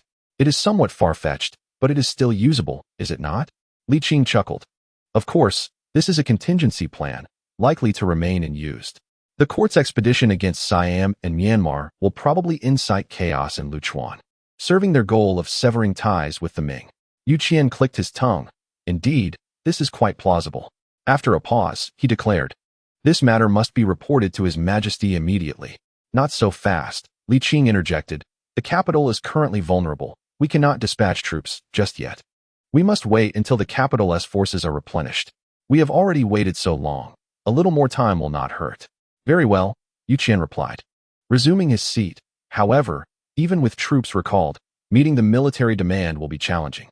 The capital is the foundation of the nation to ensure safety. We cannot transfer too many soldiers at once. "I understand," Li Qing smiled. "The purpose of troop deployment is to curry favor with the emperor.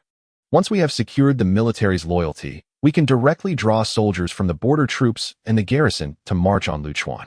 Yu Qian scratched his head, despondently remarking, "Your foresight is truly remarkable. I might as well not think at all." "Oh, haha." Li Qing laughed heartily. "I am merely youthful and quick of mind." Yu Qian said, "Enjoy your meal and drink.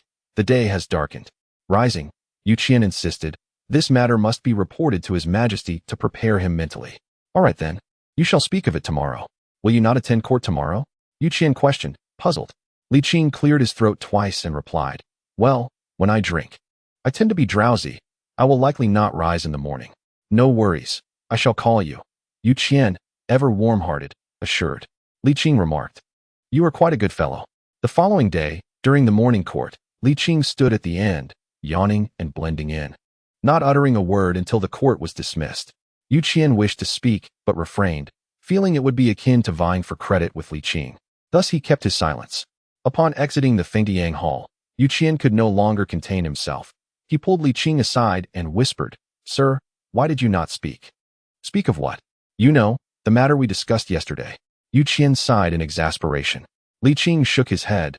"This issue cannot be rashly mentioned in court. The civil officials are quite sensitive, and bringing it up directly would surely lead to disputes. But you must at least inform His Majesty," Yu Qian lamented. "Look how anxious you are," Li Qing remarked, holding up 3 fingers. Yu Qian expressed his astonishment, inquiring what it meant. "Li Daren," the eunuch approached, panting and taking small, hurried steps. "The emperor requests your presence in the Qianqing Palace." Li Qing nodded and turned to Yu Qian, saying, "Do you understand now?" Yu Qian, watching Li Qing's departing figure, murmured to himself, "Could it be that the master truly possesses the ability to divine the future?" After a moment's thought, he found peace in the notion. It had been quite some time since Li Qing attended court, now that he had finally made an appearance, yet remained silent throughout the proceedings. How could the emperor not seek him out? With his arrival, Yu Qian felt a sense of respite for his own mind. He chuckled at himself and exited the palace in a pleasant mood. In the Qianqing Palace, Zhu Qizhen lamented, "Master, must you be so pessimistic? What do you fear? Why do you hesitate to speak in the court?" Li Qing replied with a smile, "Understood. I shall be more mindful next time." Zhu Qizhen, observing Li Qing's playful demeanor, felt a deep sense of frustration but refrained from speaking harshly, instead stating, "Promises must be kept. Otherwise, I shall reduce your stipend." Li Qing, resigned, nodded, "Noted, but I do have a matter to present to the emperor." "What is it?" Zhu Qizhen asked, his spirits lifting. Li Qing continued, "The recent military campaign against Siam and Myanmar has not proceeded smoothly, and the local chieftains of Luchuan are bound to seize the opportunity for profit. The issue of the chieftains in the Ming dynasty remains unresolved, and perhaps this moment presents a chance to address it." Zhu Qizhen paused. "Is this what you wish to discuss? Is it not significant?" Li Qing countered, "Indeed, it is important." Zhu Qizhen nodded, murmuring, "I had intended to focus on consolidating imperial power." Li Qing, with a serious tone, asserted, "Many matters are interconnected. Resolving the chieftain issue could similarly reinforce imperial authority. Moreover, the campaigns against Siam and Myanmar are fundamentally about controlling military power, are they not?" "That is a valid point," Zhu Qizhen acknowledged, his perspective shifting as he exclaimed, "If I can thoroughly resolve the chieftain issue, would that not surpass the achievements of the great ancestor, the great founder, and Emperor Xian?" Li Qing furrowed his brow. "Why not mention Emperor Renzong?" Zhu Qizhen replied, "Never mind, it's of no consequence." Li Qing clarified, "This is merely a suggestion. The conditions for implementation are not yet ripe. Once the frontier troops arrive, Your Majesty should first establish a good rapport with the military." "Agreed, no problem." Zhu Qizhen replied with enthusiasm, "You always have a way, Master." I suspect your absence from court is not due to scheming, but rather sheer laziness. Li Qing was taken aback. What do you mean? Zhu Qizhen laughed. With your intelligence, why take so long? Realizing he was being flattered, Li Qing humbly responded. I am not worthy of such praise, your majesty.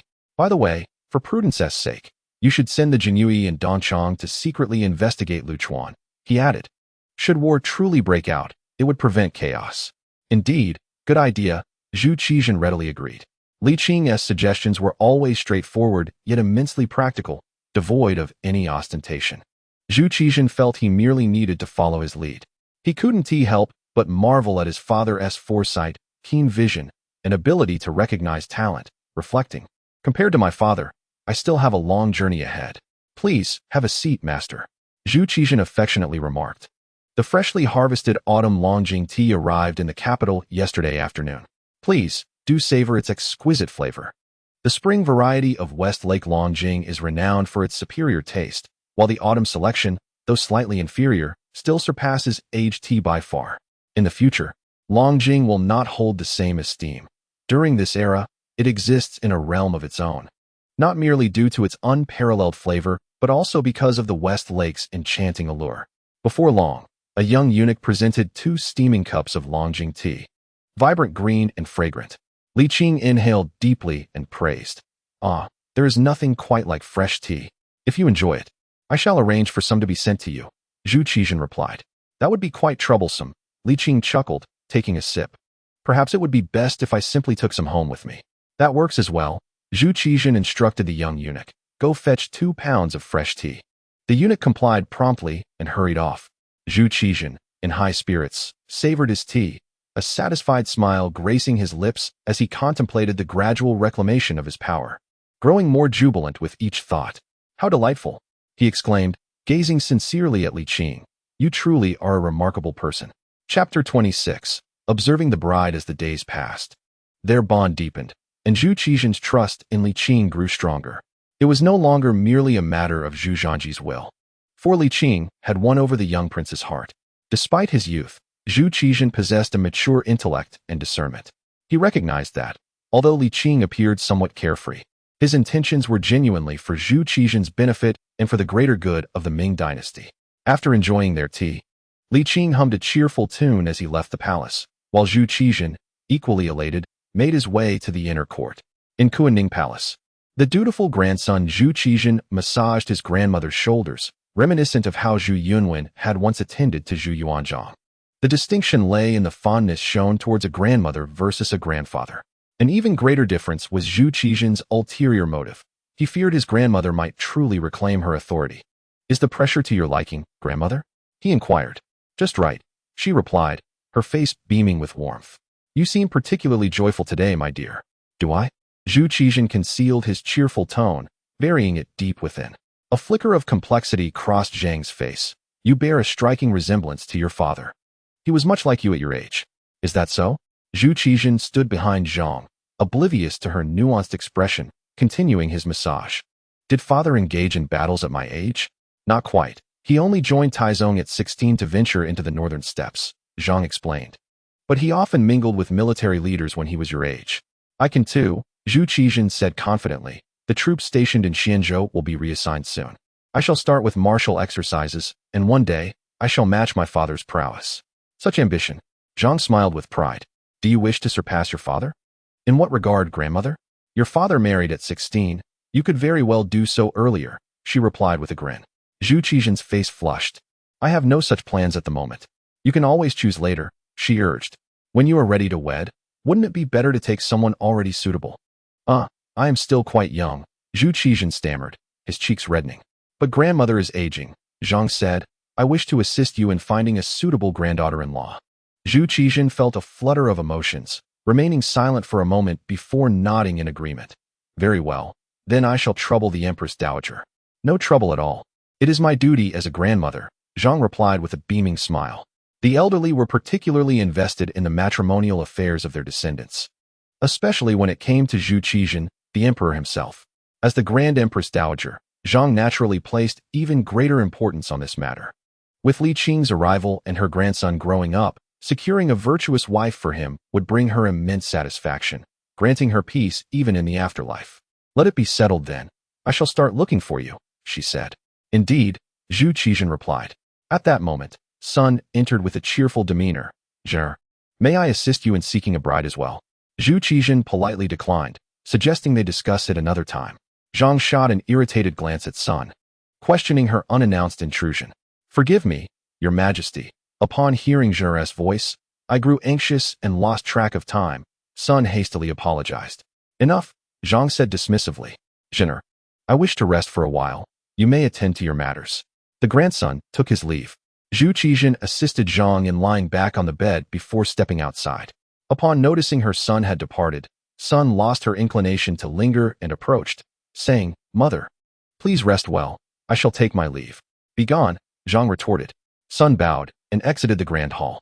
Once outside, she lifted her skirts to chase after her son, calling out, Zhengde, slow down. Hearing her voice, Zhu Qizhen quickened his pace. However, Sun sprinted after him, eventually catching up. What is it, mother? He asked, somewhat exasperated. I wish to discuss a potential bride for you, Sun replied, panting. She is quite charming and capable. I assure you, she will meet your expectations.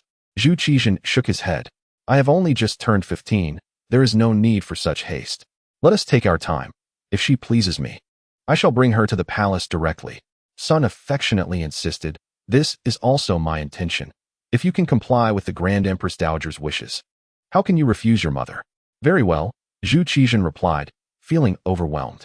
I have state affairs to attend to and cannot be delayed for long. It will not take much of your time, Sun reassured him, smiling. Follow me. The mother and son arrived at Yongshou Palace. Sun instructed, Zhengde, please wait a moment. I shall summon someone right away. Yes, but be swift, Zhu Qizhen replied, somewhat impatiently. I am engaged in numerous matters and cannot afford to be delayed. Do not fret. They will be here shortly, Sun said as she lifted her skirts and exited, still reassuring him to be patient. Zhu Qizhen observed his mother and sighed, thinking, she does not embody the demeanor of a true empress. Zhengde, hurry, change your attire. Sun urged, breathless. The emperor is waiting for you. The girl looked puzzled. Your Majesty, why does the emperor await me? Oh, how foolish you are. Sun exclaimed in frustration. Boys marry at 16, and the emperor is approaching that age. Hurry. Change into the outfit I bestowed upon you last month. Do not keep the emperor waiting. The girl, though dim-witted, began to understand. But Your Majesty, I have only just turned 12. Sun put a hand to her forehead. I know, this is merely to secure your position in advance. Once you are with the emperor, you will also earn a prestigious title. Now go, do not waste the opportunity one have provided you. Yes, I shall go at once. The Sun family did not seek the girl's consent, and the girl herself saw nothing amiss in the situation. While she felt no particular joy, she did not express any aversion either. Upon entering the palace, she understood that many matters were beyond her control. Though still young, she realized that becoming a consort of the future emperor was something many would envy. Zhu Qizhen waited for a quarter of an hour, seeing no one return. He rose to leave. Just as he took a couple of steps, he noticed his mother hastily approaching with a young maid. Zhengde, have you been waiting long? Sun inquired with a smile. Here she comes, does she not? Zhu Qizhen scrutinized the girl, who was indeed quite charming but appeared rather juvenile. He could not help but ask, how old are you? The emperor is addressing you, Sun signaled discreetly. The girl awkwardly bowed and replied, your servant will be 12 after the new year. But the new year has not yet arrived, Zhu Qizhen retorted, exasperated. Mother, this is sheer nonsense. Zhengde. Sun's tone turned sharp. How can you speak to your mother in such a manner? In the Ming dynasty, filial piety governed the realm. Zhu Qizhen could employ silent tactics, but could not openly admonish his mother, nor could any emperor. He tempered his tone, stating, Mother means well. But I truly do not fancy this. This girl is delightful. She may be young now, but she will grow, Sun insisted, extolling the maid. Her motives laced with both sincerity and personal interest. She genuinely liked the girl and believed her to be good. However, Zhu Qizhen was evidently unappreciative, harboring an instinctive aversion to anything his mother favored, particularly when it concerned someone so young. Suppressing his annoyance as he listened to Sun's praises, Zhu Qizhen remained resolute. Mother, I do not prefer those younger than me. Why must you be so stubborn? She will grow up eventually, Sun implored. Zhu Qizhen could only add, I do not like anyone younger. Sun fell silent, her frustration mounting. You are deliberately opposing me, Ever since the late emperor passed, you have been distant. As she spoke, tears began to flow. How could your mother wish you harm? Why can you not treat her with kindness? Her sorrow was palpable, tears streaming down her face. What mother does not care for her child? I am devoted to you, yet you. Zhu Qizhen found himself at a loss, exclaiming, Mother, please do not cry. It would tarnish your reputation as Empress Dowager. What reputation do I have left? Sun lamented, her years of grievances pouring forth. The Grand Empress Dowager disdains me. And you speak to me so curtly. I am but a laughingstock as your Empress Dowager. That is not true. You are being overly harsh, Zhu Qizhen reassured her. Bewildered by the situation, he thought to himself, Mother, you would not harm me, but I fear for the fate of the Ming. He added, I also worry you may seek to usurp my power. Chapter 27. The cursed son continued to weep, but Zhu Qizhen, having lost patience, declared, I must attend to my duties, and departed. Once he left, Sun ceased her tears. After sitting in silence for a while, she finally murmured in frustration, Zhengde has changed. The girl felt an acute sense of embarrassment, accompanied by a twinge of anxiety, as she stammered, Your Highness, I have brought shame upon you. Never mind. It is not your fault, Sun sighed. You may withdraw. I wish to be alone for a while. Yes, I shall take my leave, the girl replied, exhaling in relief. And with a graceful bow, she exited the grand hall. Sun remained in a daze, grappling with the reality she found difficult to accept. Her son was far beyond her control, and any forceful intervention would only lead to dire consequences. What chilled her to the core was the subtle ruthlessness her son exhibited. She felt an unsettling premonition that if she remained obstinate, her son might commit an act of treachery. Her spirits plummeted as she murmured softly to herself, Very well. I shall refrain from meddling in state affairs, but within this harem, I shall have the final say. The old matriarch has but a few years left. And outside the harem, I shall not concern myself. Within these walls, none shall dare contest my authority. In a small courtyard, Li Qing sat in the shade of a tree, one hand cradling the comprehensive mirror to aid in government, while the other held a cup of tea, indulging in a leisurely moment. History serves as a mirror, illuminating the rise and fall of dynasties. Li Qing increasingly appreciated the significance of studying history. The myriad events chronicled within held relevance even in the Ming dynasty, revealing patterns that seemed unchanged even after the passage of years. He recalled past discussions with Yao Guangxiao regarding the fate of the Ming. Since the Qin dynasty, no dynasty had lasted beyond 3 centuries. In truth, not to mention 3 centuries, even 200 years was a formidable challenge. The Han dynasty endured for over 400 years, yet its continuity was abruptly severed, rendering it not truly uninterrupted. The Tang dynasty also fragmented into the earlier and later Tang, with the latter's imperial authority waning significantly over the provinces, thus failing to constitute a unified dynasty in the strictest sense. Following this were the 2 Song dynasties, whose reigns did not surpass 3 centuries, which was already a generous assessment. In reality, after the earlier emperors, the decline of the dynasty commenced. Could the Ming break this curse? Li Qing held no absolute confidence. External conflicts were not the main threat. To this day, the Ming remained the most powerful nation in the world, without exception. However, the collapse of a dynasty was not directly correlated with its might, as internal strife was often the source of turmoil. One could argue that had internal discord been absent, the Qin would still reign supreme. Since the unification by the first emperor, the Huaxia had truly stood at the pinnacle of the world, impervious to external forces. Li Qing closed the tome with a soft sigh, reflecting, ultimately, it is the insatiability of human hearts that leads to downfall. Time passed swiftly in tranquility, and soon winter arrived. Nearly 10,000 elite troops from Xinzhou marched to the capital, establishing their presence in the capital garrison. Zhu Qizhen frequently attended military drills, demonstrating his martial prowess. The response from the civil officials was muted, primarily because the current ministers commanding the troops hailed from the civil faction, rendering the emperor's martial inclinations inconsequential. More importantly, military conflicts had diminished. The relentless pursuit by Zhu Di and the fragmentation of Zhu Zhangji's forces posed no threat to the Ming. They were engrossed in internal strife, leading to a dearth of military engagements for the Ming. Under such circumstances, the martial generals found it difficult to assert themselves. Meanwhile, the nobility had long abandoned military careers, preoccupied instead with business ventures or indulging in the blessings bestowed by their ancestors. reveling in opulence and luxury. Despite holding a noble title, the current situation is utterly incomparable to that of the Hongwu era or the early Yongle period. Li Qing, wishing to assist the aristocracy, found them disappointingly lacking in ambition.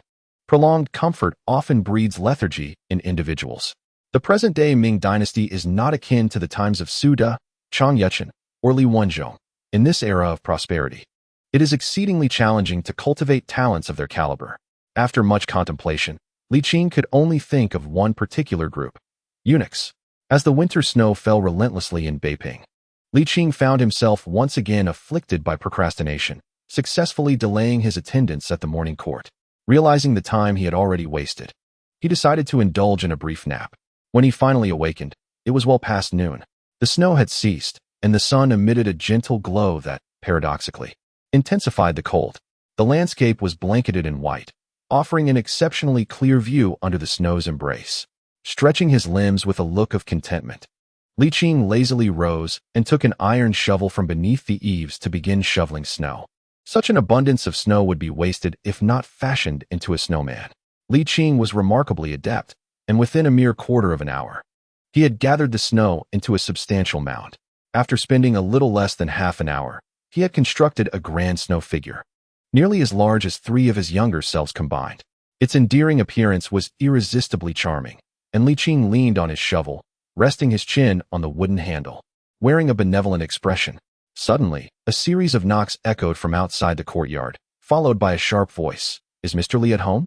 Recognizing the voice of Wang Zhan, Li Qing furrowed his brow. What business did this old eunuch have? "Coming," he called out, unfastening the door and swinging it open, revealing Zhu Qizhen. Today, Zhu Qizhen donned a short outfit, his body clad in chainmail that glimmered in the sunlight despite the chill. At not yet 15 years of age, he stood impressively tall at 170 centimeters, exuding youthful vigor. No need for formalities, Zhu Qizhen smiled, strolling into the small courtyard, immediately captivated by the enormous snowman. "What a magnificent snowman! Is this your son?" he exclaimed, but as the words left his mouth, he quickly realized his mistake. As far as he knew, Li Qing was still unmarried.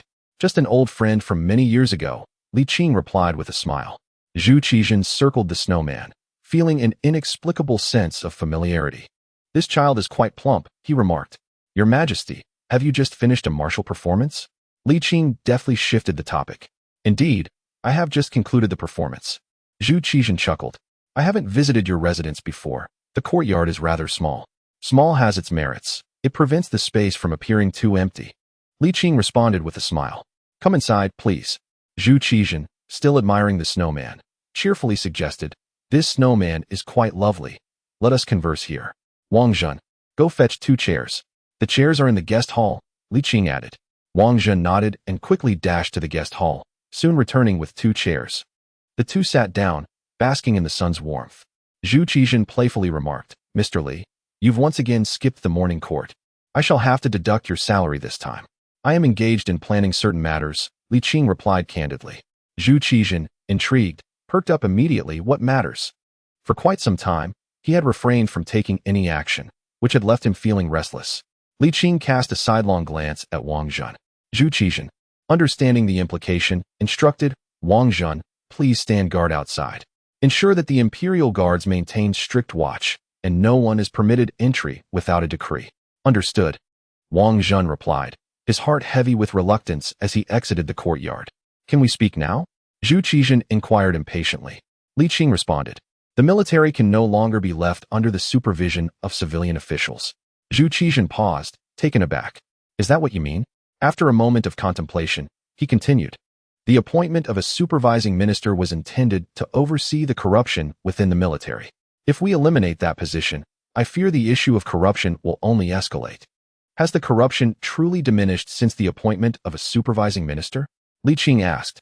Zhu Qizhen pondered for a moment before slowly shaking his head. "No, it hasn't disappeared, though it has improved somewhat. Your Majesty, the improvement you perceive may not reflect the complete truth. In fact, the situation may have worsened," Li Qing cautioned. "Civil officials are meticulous and adept at maintaining appearances, and over time, the military will inevitably become infiltrated by them." Upon hearing this, Zhu Qizhen's expression turned grave. Are you suggesting we abolish the supervising minister? More or less, Li Qing replied. If you harbor any reservations, you could appoint eunuchs as substitutes. However, it is high time to reform the military. Zhu Qizhen nodded slowly. But I fear this will not be an easy task. Indeed, Li Qing sighed. Yet it must be done. If your majesty wishes to be a true sovereign, consolidating imperial authority is essential. After a brief pause, he asked, by the way, what is the status regarding the Duke of England? The conflict is expected to conclude by the end of the year, and the army should return by February of next year, Zhu Qizhen replied. There have indeed been some disturbances in Luchuan, but they are manageable. Li Qing nodded slightly. In that case, let us commence.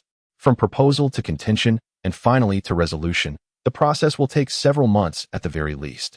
The timing is fortuitous. He added. Eventually, the truth will be laid bare. We should seize this opportunity and act decisively. Zhu Qizhen clenched his fist. Excellent. Chapter 28. Adhering to the rules, Zhu Qizhen quietly analyzed the feasibility of this plan and the subsequent ramifications. Undoubtedly, the removal of civilian oversight from the military would severely undermine the entire bureaucratic establishment, which would be a significant boon for him as the emperor. However, the bureaucratic faction would not passively accept the loss of their interests. They would vehemently oppose it and may resort to underhanded tactics. Though he was uncertain of the specific actions they might take, he knew they would not make it easy for him. The corruption within the border troops and garrison soldiers had reached an alarming level, and if left unchecked, it would undoubtedly worsen. After much contemplation, Zhu Qizhen ultimately decided. Then let us appoint eunuchs to oversee the military. His lack of confidence in the military was already pronounced. Compounded by Li Qing's earlier remark, a scholar's rebellion may take 3 years to bear fruit, but a military uprising can occur with just one significant mutiny. This statement deeply resonated with him, further jeopardizing his already fragile sense of security. Though eunuchs were often criticized, their loyalty far exceeded that of civilian officials and military generals, as their power was entirely derived from the emperor. Li Qing mused to himself, indeed, this young emperor has inherited the suspicion characteristic of the fourth prince. The eunuchs may be stationed to oversee the military, but they must not wield military authority. Their role should be limited to supervision, as Li Qing earnestly remarked. For the presence of eunuchs in command of troops could lead to untold calamities. Naturally, Zhu Qizhen concurred, stating that their purpose was merely to assist him in overseeing the army. The late emperor had once proclaimed that matters of expertise should be entrusted to those proficient in them. Thus, the command of troops must necessarily be given to seasoned generals. Seeing the emperor's perspective, Li Qing smiled and replied, there is little else to consider. Zhu Qizhen inquired, if that is the case, when shall we act? How about tomorrow? Then let it be tomorrow. Zhu Qizhen, possessing a rather impulsive temperament, readily agreed. Should they be forthright in the court or first gauge the waters through subtle inquiries? After a moment's contemplation, Li Qing concluded that regardless of the approach taken, the matter would ultimately require deliberation in the court. Thus, it would be more effective to address it directly. However, this time differed from previous military campaigns, as the abolition of the appointment system would genuinely infringe upon their interests, necessitating a shift in strategy. What is your proposal? Li Qing suggested transforming the debate into a multiple-choice question. In addition to removing the regional governors, we should introduce other policies detrimental to the civil officials, thereby obscuring the situation and preventing their efforts from aligning, effectively weakening their power. In the end, Your Majesty, you may take a step back and only enact the policy we wish to implement. Zhu Qizhen listened intently, nodding in agreement as he praised, indeed, you are remarkably gifted, sir. Suddenly, a thought struck him, and he chuckled. I suppose this is what is termed a compromise? Oh, Li Qing responded, surprised. You are aware of this concept? The late emperor once mentioned it to me, Zhu Qizhen replied, smiling. With this approach, our chances of success will surely increase significantly. Li Qing smiled in return but cautioned against complacency, emphasizing the need to prepare for a prolonged struggle. After a brief moment of contemplation, Zhu Qizhen asked, Sir, there is a question that has long puzzled me. Pray tell. The young emperor continued, what if I were to issue a decree directly? At his age, Zhu Qizhen was brimming with youthful vigor, believing that scheming was ultimately beneath him. If he could simply enforce his will, why go to such lengths? A decree represents the will of the emperor, personally issued without the intervention of the Hanlin Academy or the Ministry of Rights. One could say that when the emperor issues a decree, his ministers must comply, whether they wish to or not. Li Qing countered, yet this is merely the surface. The reality is far more complex. Zhu Qizhen furrowed his brow. Are you suggesting that a decree is merely a facade, ultimately ineffectual? Not quite. Li Qing shook his head. In truth, a decree holds considerable weight, provided there is support from certain ministers to ensure its efficacy. Of course, when you issue a decree, the officials will certainly be compelled to adhere to it, at least outwardly. However, they possess numerous methods to create disturbances during its execution, ultimately compelling you to retract your orders. Li Qing regarded the young emperor earnestly, stating, Your Majesty, there is a crucial principle you must remember. What is it? Zhu Qizhen inquired. Adhere to the rules, Li Qing replied. Confused, Zhu Qizhen asked for clarification. With a sigh, Li Qing explained. The struggle between a sovereign and his ministers resembles a game. As with any game, one must abide by the established rules. Should the rules be broken, the game itself loses its purpose. Zhu Qizhen seemed to grasp the essence of the matter. The implication of the teacher's words was that if I were to act against the current forcefully, I would ultimately suffer retribution, correct? That is more or less the sentiment expressed. Li Qing nodded, acknowledging that the emperor is not a deity. The vast empire ultimately requires assistance for governance. The emperor cannot rule in isolation. He must share authority with his ministers. Thus, even an emperor must abide by the established rules. Zhu Qizhen slightly nodded, his expression one of despondency, as he said, I understand. After bidding farewell to Zhu Qizhen, Li Qing returned to his chair to bask in the sun. Yet his mind was occupied with the implications of this matter. Undoubtedly, the abolition of the strategy of appointing garrison ministers, once presented in the court, would inevitably create fissures in the relationship between the sovereign and his ministers. Moreover, he would find himself irrevocably positioned in opposition to the civil officials, leaving no avenue for retreat. Such is life. I have offended many already, so what does it matter? Li Qing murmured to himself, at worst, I shall simply refrain from mingling in court affairs henceforth. He was indifferent to titles and power. In his view, a tranquil life was far more desirable. His return was solely to resolve issues. As long as he could address the problems at hand, his presence in the court was of little consequence. Even if Zhu Qizhen were to retain him, he might not necessarily acquiesce. In comparison to the court, he preferred to wander the mountains and rivers with the old man. Where could that old fellow be now? He promised to seek me out once he finished his tasks, yet how much time has passed? Li Qing grumbled as he rose and exited the small courtyard. This matter bore great significance, and the obstacles would undoubtedly be substantial. Relying solely on himself and the young emperor would make implementation exceedingly difficult. Assistance was essential. Remembering Yang Pu's commendable performance previously, Li Qing sought him out once more. Without any reservations, he disclosed his entire plan to Yang Pu. Yang Pu hesitated, cautioning, Have you truly considered this? The ramifications are profound. The emperor is still young, and should he falter under pressure, you would be the first to face calamity, perhaps even losing your life. I understand, Li Qing replied nonchalantly with a smile. I wonder if Scholar Yang has made up his mind? Yang Pu, with a complex expression, nodded. I am indifferent. Even in failure, the repercussions for me would be minimal. It is primarily you that I concern myself with. Frankly, I do not wish for you to face such peril at such a tender age. Rest assured, I value my life too much. I have no intention of seeking death, Li Qing responded with a laugh. Yang Pu, with a resigned tone, remarked, I truly do not know whether to call you fearless or courageous. The words are yours to wield as you please. Li Qing waved his hand, affirming, Then it is settled. I have other matters to attend to. Excuse me. As Yang Pu watched Li Qing's departing figure, he silently wished, May you possess the fortuitous fate of that Li Qing. In Yu Qian's courtyard, Li Qing wasted no time and laid everything bare. Yu Qian, naturally, had nothing to contest. At tomorrow's court assembly, I shall lend my unwavering support. In the Qinqing Palace, Zhu Qizhen summoned several high-ranking eunuchs from the Imperial Horse Department to begin laying out grand plans. The Imperial Horse Department was not merely a stable. It was one of the 24 departments, wielding power comparable to that of the Directorate of Ceremonial Affairs. Under its jurisdiction lay the chief eunuch, supervising eunuchs, and the eunuchs in charge, among others, forming a department of considerable authority. Those prominent eunuchs who had risen to such positions were undoubtedly astute. Upon seeing the young emperor summon them privately and dismiss those around, They recognized that they were likely to be entrusted with significant responsibilities. Your Majesty, please feel free to issue any commands.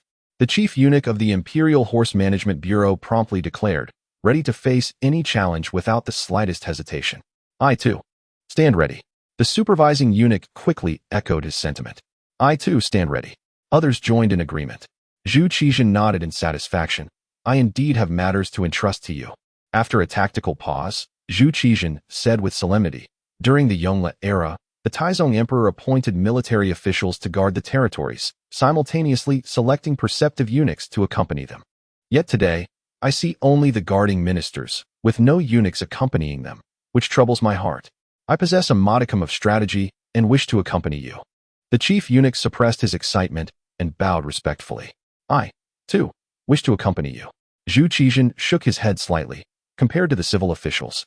I place greater trust in you. The great eunuchs were momentarily taken aback, followed by an overwhelming joy. They all realized that the opportunity to take charge had arrived. Chapter 29. Intricately linked the following day, at dawn, the ministers, as was customary, entered the noon gate and proceeded to the Hall of Heavenly Purity. To their surprise, they found Zhu Qizhen already waiting in the square. What is going on today? The officials were utterly perplexed. Traditionally, the ministers awaited the emperor, yet today, the roles had been entirely reversed, as if the sun had risen in the west.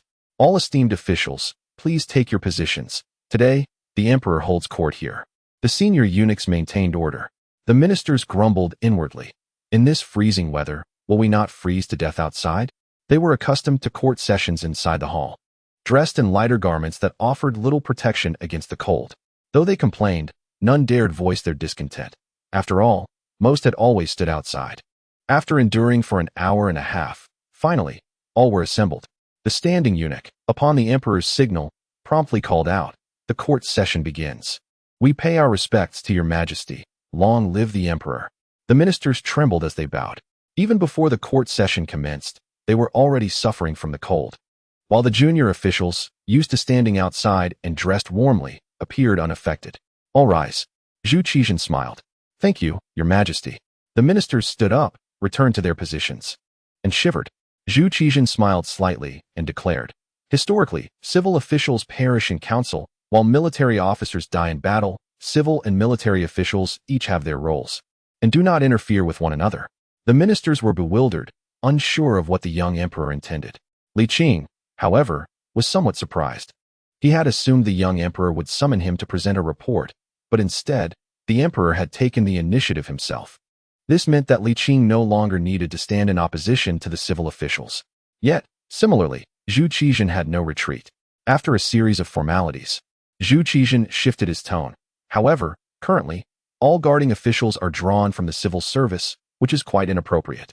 I have decided that henceforth, all guarding officials shall be recalled, and the practice of civil officials guarding the territories shall be abolished. Instantly, the expressions of all the great officials changed. The implications of this decision were monumental. Should this system be altered, their power would significantly diminish. And many civil officials recalled the dread of being governed by military leaders during the Hongwu and Yongle eras. Your Majesty, please reconsider. Guilin was the first to step forward. In contemporary times, his status has risen significantly.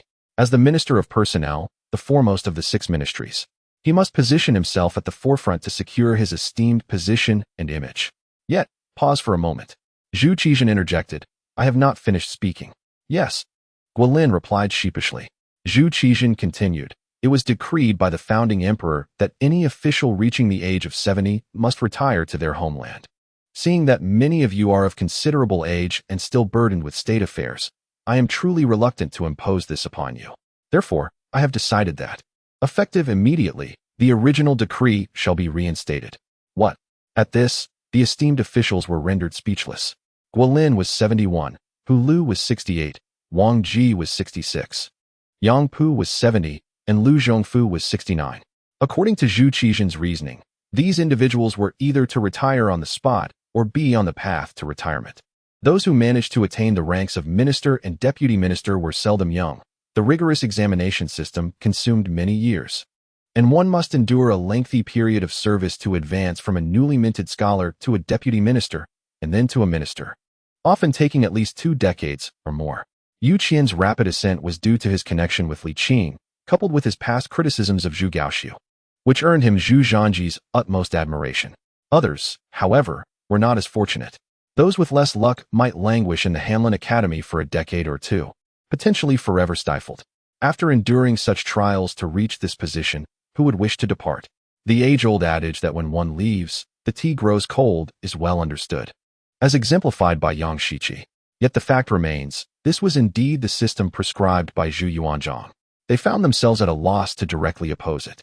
Zhu Qijian's unexpected maneuver caught them utterly off guard. Rest assured, you have dedicated yourselves to the court, and the court shall not be ungrateful. All officials who reach the age of 70 and retire shall continue to receive their stipends. He declared grandly, half of their original salary will be disbursed for 5 years. Who truly cared about such a trifling stipend? Wang Ji cautiously stepped forward. Your Majesty, I have a word to share, though I am uncertain if it is appropriate. Do not speak yet. Listen to me, Zhu Qijian replied. He continued, retiring officials may don their official attire as they return to their homeland. The court's relay stations along the journey shall be entirely free of charge, requiring no expenditure from you. Additionally, a gift of 50 taels of silver and 5 bolts of silk shall be provided, among other offerings. While these gestures were sincere, they were mere trifles in the eyes of the officials. Zhu Qijian rambled on, projecting a sense of generosity. What do you all think? He inquired, casting his gaze upon the gathered dignitaries. The dignitaries were collectively nonplussed. Guolin was the first to step forward, compelled by his age of 71. Should he acquiesce, he would inevitably retire at once. Your Majesty, this decree established by the founding emperor was to prevent aging officials from being unable to fulfill their duties, thereby delaying state matters. Regarding the founding emperor, I dare not challenge it, yet there are always exceptions, are there not? Clearing his throat, he forced a smile and added, take me as an example. Despite my age, my health remains robust, and I can still consume 3 bowls of rice in one sitting. Wasting rice. Zhu Qijian harbored a poor impression of this individual, for being able to eat did not equate to being able to perform. I am capable, I assure you. Guolin quickly interjected, I manage state affairs with ease, never allowing for delays or backlogs. Please, Your Majesty, see the truth in this. Your Majesty, I too am in good health, Wang Ji chimed in promptly. Though he has not yet reached the age of 70, he is not far from it, and is reluctant to issue such an edict. Your Majesty, I am in good health, Lu Zhongfu promptly replied. A group of individuals chattered incessantly, exuding an air of capability as if they could plow 2 acres of land. The esteemed officials were exceedingly tense. However, those beneath the ministerial rank were eagerly rubbing their hands, having long awaited their opportunity. Yet, due to the inaction of their superiors, they found themselves at a standstill. This was also the source of anxiety for the high-ranking officials. Should they depart, those below would swiftly ascend, leaving them with no bargaining power. Seeing that the time was ripe, Yang Pu interjected, Your Majesty, let us discuss the matter of the garrison ministers. Zhu Qijian furrowed his delicate brows, stating, I am more concerned about the retirement of officials. Your Majesty, I believe your previous remarks were indeed astute, Wang Ji responded. Civil and military officials must each fulfill their roles without confusion.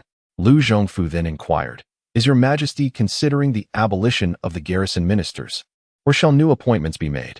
Zhu Qijian feigned interruption, displaying visible displeasure, and huffed, I have decided that henceforth, eunuchs from the Imperial Horse Monitoring Office shall be appointed to oversee the garrisons. Absolutely not. Wang Ji's complexion shifted, and he quickly argued. Eunuchs in the Tang dynasty supported emperors and also overthrew them.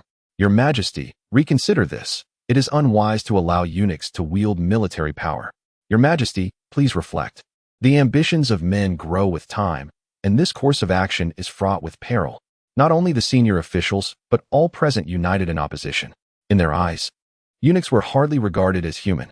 They would prefer to relinquish power to military leaders rather than see a eunuch rise to prominence. After all, what legitimacy does a castrated man possess? Zhu Qijian reassured them, rest assured, the supervising eunuchs will merely oversee the military, without any real power. That is still unacceptable. Wang Ji was the first to stand against it, insisting, Your Majesty, over time, their ambitions will inevitably swell, and this course of action contains significant flaws. Zhu Qijian huffed.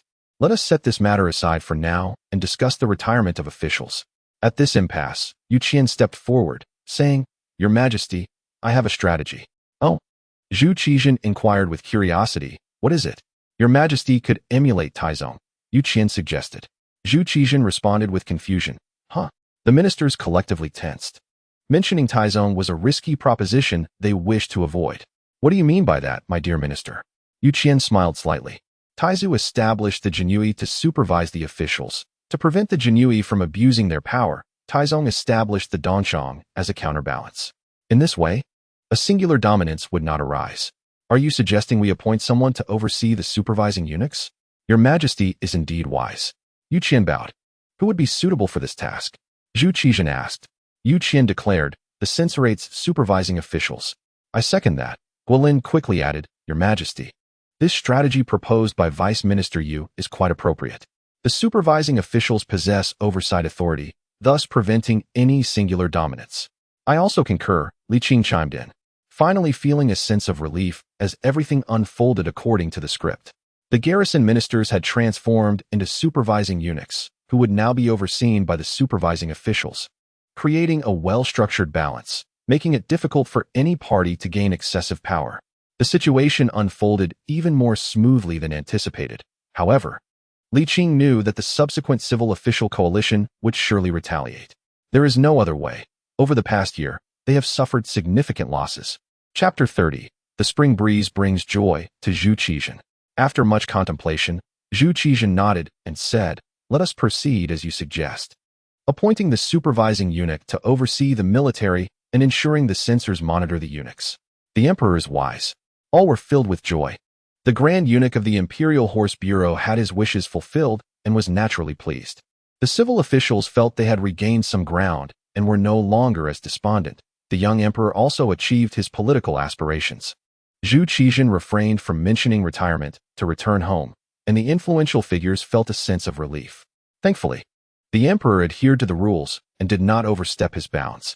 All was well, and harmony prevailed. However, in this contest, it was ultimately the civil officials who bore the brunt of the losses. Upon reflection, they had indeed faced numerous setbacks over the past year. Initially, there was military deployment, followed by the abolition of recommendations, and now even the governors had been replaced by eunuchs, severely diminishing their power. They could not afford to concede any further. This sentiment resonated among all the prominent figures. After the court meeting, Zhu Qizhen issued a decree and began the process of recalling the governors. The die had been cast.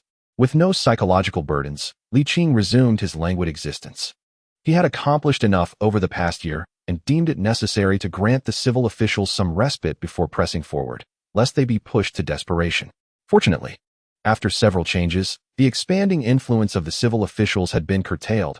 For now, it was prudent to remain silent for a while, allowing their wounds to heal before proceeding with the next plan. Zhu Qizhen was diligent in governance, increasingly involved in state affairs, compelling the influential figures to adopt a more serious demeanor. They understood that as the young emperor matured, it would become increasingly difficult to deceive him. Yet, prior to this, they had secured substantial privileges, and as long as they could maintain their status, they preferred to avoid unnecessary entanglements. The chaotic state of the court began to clarify. Although still murky, it was gradually progressing in a favorable direction. Unbeknownst to them, the year-end approached once again, during the New Year's Eve vigil, followed by the New Year's Day celebrations. Receiving red envelopes, Li Qing wholeheartedly immersed himself in the festive atmosphere, busy with making dumplings, steaming buns, and setting off fireworks. He was both occupied and fulfilled. In the 7th year of the Zhengde era, spring arrived.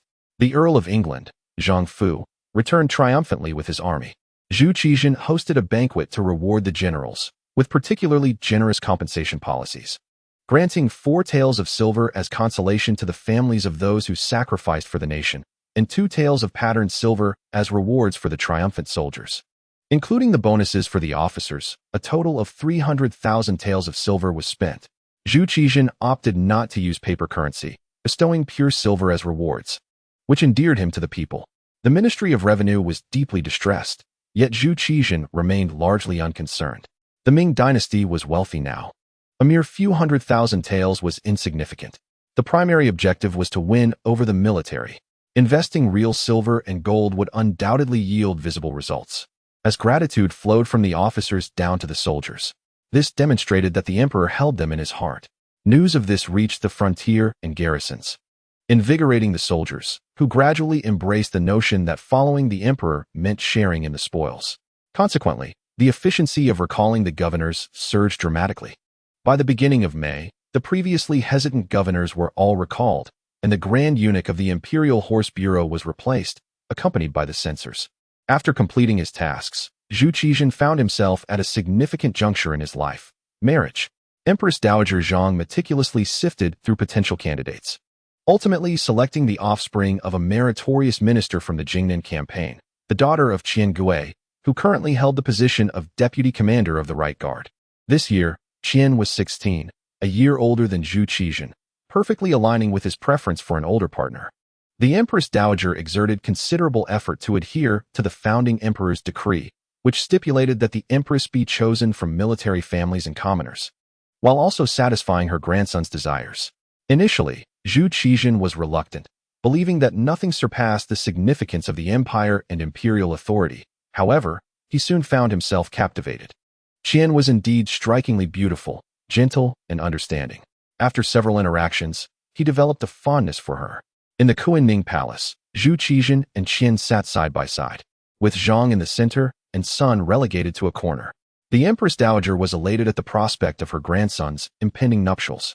Qian appeared shy, gathering her skirts, legs together, hands resting on her lap, with her head bowed and cheeks tinged with a rosy hue, hesitant to raise her gaze. Zhu Qizhen, unlike his composed self in the presence of officials, displayed a youthful joy mixed with bashfulness on his youthful countenance, embodying a demeanor befitting his age. Zhang cheerfully remarked. Young Qian's great-grandfather, Qian Zheng, was a loyal subordinate of Emperor Taizong, having served as the deputy commander of the Yanshan Guards, and rendered significant contributions during the Zhengde campaign. Her grandfather and father also accompanied Taizong and Xuanzong in their northern expeditions. The Qian family is indeed a household of distinguished ministers. Your union brings our families even closer together. Zhu Qizhen softly concurred, though his gaze remained fixated on his betrothed, causing Qian's neck to flush with embarrassment. Zhang continued with a smile. In the 70-plus years since the founding of the Ming dynasty, this is the first royal wedding. It must be celebrated grandly.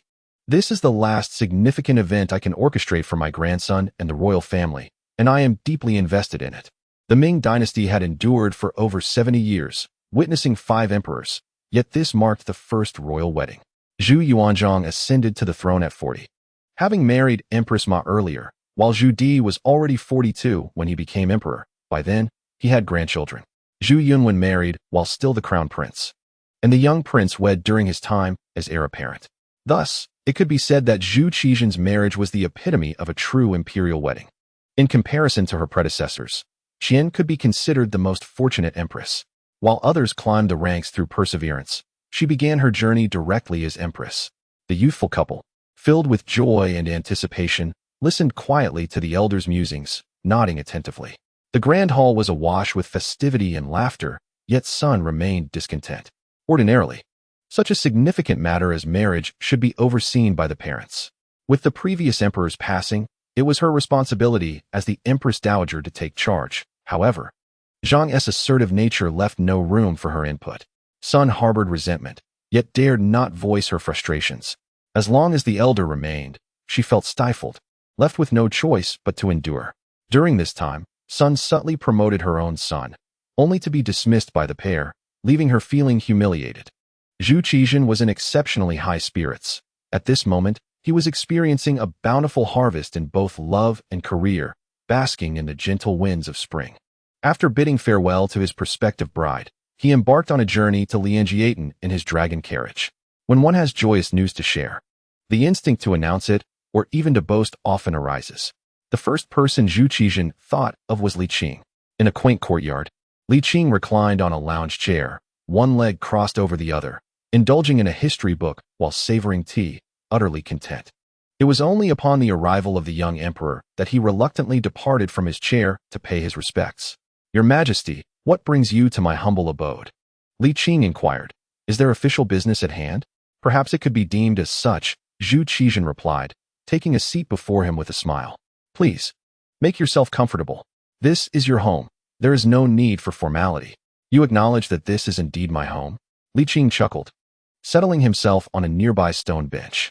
What official matter could it possibly be? In but a few days, I shall wed, Zhu Qizhen declared with unrestrained joy. Li Qing's expression turned curious. He was well aware of this significant event, yet it puzzled him how the young emperor, who had recently expressed reluctance, had suddenly embraced the notion. Perhaps I have come to terms with it. Zhu Qizhen continued. Congratulations, Your Majesty. I wish you and the Empress a swift blessing of a son. Li Qing responded with a grin. Ah, splendid. Truly splendid. Zhu Qizhen beamed even brighter. Though he was still but a child, the thought of becoming a father filled his heart with uncontainable joy. Mark my words, I shall reward you handsomely after my wedding. Li Qing, amused, nodded. So, Your Majesty, the official business pertains to the wedding? Indeed, you remain as astute as ever, Zhu Qizhen chuckled. The Empress Dowager has chosen the envoys for the engagement ceremony. Lord Zhongfu shall serve as the principal envoy, with Grand Scholar Yang Pu as his deputy. As for the auspicious gifts, Duke Zhu Yong and Minister Guijin will represent us. I have requested the authority to decide on the wedding procession's envoy. Your Majesty wishes for me to fulfill that role? Li Qing asked, surprised. Precisely, Zhu Qizhen laughed. We cannot rely solely on the elderly. A youthful presence is essential for the wedding procession. Li Qing felt a flush of warmth on his face. Your Majesty, I must confess that I am not as young as I once was. Surely you are younger than they, Zhu Qizhen replied playfully. Their demeanor pales in comparison to yours. I would rather not send an old man to represent me, but I am merely a seventh-rank official. Li Qing protested, reluctant to take on such a prominent role. Zhu Qizhen remained resolute. Do not decline. You are the only one suitable for this honor. Besides, he added with a grin, you have alleviated my burdens. Serving the state with distinction, how could I possibly neglect to reward you? After my wedding, a grand official title shall be bestowed upon you. Li Qing mused inwardly. Indeed. Flattery appears to be an inherited talent of the Zhu family. Sir, this is a pivotal moment in my life, Zhu Qizhen stated earnestly. As you partake of the Emperor's bounty, you must assist me in my time of need. You cannot refuse. Li Qing chuckled and nodded. Very well. When shall the wedding take place? According to the astrologers, it has been determined that May 19th is an auspicious date, fitting for marriage. Very well, Li Qing replied. Reflecting on how swiftly time passes, even the chubby little grandson was soon to wed. Then it is settled, Zhu Qizhen exclaimed with delight. For he was soon to have a bride and step into adulthood. Li Qing, do you have any wine at home?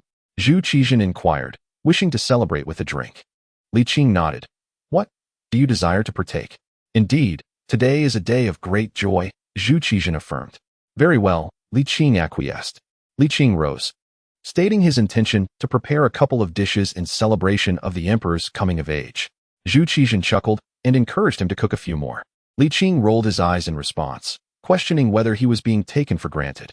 He decided on 2 dishes, cold century egg and stir-fried garlic stalks with pork face, affirming that these 2 selections were sufficient, neither excessive nor lacking. However, these dishes encompassed both hot and cold, as well as meat and vegetables, showcasing a delightful variety. Zhu Qizhen inhaled deeply and praised. It smells delightful. Your culinary skills are commendable. Indeed, they taste even better, Li Qing replied with a smirk. Wait here. I shall fetch some wine. 2 dishes accompanied by a jug of wine. Though modest in quantity, they were generous in spirit, and the wine was stored in a large jar. Li Qing poured 2 bowls and inquired with a playful smile. Have you ever tasted wine? Zhu Qizhen shook his head sheepishly, then caught a whiff of the fragrant wine. Is this a fine vintage from your collection, sir? He asked. Not at all. This wine is quite common, the most affordable in the Ming dynasty. Accessible to the common folk, Li Qing laughed. Zhu Qizhen raised his bowl, inhaled the aroma again, and remarked. It seems the lives of the common people have improved significantly if they can regularly enjoy such fine wine. Li Qing chuckled. Don't just smell it, take a sip. All right, Zhu Qizhen responded. Taking his first sip of wine, he drank as if it were soup, only to have his face redden visibly and cough violently, tears streaming down his cheeks. The young eunuch attending nearby turned pale and exclaimed, Quick, someone! This wine is poisoned. Silence. Both Li Qing and Zhu Qizhen interjected simultaneously. Your Majesty, are you all right? The anxious eunuch inquired. Cough, cough. I'm fine, Zhu Qizhen replied, shaking his head, his face still flushed. Noticing the imperial guards entering, he waved them off, assuring, I am unharmed. The leader of the guards glanced at the emperor, then at the young eunuch, and finally at the wine on the table. Piecing things together, he offered a respectful bow and took his leave. Zhu Qizhen exhaled deeply, regaining his composure, and asked, "What kind of wine is this?" "Sweet potato brew." Li Qing replied with a smile. "So is it potent?" Zhu Qizhen inquired. "Indeed, it's quite strong," he said, smacking his lips. Quickly reaching for a piece of century egg to temper the sharpness and bitterness lingering in his mouth. Since the rotund little boy had tried it, century egg had become a staple in the palace, favored by the emperor and the consorts alike. Zhu Qizhen had also developed a fondness for it, particularly in the summer, as it was refreshing and a must-have on the dining table. Zhu Qizhen puffed out his cheeks and asked, "Is this sweet potato brew made from Zhengde potatoes?" "Indeed." "What do you think of the flavor?" Li Qing took a generous sip and grimaced. "The taste is rather unimpressive." Zhu Qizhen lamented. "It smelled quite nice, yet tastes so unpleasant." "At least it's drinkable," Li Qing replied, "and the common folk flock to it." Zhu Qizhen sighed softly. "It seems the lives of the common people are far worse than I had imagined." "That is indeed the case." Li Qing set down his bowl, revealing that the common people of the Ming dynasty had only recently escaped hunger. The emperor, living in luxury, could scarcely fathom their struggles. After a moment of reflection, Zhu Qizhen said, "In the future, I must take the time to venture out more often, like my predecessor, to experience the hardships of the people." Li Qing nodded with a smile and asked, "Shall we have another drink?" "Let us have another bowl," Zhu Qizhen replied. Li Qing poured him another bowl and advised, "If you cannot get accustomed to it, do not force yourself. Consume more vegetables." Zhu Qizhen picked up a piece of pork face, chewed a couple of times, and praised, "Your culinary skills, sir, rival those of the imperial kitchen." "Indeed," Li Qing replied with a satisfied smile, pouring himself another drink. Zhu Qizhen occasionally sipped from his cup, but due to its poor taste, he took only small sips. Nevertheless, after consuming 2 bowls of wine, he felt somewhat lightheaded. The ancient saying that one could drink 1,000 cups without becoming intoxicated seemed merely boastful. Zhu Qizhen sought to defend his drinking prowess. Li Qing, however, remarked, "The wine of the past differs greatly from that of the present. The brewing techniques have advanced remarkably only in the past 2 centuries. Prior to that, the alcohol content was pitifully low." In recent days, Li Qing had immersed himself in history, consequently enhancing his understanding of wine culture. Before the Song dynasty, wine was murky, utilizing minimal fermentation agents, with a short fermentation period, resulting in a sweet taste and a low alcohol content. Thus, people of that time had remarkable tolerance for alcohol. "I see," Zhu Qizhen exclaimed, realization dawning upon him. He raised his cup and took a sip, grimacing as he said, "Sir, I suddenly have a bold idea." Zhu Qizhen lifted his wine bowl, declaring, "I intend to serve this sweet potato wine at my grand wedding." "That is not out of the question," Li Qing replied, his expression curious. What has caused the young emperor to suddenly adopt frugality? Yet, this would hardly save much money. Zhu Qizhen replied, "Those officials live in luxury. They surely have never tasted this wine. They hold high positions, yet they must experience the hardships of the common people." Li Qing was taken aback for a moment, then praised, "Your Majesty is truly benevolent." The thought of the minister's bitter expressions at that moment made him unable to contain his laughter.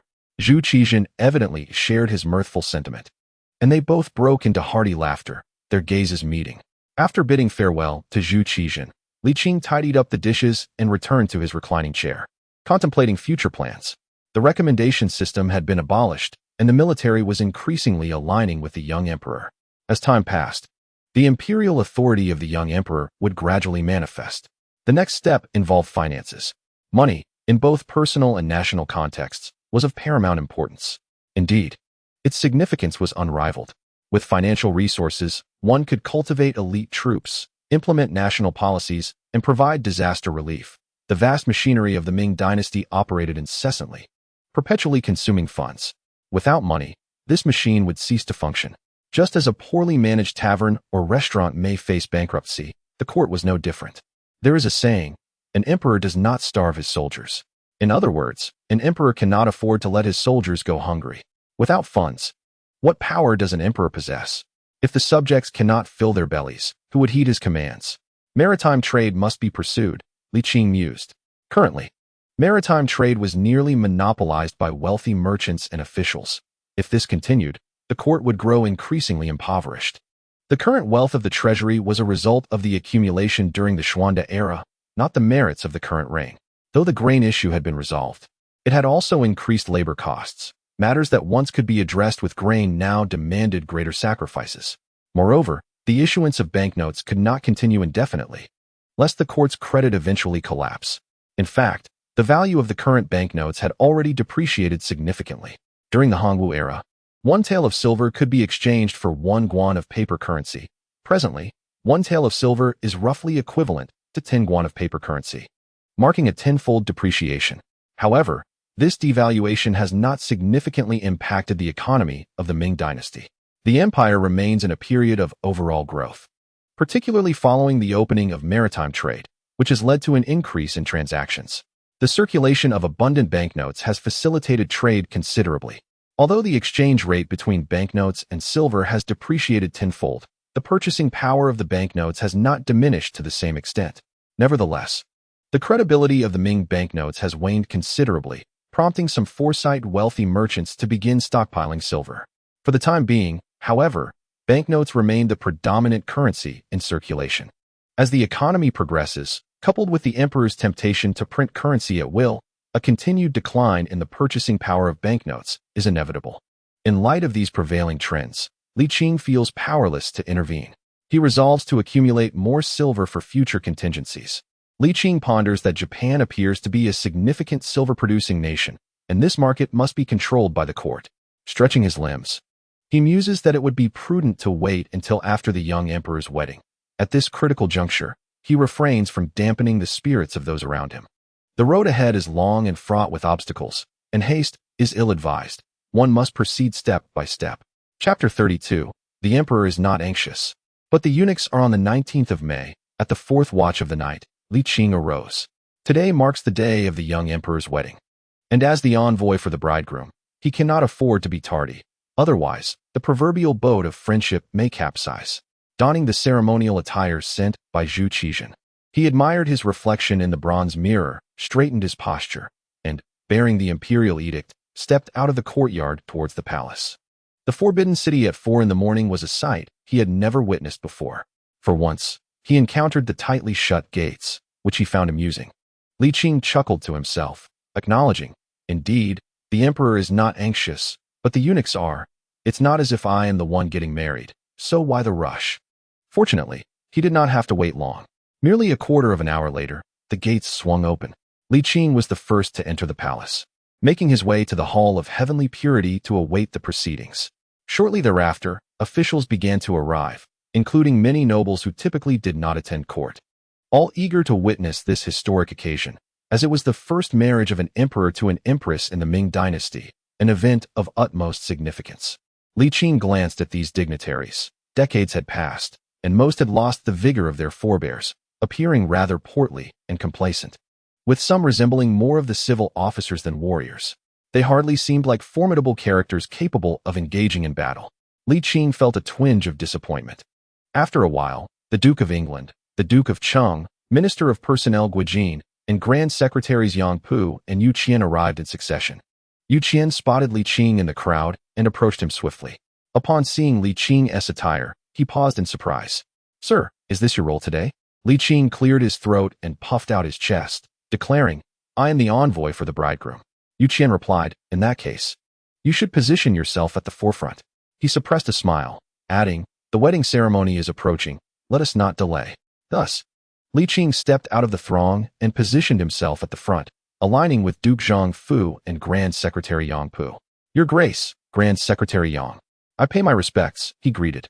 Yang Pu smiled in return, while Zhang Fu regarded Li Qing with an inquisitive glance, although he knew they were not the same person.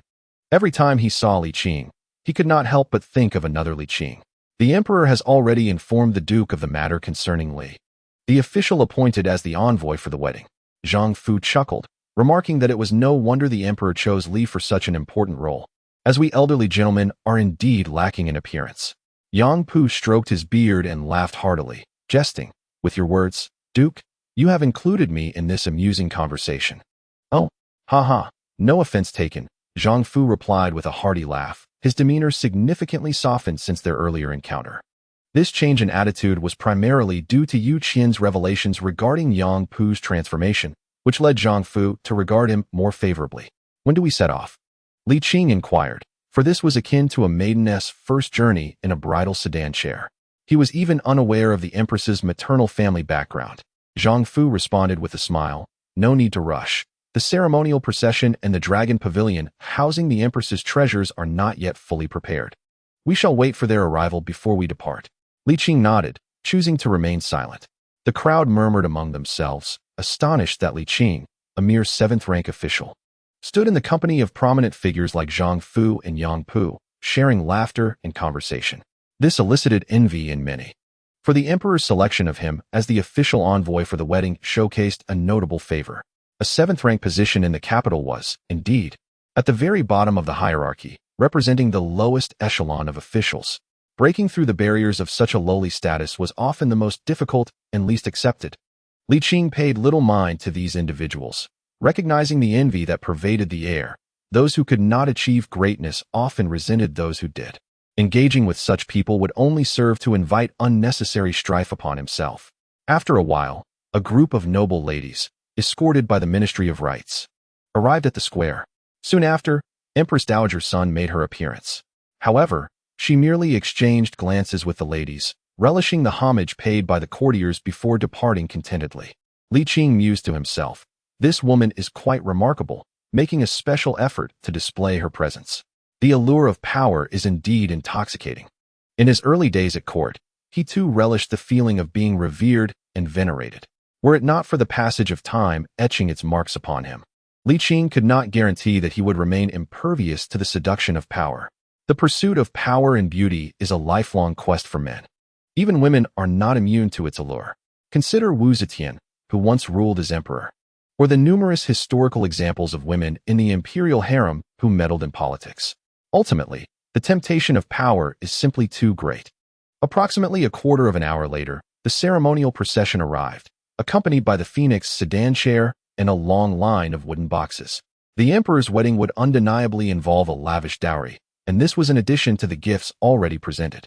What a grand spectacle, Li Qing exclaimed, for this was his first experience witnessing an imperial wedding since arriving in Ming. With preparations complete, Zhang Fu and Yang Pu gestured for him to proceed. Please, esteemed envoy, they said. Li Qing smiled, unhesitatingly mounting the magnificent steed adorned with a grand red flower, the tallest and most impressive among them. Zhang Fu and Yang Pu took their positions on somewhat shorter horses to his left and right. Li Qing led the way, with the two men trailing slightly behind, and the ceremonial music following closely. At the Qian residence, an atmosphere of joy enveloped the household.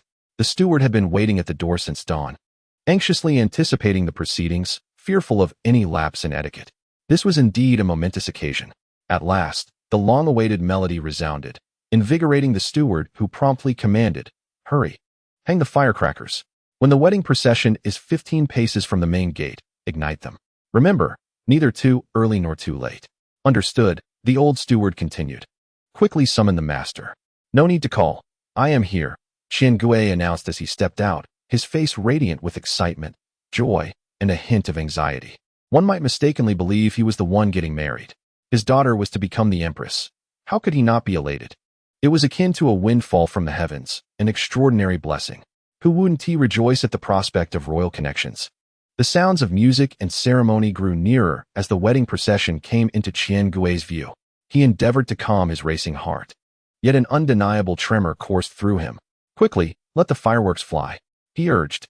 Master, we are not close enough yet, the steward began. But his words were drowned out by the crackling of firecrackers. Li Qing, observing the distance still remaining, remarked to Yang Pu, did they ignite the firecrackers prematurely? Indeed. It was a tad early, but it is of little consequence, Yang Pu replied with a smile. The more one values an occasion, the more prone one becomes to errors. Zhang Fu concurred, certainly, but it is somewhat understandable. Soon, we shall see the wedding party. After a brief interval, the procession came to a halt, and Li Qing dismounted alongside his companions. With a flourish, he produced the imperial edict, proclaiming, Qian Gui, receive the edict. Qian Gui hurried forward to bow, exclaiming, your humble servant accepts the decree. Old Taishan knelt beside his son-in-law, a gesture of respect towards the handwritten decree, which, in later times, would certainly raise eyebrows. Yet, in this moment, it felt entirely appropriate to all present. Even Li Qing found nothing amiss. By the grace of heaven and the emperor, it is decreed, the Qian family has long been loyal and virtuous. Qian Aiqing has accompanied the great ancestor and the Ming Xuanzong on northern campaigns, exhibiting unwavering loyalty and remarkable military achievements. The Qian family places great emphasis on education and has raised its daughters with great care. Therefore, I hereby appoint Qian Gui as the deputy commander of the central office. Let it be known, your servant receives the decree with gratitude, Qian Gui replied. His face flushed as he bowed in thanks. Li Qing swiftly approached, presenting the edict and assisting him to his feet, inquiring with a smile, "Father-in-law, let us not miss the auspicious timing with the empress. Everything is prepared, all is in readiness," Qian Gui assured, gesturing for the others to proceed. As they departed the Qian residence, Li Qing performed the ceremonial welcoming. Following a lengthy series of rituals, under the respectful gaze of Li Qing, Zhang Fu, Yang Pu, and the honor guard, the 16-year-old Qian maiden donned a crown adorned with 9 dragons and 4 phoenixes, dressed in a vibrant red ceremonial gown, crimson silk skirt, and a flowing red veil, supported by attendants as she ascended the phoenix carriage. With the sound of firecrackers erupting amidst a grand orchestration, the procession made its way toward the Forbidden City. At this juncture, Li Qing finally exhaled, feeling a sense of achievement in his role as the chief officiant of the wedding. Next, a banquet awaited.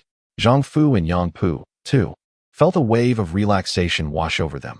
Despite their extensive experience in grand affairs, the day's events had left them on edge, anxious to avoid any faux pas.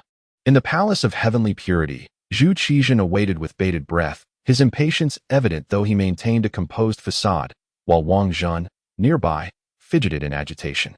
After a short while, someone was sent to check if the empress had returned, the eagerness akin to that of a man about to wed.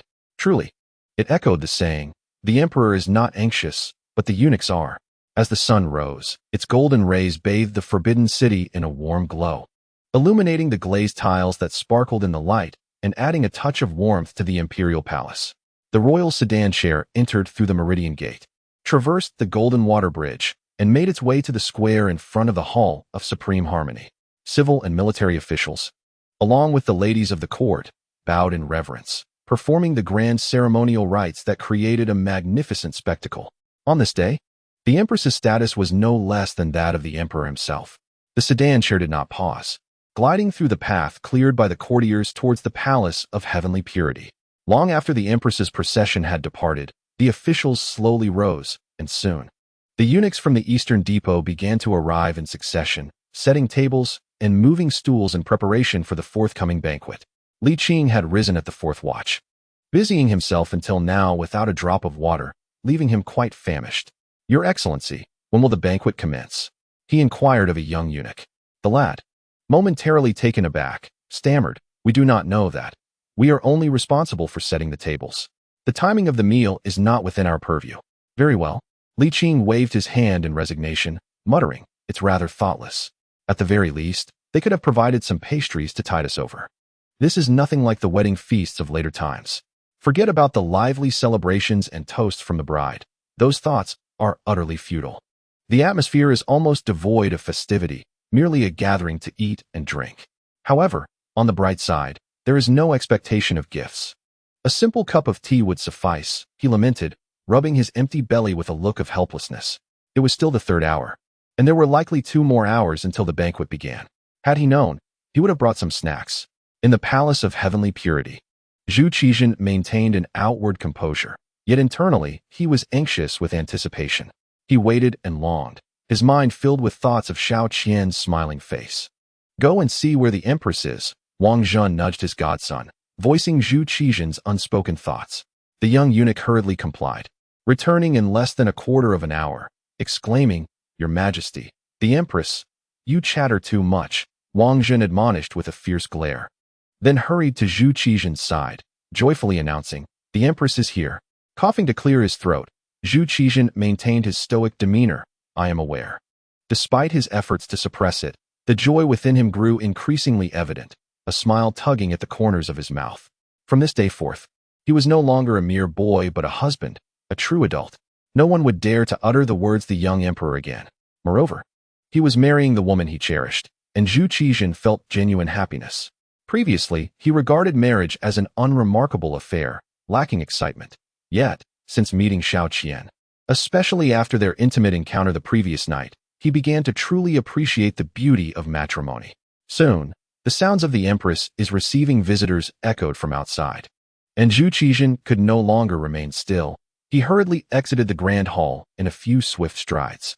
Qian Shi, supported by palace maids, descended from the dragon sedan, her vision obscured by the bright red bridal veil.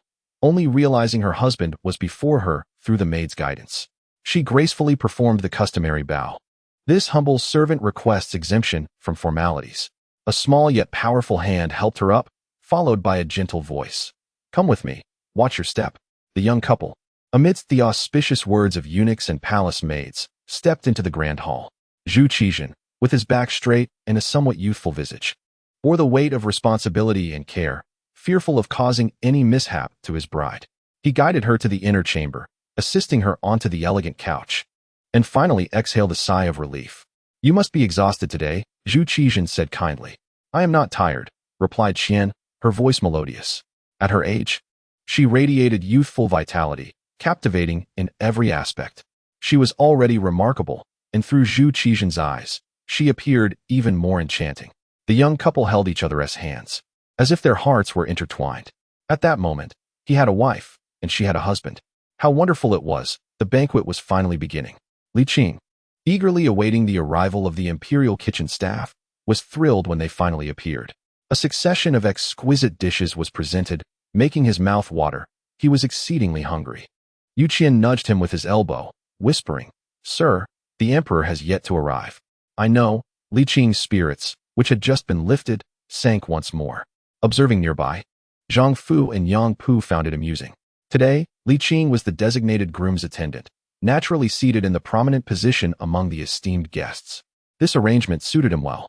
He could not sit at the children's table since he had no offspring, but sharing a table with the elders was satisfactory. As there were no rivals, Li Qing possessed considerable experience with banquets, especially royal ones. To date, no one had matched him except for the little chubby one. Before long, the table was set with food and drink.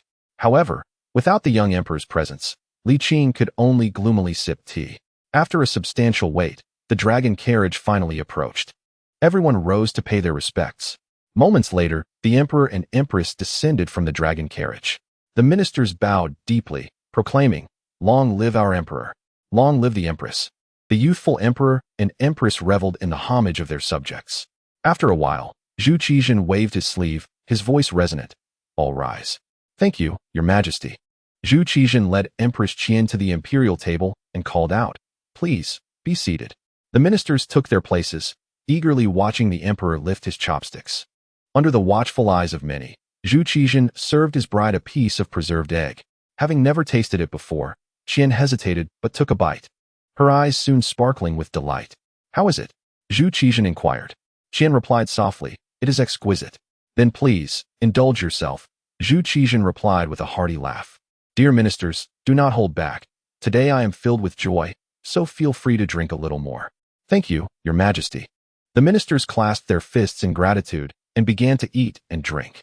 Zhu Qizhen and Empress Qian merely made a brief appearance before returning to their dragon carriage. With their departure, the ministers began to relax and indulge in drink. Soon, loud fits of coughing erupted, faces flushed and contorted in pain, creating a rather comical spectacle. It is a well-known consensus that the emperor's feasts are always accompanied by fine wines, especially at a royal wedding banquet. No one anticipated that the young emperor would so brazenly disregard decorum, resorting to sweet potato liquor at the wedding banquet. Such a waste of a splendid feast. "What manner of wine is this?" Yang Pu coughed, struggling for breath, having nearly choked on it moments ago. This was undoubtedly the most repugnant drink he had ever encountered. Without exception, it was both pungent and bitter, akin to drinking chilly water. He was not alone in his distaste, at least at Li Qing's table. Most had never tasted such a thing. Yu Qian wore a peculiar expression, equally surprised that the young emperor would serve this beverage at such a gathering. He explained, "This is a liquor brewed from sweet potatoes, commonly referred to as sweet potato liquor. Though potent, it possesses a unique flavor. Yang Pu remained speechless, his face a canvas of disbelief. Guolin and Wang Ji shared in his incredulity. Was this truly a drink meant for consumption? Zhang Fu, intrigued, remarked, "This liquor is quite popular in the military. I never imagined the emperor enjoyed it as well." Guolin and the others thought, "The emperor enjoying it is a far-fetched notion." The atmosphere soon grew awkward. The bureaucratic realm is one where social niceties hold significant weight, particularly in such settings where colleagues foster camaraderie and curry favor with superiors through libations. This is why the culture of drinking has endured. However, the sweet potato liquor was simply too unpalatable. Drinking is typically a pleasure, but this experience felt more like a trial. With the necessity of maintaining social bonds and the reality of the horrid drink, the officials began to alter their approach. They abandoned their previous camaraderie and hearty toasts in favor of a more superficial interaction, merely taking sips. A toast was exchanged repeatedly, yet it culminated in just one glass. Li Qing observed this and couldn't help but chuckle inwardly. "So you prefer to ignore the plight of the common folk, do you? Very well. There will come a day when you shall have to confront it." He set down his chopsticks, lifted his cup, and downed the liquor in one swift motion. Savoring its spiciness and bitterness, his gaze contemplative. "Mr. Li, I raise a toast to you," Yu Qian said, raising his glass. Li Qing snapped back to reality, refilling his cup, clinking it with Yu Qian's before drinking it all in one go. He smiled, saying, "You are quite right, my dear official. This liquor indeed possesses an inexhaustible flavor. What do the esteemed gentlemen think?" The prominent figures exchanged awkward glances, offering perfunctory nods. Li Qing chuckled, pouring himself another glass, and proclaimed, "I toast to all you esteemed officials." Guolin and the others raised their glasses in acknowledgement.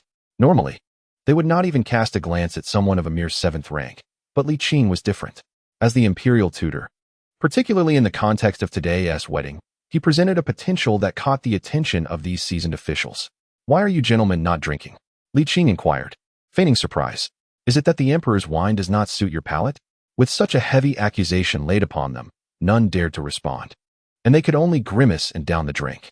Seeing their faces contorted in agony, Li Qing mused, "You've all been spoiled, haven't you? The bureaucratic sphere is in dire need of reform." Chapter 34. Governing a great nation is like cooking a delicate fish. Li Qing, harboring mischief, continued to toast each official until they were thoroughly inebriated, losing even their appetite for the feast. In truth, they wished to avoid drinking.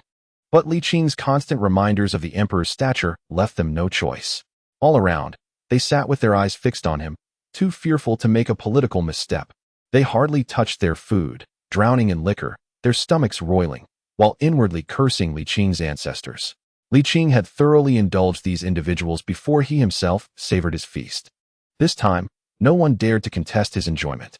As the banquet concluded, Li Qing relished his meal, satisfaction evident as he patted his belly, exclaiming, "There is nothing quite like a grand feast." Casting a glance at Guijin and the others, he noted their flushed faces, struggling to maintain their composure. Particularly, Lu Zhongfu appeared ashen, on the verge of retching, yet he bravely held back. Li Qing could not suppress his laughter. The following day, Zhu Qizhen awoke to the bright light of day. Having experienced the pleasures of love for the first time the previous night, he had overindulged, engaging in passionate encounters multiple times, followed by tender exchanges.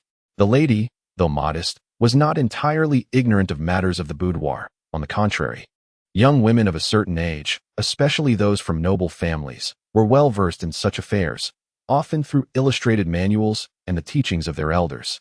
Stretching lazily, Zhu Qizhen, lost in reminiscence, instinctively reached out for his beloved, only to find the space beside him empty. Awake so early? He mused, a pang of concern rising within him as he donned his boots and stepped outside. Just as he exited the palace doors, he encountered Empress Qian returning hastily. "Your Majesty, you are awake." Qian bowed slightly and inquired, "Is it all right for you to skip court today?" "Not a problem. The matters of court were handled yesterday," Zhu Qizhen replied. Waving his hand and guiding her into the inner chamber, reproach tinged in his voice, "You should rest well after your first experience." "I must pay respects to the Empress Dowager," Qian whispered. Zhu Qizhen paused momentarily, chuckling, "I completely forgot about that." "Very well, the tea has been offered. You should take care of yourself." As he spoke, he could not help but lean in for a kiss. Qian gasped, gently pushing him away, her voice soft.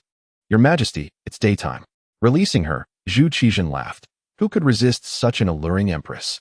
Qian's face flushed a deep crimson, and she murmured, Your Majesty must cherish your health. The allure of beauty can be detrimental. If I were to distract you from state affairs, it would indeed be my fault. Rest assured, I am aware of my responsibilities. Zhu Qizhen playfully pinched her cheek. Take care. I must attend to state matters, but I shall visit you at noon. Yes, Your Majesty. Go ahead. I will be fine, Qian replied, attempting to rise to see him off, but he gently restrained her. Stay down. No need to see me off. Rest. He insisted. With youthful exuberance, he strode confidently to the imperial study, where Zhu Qizhen approached his duties with renewed vigor, his efficiency in handling state affairs drawing the attention of the cabinet ministers. At noon, after a tender moment with his wife, he summoned Li Qing to his presence. In the Hall of Supreme Clarity, the front chamber, Zhu Qizhen greeted. You called for me? Yes, have a seat, Zhu Qizhen replied, taking a sip of tea. Now that I am married, it is only natural for me to take full control of the state affairs. Wouldn't you agree? Li Qing felt a stir of excitement. Was the emperor about to issue a decree? Indeed, Zhu Qizhen confirmed. I intend to restore the examination system to enhance oversight of the officials. What are your thoughts? That is feasible, Li Qing replied with a wry smile. But the challenge is, even if we restore the examinations, it may still be ineffective. It would be better to start with financial matters. Financial matters? Zhu Qizhen inquired, intrigued. Are you suggesting we reopen the silver mines? No, I propose we revive maritime trade. Li Qing remarked. The silver mines of our great Ming dynasty pale in comparison to the silver production of our neighbor, Japan. To amass considerable wealth, we must engage in trade. Zhu Qizhen nodded slightly. Indeed, this is precisely what the officials and gentry are most concerned about. Have you devised a plan, esteemed sir? Li Qing affirmed. I do have some strategies. Zhu Qizhen leaned in attentively, eager to hear more. Taking a deep breath, Li Qing's gaze intensified. We shall bypass the court officials and negotiate directly with our partners. What does that entail? Zhu Qizhen inquired, somewhat perplexed. Summon the king of Japan for tribute. Using this opportunity to discuss trade, while clearly stating that they may only engage in commerce with the imperial court, Li Qing explained. What if he feigns allegiance? Zhu Qizhen questioned. Li Qing chuckled. If that were the case, it would be even more fortuitous. We could simply deploy our forces and seize what we need. Zhu Qizhen paused for a moment, then sincerely remarked, Your cunning is remarkable, sir, and I must admit I admire it. Zhu Qizhen continued, Nonetheless, I believe it is essential to reinstate the inspection system. The restrictions on officials are too lenient. If this persists, governance will become increasingly challenging. My suggestion is to proceed gradually, Li Qing cautioned. If we act too aggressively, they will undoubtedly resist fiercely. And what of it? Zhu Qizhen declared with pride. Our military is now largely stabilized. Though I have yet to command the armed forces, they at least do not conspire with the civil officials. Eventually, we will see the true nature of their ambitions. It would be wiser to cut through the chaos decisively. You often say, a scholar's rebellion takes 3 years to succeed. Do you not? Since they cannot overturn the regime, what is there for me to fear? Li Qing found himself at a loss for words, yet he wished to preserve the delicate balance they had cultivated. He advised, while they may not succeed in overthrowing you, they can certainly cause you distress and undermine your policies. Now is not the opportune moment. When, then, is the right time? Zhu Qizhen asked, growing impatient. Should I simply stand by and watch them grow stronger each day? Li Qing shook his head with a smile. After the abolition of the recommendation system, the growth of the civil officials has been significantly curtailed, particularly now that the military has been reassigned to oversee the eunuchs. Their advancement has almost come to a halt. There is no need for haste. He paused thoughtfully. Ruling a great nation is akin to cooking a delicate dish. One must balance the ingredients precisely, neither too much nor too little. The timing must be mastered. Too little heat leaves it undercooked, while too much burns it. Caution is paramount. Li Qing's heartfelt words gradually calmed Zhu Qizhen. After a long moment, he nodded in agreement. You are indeed right, sir. I have been somewhat hasty. But the inspection system was established by our illustrious founder to oversee the officials. I must reinstate it. Your Majesty's wisdom shines brightly, Li Qing affirmed, before continuing. Many matters cannot be accomplished in a single attempt. They require careful planning. The time is not yet ripe, but we can create opportunities step by step. Li Qing elaborated. Now that the recommendation system has been abolished, Your Majesty has reclaimed a substantial portion of the power to appoint and dismiss officials. Once you also gain control over financial resources, implementing national policies will yield far greater results with less effort. Money has always facilitated action. He provided an example. Your Majesty previously rewarded the victorious soldiers, which greatly garnered their loyalty. Is that not the allure of wealth? That is indeed a valid point. Zhu Qizhen concurred. Should we immediately reopen the silver mines? Not just yet. One cannot become fat in a single bite, Li Qing advised. Li Qing remarked, first, we must stabilize trade. We shall discuss further once it is on the right track. Zhu Qizhen sighed, admiringly stating, your vision is indeed far-reaching, while at times, I may be a bit too childish and immature, acting without sufficient deliberation. Thankfully, the young emperor possesses discernment and heeds counsel. Your Majesty is far too modest. Li Qing replied, feeling at ease. The emperor is still young, with a long future ahead, destined to become a wise ruler. Zhu Qizhen's spirits lifted as he smiled. By the way, how was the sweet potato stew yesterday? Li Qing chuckled. It was splendid. The officials drank to the point of reddening their faces. Oh, ha. Zhu Qizhen laughed heartily. After a moment of jovial banter, Li Qing steered the conversation back to the matter at hand. Your Majesty, many issues may seem unrelated at first glance, yet they are intricately connected, Li Qing instructed. Literary officials are fond of creating momentum, leveraging power, and amplifying their influence to pressure the sovereign for their own benefit. Your Majesty could employ their own tactics against them. Zhu Qizhen leaned forward, attentively listening. Li Qing continued with a smile. Your desire to reinstate the inspection system aims to rectify the bureaucracy, but reforming the court does not necessarily require its revival. For instance, one could directly address the individuals involved. Li Qing elaborated. The bureaucracy can be reformed, but doing so at the expense of collective interests is far less effective than targeting the individuals directly. After sipping his tea, he added, in truth, I believe it is time to slightly reform the bureaucracy, but at this stage, the reinstitution of the inspection system is not advisable. Zhu Qizhen frowned. If we target individuals, won't they band together? Not necessarily, Li Qing replied with a grin. Does Your Majesty not recall the choice question posed to the officials recently? I do. But what relevance does that have? Zhu Qizhen replied, somewhat puzzled. Li Qing explained, Your Majesty stated that any official reaching the age of 70 must retire and return home. Those ministers and grand secretaries were visibly apprehensive and refrained from discussing it deeply. Why?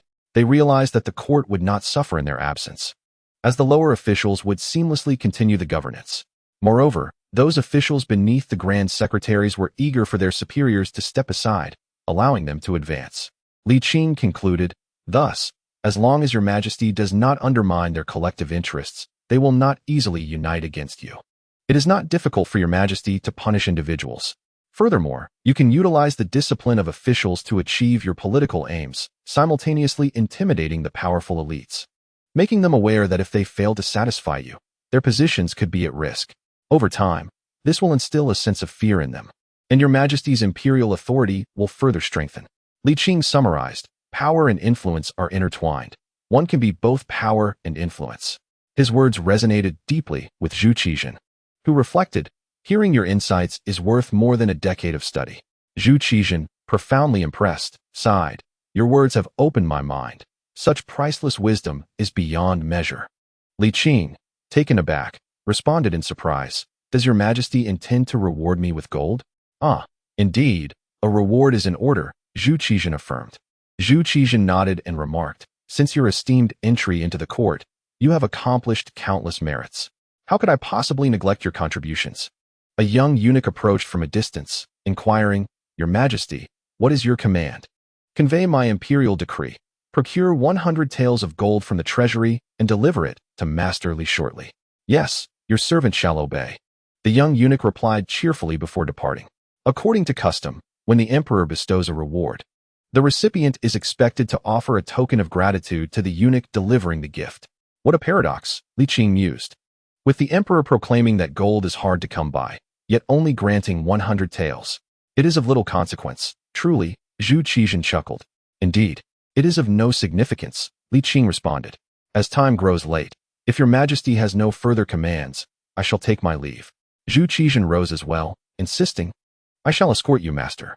Your Majesty is too kind. Please, do not trouble yourself. I am quite determined to see you out, Zhu Qizhen insisted. Unable to dissuade him, Li Qing acquiesced. Zhu Qizhen accompanied him to the palace gates before pausing to advise, the court meeting will proceed, as usual tomorrow. Do not arrive late. Understood. Li Qing replied with a respectful nod. Your servant takes his leave. Travel safely. Zhu Qizhen bid him farewell, watching as Li Qing walked away, murmuring to himself. Master Li is indeed remarkable. With his assistance, how could I ever fear failure in my endeavors? After a moment's contemplation, he added, yet, it is undeniable that he is excessively formidable. Future rewards should be frequent, but promotions may be best avoided. Let him remain as a chief minister. He concluded with a final thought. It is for his own good, after all. Chapter 35. The resurgence of the brothel shortly after Li Qing returned home. A young eunuch arrived bearing the rewards. Alongside the 100 taels of gold, there were 5 exquisite bolts of dark silk. The young emperor had indeed shown great thoughtfulness. The young eunuch, grinning, remarked, His Majesty holds you in high esteem, Master Li. You are destined to become a prominent minister, with a future full of promise. He continued to spout auspicious phrases. Li Qing recognized the eunuch's intentions, for he had navigated the corridors of power long enough to understand the unwritten rules. After delivering the decree, the eunuch would expect a token of appreciation. Thus, it was customary to avoid offending such individuals. The adage "the king is easy to see, but the little devils are troublesome" encapsulated this reality, the origin of these so-called unspoken rules. Li Qing, not wishing to deviate from tradition, retrieved a 5-tael gold ingot and handed it to the young eunuch. For your hard work, a small token of my gratitude. Oh my, the young eunuch exclaimed, eagerly accepting it, his face beaming with delight. He had not anticipated such generosity from Li Qing. 5 taels of gold. Since entering the palace, he had not amassed such wealth. Feeling rather embarrassed, the young eunuch cherished the ingot as if it were a treasure, his chatter incessant. Eager to make Li Qing feel his kindness was appreciated, which left Li Qing with a throbbing headache. After the young eunuch departed, Li Qing spent some time reading at home, but soon found himself bored. He decided to take a piece of silk and visit the city. Since his return to the capital, he had not yet properly explored the vibrant streets. As he strolled through the bustling thoroughfares, Li Qing delightedly observed the dramatic transformations that had occurred over the past decade. Countless shops lined the streets, creating an atmosphere of lively commerce. He commissioned several tailored outfits at a tailor's shop, enjoyed a hearty meal at a restaurant, and ultimately purchased a small donkey at the horse market, riding it around to further explore the city. As dusk approached unbeknownst to him, Li Qing was preparing to return home when he unexpectedly stumbled upon a peculiar establishment. Aptly named Yiqing Lu, flanking the signboard were 2 large crimson lanterns, and on the second-floor balcony stood 4 enchanting young women. Although they did not overtly flaunt their figures, they exuded an air of frivolity. A brothel? Li Qing furrowed his brow, muttering to himself, has it revived so swiftly? Yet upon further reflection, he found it rather plausible. If even the ancestral laws of the Ming dynasty could be altered, how could a brothel that had thrived for over 2 millennia possibly be eradicated? Li Qing drew closer. Observing Li Qing's apparent curiosity, a young attendant rushed forward, grinning broadly. Esteemed guest, will you be dining for a while or seeking lodging? How to interpret this? It seems this is your first visit. The attendant winked, explaining that dining briefly meant merely partaking for a short while lodging implied an overnight stay. Li Qing chuckled. Just dining for a bit. Very well, please come inside, the attendant called out, announcing, one for a brief visit. Li Qing handed over his little donkey and inquired, it appears your establishment is not particularly bustling, is it? Ah, dear guest, you are mistaken. The crowd has yet to arrive. The attendant took the reins, elaborating. Once night falls, patrons will flock here. Esteemed officials and nobility are frequent visitors. I see. Li Qing nodded, stepping inside. The attendant led the donkey to the side stable. Muttering, looking so refined, yet riding a donkey? Though the exterior of Yiqing Lu was quite conventional, the interior was exquisite, with floors crafted from fine mahogany, and the air infused with floral scents that inspired fanciful thoughts. A stunningly beautiful woman approached, warmly inquiring, which floor would you prefer, esteemed guest? The finest private rooms, the most delightful companions, and the best food and drink. Li Qing, in a generous mood, declared, money is no object. With that, he produced 2 hefty gold ingots, commanding, Arrange it all. The woman's eyes sparkled at the sight of the gold, and she eagerly took Li Qing's arm, leading him. Please follow me. Li Qing was no stranger to such scenes, ensuring he left no opportunity untapped as he ascended to a private room on the third floor with the woman. Please wait a moment. I shall call a few sisters, she said. Good things come to those who wait. Take your time preparing. I am not short of funds. Li Qing nonchalantly tossed a gold ingot. The delighted woman, her heart aflutter, cast him a flirtatious glance before swaying away. Li Qing settled into a window seat, opening the window to survey the bustling scene in the hall below.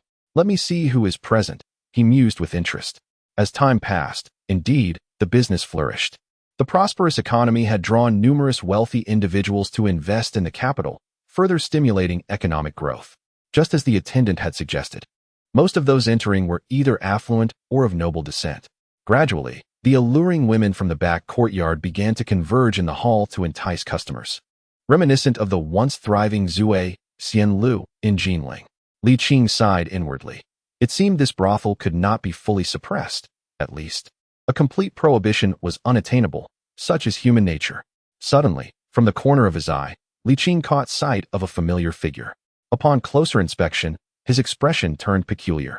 It was none other than the esteemed Minister of Personnel, Guolin. Despite his fan shielding his face, Li Qing recognized him immediately. Goodness, this old fellow is 71 and still pursuing such indulgences? Li Qing recalled the earlier declarations of his robust health, claiming he could consume 3 bowls of rice in one sitting. At that time, he had merely assumed it was a fear of being laid off. In hindsight, he realized he had spoken the truth. Indeed, his physical condition was quite commendable, verging on the vigor of youth. Subsequently, Li Qing spotted the Deputy Minister of Revenue, Wang Zhua, the Minister of Works, Wang Jin, and the Deputy Minister of Justice, Wang Ji, all elderly gentlemen, with an average age exceeding 60. Li Qing marveled at their impressive vitality. At that moment, the woman from before approached, carrying a food box, flanked by 2 strikingly beautiful young ladies. She smiled and inquired, "My lord, you haven't been waiting long, have you?" "It's no trouble." Li Qing retracted his gaze, assessing them briefly. "What skills do you possess?" The woman eagerly responded, "My sisters and I are well versed in singing, playing instruments, and dancing." Li Qing pointed to the other 2 ladies, instructing, "You, play the zither. You, dance." Then he turned to the woman and said, "Come, join me for a drink." Before long, music filled the air and dancers began their performance. Li Qing savored the melodies and the graceful movements, as exquisite wine and delightful dishes were served, allowing him to indulge in the luxurious lifestyle of the elite. "My dear, I noticed quite a few older patrons here," Li Qing remarked, playfully toying with his food. "Do they come here for meat or vegetables?" His curiosity was piqued. "Undoubtedly. They come for meat," the woman replied with a playful tone. "Who, at that age, would merely drink wine?" Li Qing, perplexed, questioned, "Can their teeth withstand it?" "Of course. There are remedies," she replied with a slight huff. "A single pill can rejuvenate even the most withered, restoring one to the vigor of 18. She smiled seductively, adding, "A gentleman of your age surely has no need for such things, but I do have something to elevate the mood, my lord." "I shall pass," Li Qing chuckled, withdrawing his hand after a moment of playful banter. "Are there many officials who frequent your establishment?" The woman, noticing his sudden seriousness, felt a pang of disappointment. She took his hand once more and said with narrowed eyes, "Who can say? We merely ensure our patrons are entertained, without prying into their identities. Some may be sensitive about such matters." "Is that so?" Li Qing nodded, retracting his hand again. "You should perform a dance." The young woman bit her lip, casting a forlorn glance at Li Qing, subtly implying that he ought to seize the moment. What a waste it would be to squander such a delightful evening with a handsome and affluent gentleman, she thought, yearning to experience the pleasures of the night. Li Qing remained unmoved, stating, "If you dance, there will be rewards." "Very well." Half an hour later, resolutely, Li Qing declined the invitation to stay. Departing the pleasure house like a heartless cat, he mounted his newly purchased donkey, making his way home. The young donkey, barely over half a year old, struggled somewhat under Li Qing's weight, stopping intermittently along the way, and by the time he reached home, night had fully descended. He tied the donkey in the small courtyard, fetched water to wash up, and comfortably reclined back onto his bed. Moonlight streamed through the window, and the occasional braying of the donkey filled the quiet night, adding a touch of liveliness to his solitude. Li Qing mused aloud. I was initially troubled by the lack of an opportunity to deal with Guijin and his ilk, but now, they have conveniently presented themselves, making it all the easier to handle them. Initially, Zhu Zhanji explicitly prohibited officials from engaging in prostitution. However, these individuals now brazenly partake in such activities. And this alone is sufficient grounds for their dismissal. A casual stroll unexpectedly yields surprising discoveries. How remarkable! Ah, Laogua, I am attempting to rescue you. Li Qing remarked with a mischievous grin. At your age, should you continue this indulgence, it may lead you to an untimely demise in the embrace of a woman. Chapter 36. Zhu Qizhen. Why have the vassal states not come to pay tribute? The next day, Li Qing rose early, having just received gold from the young emperor, whose demeanor still required a touch of decorum for sustainable governance. The morning air was particularly crisp, invigorating upon contact with the face. Li Qing, with a piece of loofah dipped in salt, was simultaneously cleansing his teeth while approaching the little donkey, scrutinizing it closely. The donkey was still young, scarcely the size of a calf, yet its coat was splendid, evoking thoughts of a nourishing delicacy, donkey hide gelatin. It let out gentle snores, occasionally emitting a faint bray, a sound lacking in vigor. Amused, Li Qing squatted beside it, mimicking its extended neck and braying. Upon his imitation, the little donkey became animated, its breath intensifying and its braying growing louder. Li Qing, Thus, the two engaged in a playful competition of sounds. The little donkey, increasingly excited, ultimately caused Li Qing to concede defeat. After rinsing his mouth, Li Qing self-deprecatingly mused, Ah, Li Qing, how remarkable you are, squabbling with a donkey. Are you not aware of the term stubborn donkey? The little donkey continued its braying for a while, but feeling the lack of challenge, it eventually quieted down, panting weakly, appearing quite dejected. Suddenly, Li Qing pondered aloud, Brother donkey, are you hungry? The little donkey seemed to comprehend, its fluffy eyes gazing back at him, as if to say, What do you think? Ah, forgive me, Li Qing chuckled sheepishly. I have never cared for livestock before, and it slipped my mind. The little donkey seemed to reply, Just hold on a little longer. Once the court session concludes, I shall procure some fodder. Li Qing patted the donkey's head, laughing heartily as he departed, leaving the little donkey bewildered in the wind. As Li Qing stepped into the court, Zhu Qizhen arrived shortly after, perfectly timing his entrance. Subsequently, the ministers performed their obeisances, rising to report on their duties. Young Zhu occasionally nodded, furrowed his brow, offered praise, and at times refuted suggestions. This monotony was precisely why Li Qing preferred to avoid court. It was far less comfortable than lounging at home, and certainly, it would be even better if his salary were not withheld. Regrettably, the proprietor of the Ming enterprise was rather merciless. After a considerable period, the court session concluded. Zhu Qizhen inquired of the Minister of Rights, Huzhua, why have the vassal states not come to pay tribute this year? Huzhua, somewhat perplexed, replied, Your Majesty, the vassal states paid tribute last year. Having come last year, are they not entitled to come this year? Zhu Qizhen retorted, displeased. Huzhua, bewildered and somewhat aggrieved, responded, Your Majesty, according to the regulations established in the Yongle era, vassal states are to pay tribute once every 3 years, to avoid excessive frequency. Zhu Qizhen's expression stiffened as he vaguely recalled such a rule, feeling a sense of embarrassment yet reluctant to dismiss the policies of his great-grandfather. He could only begrudgingly maintain his dignity. Who proposed this suggestion? Hu Luo pondered seriously before replying. It was the esteemed Yongqing Marquis who proposed it. Originally, vassal states were required to pay tribute annually, but the Yongqing Marquis petitioned Emperor Taizong, stating that such actions amounted to exploiting the resources of the Ming dynasty. Thus, the tribute was changed to once every 3 years. The name of the Yongqing Marquis was certainly known to Zhu Qizhen, as the illustrious Li Qing had made quite a name for himself in the past. How could he have been unaware? Li Qing was a figure of stoic composure, unflinching as a mountain. What does the Yongqing Marquis have to do with me, Li Qing? Zhu Qizhen suddenly found himself intrigued by the legendary Yongqing Marquis and inquired, Esteemed ministers, does anyone know the recent circumstances of the Yongqing Marquis? The ministers exchanged glances, and finally, Yu Qian stepped forward, responding to the emperor. The Yongqing Marquis retired to his hometown in the 2nd year of the Xuande era, and he departed from Jinling in the 7th year, after which he has been unheard of. Yang Pu interjected, the Yongqing Marquis, being of Taoist origin, has likely returned to his roots. Considering his age surpasses that of the ministers present, he may have already passed away. Despite their differing political affiliations in the past, he held a deep admiration for Li Qing. Many harbored disdain for Li Qing, yet few spoke ill of him, especially after his retirement. Among those without political disagreements, the civil officials tended to exhibit a certain magnanimity, particularly given Li Qing's remarkable achievements, making it difficult for them to unjustly disparage him. They could only deliberately downplay his contributions. What a pity! Zhu Qizhen expressed his regret over the departure of a celebrated minister of the Ming dynasty, then continued, "Minister who? Please draft an edict instructing the vassal states to pay tribute."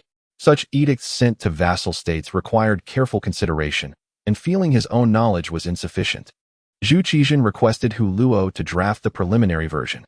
In truth, imperial decrees were often composed by others, with the emperor merely affixing his seal. The typical procedure involved the Hanlin Academy drafting, the emperor's confirmation, the Ministry of Rites verifying, and then the issuance. However, during the Zhengde era, the cabinet under the leadership of the three Yangs had grown exceptionally powerful, relegating the Hanlin Academy to a subordinate role. The cabinet assumed most drafting responsibilities. By tasking the Ministry of Rites with the edict's composition, Zhu Qizhen was intentionally diminishing the cabinet's influence. The expressions of several high-ranking officials in the cabinet turned sour. While the six ministries secretly rejoiced, after a prolonged struggle for power, it was finally their turn to assert themselves. Hu Luo cupped his hands in respect, saying, "I shall obey your command." "Very well, the court is dismissed. Long live our emperor." The ministers bowed accordingly. None thought much of it. Assuming the young emperor was merely indulging in youthful bravado, as young people often do, Li Qing deliberately slowed his pace, and indeed, he was soon called by the attending eunuch. "Mr. Li, the emperor requests your presence in the Qianqing palace." "Very well," Li Qing nodded, inwardly grumbling. "Every time I have to work overtime, yet no mention of overtime pay, those wretched capitalists." Upon arriving at the Qianqing palace, Zhu Qizhen greeted him with a smile, and Longjing tea was already prepared. This warm demeanor considerably lifted Li Qing's spirits. "What does your majesty wish of me?" "Sir, your remarks in court have not been sufficiently vigorous." Zhu Qizhen spoke in a tone reminiscent of a workplace superior. "With me here, what do you have to fear? You are so young. Why do you appear so lethargic? You have previously stated that the youth should be vibrant and energetic, yet here you are, bombarding me with endless chatter, causing Li Qing's mood to shift from sunny to overcast once more. Li Qing felt quite helpless about this situation. He had had his fill of the old Zhu family's endless talk, to the point of feeling nauseated. "Your Majesty, I am merely an official tasked with reporting matters. If there are pressing issues, they should be presented to my superiors, who will then relay them to you." Li Qing forced a smile and remarked that bypassing the hierarchy was a significant taboo in the court, and surely the emperor would understand. "But you are still a censor," Zhu Qizhen retorted, somewhat dissatisfied with this reasoning, asserting that it was indeed your prerogative to present matters before the court. Li Qing chuckled and nodded. "Very well. Since your majesty has commanded it, I shall proceed." After a brief pause, he adopted a serious tone. "I hereby impeach the Minister of Personnel, Guijin, the Deputy Minister of Revenue, Wang Zhua, the Minister of Works, Wang Jin, and the Deputy Minister of Justice, Wang Ji, for openly violating the laws established by Emperor Renzong." "What laws have they broken?" Zhu Qizhen inquired. "They consorted with prostitutes," Li Qing replied. A glimmer of surprise flashed in Zhu Qizhen's eyes. "Is that true? I witnessed it with my own eyes." "That's splendid. Wait." Zhu Qizhen's expression shifted to one of scrutiny. "Did you partake as well?" "I merely observed," Li Qing clarified. Zhu Qizhen looked puzzled. "What do you mean?" "I only drank and listened to music, without engaging further." Li Qing explained. Zhu Qizhen, skeptical, asked, "Can you really resist such temptations?" Having experienced their allure himself, he understood the immense willpower required to overcome such seductions. "If you don't believe me, that's your choice," Li Qing replied. "Oh, don't be upset," Zhu Qizhen implored, pulling him back. "I merely asked out of curiosity. Surely you know I trust you." Li Qing rolled his eyes and resumed his seat. "Your Majesty, you are aware of the existence of brothels in the capital, correct?" "Indeed. They opened in the first year of the Zhengde era," Zhu Qizhen nodded. "The late emperor established many policies that were uncomfortable for officials, and during those chaotic times, the Empress Dowager could only maintain a delicate balance, turning a blind eye at times. She informed me that the reopening of brothels was tacitly approved by both of us. After a moment, he added, however, this was only a tacit approval. Officially, we have not relaxed our stance. So we can still use this as a basis to punish them. That sounds good. Li Qing smiled thus. Your Majesty can take this matter and make it a significant issue. Zhu Qizhen asked, then why don't you impeach them in court? To catch the culprits red-handed is far more persuasive than merely lodging an impeachment, Li Qing responded. That is indeed true. Zhu Qizhen suddenly had a flash of inspiration and joyfully stated, Sir, I have just thought of a brilliant idea. What is it? Selective action. Chapter 37. The three pillars of power. Zhu Qizhen elaborated. I can focus on punishing a specific individual, for instance, while Guijin, Wang Jin, Wang Zhua, and Wang Ji all consorted with prostitutes. I shall strictly deal with Guijin alone. This way, it neither undermines the overall interests of the officials nor loses the effect of establishing authority. It would also serve as a warning for them to remain vigilant and behave themselves. Simultaneously, it would create the kind of imperial power you have described. Zhu Qizhen continued. By doing so, it should not provoke excessive resistance from them, don't you think? Li Qing nodded slowly. Your Majesty is indeed wise. Nonsense. All credit goes to your teachings, Zhu Qizhen modestly replied. Li Qing smiled, puzzled. I understand the rationale, but why did your Majesty choose Guijin as an example? Zhu Qizhen repressed his smile and huffed. I have long wished to deal with him. Upon departing from the imperial palace, Li Qing procured 2 bundles of fodder and, when he returned home, it was already well past noon. The morning court had just concluded, and the afternoon session was about to commence. Considering he had already worked overtime, Li Qing decided against attending. The little donkey was ravenously hungry. It devoured nearly half a bundle of fodder in one go and drank half a basin of water. Finally feeling satisfied as it lay down, eyes half closed, relishing its comfort, it ceased its braying and behaved quite obediently. Li Qing stroked its fur and suddenly felt that keeping a small creature was rather delightful. It could not speak, alleviating any concerns of it revealing secrets, serving as a confidant instead. Thus, he fetched a stool, settled in front of the little donkey, and began an intimate conversation. They conversed from midday until the afternoon hour, only rising to prepare a meal when Li Qing's stomach protested vehemently. The little donkey lay on the ground, appearing lethargic. No longer the embodiment of enjoyment it had once been, it seemed to have succumbed to a sort of melancholy. The following day, during the morning court, the position of the Minister of Personnel, the head of the 6 ministries, was conspicuously vacant. The ministers, not particularly concerned, thought it normal for an elderly person to occasionally take leave due to illness. However, when Zhu Qizhen arrived at the court, he unveiled a shocking scandal. The septuagenarian Guijin, still vigorous in his old age, had been caught soliciting a courtesan at the Yiqing Tower, dragged from the bed of the courtesan by the imperial guards. Zhu Qizhen held such a cultured degenerate in utter contempt, vociferously berating him for bringing shame upon the court and declaring him unworthy of his ministerial position. The ministers exchanged glances, a wave of embarrassment washing over them, while simultaneously their hearts skipped a beat. What was happening? Hadn't the indulgence in courtesans been legalized? Why were they suddenly imposing such strictures again? They were somewhat bewildered and irritated, for this was a significant source of pleasure. The emperor was indeed astute. Wang Jin, the Minister of Works, was the first to leap to Zhu Qizhen's defense, declaring that Guijin, a heartless beast disguised in human form, had sullied the dignity of the literati, and thus was unfit to be a minister. I second that, echoed Wang Zhua, the Deputy Minister of Revenue, closely followed by Wang Ji, the Deputy Minister of Justice, who also voiced his agreement. I too concur. The previous night, their quartet had visited the Yiqing Tower. Yet it was only Guijin who was seized by the imperial guards, while the other 3 were left unscathed. The guards' failure to recognize them was beyond their own belief. The only plausible explanation was that the emperor had targeted Guijin specifically. Fearing retribution due to their own indiscretions, they naturally rallied behind the young emperor. Other ministers remained oblivious, but the 3 were unified in their condemnation of Guijin, denouncing him more fiercely than Zhu Qizhen himself. Li Qing secretly smirked, thinking, it is indeed true that scholars often disdain one another. The bonds of camaraderie forged in shared debauchery seemed to have been cast aside with remarkable ease. Dismissing an official was hardly a grave matter, even if that official were the Minister of Personnel. For the ministers, the departure of one minister was akin to the emergence of new opportunities. Especially with the endorsement of three prominent figures, no one dared to voice dissent.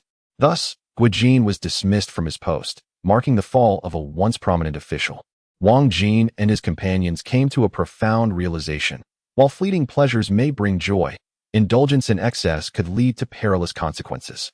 Henceforth, it would be wise for them to frequent the pleasure houses less often. In truth, they were not lacking in wealth.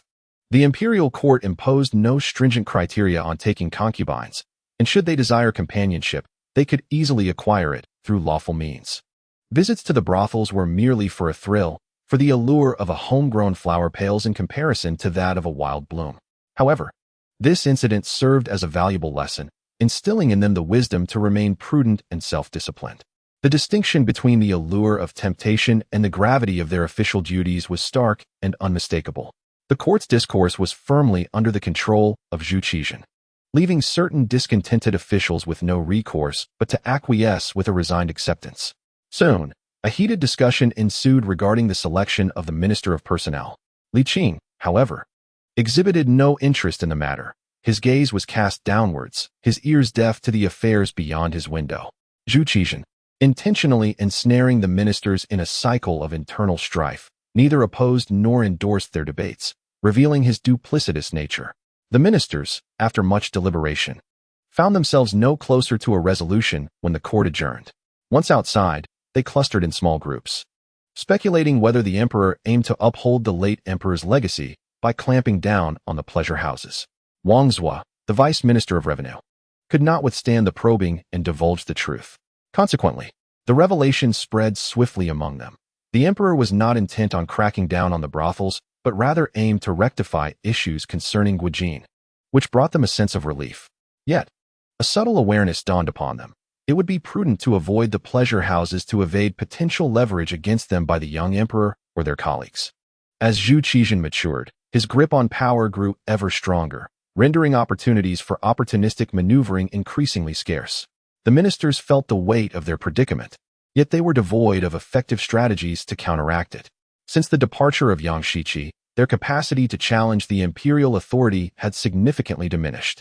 Although Yang Pu had the potential to rise, he preferred not to pursue a singular path to ruin and thus decisively relinquished the power vacuum left by Yang Shiqi. With Yang Shiqi's exit, the cabinet began to weaken, while the six ministries, long overshadowed, initiated their counteroffensive. Once united against imperial authority, they found themselves embroiled in internecine conflict, inadvertently granting Zhu Qizhen a considerable advantage. 3 days later, a decree summoning vassal states for tribute was issued, leaving only to await the envoys and engage in trade negotiations. Li Qing, feeling a sense of relief, resumed his idleness. The court had gradually settled into a state of tranquility, and he was reluctant to disrupt this serenity or push his peers too hard. The minister's work ethic had begun to improve. Though it had yet to reach the standards of the Xuande era, it was a marked improvement from prior conditions. Li Qing found contentment in this progress and often advised Zhu Qizhen to exercise patience, to take measured steps towards their goals. He was fortunate that, despite his youth, Zhu Qizhen was not prone to impulsive decisions and was receptive to counsel, a trait that Li Qing greatly admired. The vacancy for the Minister of Personnel, after fierce competition, was ultimately filled by Wang Zhi, who ascended directly from Vice Minister of Rights to Minister of Personnel, earning the astonishment of all.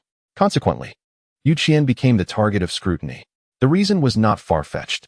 Yu Qian shared familial ties with Wang Zhi and Yang Hong, the latter commanding military authority in the capital, albeit with a modest force, yet still a considerable source of power. With Wang Zhi as the Minister of Personnel, Yu Qian's influence was undeniably substantial. It has even reached a point of detachment from the six ministries, establishing its own distinctive presence. This observation was made by Li Qing, who recognized that Wang Zhi's ascension to the position of Minister of Personnel was a recommendation he made to Zhu Qizhen. The rationale behind Li Qing's actions is quite straightforward. The triangle is the most stable of structures. This principle is applicable not only in the realm of physics, but is equally valid in politics. Consider the prolonged equilibrium of the three kingdoms, and it becomes clear. The court must engage in contention. A court rife with conflict is, in fact, a healthy court, as it allows the emperor to govern more effectively amidst the squabbles of his ministers.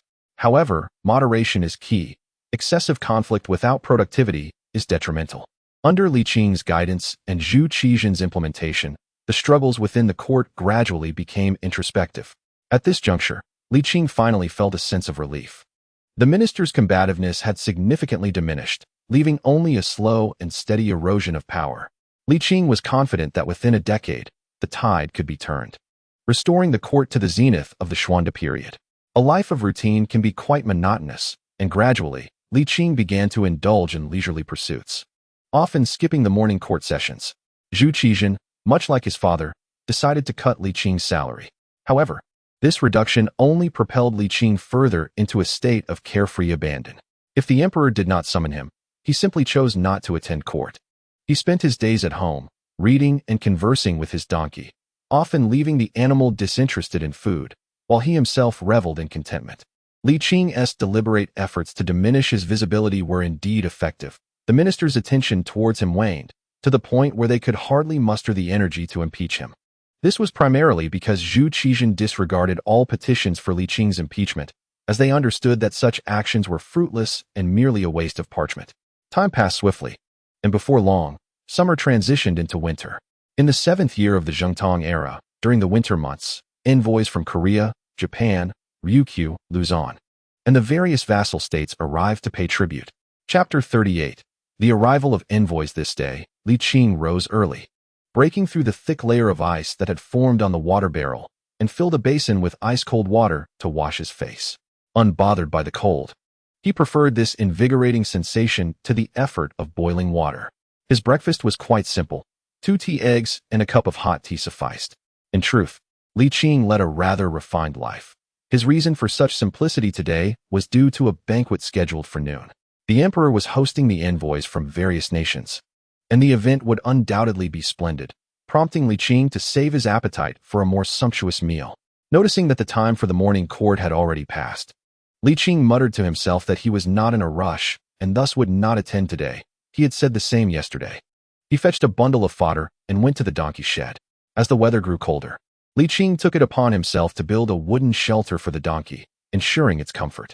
Over the past 6 months, the little donkey had thrived, growing robust and glossy, its large eyes sparkling with vitality, making for an appealing sight.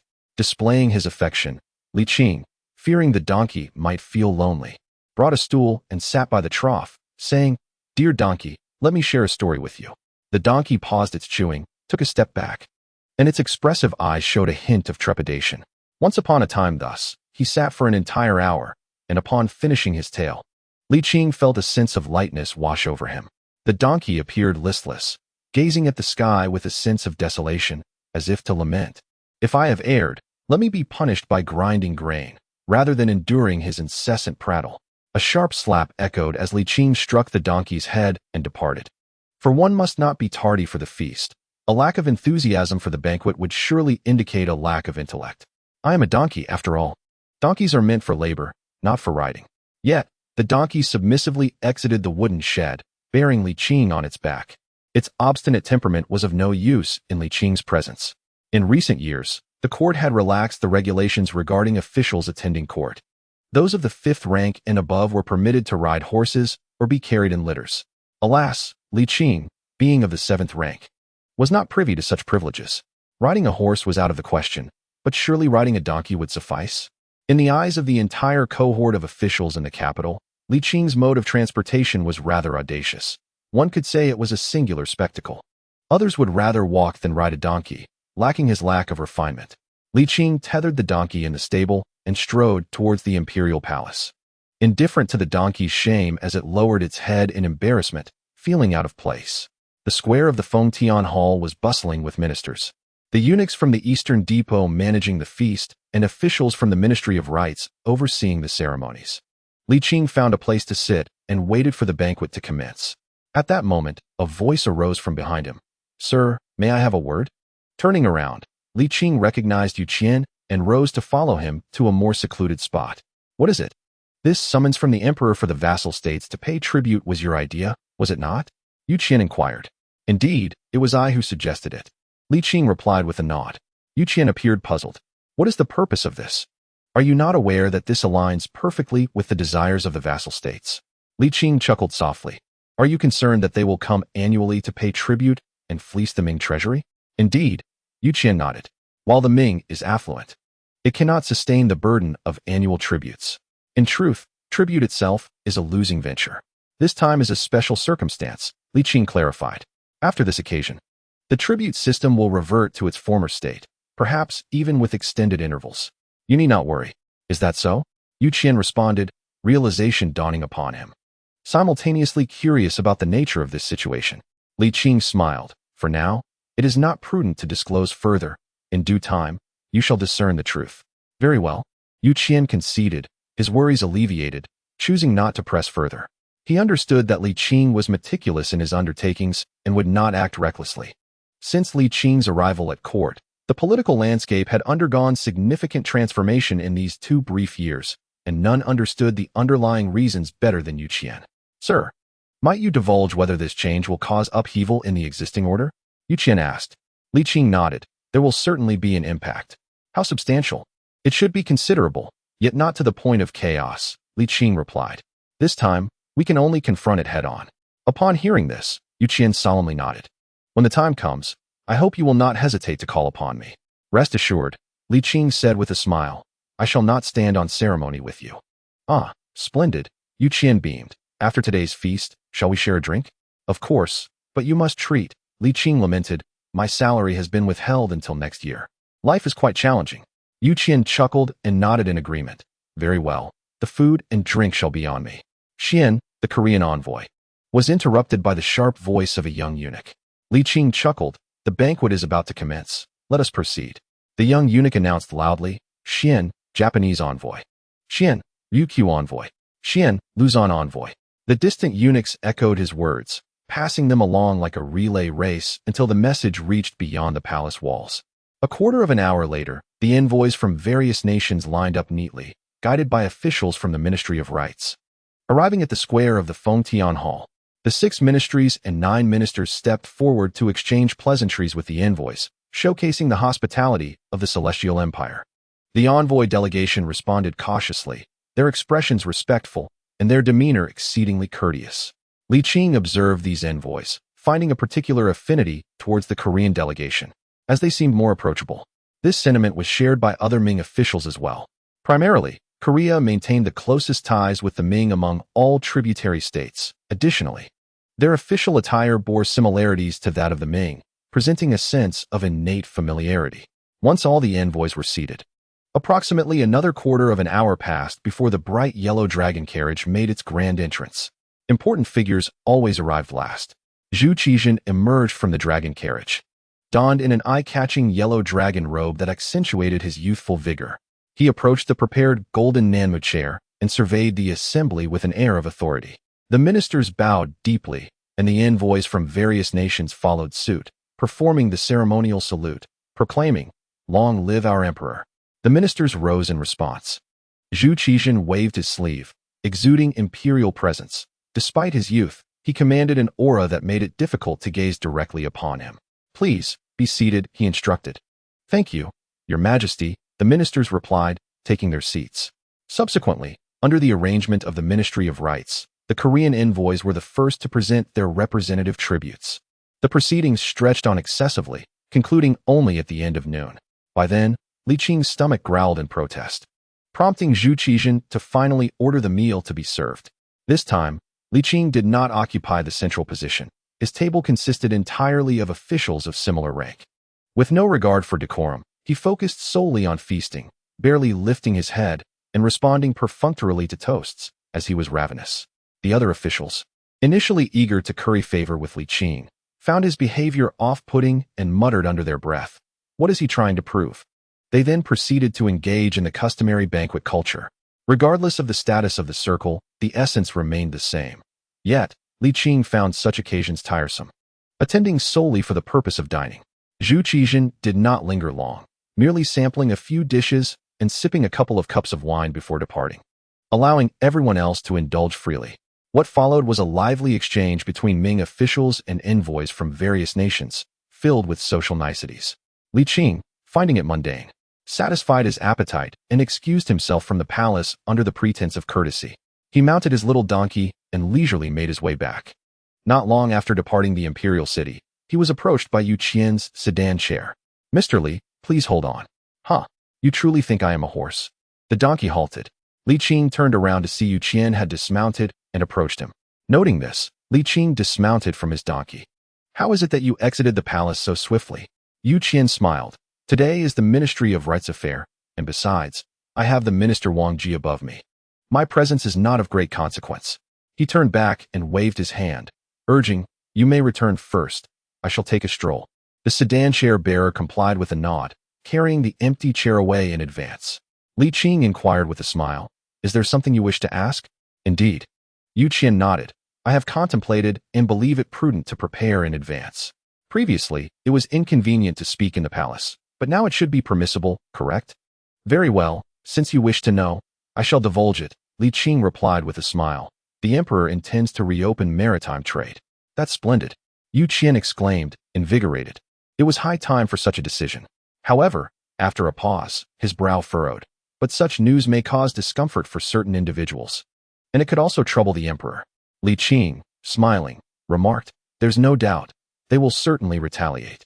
Do you have any strategies to counteract this?" Yu Qian asked. Li Qing retorted, "What influence do you wield at present?"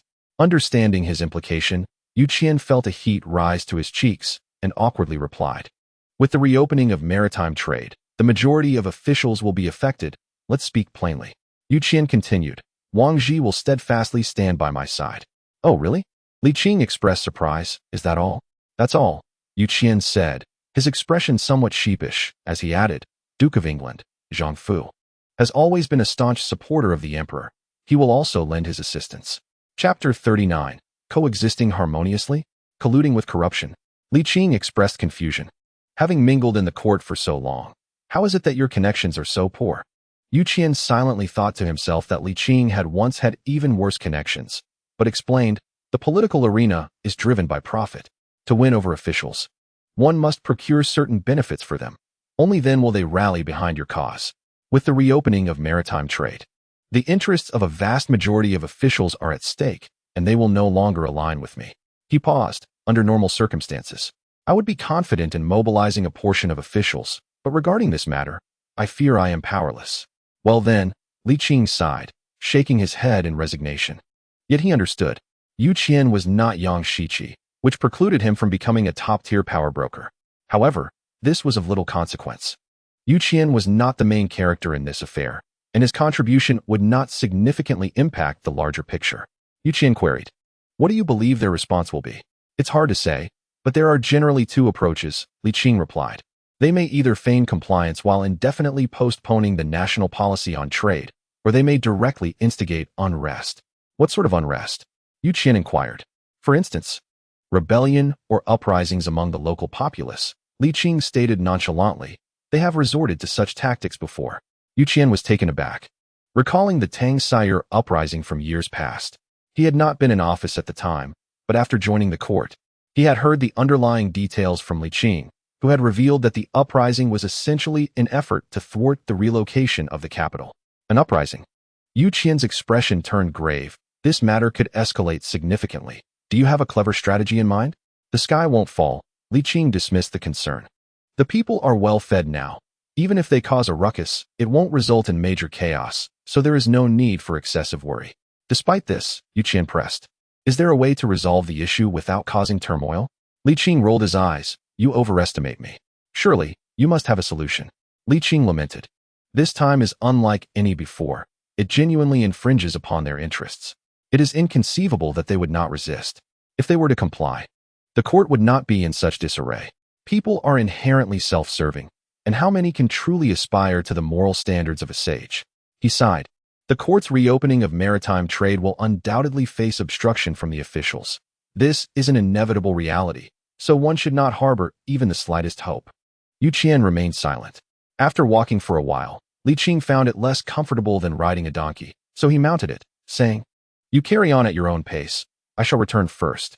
Yu Qian replied, "I have forsaken my sedan chair to accompany you on foot, and you treat me thus?" "Sir, drive on." Yu Qian's face darkened. "I shall not seek you out for drinks this evening." Upon returning home, Li Qing removed the reins, granting the donkey its freedom. The donkey, quite well behaved, willingly entered the shed, nibbled on some fodder, and then fell asleep. Compared to the donkeys of the production team, it was indeed fortunate, as it did not toil all day. Yet, it was also unfortunate, for the production team's donkeys were spared from human nagging. Truly, horses are ridden by men, and donkeys are similarly ridden. Li Qing prepared a large tub of hot water and indulged in a soothing bath before commencing his simulation of the impending changes. He was not an idealist. Having spent considerable time in the Ming court, he had discerned the true nature of the official gentry, each professing moral righteousness while being insidiously cunning, with scarcely a virtuous soul among them. Of course, there were indeed good officials within the civil service, but they were exceedingly rare, and most would fail to make a significant impact, as the few would inevitably be marginalized by the many. Turbulence was the norm. To integrate into this circle, one could not be transparent, and to be transparent meant one could not integrate. There is a saying in officialdom about blending harmoniously with the dust. Yet in Li Qing's view, this amounted to collusion and corruption. Although the young emperor had been on the throne for nearly 8 years, he had only recently begun to wield real power. If he were among those officials, how would he navigate this crisis? He immersed himself mentally into the civil service, simulating various scenarios in his mind. Ultimately, he concluded, Fujian is bound to experience upheaval. The rationale was straightforward. Fujian's proximity to Japan and Ryukyu made it a focal point for official trade cooperation. However, mere unrest in Fujian would not suffice to compel the young emperor to yield. After all, the imperial forces had recently returned from subjugating Siam and Myanmar, equipped to quell any disturbances. Where else, then, could unrest arise? Li Qing pondered deeply, eventually uncertainly positing, could Jiangsu and Zhejiang also descend into chaos? These two regions also possessed ports engaged in trade with Japan, and disturbances were not beyond the realm of possibility. The official gentry in Jiangsu and Zhejiang were numerous and affluent. Should significant turmoil ensue, they too would be affected. Li Qing reasoned that such self-destructive endeavors, inflicting harm upon others while suffering considerable loss themselves, might not be within their capabilities, yet it was prudent to account for this possibility. After assessing the risks, Li Qing remained confident in his advantage. For one, the 3 major garrisons of the capital were no trifling force. Despite the relative peace of recent years having diminished their peak combat effectiveness, they were more than sufficient to suppress a rebellion. The responsibility of the imperial forces was to safeguard the capital, requiring a contingent of 30 to 40,000. Throughout this contemplation, Li Qing never once considered the local militia, knowing full well the potential for them to be ineffective in times of strife. In the localities, collusion has become rampant, and it is often observed that the more affluent regions exhibit a decline in the martial prowess of their soldiers.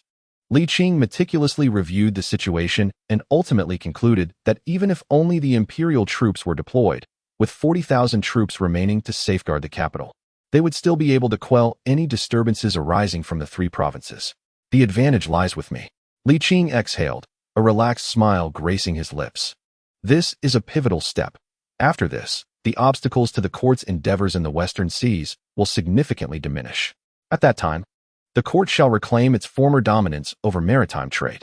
Subsequently, the treasury of the Ming dynasty will grow increasingly robust. The importance of wealth is paramount, both for individuals and for nations. The rise and fall of a dynasty is directly correlated to the health of its treasury. Unbeknownst to him, evening had descended.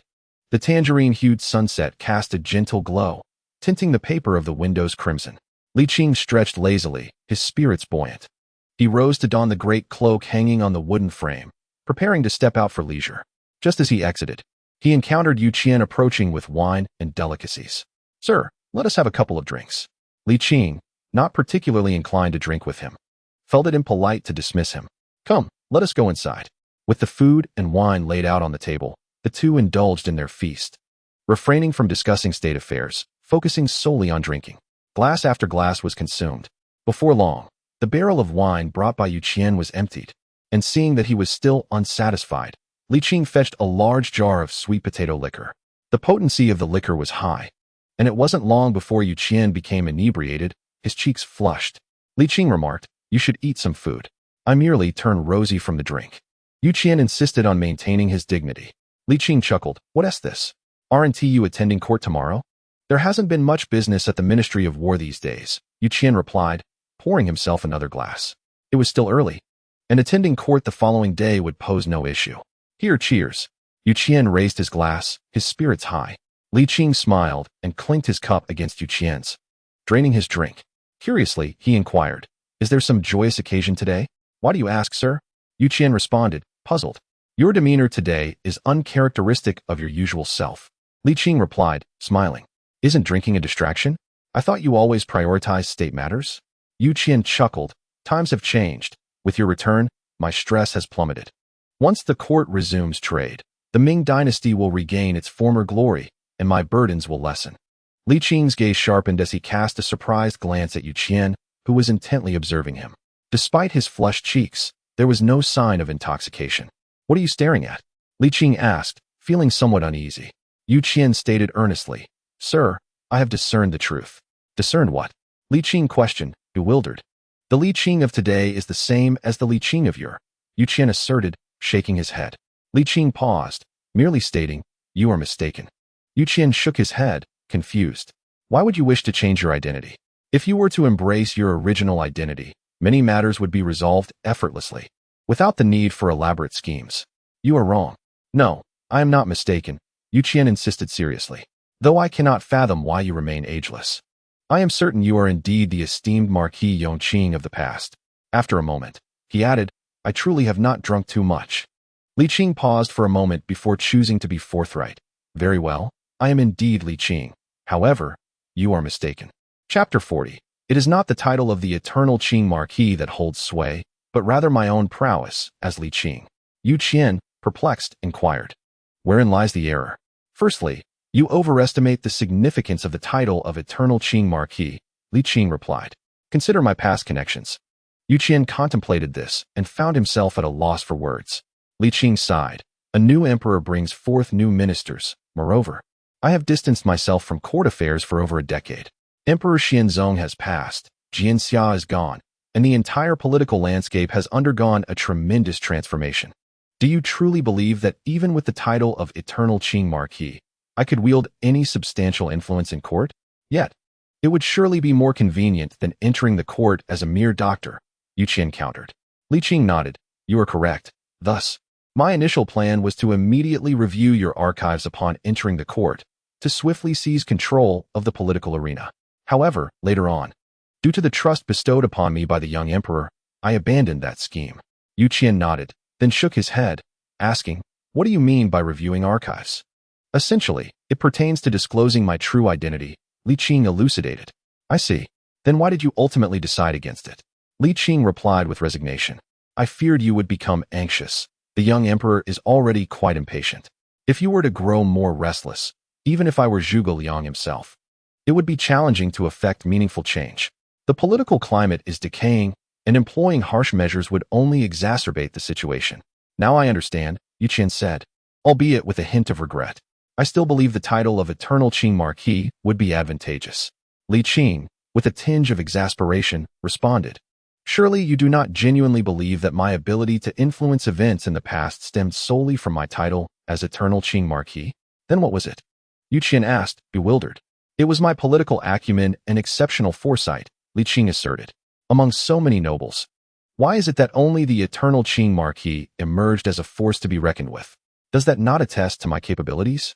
Li Qing declared with pride, "Remember, Yu Qian, it is not the title of eternal Qing Marquis that is formidable, but rather I, Li Qing, who is formidable."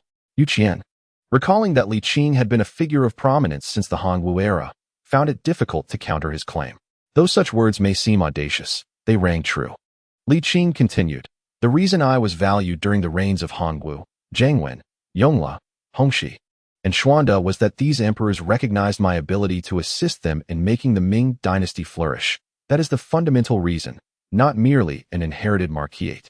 With so many marquises, how many truly can accomplish great deeds? How many can navigate the treacherous waters and pass their titles on to their descendants?" Li Qing stated, "I do not rely on titles for sustenance, but rather on my abilities. What I seek is not identity or status, but the trust of the emperor. As long as the emperor believes in me, everything else becomes inconsequential." Li Qing smiled. "Take my current position as an example. Though I am merely a 7th-rank official, I have managed to some extent, alter the course of court affairs, have I not? Thus, whether or not one holds the title of eternal Qing Marquis is of little import. Yu Qian was profoundly shaken. Upon reflection, he indeed found merit in Li Qing's assertions. Might you consider reinstating your former title? Yu Qian proposed.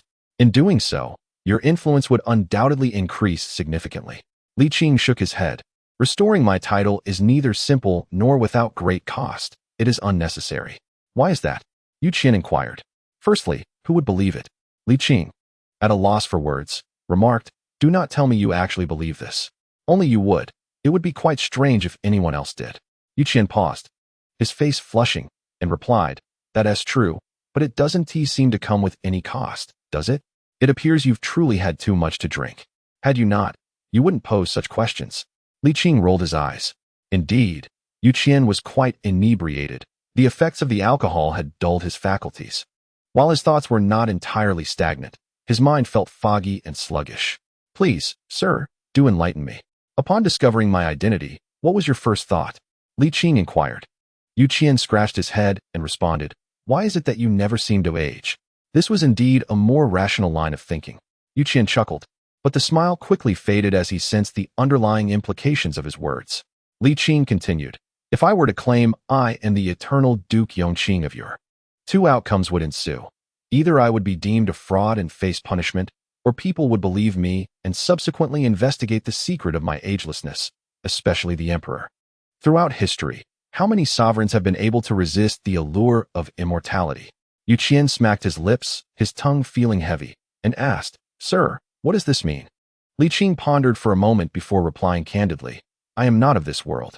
What? Yu Qian exclaimed in shock, his inebriation lifting somewhat. Is it possible that celestial beings truly exist? Not a celestial being. Li Qing carefully chose his words. I have come from another world. Thus I am not subject to the passage of time in this realm. Yu Qian struggled to grasp the meaning behind those words. So, will you just suddenly vanish back to your world? Li Qing gently shook his head, his expression becoming somber. I fear I cannot return. At least not for a very long time. Well, that is a relief, Yu Qian said, feeling reassured, and began to chuckle. At that moment, Li Qing felt an overwhelming urge to strike him but resisted the impulse. Let us call it a day. Li Qing stood up and said, I shall see you home. No need. It is merely a few steps away, Yu Qian replied, swaying slightly as he stood. Such a pity, he sighed. But it is not so bad. I have slowly grown accustomed to it. It is truly regrettable that you toil so hard for the Ming, yet cannot even maintain your hereditary title. Yu Qian lamented. Li Qing took a deep breath and replied nonchalantly, turn left upon exuding. I shan't accompany you. Oh please, do you think I do not know my way home?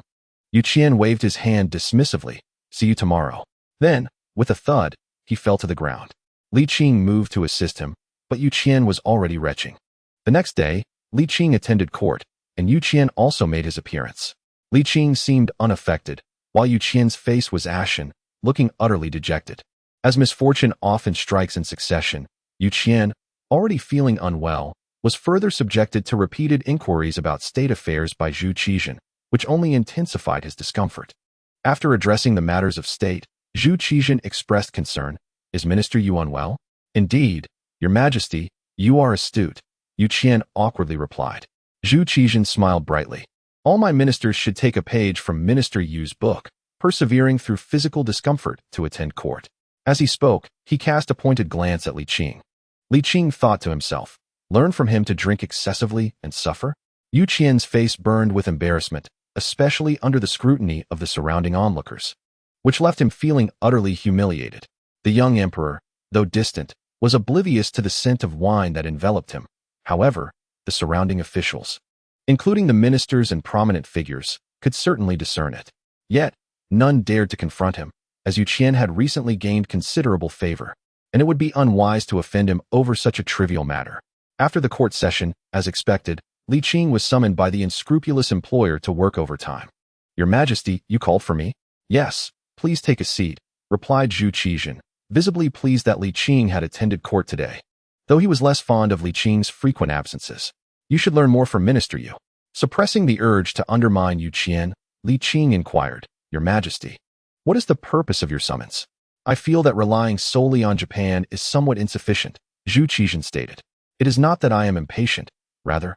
If we are to offend, it is better to do so all at once rather than incrementally. A dull knife inflicts more pain, and that would be too cruel for them. Li Qing chuckled. Your Majesty speaks wisely. Indeed, that holds true. Do you also agree, sir? Zhu Qizhen asked with delight. Li Qing shook his head slightly. Your Majesty, the court has not engaged in maritime trade for many years. The grand ships that once sailed to the west require repairs. And the state-run workshops, such as the weaving bureau and porcelain kilns, have also fallen into stagnation. It is not merely a matter of offending them. Rather, at this stage, the Ming dynasty cannot adequately supply so many tributary states. Forcing such endeavors would only lead to grievances from those states and adversely affect the handicrafts of the common folk. Li Qing elaborated. The reason for selecting Japan is due to its abundant gold and silver resources, which could yield substantial wealth. It is not about monopolizing maritime trade entirely. I propose that by allowing the people to benefit, we can stimulate industrial growth and invigorate domestic demand. Seeing Zhu Qizhen struggle to comprehend these terms, Li Qing provided a detailed explanation. Your Majesty, although the majority of profits from maritime trade have been reaped by officials and wealthy gentry, the common people have indeed benefited. As workshops require laborers, Li Qing counseled. Moreover, if this trajectory continues, within a century, the Ming dynasty will witness the emergence of capital, laying the groundwork for future industrialization. Chapter 41. A novel concept. Zhu Qizhen grappled with the concepts presented, his mind buzzing in confusion. It was not that he lacked intelligence. Rather, the terminology Li Qing employed was foreign to him. While he understood each word in isolation, he struggled to grasp their meaning when woven into a coherent thought. Please, hold on. Zhu Qizhen raised a hand to halt the conversation, shaking his befuddled head. What is capital emergence? What is industrialization? What does stimulating domestic demand entail? Li Qing explained, capital emergence is a phenomenon. To be precise, it refers to the formation of a production relationship between employers and workers. Noticing Zhu Qizhen's continued bewilderment, Li Qing offered an example. Consider an employer who possesses funds and raw materials, hiring workers to produce goods. This is not merely an isolated case, but rather a social relationship. The impoverished populace often cannot afford goods, leading to diminished demand and a weakened market. Stimulating domestic demand entails invigorating the needs of the common people. As demand increases, the market will naturally thrive. Li Qing was elucidating a novel concept, and though Zhu Qizhen found it challenging to follow, he gradually began to grasp some of the ideas. While not fully comprehending, he managed to capture the essence of the discussion. As the gentleman stated, the common people are impoverished and most cannot afford to purchase goods, which has consequently led to a feeble market. How, then, can we break this deadlock? Zhu Qizhen inquired. It has already been resolved, Li Qing replied with a smile. For the populace can now have their fill, and the expansion into overseas markets has garnered substantial wealth. Although the money circulating among the common people may not be extensive, it has nonetheless provided many with a surplus. Furthermore, during the course of foreign trade, some individuals have amassed considerable fortunes. Simultaneously, the surge in production has led to a reduction in costs. Take, for instance, the silk industry, from mulberry cultivation and silkworm rearing to the extraction of silk and weaving it into fabric. This process involves numerous steps, each handled by specialized workers, thereby significantly enhancing production efficiency. Li Qing continued, as production efficiency improves, costs naturally decline, enabling the common people to afford goods, creating a virtuous cycle. Zhu Qizhen nodded slowly. What you refer to as industrialization is indeed the flourishing of handicrafts, is it not? Your Majesty is astute, Li Qing responded with a smile. What are your thoughts? Zhu Qizhen pondered intently for a moment before gently shaking his head. There are pros and cons, and the drawbacks outweigh the benefits. Are you concerned that capital may undermine imperial authority? Indeed, Zhu Qizhen stated candidly, if what you say holds true, the gentry will inevitably become a formidable force. At that point, the elite capitalists may employ tens of thousands, if not more, of the common populace. How shall future emperors contend with that? Pausing briefly, his tone softened. Nevertheless, the phenomenon you describe may also be beneficial for the people of the Ming dynasty. I shall not suppress it, and may even promote it to a degree. However, I must ensure that my descendants remain vigilant. Should any signs of capital expansion emerge, it must be firmly quelled. If my heirs prove unworthy, I shall personally dismantle it before the mandate of heaven arrives. He asserted without doubt. The Ming dynasty's throne must always take precedence. All else must yield to it. Li Qing nodded in resignation, recognizing the inherent flaws of a family-dominated governance, where the interests of one's own clan always come first. Zhu Qizhen had made significant strides. At least he still considered the welfare of the common people. Regardless, Li Qing had successfully dissuaded Zhu Qizhen from monopolistic ambitions, achieving his objective. What the future holds remains uncertain, but any positive change must be pursued earnestly by Li Qing, perhaps for future generations. This is merely a chapter in the grand tapestry of Chinese civilization, but for Li Qing, it is not. These are living individuals, tangible, touchable, and warm. He cannot afford to be a mere bystander. Li Qing harbors no grand aspirations. He simply wishes to improve the lives of the common people within his capacity. The people of this era suffer far more than those of the future. Merely surviving exhausts all their strength. As for matters a century hence, none can predict. Let us focus on the present. Zhu Qizhen shifted the topic, sipped his tea, and asked, "What do you think will be the response of the court to the resumption of maritime trade?" Li Qing pondered thoughtfully, remarking that according to past conventions, whenever there are significant movements within the court, it is invariably the minor figures who first spring into action. The prominent leaders tend to remain reticent initially. Their customary strategy involves casting a stone to test the waters. Only when the situation becomes clearer, or they have gauged the emperor's stance, do they proceed with targeted measures. Zhu Qizhen nodded gently, asking if Li Qing meant the censors and officials. Indeed, replied Li Qing with a smile, these officials possess the authority to voice their grievances, often expressing themselves vehemently and without restraint. While they proclaim their loyalty to the nation and its people, in truth, they seek personal acclaim. And many merely serve as the mouthpieces of those influential figures, acting solely for monetary gain. Zhu Qizhen scoffed coldly, stating that while it is often said that officials may speak freely without fear of retribution, that is not entirely accurate. During the reigns of the Taizu and Taizong, officials had indeed been executed. The notion that officials cannot be killed was a decree of Song Taizu, not applicable to our Ming dynasty. He narrowed his eyes, adding that should they attempt to wield the precedents of the Song dynasty to assert their dominance in the Ming, he would not hesitate to let them taste the bitterness of rebellion. Li Qing refrained from commenting further and continued, stating that the court's internal strife was merely a minor concern. As long as the emperor upheld his principles, governance could still be enacted. The true power struggles, he asserted, lay within the provinces. Zhu Qizhen's gaze sharpened, suddenly turning to Li Qing in disbelief, asking if he suggested that they would incite rebellion. It is highly likely. Li Qing replied gravely. The emperor should not assume they would only engage in scheming. As the saying goes, obstructing someone's financial avenues is akin to murdering their parents. The court's reopening of maritime trade would severely undermine their interests, making rebellion almost inevitable. Zhu Qizhen remained skeptical, suggesting that those individuals would merely create obstacles and hinder progress. Li Qing sighed, stating, wasn't Taizong formidable? Yet what was the outcome? The Grand Canal was completed, yet disturbances arose incessantly. The opening of maritime trade led to fires in the Weaving Bureau. Relocating the capital resulted in the Tang Sai's rebellion, nearly setting the three great halls ablaze during Taizong's era. Does the emperor believe he possesses Taizong's authority? Zhu Qizhen fell silent. After a long pause, he suddenly inquired how Li Qing was aware of these events. These occurrences transpired merely a few decades ago. They are hardly secrets, Li Qing replied. I have heard that these events were mere accidents or exceptional circumstances, Zhu Qizhen said, still somewhat incredulous that anyone dared oppose a figure as formidable as Taizong. Li Qing chuckled, asking if the emperor truly believed they were mere coincidences. Zhu Qizhen opened his mouth to respond, but fell silent. Many matters seemed inconsequential until one delved deeper, revealing a chilling reality. With a heavy exhale, Zhu Qizhen relinquished any lingering hope for naivety. Where does your esteemed self believe they will strike? Fujian, Li Qing declared. This place is bound to descend into chaos.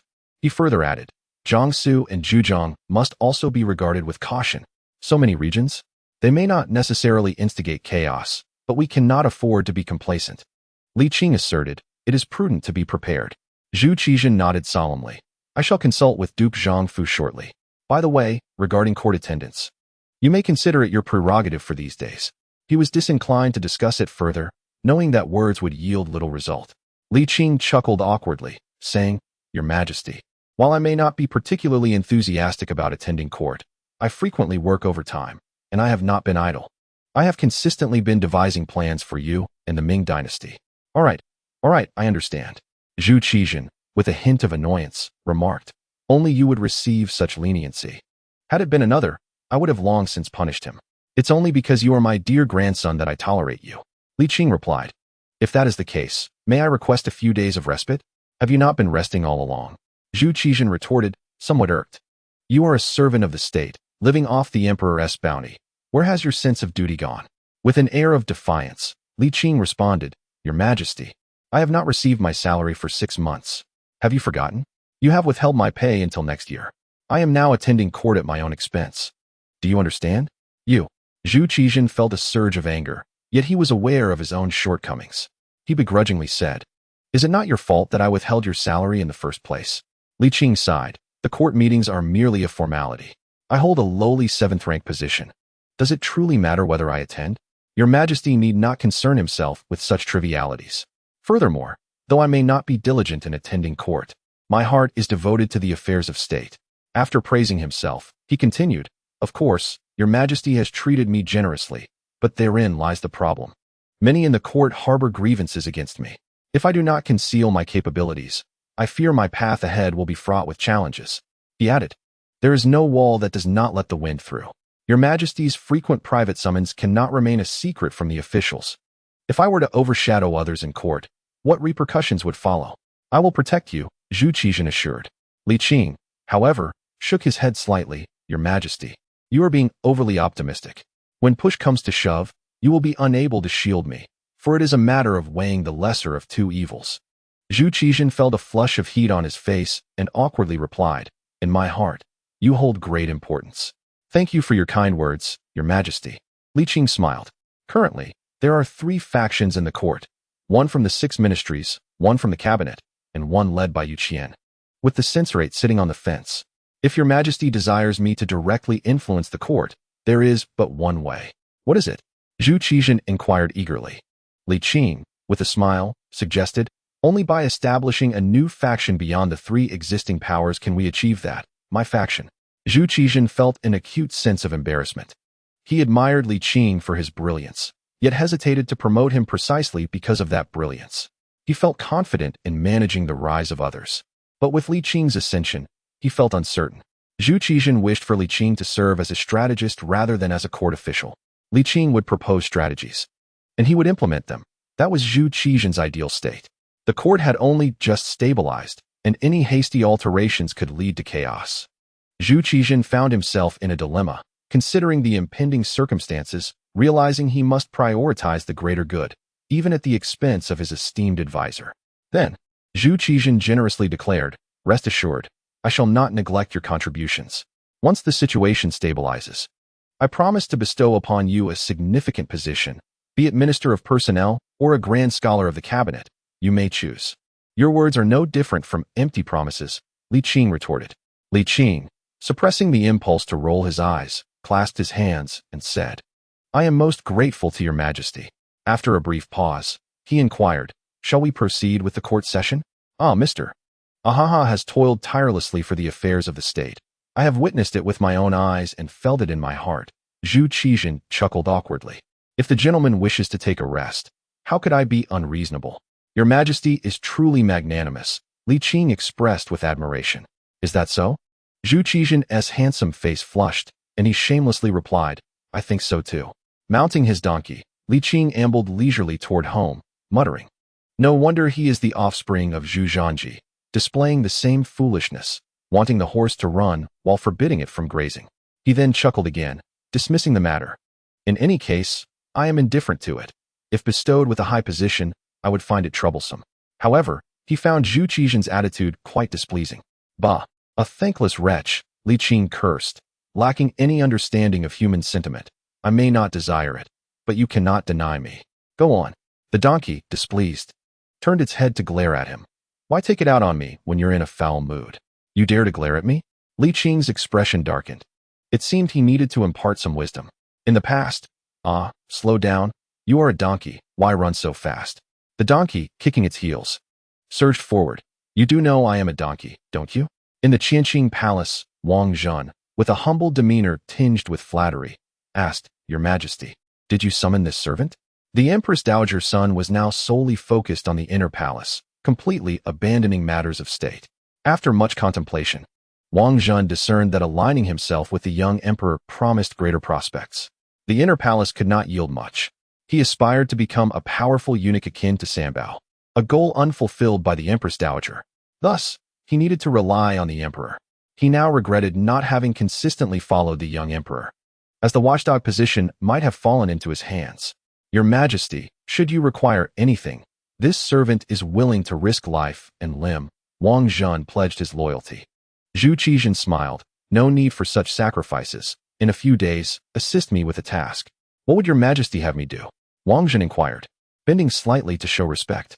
Soon, I will implement a new national policy, and the censors will inevitably raise a clamor, Zhu Qizhen said, his eyes glinting with determination. Do you understand what needs to be done then? Wang Zhen, understanding immediately, assured, rest assured, Your Majesty, this servant knows what to do. Very well, you may go. Yes.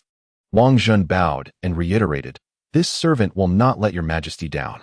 Zhu Qizhen nodded with a smile, and Wang Zhen, feeling satisfied, retreated, his heart brewing mischief. This man is no paragon of virtue. He initially entered the palace as a eunuch due to his nefarious deeds, reviled by all. And only when survival became untenable did he decisively sever his corrupt ties. He is indeed a ruthless individual. After entering the palace, he remained restless, indulging in greed, accepting bribes, and bullying other eunuchs. He has even caused fatalities, amassing a notorious reputation. Yet, he possesses a remarkable talent for ingratiating himself with others, coupled with an education that enables him to navigate human affairs adeptly, allowing him to thrive and ultimately rise to the position of chief eunuch in the Sili Jian. When the Empress Dowager once sought to punish him, three Yangs interceded on his behalf, a testament to his influence. Zhu Qizhen was well aware of Wang Zhen's character, but remained unconcerned. Even the virtuous possess flaws, while the wicked may have their merits. Wang Zhen's singular strength lies in his ruthlessness. He is harsh with himself, and even more so with others. What he currently seeks is someone equally fierce, willing to bear the brunt of his actions. Zhu Qizhen murmured to himself, For so many years, I have compromised. This time, I shall not yield an inch. If you dare to undermine me, I will take your lives. Although he cannot kill his ministers now, nor does he dare to, he is still bold enough to deal with the censors. At that moment, Empress Qian approached gracefully and softly inquired, Your Majesty, are you troubled by state affairs once more? Ah, it is nothing, Zhu Qizhen replied, the murderous intent in his eyes dissipating, replaced by tenderness. He beckoned her to sit in the chair he used for his official duties, smilingly saying, I was just about to seek you out when you arrived. Truly, we are a couple with a profound connection. Empress Qian's cheeks flushed with embarrassment as she stood up, saying, How can I sit in your chair while you handle state matters? That would be overstepping. What rules are there to concern ourselves with? Zhu Qizhen pressed his hand on her shoulder, urging her to sit. Sit down. I am the sovereign, and you are the empress. What is there to prevent? In her presence, he returned to his true self, regaining his youthful spirit. With a playful glance, he teased, Little Qian, do you miss me? Though Zhu Qizhen was younger, Empress Qian would not correct him on this matter. Blushing, she gently nodded, only to feel flustered and change the subject, saying, Your Majesty. The Empress Dowager has been unwell lately, and despite the physician's efforts, there has been no improvement. You should pay her a visit. It has been several days since you last went to Yearning Palace. She may not express it, but I can tell she longs to see you. Is the Empress Dowager still unwell? Zhu Qizhen paused, then nodded and replied, Very well, I shall go at once. After taking a few steps, he turned back to grasp his wife's hand, saying, Let us go together. Empress Dowager, I have come to see you. Upon entering Yearning Palace, Zhu Qizhen called out. Normally, he would hear the Empress Dowager's cheerful response, but today, there was silence. He quickened his pace to the inner chamber, where he found the Empress Dowager propped against the headboard, her complexion pale and her spirit waning, a clear sign of severe illness. Empress Dowager, what troubles you? Zhu Qizhen rushed forward. Where do you feel unwell? Zhang Shi smiled faintly. The Empress Dowager is simply aging. Zhu Qizhen's heart sank. After not seeing her for several days, he noticed her frailty, as if she were a decaying tree. In his youth, he harbored resentment towards this formidable grandmother, but now, only concern filled his heart. He gently reassured her, "The Empress Dowager will surely recover. I am already content to have lived to this age," Zhangshi replied with a serene smile, her countenance kind. "Zhener has grown up and married. When I pass on, I will have fulfilled my duties to your grandfather and father." Zhu Qizhen, distressed, declared, "I do not wish for the Empress Dowager to leave us." His eyes glistened with emotion as he implored, "You have yet to hold your great-grandchild." Zhangshi chuckled. "Then you must put in the effort, my dear. I fear I may not live to see that day, but I will watch over you from above." "No, that cannot be. I want you to see it with your own eyes," Zhu Qizhen insisted, then called out, "Physician, where are you?" "There is no need to call. The physician has been sent away," Zhangshi sighed. "I am weary, and I do not wish to be further troubled. I long for your grandfather and father. I believe you will be a good emperor, and I have no regrets." Zhu Qizhen, filled with melancholy, ultimately respected the decision of the Empress Dowager. Li Qing, spending his days in idleness, remained well informed about the happenings in the court, largely thanks to Yu Qian, the all-knowing advisor. Upon learning that the young emperor had summoned the Japanese envoy privately, he foresaw an impending storm within the court, predicting that local governance would soon be shaken. This time, there was no room for retreat. The court's reopening of maritime trade would undoubtedly face fierce opposition from the officials. 5 days later, the delegations from various nations departed. Li Qing, no longer passive, rose early the following day, riding his little donkey to the morning assembly. Chapter 43. A standoff in the court. Yu Qian held his breath, mentally weighing his words as he prepared for the impending confrontation. Casting a glance at Wang Ji nearby, who nodded slightly in solidarity, Yu Qian exhaled, yet remained uneasy. Turning back to scan the crowd for Li Qing, he found Li Qing appearing nonchalant, as if still in a slumber, leading him to wonder if today was not the day the emperor would announce new policies. However, he dismissed the thought, considering that Li Qing had indeed attended court. Truly, the Duke of Yongqing possessed an extraordinary composure. Yu Qian chuckled to himself, feeling less tense under Li Qing's influence. A quarter of an hour later, Zhu Qizhen entered the grand hall. The ministers bowed in reverence, chanting "Long live the emperor." After the formalities, they returned to their posts, awaiting the emperor's inquiries to report their duties. They remained oblivious to the unusual atmosphere of the day. Instead of asking, "Are there any memorials from the ministers?" Zhu Qizhen directly addressed Wang Aiqing.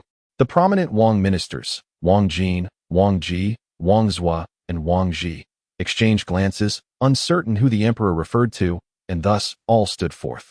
Zhu Qizhen clarified. Wang Jin Aiqing stepped forward to respond. Hearing this, the other Wang ministers sheepishly returned to their places as Wang Jin approached, cupping his hands in greeting.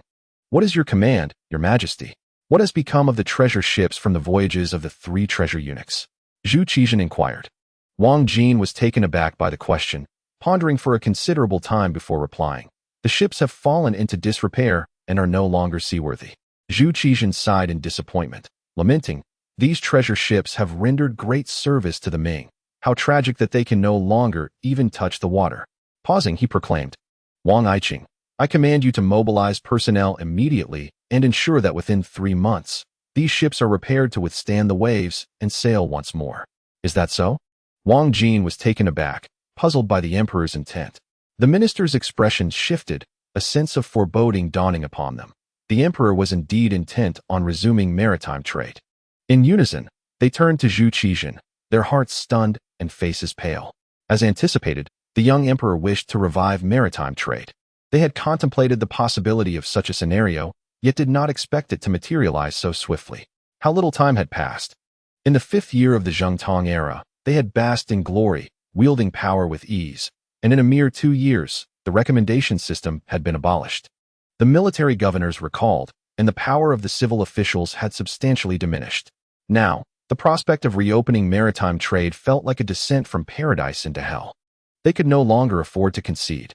This is the collective sentiment of all civil officials. Even many military officers and nobles do not concur. They are subtly engaging in maritime trade. Although the court has explicitly prohibited officials from participating in such trade, for those in the capital, it merely serves as a means to expedite their accumulation of wealth. Naturally, they remain incognito, orchestrating affairs behind the scenes, reaping substantial profits. The Ministry of Justice's official was the first to speak out, stating that officials should not compete with the populace for profits. With the emperor reigning over the seas and the national treasury brimming, why should we concern ourselves with such trifling sums? I concur. The Minister of Revenue echoed this sentiment.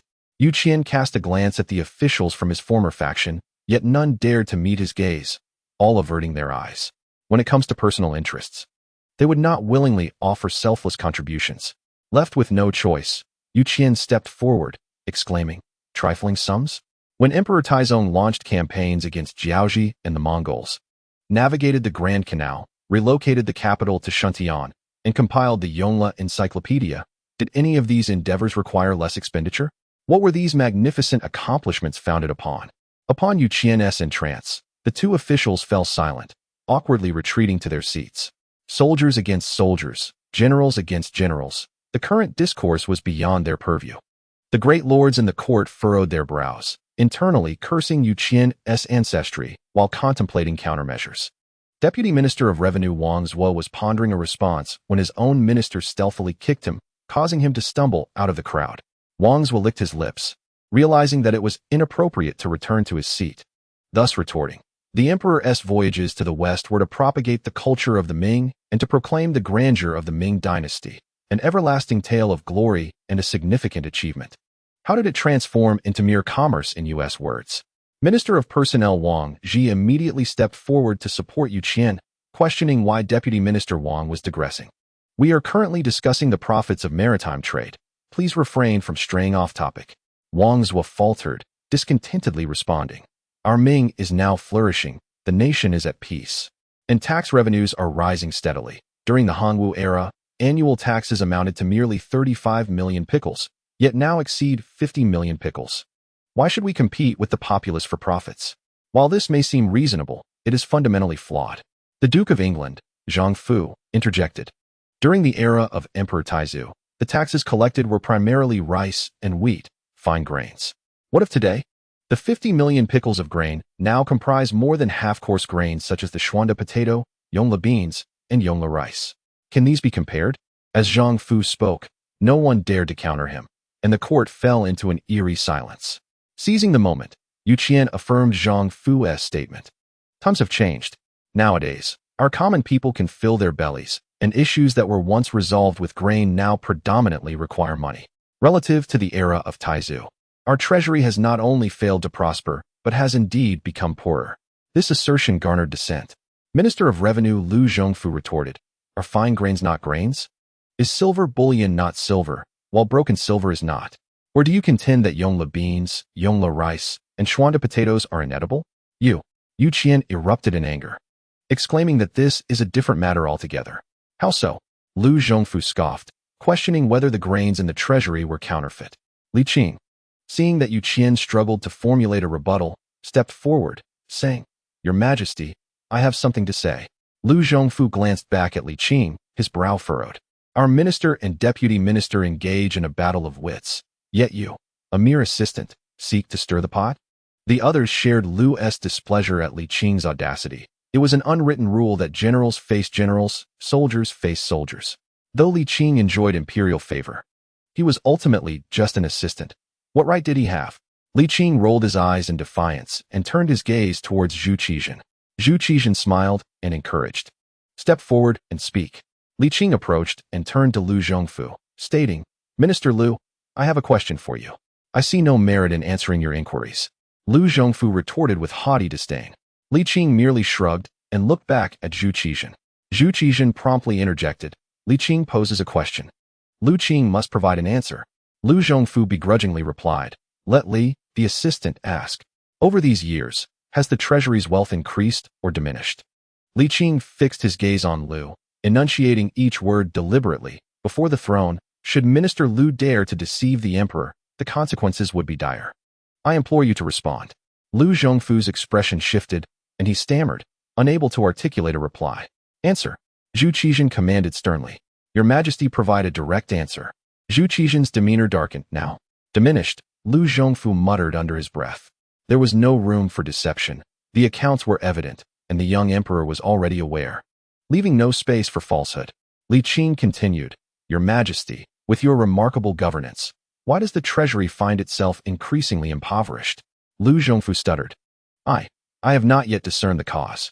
With a resounding thud, Zhu Qizhen slammed down a paperweight, his anger palpable. What sort of minister are you? Unable to comprehend such fundamental matters? Your Majesty, forgive me, Lu Zhongfu pleaded. Zhu Qizhen interrupted forcefully, scoffing. It seems you have grown senile. As Minister of Revenue, how can you be so ignorant? You should retire to your hometown. Lu Zhongfu was struck dumb, his face ashen. Meanwhile, Wang Zhua, who had just faced reprimand, felt a surge of joy within, resolutely keeping his mouth shut. He resolved not to provoke the emperor further today. Your Majesty, reconsider. Wang Jin from the Ministry of Works spoke up loudly. While the treasury may not rival that of the Xuande era, it remains sufficient for our needs. Moreover, this year's droughts in Shandong and Hunan have contributed to the reduction in taxes. I beseech you to consider this. Your Majesty, the common people suffer greatly, Chen Ji, the left minister of the censorate, lamented, appealing for the emperor's compassion. Your Majesty, please reconsider. The ministers collectively knelt, each presenting themselves as loyal servants advocating for the populace. A wave of uncontainable frustration surged within Zhu Qizhen as he declared vehemently, after much contemplation, I have resolved to reopen maritime trade. His icy gaze swept across the ministers. Who supports this? Who opposes? The prominent officials responded, Your Majesty, please reconsider. Your Majesty, I have a memorial to present, announced the assistant of the Ministry of Revenue. Following suit, the censorate's officials declared, I too have a memorial. I have one as well. The officials from the 6 departments collectively seized the moment to voice their opinions, each one more eager than the last. Li Qing shook his head inwardly, thinking, stir the pot as you will. This time, you may find your own lives at stake. The young emperor is determined to assert his authority. Chapter 44, The Censors? The Voice of the Rulers. Zhu Qizhen gazed down at the assembled ministers, his eyes icy to the core, the murderous intent within him simmering and yet increasingly difficult to suppress. The censors wielded the power to report grievances without fear of retribution, a tacit rule that afforded them a certain audacity. Since the inception of this institution, it had taken pride in denouncing the emperor. Particularly in light of the audacious actions of Emperor Taizong of Song, they felt emboldened. However, the Ming dynasty was not akin to the Song. Both Zhu Yuanzhang and Zhu Di had executed censors, and not merely a handful. Yet, to slay a censor required justification. One could not simply behead someone for voicing their grievances. Such an act would undermine the legal order. A somewhat plausible pretext was imperative. Ultimately, Zhu Qizhen restrained himself, choosing not to erupt in fury at that moment. Yet the desire for bloodshed had been ignited within him. He could not afford to remain passive. Taking a deep breath, he resolved, let you revel in your arrogance for a fleeting moment, and we shall see if you witness the sun rise tomorrow. Dismissed. With a flourish of his sleeve, Zhu Qizhen departed in a huff. The ministers, witnessing this, immediately raised their voices in acclamation. Long live the emperor. At last, the young emperor had relented. They all breathed a sigh of relief. However, some of the prominent figures remained wary. At this age, the young emperor was prone to impulsive decisions. Even if he had truly compromised this time, there was no guarantee that further complications would not arise in the future. This detrimental atmosphere needed to be quelled. It was time for the young emperor to comprehend the extent of their influence. In the inner hall, Zhu Qizhen's ire simmered unrelentingly, intensifying as if an invisible aura of murderous intent surrounded him, causing the air to grow thick with tension. The young eunuch trembled, hesitant to approach. Zhu Qizhen's voice resonated deep and commanding. Summon Wang Zhen to see me. Yes, your servant shall obey, the young eunuch replied, retreating hastily. Soon, Wang Zhen arrived in a rush. Upon observing the emperor's demeanor, he instinctively recognized that an opportunity had presented itself. Your Majesty, how may I serve? Wang Zhen was adept at seizing opportunities, offering no superfluous words. Zhu Qizhen replied coolly, investigate those censors thoroughly and establish a few exemplary cases. Your servant complies. Wang Zhen bowed and prepared to take action. Zhu Qizhen added, there must be a rationale, do you understand? Rest assured, Your Majesty. Wang Zhen replied with a sinister smile. I will ensure they meet a fitting end. Very well, go. Zhu Qizhen emphasized, accomplish this within a day. Indeed, Wang Zhen responded respectfully, your servant will not disappoint you. As Zhu Qizhen waved him off, he turned to leave. Upon exiting the inner hall, Wang Zhen promptly sought out the head of the Eastern Depot and the captain of the Jinhui, hastily departing the palace. However, upon reaching the square of the Fengtiang Hall, he encountered a large assembly of censors, each passionately voicing their denunciations of Zhu Qizhen from a distance. What a fortuitous coincidence. Wang Zhen chuckled. It seems the heavens have delivered us an opportunity. Let us act here. Lord Wang, are we truly to proceed? The head of the Eastern Depot asked hesitantly, quietly confirming. Is this truly the Emperor's command? Dare you doubt my word? Wang Zhen retorted, his displeasure evident. I would never question Lord Wang. I merely inquired. The head of the Eastern Depot replied sheepishly, Who shall we apprehend? Wang Zhen pointed out the most vociferous individual, who claimed that the lack of rain in Shandong and Hunan was due to the emperor's lack of virtue. Such accusations against the emperor warranted action. Who else should be apprehended? Lu the supervisor waved his hand, urging his men to pause. One is hardly sufficient. Wang Zhen sneered, remarking that the emperor was quite furious. He scanned the crowd and pointed out individuals, declaring, That one who slanders the emperor for being unaware of the people's suffering should be captured. That one who accuses the emperor of robbing the people of their benefits should not be spared. And that one who describes the emperor as foolish, he named several more. Concluding, arrest all these individuals and confine them in the prison of Zhao. We shall personally interrogate them. Understood, Lu the supervisor commanded. And his men moved to seize the accused. The Jinhui, now allied with the Dongchong, sprang into action upon Lu's orders. Meanwhile, the officials, emboldened by their fervent denunciations, were taken aback by the ferocity of the Jinhui's advance. On what grounds do you dare to arrest us? We are innocent, they protested. Your innocence pertains to reporting matters based on hearsay, but it does not absolve you from slandering and insulting the emperor, Wang Zhen retorted with deliberate calmness. No man is without fault. A minister cannot stand idly by while the emperor errs. The vice minister of the Hamlin Academy passionately declared, To die in battle is honorable. To admonish with loyalty is our duty. Indeed, echoed an official from the Ministry of Revenue. When have we ever slandered the emperor? The court's reopening of maritime trade is, in fact, a matter of competing with the people for their benefits. Wang Zhen dismissed them with disdain. Sages? How can they be compared to the emperor? Bah! Master Wang, you are educated. How can you speak so? An enraged censor shouted, with others expressing similar outrage. Wang Zhen sneered, What of it? Those who benefit from milk are akin to mothers. Sages cannot provide him with advantages, thus they are of no concern. You invoke the term sages merely to elevate your own discourse. If sages were aware of your ilk, they would surely be incensed. And as for competing with the people for benefits, are they truly the people? Ultimately, isn't the wealth amassed by those affluent gentry and official families? You hypocrites, who play the role of both harlots and moralists, are a sight I can hardly tolerate. You. At this, Wang Zhen had provoked the ire of the assembly. One man sneered, You, a mere eunuch, are nothing but a servant to the emperor. What do you think you are? Another chimed in, Even beasts have their distinctions. You are but a creature that is neither male nor female, neither yin nor yang. Impudence. Wang Zhen, incensed, turned crimson, but soon adopted a mocking smile. Very well, let us see how defiant you remain once in Zhao prison. Not only Wang Zhen, but other high-ranking eunuchs also felt a surge of animosity. This was their Achilles heel, a wound that should never have been exposed, and they could scarcely bear it. The Dongchong's supervisor, seething with resentment, yet wary of repercussions, fanned the flames. Master Wang, these individuals are causing a disturbance in the palace. How shall we deal with them? Wang Zhen, seething, replied, Detain them all in Zhao prison. Dare you, eunuchs? One official shouted, I shall not share the heavens with you. Once I am free, I will surely impeach you.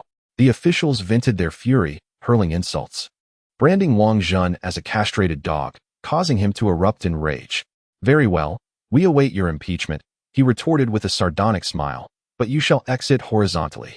A group of officials was escorted to the Zhaoyuan prison by the imperial guards, each wearing an air of arrogance, believing this to be a sign of the emperor's concession. The law does not punish the multitude. Upon their release, they anticipated both fame and fortune. Over decades, the officials of the Ming dynasty had morphed into mere instruments of powerful courtiers, wielding public opinion against imperial authority, compelling the emperor to retreat legally and politically. Particularly in the years following Emperor Xian's demise, the body of officials had become thoroughly infiltrated. Speaking for pay had become the norm.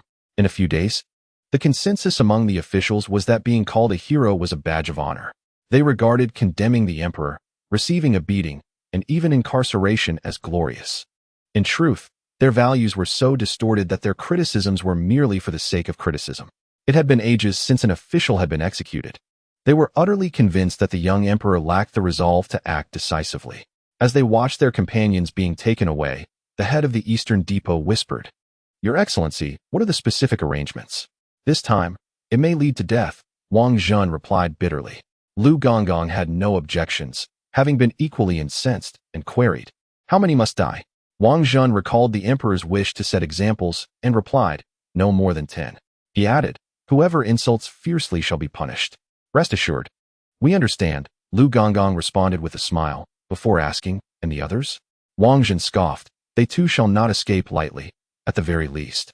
They should be bettered in for 2 months. Lu Gonggong nodded in understanding, but then hesitantly asked, "Is this truly the emperor's will? Do you think I would deceive you?" Wang Zhun retorted, "Proceed with the executions, as long as it remains within 10. Should anything go awry, I shall take the blame." With Wang Gonggong's assurance, Lu was relieved. The head of the Eastern Depot grinned maliciously and inquired, "How do you wish for them to die?" Wang Zhun, recalling the earlier insults that questioned his masculinity, seethed with rage and venomously declared, "Dismemberment." Chapter 45. A reckless resolve. The following day, in the Feng Tian Hall, the ministers appeared relaxed, having heard the news of the previous day's events. They believed the young emperor had succumbed to the insults, resorting to such desperate measures. Though it seemed brutal, it was merely a facade to intimidate.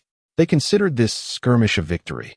Thereafter, the young emperor would not broach the subject of reopening maritime trade. Many felt that they had previously displayed excessive leniency and should have adopted a firmer stance much earlier. Fortunately, it was not too late. They still had opportunities ahead.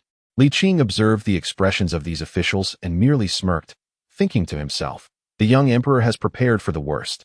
How could he easily concede?" Do not assume that a few years of comfort mean perpetual ease. If you persist in this manner, the national treasury will soon be empty. A quarter of an hour later, Zhu Qijin entered the grand hall. Today, he was not clad in a dragon robe, but wore a simple bright yellow attire. Appearing relaxed and at ease, seemingly having completely forgotten the unpleasantness of the previous day. Upon witnessing this, the ministers felt a sense of reassurance, perceiving it as a manifestation of the young emperor's evasion. "Long live our emperor." "All rise." "Thank you, your majesty." The ministers stood and returned to their positions. Zhu Qijin addressed Wang Zhua. "Present, your majesty." Wang Zhua, the deputy minister of revenue, restrained his excitement and stepped forward, hands clasped. "Please, your majesty, give your command." "Effective immediately, you shall assume the position of minister of revenue." Zhu Qijin replied calmly, "Do not tread the same path as your predecessor." "I shall obey," Wang Zhua said, bowing in gratitude, filled with determination to live up to the emperor's expectations. Zhu Qijin nodded slightly. "You may return to your position now." "Yes." Wang Zhua, suppressing his joy, returned to his rank, his face flushed. Zhu Qijin then called upon Wang Jin. "Present, your majesty." Wang Jin stepped forward. "Regarding the matter I entrusted to you yesterday, what is its status?" Zhu Qijin inquired. Wang Jin was taken aback, exchanging incredulous glances with his colleagues. The young emperor still intended to pursue it? Bang! Zhu Qijin struck the paperweight. "Respond." "I am still preparing," Wang Jin stammered, bravely facing the scrutiny. With the example of Lu Zhongfu, the former minister of revenue, fresh in his mind, he knew better than to resist openly in court. "Hasten your efforts," Zhu Qijin insisted. "If you find it too burdensome, I can allow you to retire to your hometown." "Can it be accomplished?" "Yes, it can," Wang Jin replied, his expression strained. There was no other choice but to secure his position first. Chen Ji, the left minister of the censorate, stepped forward, hands clasped. "Does your majesty still intend to reopen maritime trade?" "What do you mean still? Have I ever relinquished it?" Zhu Qijin responded, perplexed. Chen Ji replied solemnly, "Your majesty, please reconsider. Let the welfare of the people guide your decisions. I have already stated yesterday that this decision was made after careful consideration. I implore you all to refrain from further counsel," Zhu Qijin asserted, his tone leaving no room for debate. "The emperor's actions may tarnish his reputation and contravene the principles of rulership," Su Shi, the deputy minister of war, interjected. Zhu Qijin cast a glance at Yu Qian, who appeared awkward. In matters of this nature, Yu Qian indeed found himself at a loss. Zhu Qizhan scoffed. Are you instructing me on how to govern? I dare not. Su Shi replied, maintaining his composure. Your Majesty is the supreme sovereign. How could I presume to teach you? However, the realm requires a collaborative governance. And as you have recently ascended to the throne, your understanding of national affairs and the implications therein is still developing. It is the duty of the ministers to elucidate these matters. Such sharp words, Zhu Qizhan interrupted coldly. You may withdraw. I am well aware of the implications and do not require your reiteration. Silence. Zhu Qizhan's handsome face was clouded with fury. So, you believe yourself wise, do you? Pray tell, who is more sagacious, you or I? Su Shi, flustered, replied, naturally, it is your Majesty who is wise. However, if you surpass me, why should I heed your counsel? Zhu Qizhan waved his hand dismissively, withdraw. Seeing the young emperor in a state of extreme anger, Su Shi refrained from further challenging him and returned to his place, disgruntled. Chen Shan from the cabinet stepped forward. Your Majesty is indeed wise. However, even the most astute can err. In this matter, it appears your Majesty has not fully contemplated the implications. Yang Pu shot a glance at Chen Shan, remaining silent. Like Yu Qian, he too found himself unable to manage the situation when it concerned such significant interests. The vastness of maritime trade is enough to drive one to madness. The abundance of silver flows as if it were merely picked up from the ground. Who would willingly relinquish such wealth? Is it a matter for contemplation? Zhu Qizhan chuckled, stating plainly, I have reached an agreement with our vassal state, Japan, that trade can only be conducted through official channels, meaning that even if the court refrains from participating, the common people shall not engage in this business either. The ministers were taken aback, genuinely surprised by the young emperor's bold move. How can the emperor act in such a manner? One questioned. Why should I not? Zhu Qizhan retorted. Over the years, our treasury's income has dwindled year by year, significantly reduced compared to the Xuande era. Are you unaware of this? Why is it so? Are you truly oblivious? He spoke with a commanding tone. I do not wish to reach a breaking point. Do not force my hand. Do you think I am still a child? There are matters I cannot pursue. Not out of desire, but necessity. He pointed at the ministers with a cold smile. Let us be honest. How many among you are truly innocent? Today, he had laid all his cards on the table. There was no other choice. These officials were adept at muddling through, and without a resolute stance from him, this national policy could never be instituted. The ministers were shaken, unable to comprehend the audacity of the young emperor, who seemed to declare war on all. Did he truly not fear the consequences? Your Majesty, I believe this matter requires careful deliberation, Yang Pu interjected, sensing the gravity of the situation. However, Zhu Qizhan remained steadfast, declaring, I do not care for your opinions, I care for my own. The revival of maritime trade is imperative. Leaning forward over the imperial desk, he surveyed the ministers, stating, if any of you believe I am unworthy of your counsel, feel free to resign and return home. As your sovereign, I shall not withhold the benefits you deserve. Those who wish to resign may step forward, so I may take note.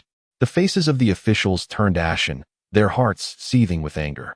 The stark contrast of the past 2 years was unbearable, yet not a single one dared to step forward. Once they resigned, their power would evaporate, and away from the court, they would be naught. Yu Qian felt a chill run down his spine, while the confrontation was exhilarating. The severity of the situation far exceeded anything before. He understood that the Xuande emperor had never exhibited such assertiveness. He wished to offer a few words to ease the tension, but realized that at this point, mere words would not suffice. Doing so would only undermine the emperor's hard-won strength. Ultimately, Yu Qian chose silence. I shall ask once more, who is in favor and who is against? Zhu Qizhan's clear voice boomed, resonating through the grand hall, echoing with authority. After years of frustration, he finally felt like an emperor, a ruler of a nation. It was exhilarating, profoundly exhilarating. The vast Fengtiang hall fell silent, so quiet that one could hear a pin drop. After a long pause, Zhu Qizhan waved his sleeve and dismissed the court. The emperor departed, yet none of the ministers moved. They remained rooted in place, lost in thought. Was this truly the young emperor they had known? In this moment, he felt utterly foreign to them. Li Qing slowly exhaled, turning to leave. The stakes of this dispute were the most direct and colossal: wealth. This inevitability leaves no room for retreat this time. However, he remains unperturbed. With the abolition of the recommendation system and the subsequent removal of the appointed officials, the power of the civil official clique has significantly diminished. Moreover, After recalling the ministers stationed in the provinces, the civil officials can no longer exert influence over the military. Their only course of action now is to incite the populace to rebellion, a challenge that the capital's garrison can adequately manage. Having arrived at this juncture, Li Qing feels neither joy nor anxiety. All unfolds according to his design. If he can endure this trial, maintain stability for several more years, and then implement reforms step by step, the prevailing corruption can ultimately be quelled. Winning this battle would ensure at least 2 to 3 decades of stability. Upon exiting the palace, Li Qing mounted his small donkey and headed home. Not far along his way, he encountered a family pulling a wooden cart, weeping sorrowfully.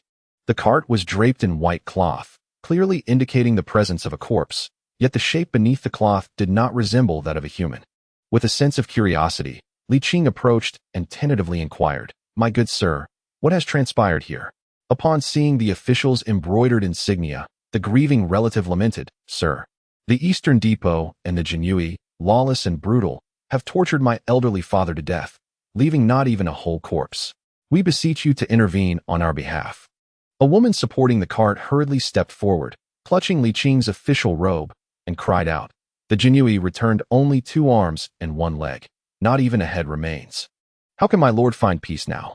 Li Qing's gaze sharpened. He understood that the young emperor was indeed inclined to bloodshed, but he had not anticipated such brutal torture. However, reflecting on it, he considered that perhaps this was not the emperor's intent. After all, the Eastern Depot and Zhengde were notorious for their ruthlessness, acting merely to curry favor with the emperor. Those who discern the emperor's will are not only the ministers, but also adept individuals within the palace, including the palace maids who navigate the intrigues among the consorts. Even the servants of affluent families strive to ingratiate themselves with their masters, engaging in subtle power struggles, such as the way of survival. Casting a glance at the woman, Li Qing noted her fine attire. The gold-inlaid jade hairpin atop her head alone was worth no less than 20 taels of silver, indicating that this was not a family of humble origins. Life is a balance of gains and losses, he mused with a sigh. He did not wish to add to their misfortune, yet he could not summon genuine sympathy either. He merely offered a few token words of comfort before departing on his donkey. Some actions may not lead to retribution, yet if one does face consequences, they cannot blame others. Upon returning home, Li Qing dismounted, retrieved fodder, and began to feed his donkey while musing aloud, "Brother donkey, why is it that mankind is so avaricious?" The donkey remained silent. "Brother donkey, why does the Ming dynasty have so many corrupt officials?" Li Qing's lips curled into a bitter smile, pondering the reasons behind it. The donkey, of course, was mute. Were it not for the promise of food, it would surely have fled from home. Unbeknownst to him, Li Qing had finished feeding the fodder in his hands. He patted the donkey's head and said, "You may rest now." The donkey, relieved, merrily retreated to its shed, not daring to lift its head. Li Qing reflected, "Ah, the beasts live in comfort, free from the burdens of worry." Suddenly, a knock resounded at the door, followed by the voice of Yu Qian. "Is the master at home?" "Yes," came the reply. Li Qing replied aloud, "The door is slightly ajar. You may enter directly." With a creak, Yu Qian pushed the door open, turned around to secure it, and then hastily stepped forward, urgency etched on his face. "Sir, this matter has escalated dramatically." Li Qing chuckled lightly. "When soldiers arrive, we shall defend. When water comes, we shall dam it. There is no cause for anxiety. This time is different," Yu Qian said gravely. "Do you know what fate has befallen the officials?" Li Qing nodded. "On my way back, I encountered one who had been dismembered by the Zhengde. It is not just one," Yu Qian stated somberly, "but 9 lives taken, and all in a brutal manner. Furthermore, other officials are also severely injured. None were able to walk out unaided. They were all carried out of the jail." His face bore an unmistakable fury. "From my understanding of the emperor, while he may permit murder, he would never condone such cruel methods. This is undoubtedly orchestrated by Wang Zhan, with the Zhengde acting on his orders. Does it make a difference?" Li Qing shook his head. "Whether it is Wang Zhan or the emperor, it matters little now. The facts have been established. What purpose does discussing this serve? This situation has spiraled out of control." Yu Qian frowned. "The severity of this incident is unprecedented.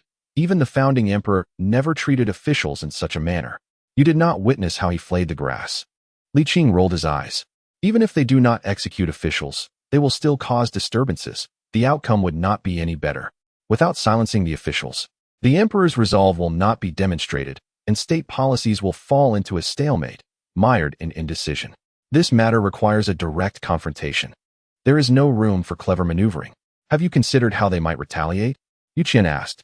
I recall you once mentioned that during the era of the Taizong, there was a fire at the weaving bureau, chaos in the Grand Canal, and the Tang Sire uprising. 3 major halls were nearly set ablaze, all instigated by them. How do we know they will not attempt something similar again? This has already been anticipated, Li Qing replied with a smile. Tell me, as the Minister of War, can you maintain the logistics of supply once the war commences? Yu Qian was taken aback, astonished. Did you foresee this situation from the very beginning? It was inevitable, thus. Preparations must be made in advance, Li Qing asserted. From the moment I entered the court, I was preparing for today. The current group of civil officials is not the same as it was 2 years ago. The court has dismissed numerous recommended officials and abolished the guarding ministers. They are now akin to a toothless tiger. Li Qing chuckled. Indeed, the situation is serious, but it is not as dire as you perceive. Yu Qian felt a sense of relief as he pondered this, conceding, you truly possess foresight. Indeed, Li Qing replied without a hint of modesty. Yu Qian exhaled, asking, given the circumstances, you must have already conferred with the emperor? Yes, Li Qing smiled. However, your burden is heavy. The logistics of military supplies are paramount. You must not lag behind. I shall exert every effort, Yu Qian solemnly vowed. Li Qing contemplated for a moment, then inquired, what of Wang Ji? What sort of person is he? I have had little contact with him, so I do not know him well, Yu Qian considered. In truth, the world of officials is not merely black and white. While many exhibit questionable conduct or even heinous behavior, the vast majority, in most cases, still wish to serve the court and do not desire the decline of the Ming. Yu Qian spoke earnestly. It is not merely because I am a civil official that I speak on their behalf. The reality is indeed as such. However, the majority of them first consider their own interests before contemplating those of the court. Li Qing nodded in agreement. This sentiment is justified, for they feast at the table of the Ming dynasty, especially those high-ranking officials whose descendants can bask in the benefits of favor, gaining direct access to the Imperial Academy, thereby securing a head start. They can be loosely considered as having inherited positions indirectly, and thus, they would not engage in actions detrimental to the public good for personal gain. Yet, they have certainly committed numerous acts that serve their own interests at the expense of the public. Yu Qian sighed. Indeed, this is the case. Nevertheless, I believe it is essential to make an effort to win over Wang Ji. He suggested, at the very least, it is worth attempting. We cannot afford to offend all civil officials. We ought to retain a few, even if just a fraction. After a moment of contemplation, Li Qing nodded in acquiescence. Yu Qian, feeling the urgency of the situation, rose and said, the news of the official's brutal demise has likely spread already. It will create a stir in the court and the populace today, not merely tomorrow. The 6 ministries, the 9 ministers, the censorate, and the cabinet will undoubtedly raise a commotion. I must go and ascertain the situation. He paused and inquired, would you care to accompany me, sir? Li Qing pondered for a moment and replied with a smile. Certainly, such a significant uproar is not to be missed. Observing that Li Qing was once again preparing to mount his donkey, Yu Qian remarked, I shall proceed ahead, as the donkey is too slow for my impatience. He hastily clasped his hands in farewell and departed in haste. Upon returning home, he mounted his horse and hurried towards the imperial palace. Li Qing, however, was not in a rush. Urgency would serve no purpose and his counsel would go unheard. The escalation of the situation was inevitable, a fact that could not be altered. After all, they had already devised strategies for the worst-case scenario, so what was there to be anxious about? As Li Qing approached the donkey shed, he called out, Brother Donkey, let us go witness the spectacle. After a bit of coaxing, the donkey reluctantly emerged from the wooden shelter and approached Li Qing.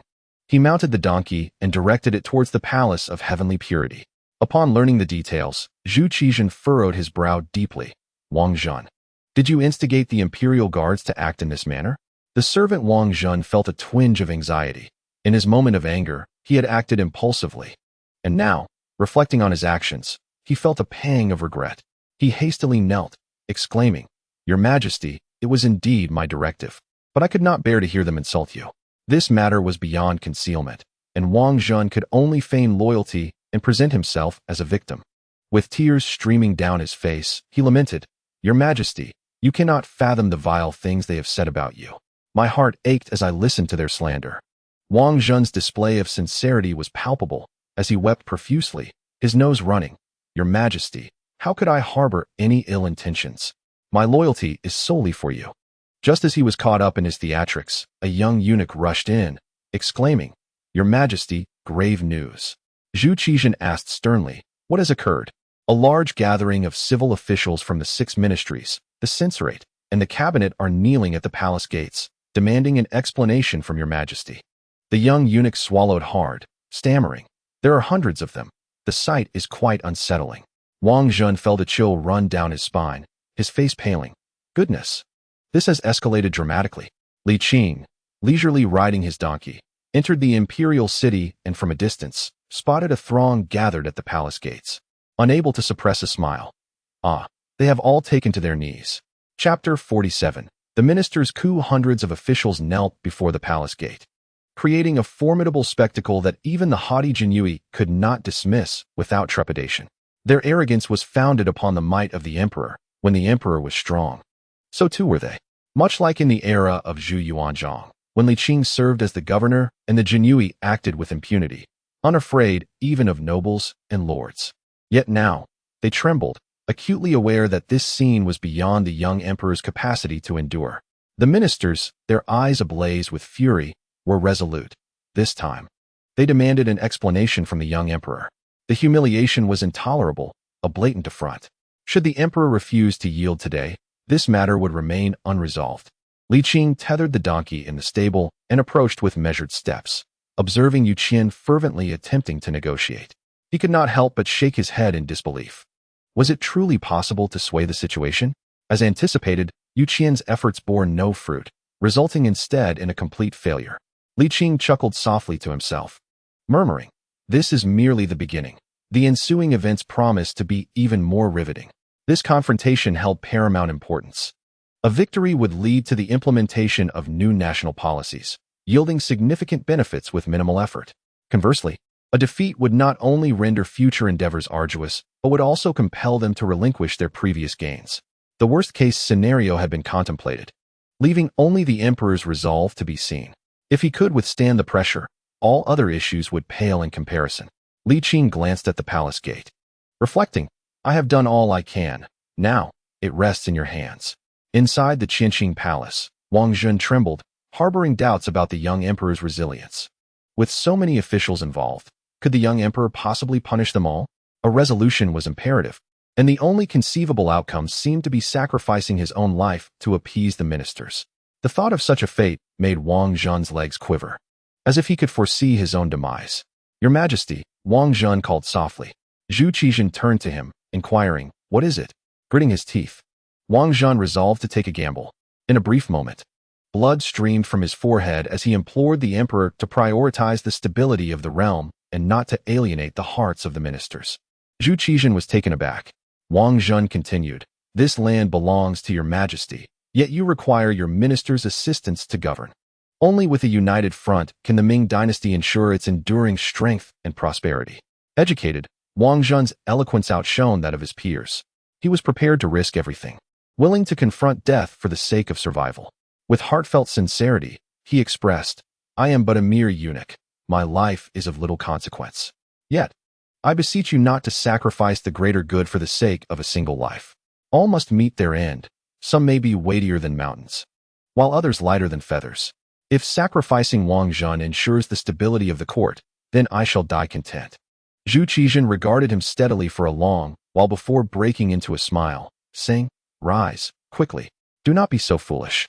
I would not take your life for their sake. Wang Zhen felt a rush of joy but understood the need for theatrics. He shook his head, insisting, No. Your Majesty must not act impulsively. If you can think this way, I would die with a smile. However, the Ming dynasty must not be neglected. Such nonsense. Zhu Qizhan scoffed. The Ming dynasty is mine, not theirs. Would it crumble without them? How fragile would that be? However, Wang Zhen hesitated and said, Your Majesty is wise. The Ming dynasty will surely not fall without them, yet there will inevitably be some impact. My lowly life is of little consequence. Even death matters not. Well, I have decreed that you shall not die, and thus you shall not. Zhu Qizhan declared resolutely. Go and rest. Keep your worries to yourself. How could I be swayed by them? After a pause, he gestured to a nearby young attendant to assist Wang Zhen back to recuperate, bestowing upon him a vial of medicinal ointment. Yes, Your Majesty, the attendant replied, stepping forward to support Wang Zhen. The grace of Your Majesty is beyond my humble means to repay. Wang Zhen, gritting his teeth against the pain, bowed several times before finally rising with the attendant's help. I take my leave. Go. Zhu Qizhan responded with a gentle tone. Wang Zhen turned to leave, a long sigh of relief escaping him. He had finally weathered this storm. The emperor was truly a man of compassion. Yet, Zhu Qizhan was not merely soft-hearted. Otherwise, he would not have instructed Wang Zhen to commit murder.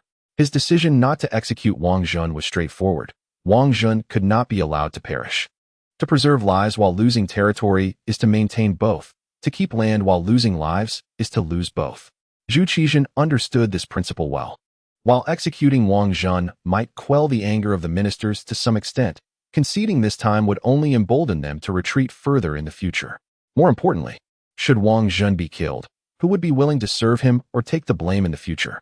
People are driven by self-interest. Who would risk their necks for the emperor only to face execution? Such actions would only exacerbate the arrogance of the ministers, and the Jinyue and Dongchang would become hesitant, refraining from dedicating themselves fully, always leaving themselves an escape route. In such a scenario, the emperor would truly lack authority. This time, I shall not yield. Not even a fraction, Zhu Qizhan thought darkly. Your Majesty, we wish to see the emperor. Wang Delu, the deputy minister of revenue, knelt, his knees pained, shouting as the emperor remained unseen. Naturally, those causing the disturbance sought to escalate the situation. His cry was met with immediate support from the crowd. We wish to see the emperor. See the emperor. At the palace gates, emotions ran high, creating a scene reminiscent of a bustling marketplace. Li Qing, ever one to revel in chaos, even joined in from a distance to stir the atmosphere. Such a commotion was rare and delightful, though he lamented having rushed out without snacks like sunflower seeds or candied fruits. The Jinyue had never witnessed such a spectacle. Their previous arrogance had vanished, replaced by trepidation as they observed these formerly scholarly gentlemen now glaring with fervor, with hundreds of officials, including several prominent figures, stirring in such a frenzy. The Jinyue found it increasingly difficult to maintain their composure. The captain of the Jinyue was sweating profusely, urging, quickly, go inform the emperor. A quarter of an hour later, Zhu Qizhan arrived, noticeably delayed, to find the ministers silent. Your Majesty, I have a matter to address. As the young emperor finally appeared, the previously agitated ministers found their outlet for expression, clamoring to present their petitions, resulting in a chaotic scene. The Jinyue, fearing for the emperor's safety amid the uproar, shielded Zhu Qizhan closely. It must be said, the sight of hundreds of furious eyes glaring was indeed unnerving, justifying the Jinyue's overzealous precautions. Zhu Qizhan parted the ranks of the imperial guards and stood at the forefront, gazing at the gathered ministers with neither anger nor trepidation. He appeared calm and composed. The imposing presence created by the ministers failed to exert the intended pressure on the sovereign, resembling a futile exertion of strength against cotton, painful to no end. After a prolonged silence, the crowd gradually quieted, realizing that their raucousness served no purpose. They suddenly became aware that they had underestimated the young emperor, perceiving him as naive and inexperienced. Perhaps the previous emperor had not feared them, nor was he inexperienced. He had merely bided his time, concealing his capabilities. It was not until the Empress Dowager relinquished power that he began to reveal his imperial prowess. It seemed that from the moment the Empress Dowager returned authority to him, the tides began to shift, yet their habitual arrogance prevented them from taking this youth seriously. Now it was too late. Even now, they had not recognized Li Qing, which was largely due to his inconsistent presence. They only observed Li Qing's submissiveness in the court, oblivious to his decisive actions within the Qianqing Palace. His misdeeds were concealed in the shadows. However, they had begun to grasp the gravity of the situation, prompting them to compel the young emperor to compromise. The wisdom of yielding today to avoid greater losses tomorrow was not lost on these astute individuals. They insisted, "Today, you must concede. Your Majesty, I bring forth a grievous plea," declared Chen Ji, the left minister of the censorate, his voice resonant. Zhu Qizhan stretched his limbs and let out a contented hum. "Speak."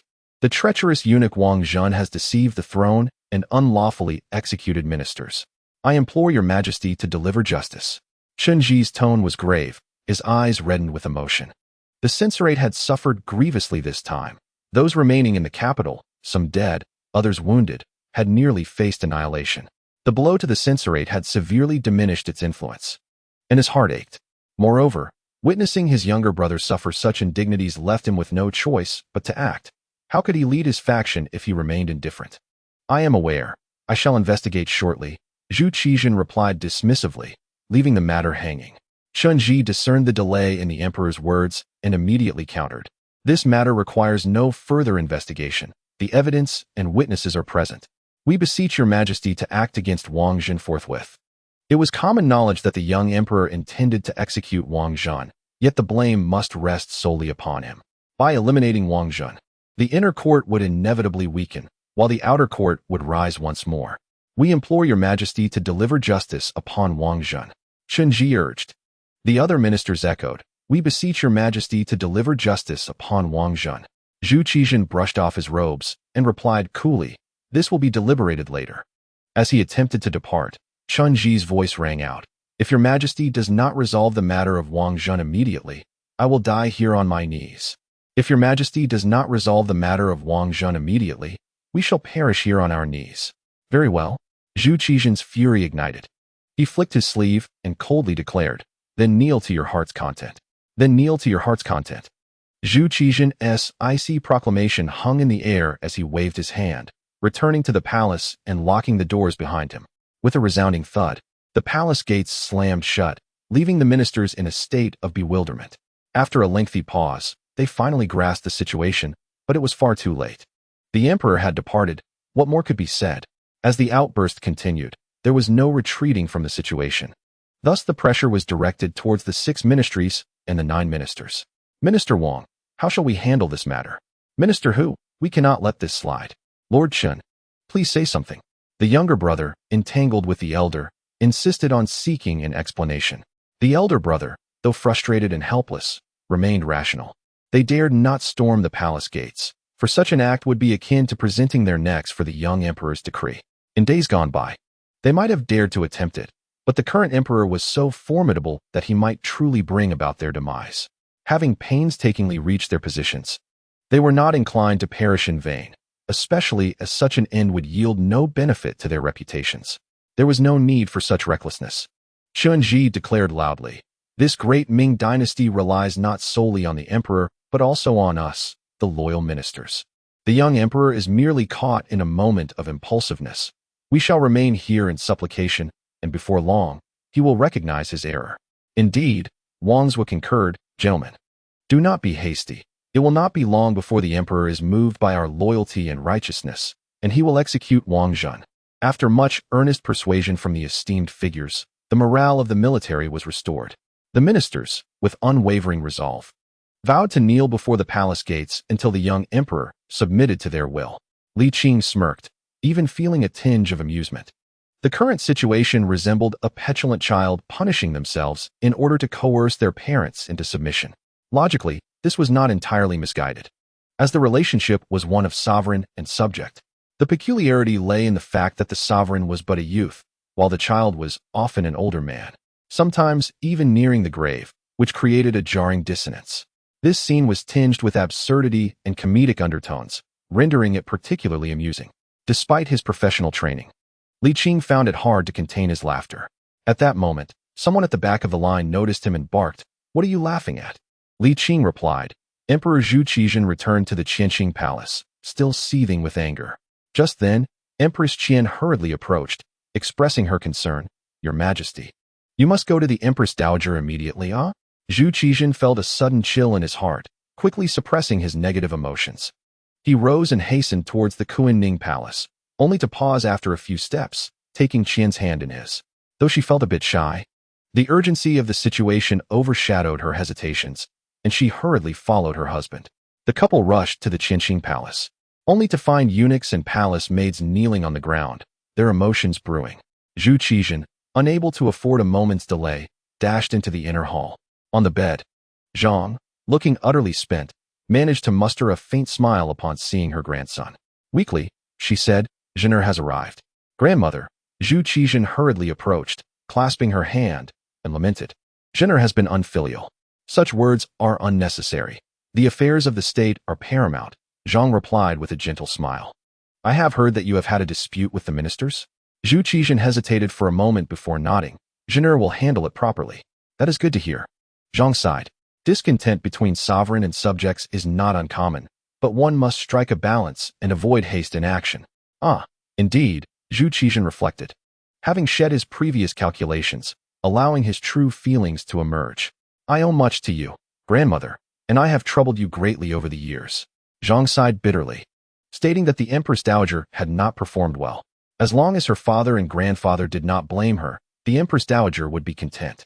"They shall not hold you accountable," Zhu Qizhen reassured her. Just then, a voice filled with urgency and sorrow broke the tension, as Sun rushed in, her skirts in hand. Upon seeing Zhang in such a state, she exclaimed, "Where is the imperial physician?" "Mother, please do not raise your voice," Zhu Qizhen frowned, requesting the Empress Dowager some peace. Sun knelt by the bed, concern etched across her face. "Mother, how are you?" Zhang gazed at her and softly replied, "Do not think that with my departure, there will be no one to govern you. You must adhere to your duties, understand?" "I understand. My daughter-in-law will remember." Sun obediently nodded. "That is good." Zhang expressed her lingering concern for her daughter-in-law and turned to Zhu Qizhen. "Zhengde, remember, political interference from the inner court brings endless calamities." Zhu Qizhen nodded earnestly. Sun secretly ground her teeth, feeling the injustice. Only officials are allowed to play with fire while the commoners cannot even light a candle. Is that it? Why was there no objection when you interfered in politics? She felt defiant, for according to the late Emperor's will, she too held the right to wield power. However, she had long been suppressed by the Dowager, with no chance to rise. Now, as the Dowager was finally on her way out, her son had matured, and he was even more formidable than the Dowager. From the past 2 years' observations, she realized she had no opportunity whatsoever. Nevertheless, with the Dowager's departure, she consoled herself, at the very least, "I will have the final say in the inner court." Sorrowfully, she remarked, "Mother, you must hold on." Zhang, unable to bear Sun's insincerity, turned away, gazing kindly at her grandson. "Zhengde, this heavy burden will fall upon your shoulders. Do you have the confidence to manage it?" "Indeed," Zhu Qizhen affirmed with a serious nod. "Rest assured, I am not alone. The court has Duke Zhang and Yu Qian, as well as Mr. Li. I will surely promote the virtuous and dismiss the corrupt, ensuring clear governance and restoring the prosperity of the late emperor's reign, and even surpass it." "Merely words will not suffice," Zhang jested. "I shall certainly achieve it," Zhu Qizhen declared confidently. "Very well, henceforth. Grandmother will watch from above to see if you are indeed boasting." Zhang attempted to caress her grandson's face, but her strength had waned. Zhu Qizhen took her hand and placed it against his cheek, sorrowfully asking, "Grandmother, do you have any final wishes?" "Final wishes?" Zhang chuckled. "To be buried alongside your grandfather, Emperor Renzong." This was something Zhu Qizhen would fulfill without her saying it. "Is there anything else?" Zhang pondered for a moment before saying, "Grandmother wishes to meet Mr. Li." Suddenly, the palace gate creaked open, and the ministers were invigorated, for indeed, the young emperor had finally relented. Regardless of their sore backs or numb legs, all stood erect, maintaining a unified posture, as if proclaiming, "Do not assist me. I am capable of kneeling." Several young eunuchs hurried out, disregarding the ministers, making their way directly toward Lianjiaten. The crowd murmured, feeling as if a swarm of crows had flown overhead, leaving their droppings behind. Suddenly, a young eunuch spotted Li Qing in the distance, exclaiming in surprise, "No need to go to Lianjiaten. Mr. Li is here." Li Qing responded with a puzzled expression. The ministers stood in bewilderment. "Mr. Li, hurry to the palace. The emperor summons you urgently." The head of the little eunuchs rushed to Li Qing, speaking anxiously, urging him to hurry, for it would be too late if he delayed. A chill ran through Li Qing's heart. What had happened? "The Empress Dowager is gravely ill and wishes to see you," explained the little eunuch. His voice was not quiet, and many officials at the back heard, their expressions changing dramatically. This was indeed a significant matter. The Empress Dowager held far greater esteem than the Empress, and given that the Zhang family had long been at the helm of the Ming dynasty, her passing would undoubtedly be extraordinary. Yet, They could not comprehend why the Empress Dowager would wish to see Li Qing at her deathbed. Li Qing sighed inwardly and replied, "Please lead the way." The gentleman followed him into the palace, and then, with a creaking sound, the palace doors were once again tightly locked, leaving the officials' faces grim. Soon, those who received the news began to spread it, and before long, everyone was aware. Upon hearing of the Empress Dowager's condition, the prominent figures couldn't help but wear solemn expressions. Without the Empress Dowager, the young emperor might become even more assertive. Suddenly, it dawned on them that this could be an opportunity. With the passing of the Empress Dowager, wouldn't the empress rise to prominence? Although the young emperor would turn 16 after the new year, he was still quite young. If they used this as an excuse to allow the empress to intervene in governmental affairs, it could prove advantageous. The prominent figures felt a surge of joy. They had finally discovered a breakthrough. In the past, the emperor allowed them to choose. Today, it was the emperor's turn to make a choice. Would he permit the empress to meddle in state matters or eliminate Wang Jin? They were elated at the prospect. The tides of fortune had finally shifted in their favor after 30 years of change. Chapter 49. The passing of the Empress Dowager. Li Qing hurried to Yearning Palace, and upon reaching the inner hall, he found Zhang Shi at death's door. Without any superfluous formalities, he approached her bedside and crouched down. "You have come, sir," Zhang Shi said, looking at Li Qing as she had when he was the heir apparent's consort. It seemed as if time had frozen for him. "You are indeed extraordinary," she whispered. "I will rely on you in the future." "Your Highness is too kind," he replied. Zhang Shi asked, "Will you still be here, sir?" Li Qing pondered for a moment. "The situation is uncertain. I will not leave." "That is good. That is good." Zhang Shi felt reassured, truly at ease. Zhu Qizhen and his mother were bewildered. The tone of their conversation felt strikingly discordant, and they couldn't quite articulate why. Zhang Shi's smile was gentle, her eyes sparkling yet quickly dimming, and she murmured softly, "I must go and accompany him." "Do not worry, I will convey your words." Li Qing, perceptive, heard her clearly. A wave of sorrow surged within him. It was painful, yet entirely bearable. He had endured such sorrow before, and had long since learned to remain unfazed. Moments later, the Empress Dowager Zhang Shi passed away. She departed peacefully, her aged face reflecting the relief of having laid down a tremendous burden, as if she had been weary for a long time and could finally rest. She was gone. Zhu Qizhen wept bitterly, Sun Shi cried out in grief, and the eunuchs and palace maids all wailed. Inside and outside the hall, the sounds of mourning filled the air. The news of the Empress Dowager's passing swiftly spread throughout the palace and beyond. The ministers, kneeling in shock, felt a bittersweet blend of sorrow and concealed delight. Such a monumental event necessitated a careful approach. To force an issue at this moment would be sheer folly. In this era, individuals placed immense importance on their posthumous reputation, often valuing it even more than their life itself, particularly when the deceased was the first Empress Dowager of the Ming dynasty, a figure who had wielded power. Trembling, the ministers rose, some hastily mounting their horses, others boarding their palanquins, all rushing home to prepare mourning attire, compose elegiac couplets, and draft posthumous titles. Although these titles may not be officially recognized, the mere possibility of selection was enough to boast about for a lifetime. In the face of death, all other matters must yield. With a newfound focal point, they would not dare to provoke the young emperor at such a critical juncture. As the Empress Dowager departed this world, the fierce struggle between ruler and subjects momentarily paused, merely a temporary truce, not an end. What followed was the customary mourning. Li Qing had lost track of how many times he had participated in such rituals, but since he was present, it would be inappropriate not to weep. Perhaps due to the passage of time, he had genuinely immersed himself in the process. Though not overly sorrowful and devoid of ginger, tears still flowed, albeit less dramatically than those of the literary officials. The palace lay shrouded in white, harmonizing with the winter's snow, amplifying its desolation. The passing of the old, ushering in the new year, imbued the stillness with a hint of vitality. Li Qing gazed skyward, the heavy snowfall blanketing everything in white. While a profound sense of helplessness enveloped him, there were still many winters to endure. Li Qing felt a mixture of resignation and sorrow, yet he could only bear it, only experience it. He longed for those he missed, his comrades, his master, Li Jinglong, and Zhu Yunwen. Were they faring well? He yearned to return to Jinling, desperately wishing to see them, but he could not. The court was at a pivotal moment.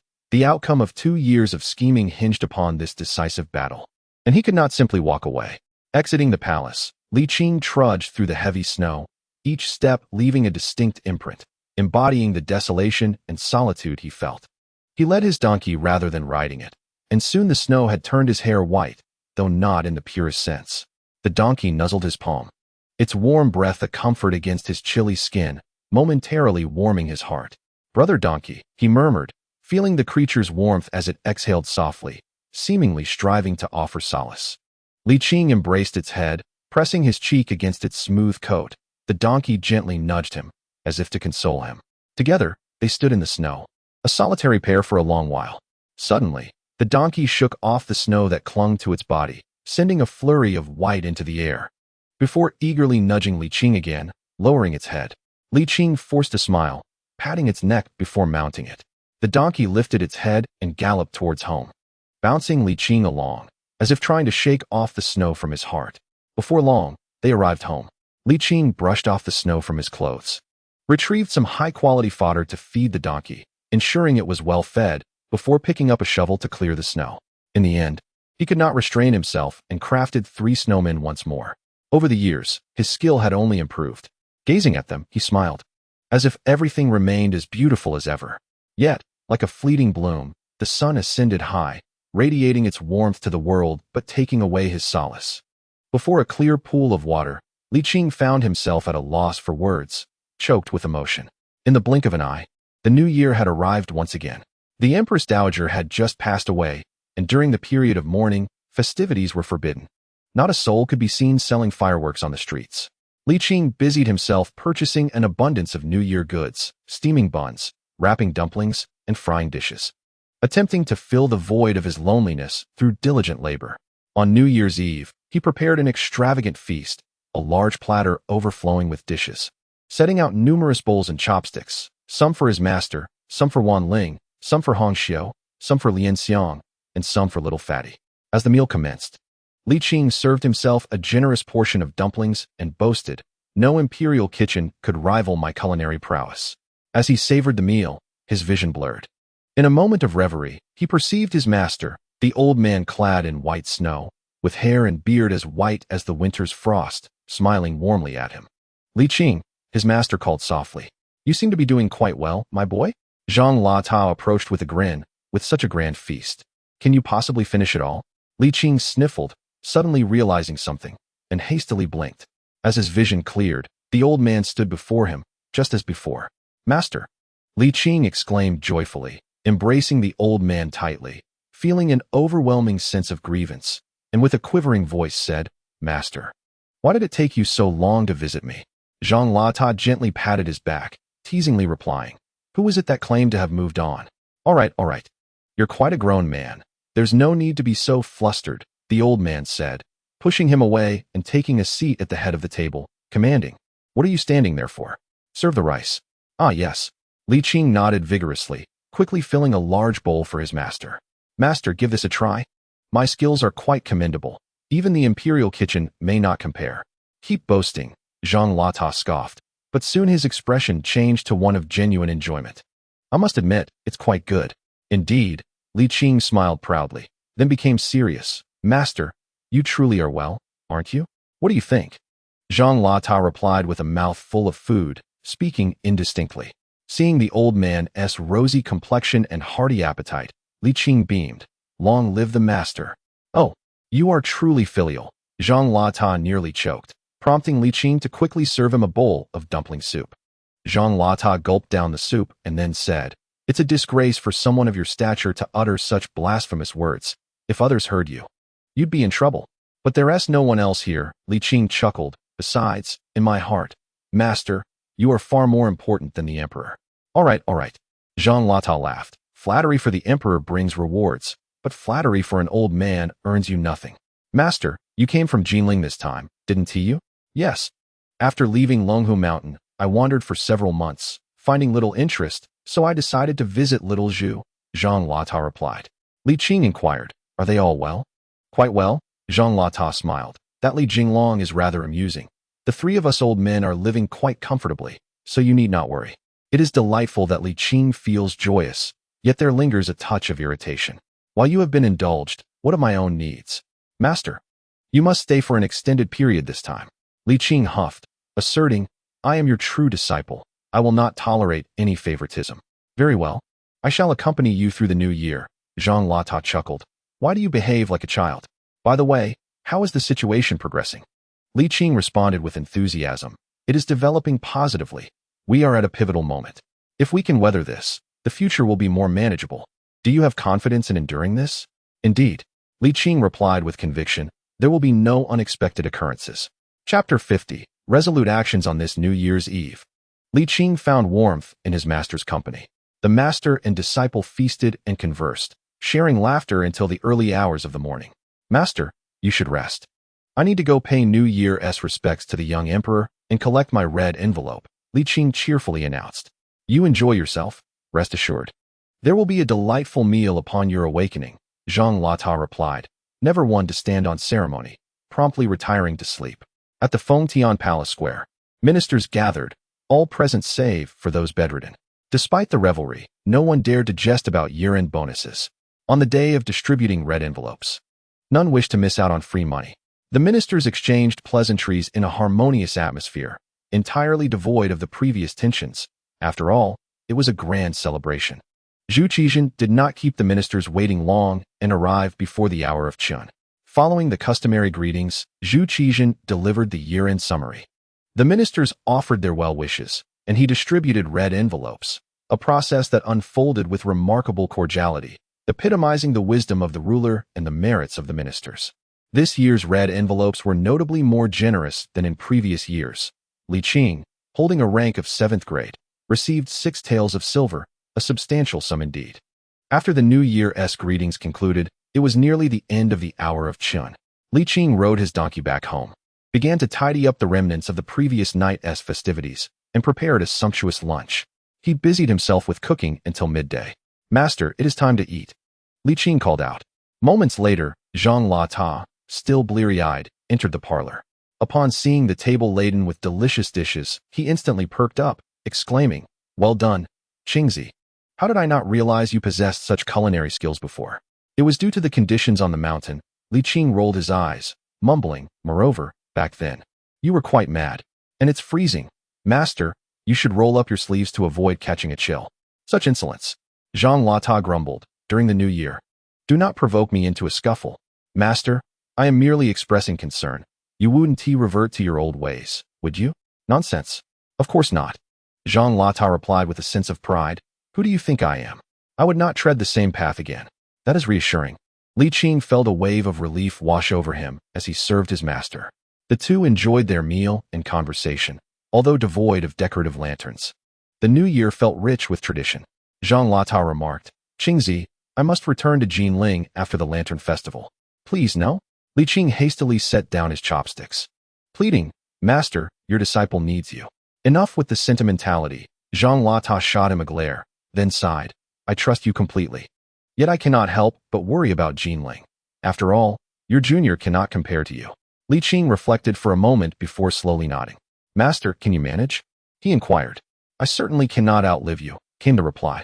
Zhang Lata forced a smile, acknowledging that the impending deadline was indeed approaching. Li Qing, feeling anxious, inquired about the time remaining. Such is the will of heaven. It cannot be divulged, Zhang Lata evasively responded, shifting the topic to their meal, remarking that the dishes were growing cold. Li Qing, with a sense of resignation, noted that the New Year holiday in the Ming dynasty was brief, resuming work on the 4th day of the lunar month. However, the ancient celebration extended beyond New Year's Eve and the first 2 days of the lunar calendar, accurately lasting until the 15th day. Although work had commenced, tasks were scant. Li Qing, already disinterested, became even more lethargic, attending the morning court sparingly and occasionally the afternoon session, merely clocking in at the office. With Yu Qian present, no one dared to criticize him. Most of his time was spent accompanying his master, enjoying leisurely days in the capital. Time passed swiftly in this tranquil manner, and before they knew it, the day of parting had arrived. On the 15th day of the lunar month, Li Qing prepared Tang Yuan, and the master and disciple sat beneath a fruit tree, savoring the sweet dumplings. Observing Li Qing's melancholic demeanor, Zhang Lata playfully scolded him. There is still ample time ahead. You shall not be deprived of seeing me again. So why were such a sorrowful expression? Besides, did you not mention that this is a crucial moment? As long as your master is here, your heart will not be too distant. Once you find leisure, you may return to Yearning, where I shall settle. You can visit me whenever you wish." Upon hearing these words, Li Qing's spirits lifted considerably, and he asked, "Master, when do you plan to leave?" Zhang Lada finished the last 10 yuan, rose, and replied, "I shall depart now. Must you be in such a rush?" Li Qing's expression turned dark. "I dislike dawdling," Zhang Lada stated. Li Qing nodded helplessly. "I shall see you off." After bidding farewell to his master, Li Qing ceased his languid behavior. In 5 days, the deadline for the coffin's closure would arrive. And after the late Empress Dowager's burial, the battle would reignite. In the Qianqing Palace, Li Qing took a sip of tea and asked, "Your Majesty, how fare the troops?" "Do not worry. I and Duking have long been prepared," Zhu Qizhen confidently declared. "We are merely awaiting their arrival." "What of the treasure ship?" Li Qing inquired. "It is currently under construction," Zhu Qizhen replied. "The Eastern Depot and the Jinyui are supervising, and I have issued a strict order. Should the renovations fail to meet the deadline, I shall dismiss Wang Jin from his position as minister, and he dares not be lax." After a pause, he asked, "Do you truly believe they would dare incite chaos in the 3 provinces?" Even now, he found it hard to believe that those individuals possessed such audacity. "We shall see," Li Qing responded. "However, given the general prosperity of Jiangsu and Zhejiang provinces, I surmise that even if unrest were to occur, it would not be severe, primarily affecting Fujian." Li Qing then queried, "I recall that there is a silver mine in Fujian, is there not?" Zhu Qizhen nodded, "Not only in Fujian, but also in Jiangsu and Zhejiang." At this, he grew incensed, lamenting the significant decline in silver production since his ascension to the throne. "Sir, since these regions are bound to descend into chaos, why not seize this opportunity to rectify the silver mines?" Zhu Qizhen proposed. "After all, we must confront them. There is no need for leniency." Li Qing pondered briefly and asked, "How much silver can the mines yield annually?" "Production ceased the eve before you entered court," Zhu Qizhen explained. "In the first half of the 5th year of the Zhengtong era, the mines submitted 550 taels of silver to the court. Yet, this was after production had halted in the latter half, and some individuals felt compelled to remit a bit more in advance." "So little?" Li Qing exclaimed in astonishment. Zhu Qizhen scoffed. "In the 4th year of the Zhengtong era, there was not even 1,000 taels. What about before that?" Li Qing inquired. Zhu Qizhen reflected for a moment and replied, "During the Yongle reign, several silver mines in Jiangsu and Zhejiang were discovered and exploited. By the 12th year of Yongle, the annual output peaked at nearly 400,000 taels of silver, with a minimum of 150,000 and a maximum of 300,000 taels in subsequent years. In total, nearly 5 million taels were mined during the Yongle period. In the Xuande era, the maximum extraction in a single year was 320,000 taels, with a minimum of 60,000, totaling over 230,000 taels during the Xuande reign." Li Qing frowned. "What about the Renzong era?" Zhu Qizhen pondered for a while before responding, "Perhaps around 20,000 taels." "So much?" Li Qing expressed surprise. He had previously focused on maritime trade and the situation beyond the borders, never paying attention to the silver mines, only to discover the substantial profits they yielded. "What about the years since the emperor ascended the throne?" Zhu Qizhen exhaled a sigh of frustration. "A mere 21,000 taels. That is indeed rather meager," he added. "In total," Zhu Qizhen clarified. "This is excessive," Li Qing remarked. Zhu Qizhen stated, "Since we must confront the issue, I believe it is better to act decisively." "What do you think, sir?" After weighing the situation, Li Qing concluded that the young emperor's perspective was not unfounded. The plans for military action were already in place. There was no need to hold back. However, he cautioned, "This course of action may lead to irreparable rifts between your majesty and the court officials." Zhu Qizhen countered, "In comparison to maritime trade, the silver mines are merely a minor aspect. The significant matters have already been addressed.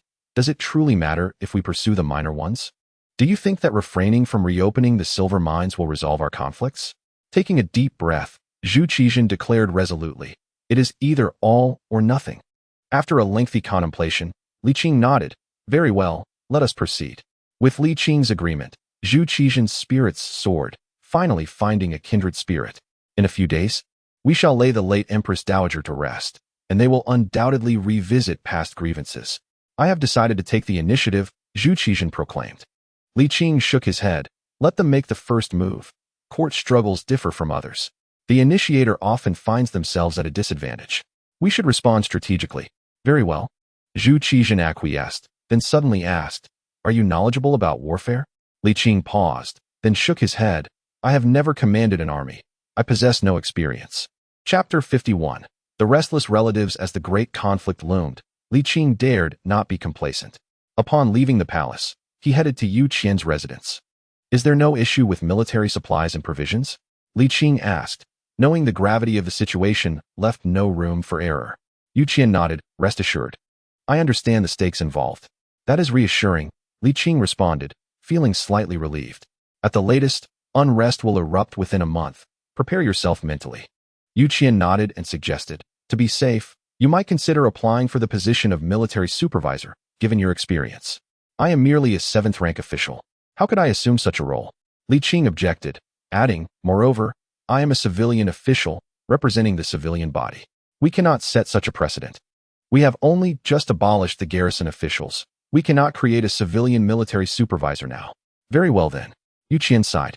"Has the selection for the military supervisor been decided by His Majesty?" "Not yet, but it can be reasonably assumed that it will be a eunuch," replied Li Qing. Yu Qian frowned. A eunuch supervising the military could bring endless calamities. Yet, is there a better option? Li Qing countered. Yu Qian was at a loss for words. But he harbored a deep-seated aversion to eunuchs. Like many other civil officials, he regarded them as mere servants of the emperor, unworthy of entering the political arena. Their historical reputation was notoriously ill-famed. If given a choice, he would prefer a civil official to take on the supervisory role, but under the current circumstances, there were no suitable candidates. Even if there were, the emperor would likely not consider them. The rift between the sovereign and his ministers was too profound, reaching a point of irreconcilable conflict. "Alas," Yu Qian lamented, "when will we be able to restore the harmony of the Xuande era?" "Perhaps never," Li Qing replied with a bitter smile. "Even if the late emperor were to return, it would be a formidable challenge. In truth, the harmony of the Xuande period was merely an illusion, primarily due to the absence of contrast. There was no harm without comparison.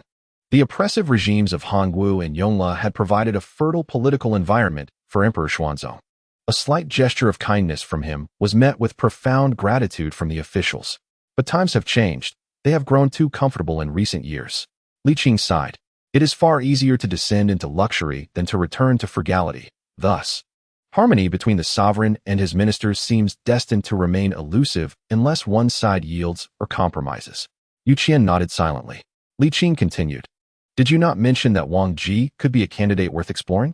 This is an opportunity. You should gauge his willingness. If it proves unfeasible, I shall intervene."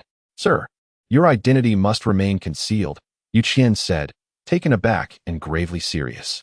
"Do not overthink it." Li Qing shook his head, adopting a more calculating demeanor. "What I mean is, if he is beyond redemption, I might discreetly take some decisive action." Yu Qian replied, "Isn't that the work of court officials? Even the underworld would not be so reckless as to target a minister outright. It is truly beyond me what to say." In truth, Li Qing did not wish to resort to such measures, but the Minister of War was crucial during wartime. Although he did not engage directly in battle, he was responsible for logistics. Any failure in logistics during warfare could lead to dire consequences. In a few days, the Grand Empress Dowager shall be laid to rest. Make an effort to associate with him during this time, Li Qing said. Regardless of the outcome, inform me when the time comes. Yu Qian agreed. 5 days later, the Grand Empress Dowager's funeral took place. Zhu Qizhen personally bore the coffin, while the ministers donned mourning attire to pay their respects.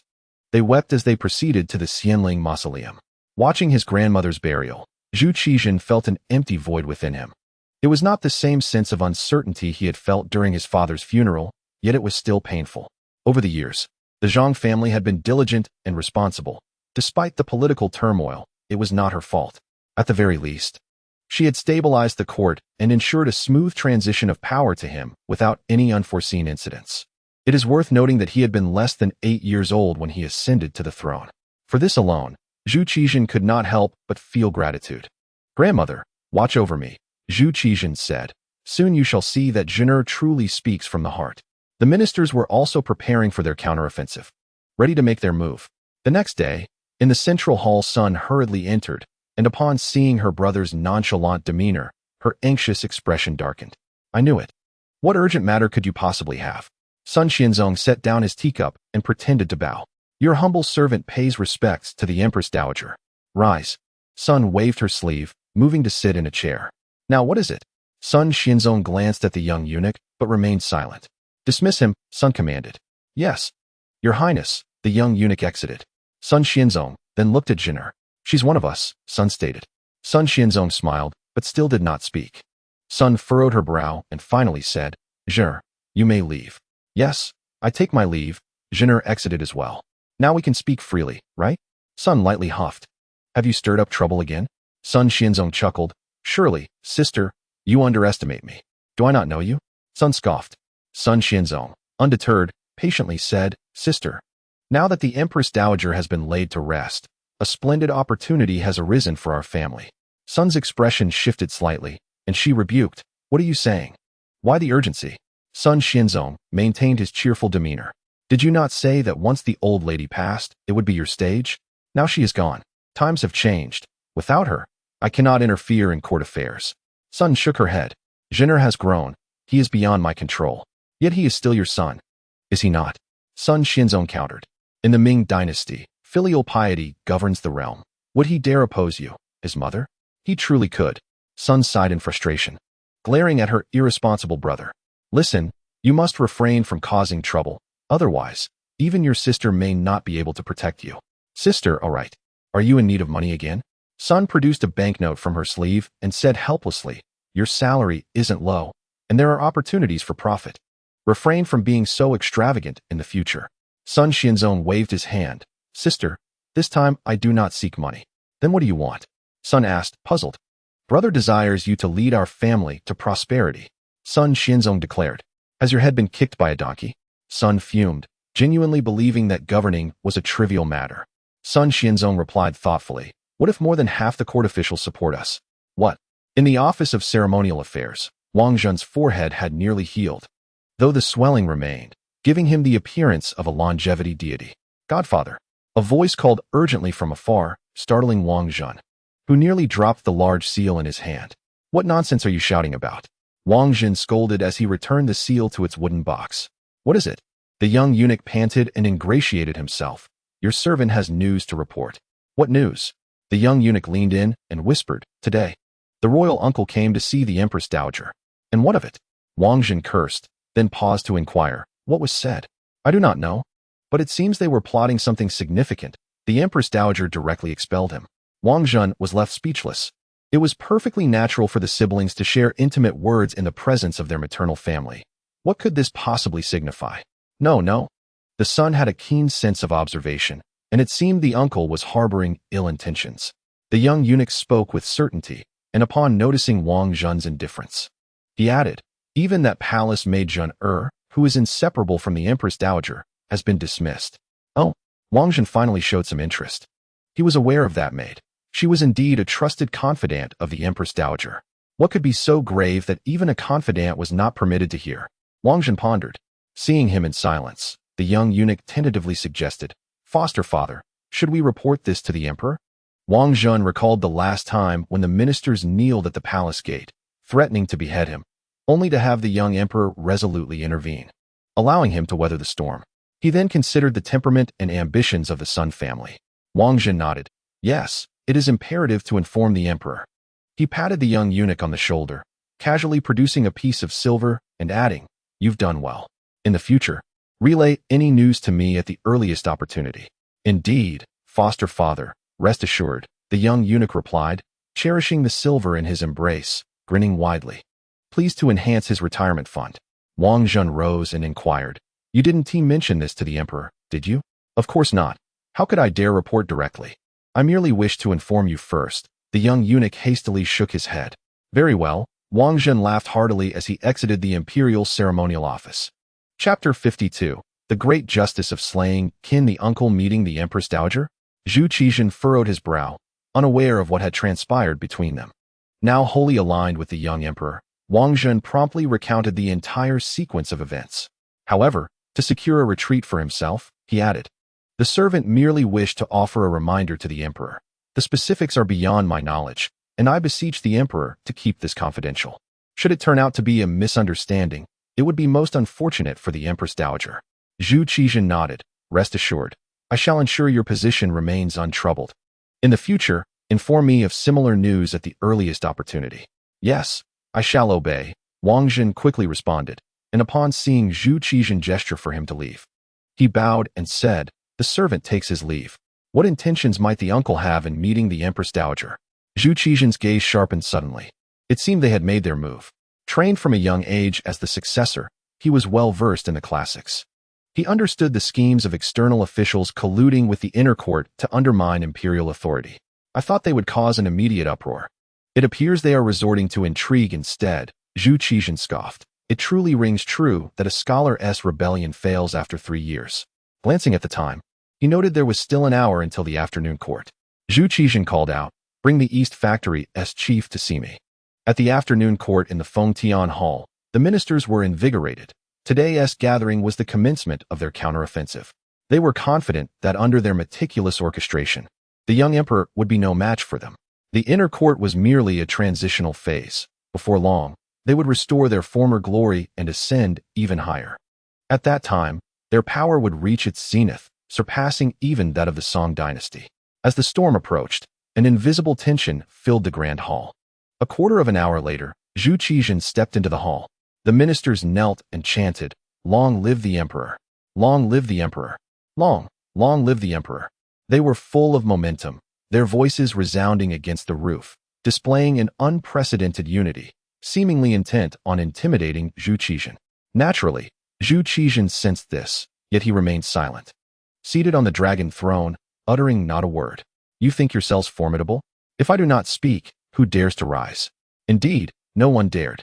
The ministers were filled with indignation, yet felt utterly powerless. The young emperor defied convention and played an unplayable game. After a long pause, the left censor of the court, in a loud voice, declared, Your Majesty, I have a memorial to present. Only then did Zhu Qizhen respond, All ministers, rise. Thank you, Your Majesty. The ministers rose en masse, but their earlier fervor had significantly waned. Chunji stepped forward, declaring, Your Majesty, I have a memorial to present. Zhu Qizhen stretched lazily, reclining comfortably against the back of his chair, and languidly replied, Proceed.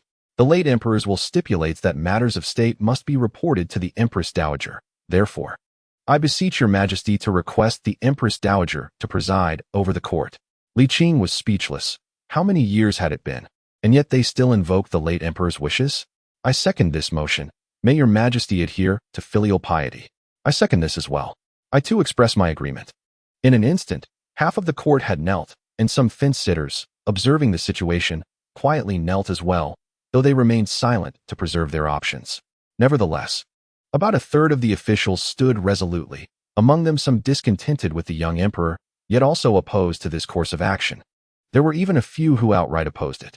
It must be said that within the civil officialdom, there were still a few who held firm to their principles, albeit they were few in number. Zhu Qizhen remarked, When the late emperor passed, I was still quite young, which is why this will was established. Now I am 16 and have taken a wife. While the emperor has indeed grown older, he has only been in power for 2 years and lacks governance experience. Moreover, Chunji paused, biting his lip, for in these 2 years, the emperor's policies have been somewhat inappropriate. Offending the young emperor more vehemently now would grant them greater leverage later. The censorate had been oscillating between the cabinet and the 6 ministries, and after so long, the younger brother wished to reclaim his position as the elder brother. I second this. The right censor Wang Wen echoed. The emperor is still young and in a crucial phase of growth. The weight of state affairs may harm his health. For the sake of the Ming dynasty's stability, I implore the emperor to refrain from such burdens. Burdensome?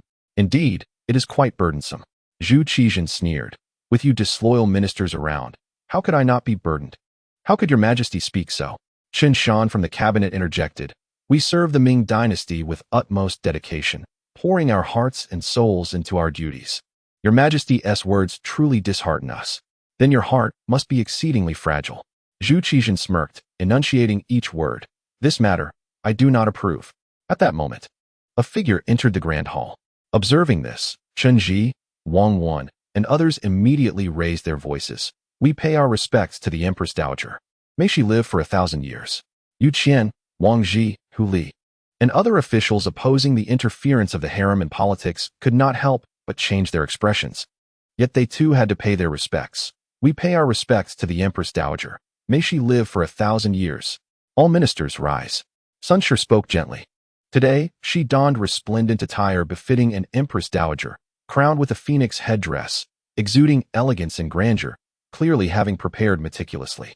Sunshine ascended the jade steps and approached Zhu Qizhan, explaining, I have heard that Zhengde and the ministers have had some unpleasantness, so I came to see. Thank you for your concern, Empress Dowager. Zhu Qizhan, even reluctant to address her as mother, replied indifferently, It is nothing of great concern. Please return, mother. Sunshine was momentarily taken aback. Wang Wen hurriedly reported, Your Majesty, since assuming direct rule, there have indeed been missteps in governance. Indeed, Your Majesty, Chen Shan interjected. The Emperor indulges the eunuchs and harms loyal subjects. We beseech the Empress Dowager to take a stand for us. Sun's brows furrowed in discontent as she feigned authority, asking, Zhengde, is this true? Zhu Qizhan restrained his anger and stepped forward slowly. He fixed his gaze upon Sun, leaning in closely, and whispered, Mother, I do not wish for this, yet you compel me, leaving me no choice. What do you intend to do? Sun retreated several steps, startled by her son's formidable presence. Zhu Qizhan smirked and commanded, Bring them in. Soon, the head of the Eastern Depot entered the grand hall, kneeling in salute before turning to shout outside, Bring in the prisoners. Before long, 74-year-old Sun Zhong was brought in, seemingly floating, as he was escorted into the hall. The old man, terrified, trembled, his white beard quivering as he exclaimed, I am wronged. This man was none other than Sun's father, Zhu Qizhan's maternal grandfather. But that was not the end of it. Soon, Sun's elder brother Sun Jizong and younger brother Sun Xinzong were also brought in. The two brothers, no better off than their father, appeared pale, their lips quivering. They had never anticipated Zhu Qizhan's ruthlessness, which was utterly contrary to propriety. The Ming dynasty governed with filial piety, and Zhu Qizhan's actions were a complete perversion of that principle. The courtiers were left dumbfounded. Sun was equally taken aback, stammering, Father, elder brother, second brother. What have you done? Empress Dowager, please advocate for your loyal subjects.